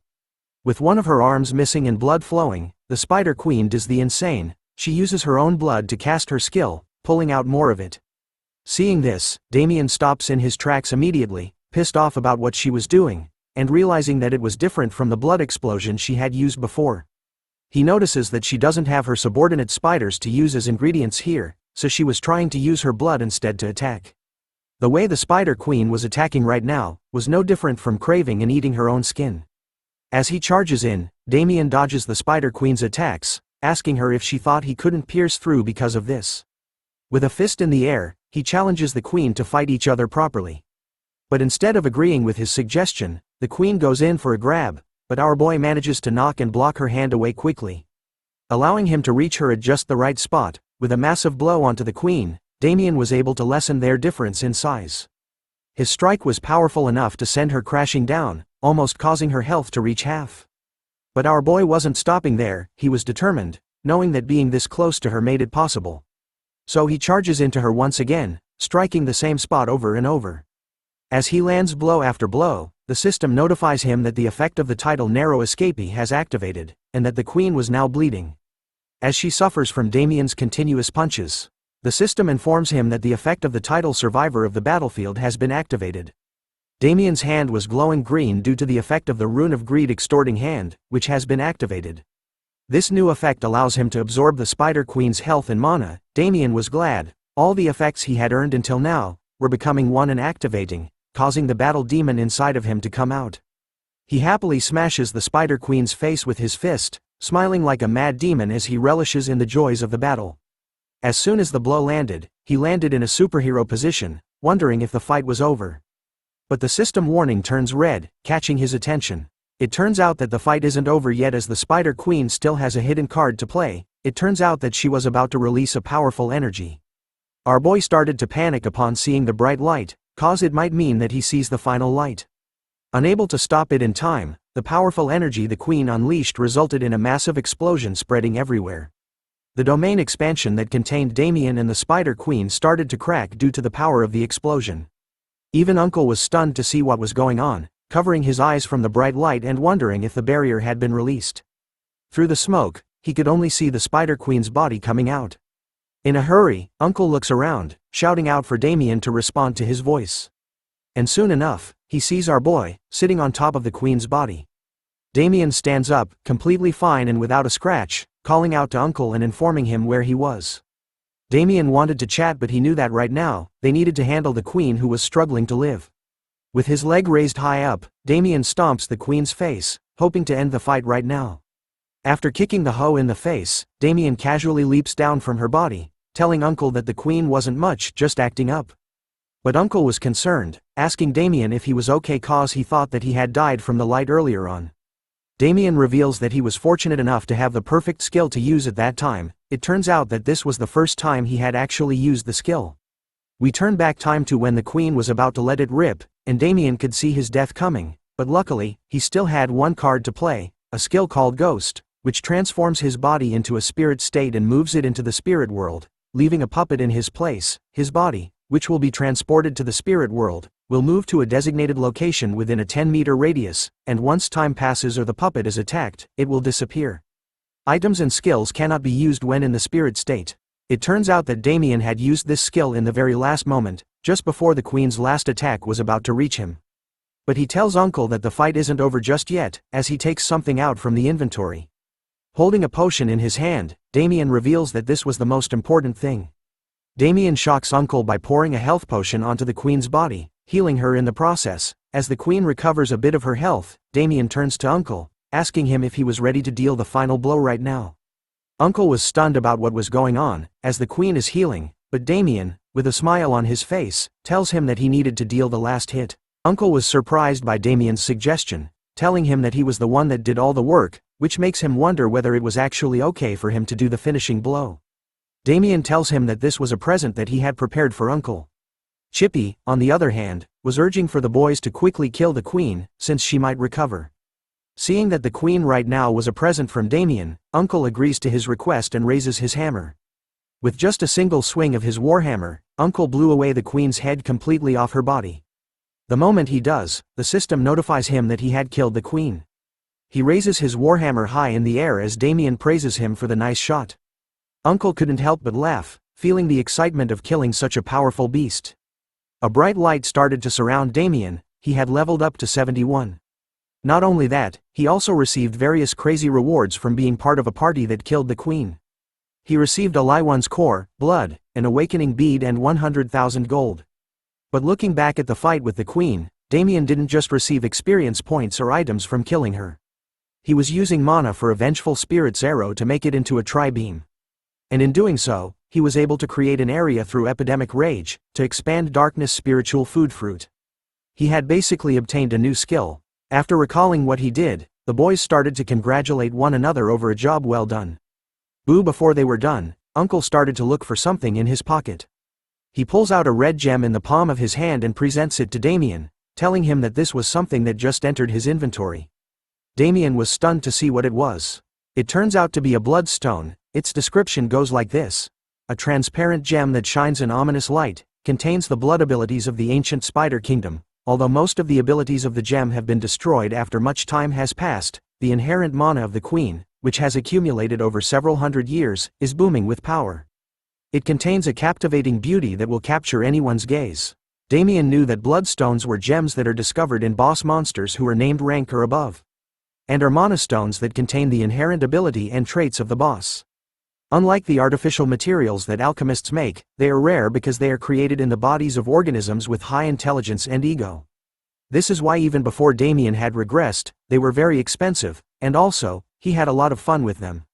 Instead of taking it for himself to have fun again, Damien recommended Uncle to take the Bloodstone to the Adventurers Guild, which would allow him to get a free pass to Gold Tier. Uncle was impressed to hear that advice from Damien, who adds that he will be able to get a lot of money from selling it, but he advises that getting a free pass for the Adventurer certificate is way more beneficial. Hearing that advice, Uncle decides to go with what Damien suggests.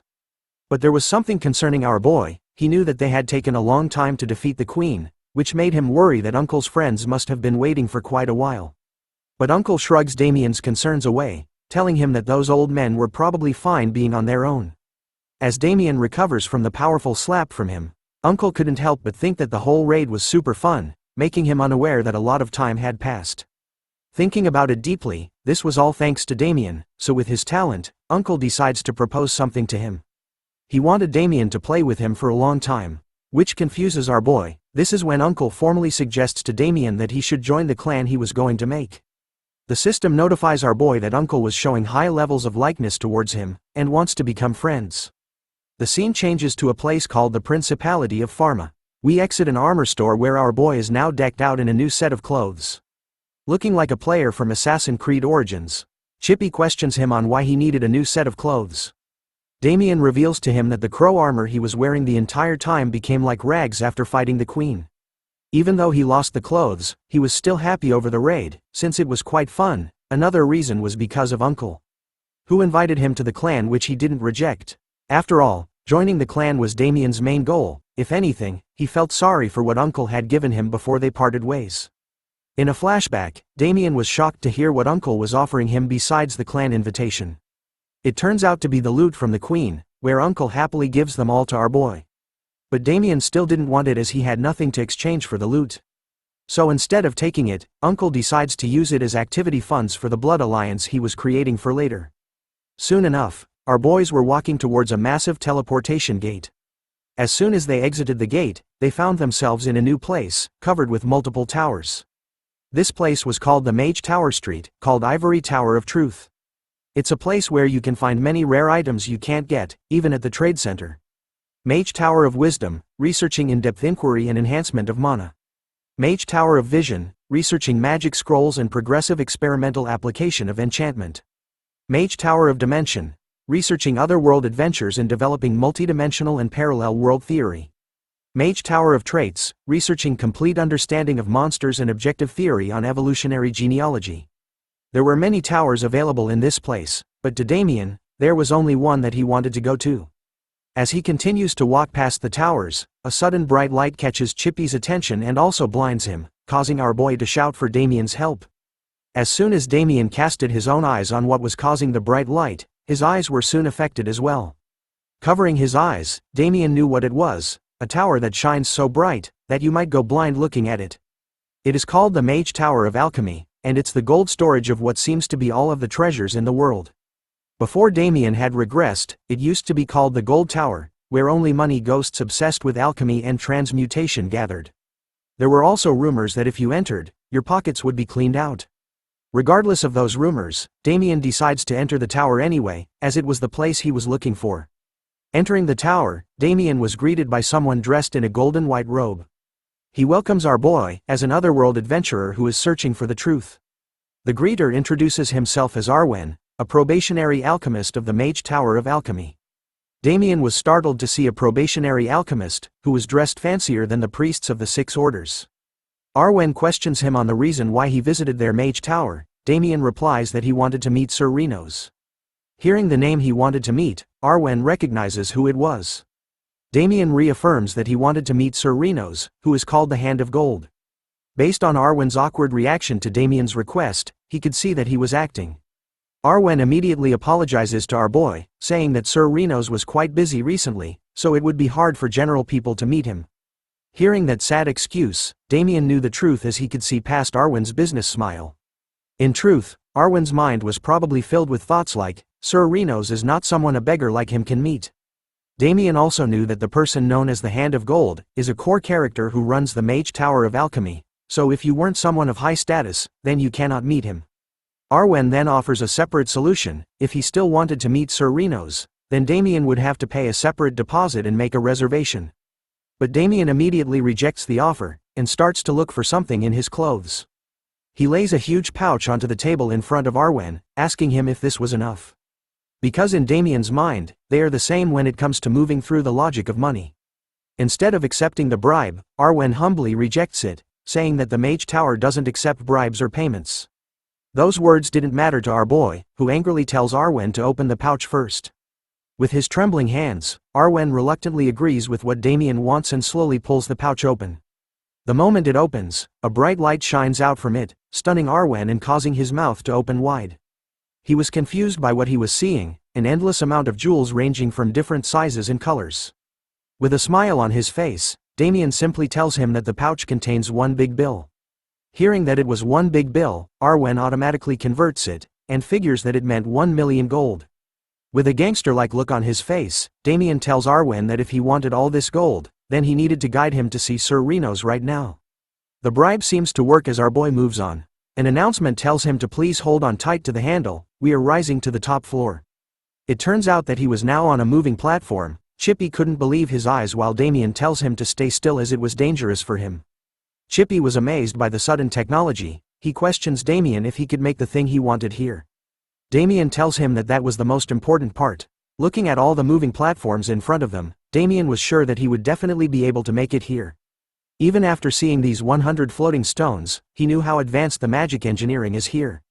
He also knew that those floating stones were made by embedding high-quality mana stones at the bottom. Just one floating stone alone is worth an astronomical amount. The announcement soon informs him that he has reached the 50th floor, and has arrived at the master class. He enters a certain room and is greeted by a glowing ornament. The lion head had a magic circle all over it, as the system asks Damien if he wanted to activate the magic circle. He happily agreed with the question and a bright light started to appear at the door he was standing in front of. Before they knew it, both Chippy and Damien were teleported to a different place. They looked around, wondering where they were exactly. But soon enough, they noticed someone standing in front of the window in front of them. Damien talked to the stranger first, greeting him before asking if he was the one he was looking for, Sir Renos. The stranger remained silent after hearing Damien's question, but quickly turns around, showing a Gandalf-like appearance. He tells Damien that his face was full of anxiety and was a pilgrim who searches for the truth. Hearing those words was alarming to Damien, as he was confused over the cult-like fortune-teller vibes that the wizard was giving off to them. But the wizard continues to tell Damien not to worry, as he will become their signpost, for those like him, who are lost. He finally introduces himself as the Mage Tower's master, the hand of gold that represents the Principality of Pharma, Sir Renos. As he sat down in his seat, he questioned Damien over the reason why he had come all the way to their tower.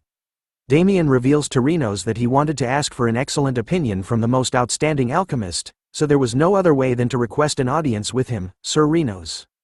But Renos wasn't sure about the audience part, until Damien questions him if that would be alright. It turns out to be fine as Sir Renos was aware that Damien had given them quite a huge amount for their research. Damien brushes it off, saying it wasn't much and just basic etiquette, but he knew that since when exchanged, the jewels that he had given them would be worth tens of millions. So he needed to get his money's worth. Other than money he had spent on his family and friends, Damien wasn't the type to waste a single dime. Because that is his creed. Because he opened his eyes widely, Sir Renos calls out to Damien, questioning him on why he was opening his eyes that wide in front of him like that. Since earlier on, the old man was able to sense that Damien was different when compared to normal adventures. Hearing that, Damien was confused. The old man even noticed how comfortable our boy was sitting in front of him. Damien was impressed. He knew that Sir Renos was no ordinary person as well. He had caught a gaze that he had on his face for maybe a fraction of a second. Damien decides to apologize for his reaction, saying it was because he couldn't hide his excitement after seeing Sir Renos' face, since he was famous. The old man still hesitated to accept Damien's reason, thinking that he had a strange gaze on his face, but decided that he might have mistaken it due to using too much mental power talking to a VIP yesterday. Moving on, Renos wanted to get to the point. He asks Damien about what it was he wanted. Our boy thought about it for a second, saying that it was something that couldn't be easily made. Hearing that it was hard to make, Sir Renos was pissed off as he found it an insult. He questions Damien if he actually knew who he was. This is when Damien started to kiss his ass. He recounts the achievements that Sir Renos had. He knew that he was the hand of hold, that can make something out of nothing, the living legend of alchemy, Sir Renos. Hearing about his own achievements made the old man happy, so he questions Damien once again, asking him if he really thinks that he was unable to complete the item he was speaking of. Our boy, in ass-kisser mode, wonders if there really isn't anything Sir Renos couldn't make. Hearing that, the old man was pumped up, knowing that Damien had also invested a huge sum of money, and that he was the type of person who returns as much as he is given. Feeling that he had fallen for the trap, Damien whispers to him if he had heard about an item called World Tree's Tears. Hearing the name of the item caused the old man to panic. The World Tree's Tears was an ingredient of hero rank. Even seeing it would prove to be difficult, as it was protected by fairies, due to the World Tree's crystals that sprouted through the will of causality. The old man was quick to ask what Damien was going to use the item for. In his mind, he questioned if Damien was trying to get the crystals of such a holy tree with just a few words. That's something that cannot and should not happen in the Arcia continent. But Damien wasn't going to let this chance go, and continues to push the old man to create the item. Sir Renos had to look out the window, averting away from Damien's strong sparkling gaze from before. He knew that making the item with advanced alchemy is difficult. But as Damien appears beside him, the old man reveals that there was one problem with making it. Hearing that there was a problem, an angry aura rose from our boy as he gave the old man the bombastic side eye. Sir Renos could feel the immense threat coming from Damien's eyes, so he quickly explains the problem to his ears to get him to understand. After explaining the situation, the old man hopes that Damien would understand that they don't have the ingredients at the Mage Tower right now. And even if he wanted to make the item for Damien, it would be difficult. But as the old man continued to complain about the lack of ingredients, our boy started to pull out something from his subspace. Within a few seconds, he presents to Sir Renos a huge sack. The old man was shocked by how big it was, and questions if Damien had kidnapped someone and placed them inside. But our boy assures him that it was fine and tells him to open it. Upon opening the huge sack, the old man was shocked by what was inside of it. It turns out to be the Pendant of Light, the Marble of Awakening, Fairy Wings Powder, the Conch of Abyss and other glorious items. Sir Renos could only wonder where Damien had gotten all of these precious ingredients. Our boy simply replied that he bought them, which shocked the old man even more. In his eyes, he could see that our boy was a huge rich kid. Figuring out that he had fallen for the trap, the old man finally realized that this was what Damien wanted all along. Damien quickly shakes Sir Renos' hand, telling him that the ingredients were a present, and that it should be possible for them to create the item right now. But after seeing all this, the old man turns his face away, without answering the question. Seeing that reaction, Damien heads to the doors of the room, and locks them. With an evil demonic look on his face, both Chippy and Damien stared back at the old man, demanding the World Tree's Tears. The old man finally realizes that the reason why Damien locked the doors was because he was going to stay here until he made the item.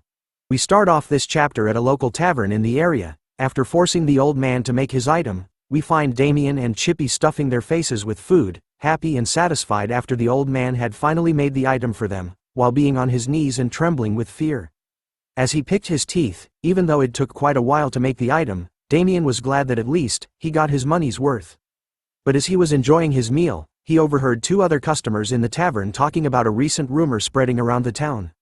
They were talking about someone being an artisan murderer. According to the customers, the artisan murderer was a bastard who hides his face using the Brotherhood robe set, and goes sound to all types of mage towers. Those who have suffered at this villain's hands include Sir Renos, the old man, and Sir Glint. Hearing the details of the rumor, Damien started to cough violently, catching the attention of the other customers. Looking at our boy, they thought that it was a bad sign that since he was quite young, he was already having problems with his body. The other customer even warns him to be careful too since they haven't seen him around before. As they were afraid that Damien might become the next victim of the artisan murderer. But our boy, all panicky and nervous with sweat dripping down his face, assures them that he is going to be fine and blesses them to be safe too. Soon after, Damien went on to leave the tavern, saying goodbye to the other customers. As they leave the tavern, Chippy asks him if the rumors were about them, which Damien believed that it was. Even though he was getting a bad reputation, Damien was fine with it. After all, he got everything he needed from this place. Gathering all of these items was the result of squeezing the masters of the countless mage towers dry.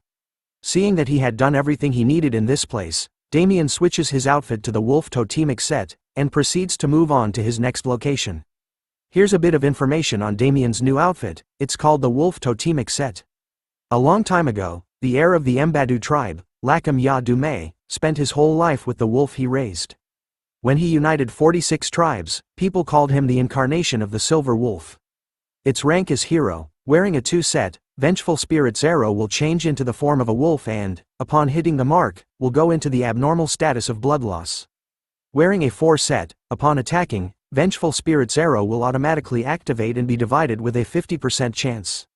Automatically activated Vengeful Spirit's arrows will not consume any mana. Wearing a 6-set, Vengeful Spirit's arrows' continued magic damage will increase from 30 seconds to 300 seconds, and enduring magic damage will be immediately given. Looking at the options given by the new set of clothes, Damien could only call it crazy. After all, he did spend a huge amount of money on it with the masters. He had used around 100 million won in real life, so the equipment should be this good. He needed to spend this much, because the next place he was going to require it if he wanted to make his way through the central part. But before he could move on, Damien looked at his hand. Thinking that it would be pretty nice if he could get rid of the curse before that. Seeing talk about it, Chippy wonders if Damien was talking about the thing that was sticking to his body. It is. Damien's master did mention it before. Revenge was important, but Damien had another important goal to achieve too. The curse Damien was talking about was referring to the one he got after regressing back to 10 years in the past, which will reveal the identity of the OVO system. If it wasn't for this curse, Damien wouldn't have felt so much pressure in raising his stats like this. The curse acted like a timer, forcing Damien to enter the game within a few days, or risk dying as a result. To Damien, the system was the biggest mystery right now. He had been tracking Aleister Crowley, who seems suspicious, as well as the crucifix's Dawn for now, but he shakes his head, reminding himself to take things one step at a time. And that naturally, the results would show themselves. The scene then changes to find our boys in a completely new place, filled with mountains with jagged and sharp tops. Chippy was complaining to Damien, asking him how much further they had to go. Shouting that it was almost dark already, Damien continued to look around, convinced that the place he was looking for was around here somewhere. As he continues to search, the sounds of something whispering in the air catches their attention. Chippy started to panic over hearing it, slapping Damien's face continuously, telling him that a ghost was going to come out. But our boy ignores the little bird's complaints, and heads deeper into the darkness of the forest. He even teases Chippy that he was a ghost too, but our little birdie refutes that statement, saying that he was a chick spirit. As he passes through the tall grass, Damien continues to assure Chippy that the thing he was looking for was close by now. Walking further down, he spots an opening in the ground, lighted by something. Thanks to the sixth sense skill and his experiences before regressing, Damien was finally able to find it.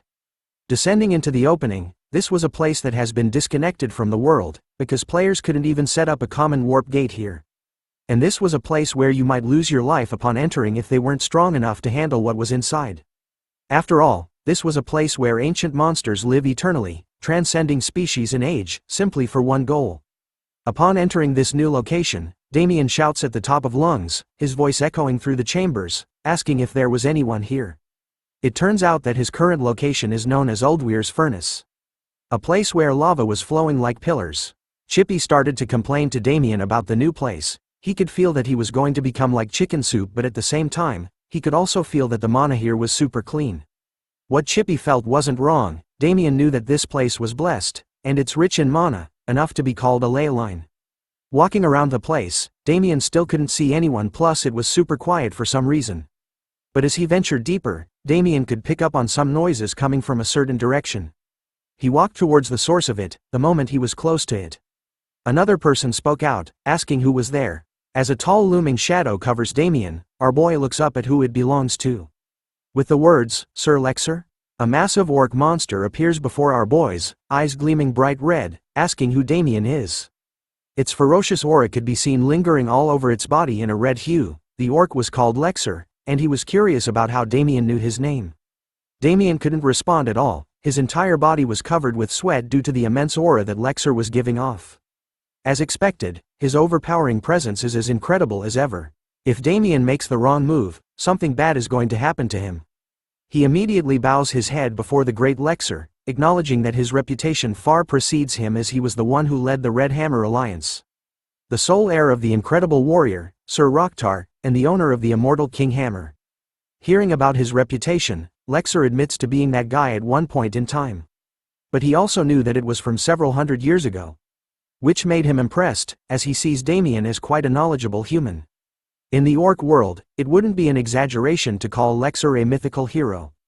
After the heavenly demon battle, he was the orc that defeated the rampant black dragon single-handedly. And after the great warrior Roktar died to the black dragon, he received the immortal King Hammer, which had the power of the previous heroes within it. He had also united his species with the most outstanding power and charisma, to create the Red Hammer Alliance. His existence was akin to a gods among orcs. Lexer was him, but then Damien knew that he was also the one to dissolve the alliance, retire and now spend the rest of his life here, in Uldweir's furnace. Looking around, Damien was curious why he was alone here, as he was sure that there were supposed to be more people. Even though he was impressed that Damien knew who he was and his backstory, Lexer still couldn't believe that a human would have the balls to come to this place. Hearing the way he spoke, Damien needed to answer carefully so Lexer doesn't get angry, so instead, he tells Lexer that he has an offer. But that turns out to be the wrong move as Lexar's eyes were now focused on him, glowing red with a slight tinge of anger as he asked Damien if he wanted to die. Our boy started to panic, wondering what made him say that all of a sudden. But it was useless. Lexer, in anger, shouts at Damien, angry over the fact that a human had come into this place and even had the balls to make a deal with him. He raises his mighty red hammer, ready to strike Damien down for saying he had an offer. All our boy could do in that moment was realize that he screwed up massively, and braced for impact, using his arms as a shield against the mighty orc's attack. But before Lexer could strike, two more voices appeared, with thunder and lightning. They were shouting and complaining about who was talking so loudly in this holy place, before calling Lexer a bastard orc. With the appearances of the blue and yellow lighting and thunder, Damien recognizes the voices behind them. Two more figures appear in the darkness of the cave. They were none other than the other two owners of Uldweir's furnace. They had finally made their appearance. The first to make his appearance is the first king of Durin, the great dwarf kingdom below the mountain, Muradin Ratatosk II. He was the one that called Lexer a bastard and the owner of the blue lightning. He scolds him for swinging his heinous weapon around here. The second to make his appearance is the fairy king, who protected the land of fairies from the great evil, Balak Oberon Paraha of Royan, who was complaining about how they let an orc into this place, and yet, his arrogance has reached the sky. Damien immediately bows his head towards the other owners, as this was his opportunity, in order to survive. Muradin and Balak were amused by Damien's actions, curious about how he knew their names. Damien reveals that he had come to this place after hearing a story about Tubal-Cain, Wayland and Vulcanus. Amongst the three of them, it was to determine who is the best blacksmith out of the three species. The three of them had taken part in a competition lasting for 1,000 years, deeming that whoever wins the competition will be considered the continent's greatest blacksmith. Haven't heard about the name Vulcanus for quite some time. Balak was curious if his name had already spread amongst the humans. Muradin picks a fight, claiming that his name was spoken first before the elf-man, which angers Balak. In the argument, Lexer joins in, calling them immature bastards for coming here since they had so much to do. Damien couldn't believe what he was seeing. These three were still as crazy as ever. He couldn't believe how they weren't tired from fighting here every day. But this was the reason Uldweir's furnace was a place where everyone wanted to find in his past life. Since a fight amongst these three could lead to the creation of a random craft item that has advanced abilities. Looking at how easily they were fighting, Damien realized that this was the reason why they had no social skills and were so ill-tempered. Balak snapped hard, raising his hammer, lightning all around. He declared that he was going to beat the small dwarf first. Seeing that this fight was going to be for real, the dwarf king raises his hammer as well, attempting to fight back, but in doing so, he smacks Lexer in the face. Which leaves both of them with a shocked expression on their faces. Lexer, with his nose bleeding, looks at them as dead meat. Since they wanted to die so badly, he was going to grant their wishes. Looking at how the fight was going, Damien realized that shit was about to hit the fan. This time, Lexer joins in the fight. The three heavyweights were now going for it all together. Seeing the major forces collide, this was something our boy couldn't handle, so he makes the wisest choice. He makes a run for safety. A smart choice he made, as the impact of the three bosses was enough to destroy the entire area they were in. After some time had passed, Lexer was the only one at the table talking with Damien, about how he wanted to make them an offer, while Balak and Muradin were buried underneath the rubble of their fight. As he sat at the table with Lexer in front of him, Damien laughed and thought about how ridiculous this was. The orc in front of him was obviously much stronger than the other two. The story about them was that these three were tied together by one covenant. They bet their lives to serve the winner of the competition as an older brother. Thanks to that curse-like covenant, They can't die and keep repeating this ridiculous and tiring fight, all over and over again. Damien reveals to them that he knew about why they were staying here, which was because of the 1,000-year-long covenant. Lexer was surprised to see that Damien knew about that.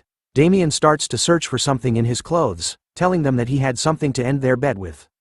In front of Lexer, he takes out something which draws his attention. He questions Damien on what that red orb-like object was in his hand. Looking at it closely this time, Lexer finally realizes what it is. It turns out to be the flame light, called the Eye of the Fire Dragon. He quickly took it away from Damien, wondering how someone like him came into possession of such a precious item. Damien proudly tells him that he had his ways, after all he didn't get the nickname, Mage Tower Murderer, for nothing. In the middle of their chat, they were interrupted by Murican, who appears in the dust cloud beside them, calling Damien a human without manners. Having recovered from their fight, Murican and Balak dusts off the rubble from their bodies, complaining to Damien and Lexer about the phrase, elders first, and demanding that if such an item does exist, then Damien should be giving it to them first, as an offering. Upon hearing their complaints, Damien was actually prepared for this, revealing to the two other bosses that he had something to give them as well. He orders Chippy to enter his clothes and take out the items. Chippy returns, holding two items within his hands and presenting them as presents to the bosses. Balak takes the yellow one, calling it the World Tree's Tears. While Murican took the blue item, knowing it as the Akrisha Hamoel document, both the bosses were confused by how a human like Damien had obtained such precious items. Seeing how excited the three bosses were about the items given to them, Damien gives a high five to Chippy. After all, their plan had worked. Now the three bosses were hooked. After receiving the items, the bosses were curious about why Damien had given them such precious items. Damien explains to them, not only were they considered the greatest blacksmiths of their respective species, they had also left their legendary marks on the continent. He knows that they have been competing to find out who the best blacksmith is out of the three of them for thousands of years. But he poses them a question: didn't they find it strange that even though they had been fighting for hundreds of years, they have yet to come to a conclusion? From what Damien knew about them, after they had made items for a whole year, they would each rate the other person's work and then tally the score. Hearing about the way they did their work, Murican was furious, thinking that Damien was mocking them. But he simply points out that their current way of doing things was the problem. He points out to them that each of them have different standards, and since they were competing with one another, why would they fairly assess each other's work in the first place? Upon hearing what Damien had to say, the three blacksmiths realized something. Lexer speaks out first, questioning the two seniors if this was why they always rate his work so low. Soon enough, a scolding match between the three blacksmiths breaks out, each of them blaming one another for their low scores after hundreds of years. Instead of using their weapons this round, the elderly were going for each other, barefisted. With a thunderous clap from Damien, he orders them to stop fighting as it wouldn't end their problem. Lexer then questions him on what they have to do, causing Damien to stand up and telling them that they finally had someone else here. He appoints himself a judge, and suggests that he be the one to judge their work fairly right now. But the elders still weren't convinced. They argue that they didn't know if Damien was going to be fair or if he had an assurance that he had good taste. So in order to appease their worries, Damien took out a huge sack, pouring out massive amounts of items on the table in front of them. The three blacksmiths were taken aback, looking at each item. They were all for forging and all were high quality. Seeing how they were interested in them, Damien asks if they all agree that the ingredients were the same level. Balak was the first to agree with that, stating that the ingredients were all of the same rank. Happy with that, Damien announces that with the same amount of time and ingredients, he needed them to add one more additional condition. He pushes an idea to the blacksmiths, saying that someone using their items will make the standards clearer. So Damien pushes them to create equipment for him, and as the user, he will assess them as fairly as possible. His proposal was shocking to the blacksmiths as they all flinched upon hearing it. But our boy was confident in his proposal. Offering his hand, he questioned the elders about what they thought of his plan. After proposing to the three godlike figures about making items for him, we find Damien roaming along the roads by himself. He finally takes a break by sitting on top of a rock, complaining about something that was killing him. He thinks back to the meeting with the three blacksmiths. Just them looking at him was enough to drain Damien's life force, but thanks to that meeting, the hidden place Uldweir's furnace has been activated. From now on, Damien will be able to use the option called Random Craft Item. Seeing the number of notifications pop up made him happy, but he was mostly glad that he came out of that place unharmed. Now that he had solved this issue, there was another problem that came up. Another notification appears, telling Damien that he has come across the quest called Terms of the Oath, recommending him to open his quest window to see the quest details. A flashback is seen when the elf man was thinking about Damien's offer, which was interesting, but then he knew that there was one thing that was bothering him. It turns out that concentration was the most important thing for their competition, but the elf was complaining that there was something annoying them, breaking their focus, which made him hesitate to participate in Damien's offer. So he comes up with a new idea, telling Damien that if he catches the things that were making the noise, then he would happily accept the match. And so, that was the premise of the quest called Terms of the Oath. Damien was tasked with catching those pesky creatures in order to let the blacksmiths concentrate on their work better. Seeing the quest window and its information, Damien was annoyed to see that it was actually from the elf. How sly of him. But after looking at Tessa's ring that was glowing brightly on his finger since he entered the cave, Damien suspected that the elf's man quest had something to do with it. But if the quest leads to Alistair or the crucifix's dawn, then Damien would have no way of following them. The reason behind it was because of Shaka. Thinking about it, Damien was angry. After all, the little boy took the destruction orb fragment piece as a gift, but to Damien, he was practically stealing from him and just considered it as a gift. He continues to shout and scream, rubbing his head in frustration over how nothing was working out as he wanted. Looking around the place, and using the information from his past life, Damien knew that there was nothing that could be a nuisance to the blacksmiths here aside from a few dungeons. Thinking about what those pesky creatures could be, Damien wondered if there was a field boss nearby, as he still hasn't seen his master around lately. Chippy cuts in, reminding Damien that he was too busy to be bothered by things like that. Our boy agreed with the little bird, confident that his master was probably somewhere eating and pooping right now, and was completely fine. Raising his hand to let the ring shine, as though he was a green lantern, Damien focused back on it once again. When he had left the dukedom, the Tessa ring was pointing towards the southwest. But right now, the ring was pointing to the west, and given that the Pharma dukedom is to the north, that means the target is not a dungeon but something that can move. Thinking about what it could be, Damien opens his eyes widely, realizing that it could be someone who was chasing after him right now. Looking back, Damien decides to test the theory, and activates his sixth sense skill and continues to scan the area all around him. The scene then changes to Jaein, who seems to be under attack by something. The red lightning-like attack seems to hurt him badly as he flinches his arm. Ji-han looks at his wrapped hands, wondering what was wrong with him. He knew that without the holy spell, he would have been burned to death. Looking around, he knew the attack came from far away and that he couldn't even trace the people who had attacked. Just as he was searching for the attackers, his two brothers came rushing in, calling out and asking what had happened. They reached him, concerned about who had done this to him. Ji-han immediately stood up, shaking off the pain, and assured his brothers with a smile that there was no ambush and nothing to worry about. But the two brothers didn't accept that, asking if he was really sure and what was really going on.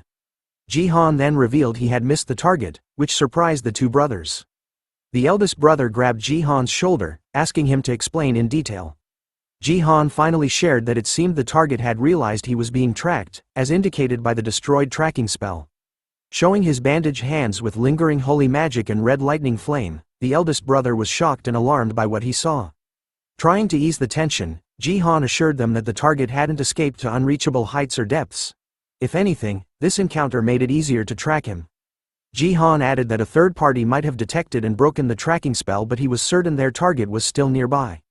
Despite this information, the eldest brother expressed concern, which Ji-han agreed with. As they continued talking, an unknown voice chimed in, informing them of an unwelcome visitor. All three brothers looked up toward the voice. The big, bald brother was the first to shout, "Who is it?" As Ji-han tried to calm him, the eldest brother kept his composure and instructed his brothers to keep their heads down. Activating his skill, he cast a bright yellow light around his fist, using his Saint's Fist might. He punched with all his strength, and some demonic-like creatures were blasted to pieces, but they quickly regained form and attacked again. Surrounded by monsters, the eldest brother told them to prepare for battle. He cast O Light, covering his body in a bright yellow aura. Seeing the battle begin, the other two brothers activated their skills, covering themselves in yellow light as well. Ji-han chanted, "Lord Almighty, have mercy on us, forgive our sins, and give us eternal salvation," raising his fist with the yellow aura. The surrounding monsters screamed, bright white light emitting from their mouths. Ji-han then used his Fierce Dragon's mighty power to strike the monsters, creating a loud clash as red and yellow aura collided. Although Ji-han cast a powerful spell, he struggled against the monsters. The eldest brother noticed and told him to hang on while he prepared to help. He began casting anti-demonic progressive illusion, creating a tornado-like storm around himself, directing punches at the monsters. His attacks caught each monster's attention until they were all hit simultaneously, eventually causing the monsters to disappear. With the monsters gone, the eldest brother asked if they had gotten rid of all of them. The bald brother believed so, but as they relaxed, the unknown voice spoke again, accusing them of serving a false god. An ominous dark aura began gathering on the floor, and the voice informed them that although they weren't his targets, he would make them entertain him for a while. The brothers could only stand, eyes fixed on the unsettling scene before them. Alistar had appeared before them, in a massive upgrade in both evilness and size. Ji-han stares at the notification window before him, the system telling him that it cannot confirm the opponent's identity due to its high level or special magic. The system then advises him to try using a detection item or skill. Ji-han gathered all the info and realized that Alistar was probably on the same level or possesses a power that's incompatible to them, the temple monks. In his biggest form so far, Alistar mocks the three brothers, calling them foolish servants of a false god. As heaven is near and the day the Messiah will come again is soon. He continues to tell them to repent and confess. If they did so, then his Messiah will save them. Even if they had come here because of the calling of a different dimension. Alistar continues, telling them if they accept the Messiah's holiness completely as servants of a false god, then it cannot be said that they are completely useless as vessels. If so, then there would be no need for him to create new vessels. Covering them in a sphere made out of his darkness and magic, Alistar traps the three brothers, telling them to prove to him that they were worthy vessels for his Messiah. After Alistar had disappeared, leaving them with some scary last words, the brothers slowly realized that they had fallen for his trap, as they were now stuck within the domain he had created. Soon enough, as the brothers were looking for a way out, the humanoid monsters started to form in an endless wave, their red demonic eyes focused on the brothers as prey to be consumed. In the end, the brothers were trapped in the darkness sphere, surrounded by humanoid monsters that Alistar had created in order for the brothers to prove that they were not useless. Meanwhile, Damien was peacefully strolling through the forest, looking around and wondering why there were so few monsters left in this place. As he ventured deeper into the woods, the smell of blood started to appear in the air before him. He takes a quick sniff, wondering why there was a sudden surge of blood in the air. That's when his attention was drawn towards something right in front of him. A few of the humanoid monsters that were created for the brothers had suddenly appeared in front of Damien, leaping high into the air and towards him in a crazy frenzy. Without mercy, it tries to strike our boy down, but he simply dodges the surprise attack by leaping backwards. Laughing at how slow the monster was in attacking him, looking at the monster, Damien realized that the old elf man was trying to test his abilities with the quest as an excuse. As soon as he landed back onto the ground, 3 humanoid monsters appeared, chasing Damien right away. Instead of running away, Damien eagerly leaps towards the group of monsters, excited to fight something right now. With a single punch, he manages to blow apart one of the humanoid monsters. The moment he does, the system informs him that he had defeated a twisted modified test specimen. Looking at its name in the system, Damien agreed with its name after taking a look at them. Which made it obvious about who made them monsters in the first. Seeing that another one of the monsters were charging towards him, Damien places his hand onto the ground and uses his wolf totemic set. The effect of the armor allowed him to change his vengeful spirit arrow into wolves that hunted down their prey with improved effects. Just like the animal it is, the wolf arrows hunted down each and every one of the humanoid monsters around Damien, biting and clawing them apart. After some time, Damien was surrounded by the corpses of the twisted test subjects who were covered in claw and bite marks. Looking at them, Damien could only call them weak things. As he stood amongst the corpses, the system informs him that the Rune of Greed extorting hands effect was taking place, allowing him to absorb the health of the twisted modified test specimens. As he absorbs the aura of the monsters, Damien looks around, hoping to find the one that had created them in the first place. As he tries to search, Chippy points in a certain direction, informing Damien that there was something strange in that place. Our boy started to smile as he walked over towards the domain that Alistar had created for the brothers, happy that he didn't need to use some effort to find him. Within the domain itself, the bald brother was already bleeding badly, creating a type of shield in order to protect Ji-han and the eldest brother, who looked completely roasted as there was smoke coming from him. The bald brother tells Ji-han that he was almost at his limit. Knowing that there was no end to this, he tells Ji-han to leave immediately, thinking about how things had become like this, as this was harder than he had expected it to be. Just as he was busy with the shield, the brother receives various notifications from the system, telling him that there was a lot of strong demonic energy around him, and that the twisted modified test specimens were spreading rampantly and to prepare for the incoming monster wave. Looking at the notifications, the bald brother was in full-on panic mode over the monster wave. Seeing that he had no choice left, he grits his teeth hard and uses the system to message Ji-han, telling him that upon his signal, he needed to leave with their eldest brother, Jae-young. He was sure that if they take the chance now, they would be able to break through the domain. Worried about him, Ji-han wonders what his brother was going to do next. It turns out that the bald brother was going to sacrifice himself for them. As they were busy messaging one another, Alistar started to speak again just as the monster wave reached the brother's shield. He calls their effort futile, recalling the time that Damien had slain him. He tells the brothers that even though one of his selves was lost to them before, that was only because of a mistake stemming from his pride and vanity. And from now on, this was his first step towards salvation. Consider this his last act of mercy towards them all. Alistar appears, his eyes glowing bright red with hatred as he tells the brothers to die. Upon hearing that, the bald brother went all out, shouting at the top of his lungs as he summoned a powerful aura around his body. His eyes were completely white, focusing his energy in his palms and near his stomach. He summoned the temple monk's mountain leaping tiger. Using it as a last-ditch effort, the tiger leaps towards Alistar and attacks. Using this moment, he turns around, shouting at Ji-han to use this time to escape. Without hesitating, Ji-han runs away with all his might, narrowly dodging the twisted modified specimens that were chasing after him.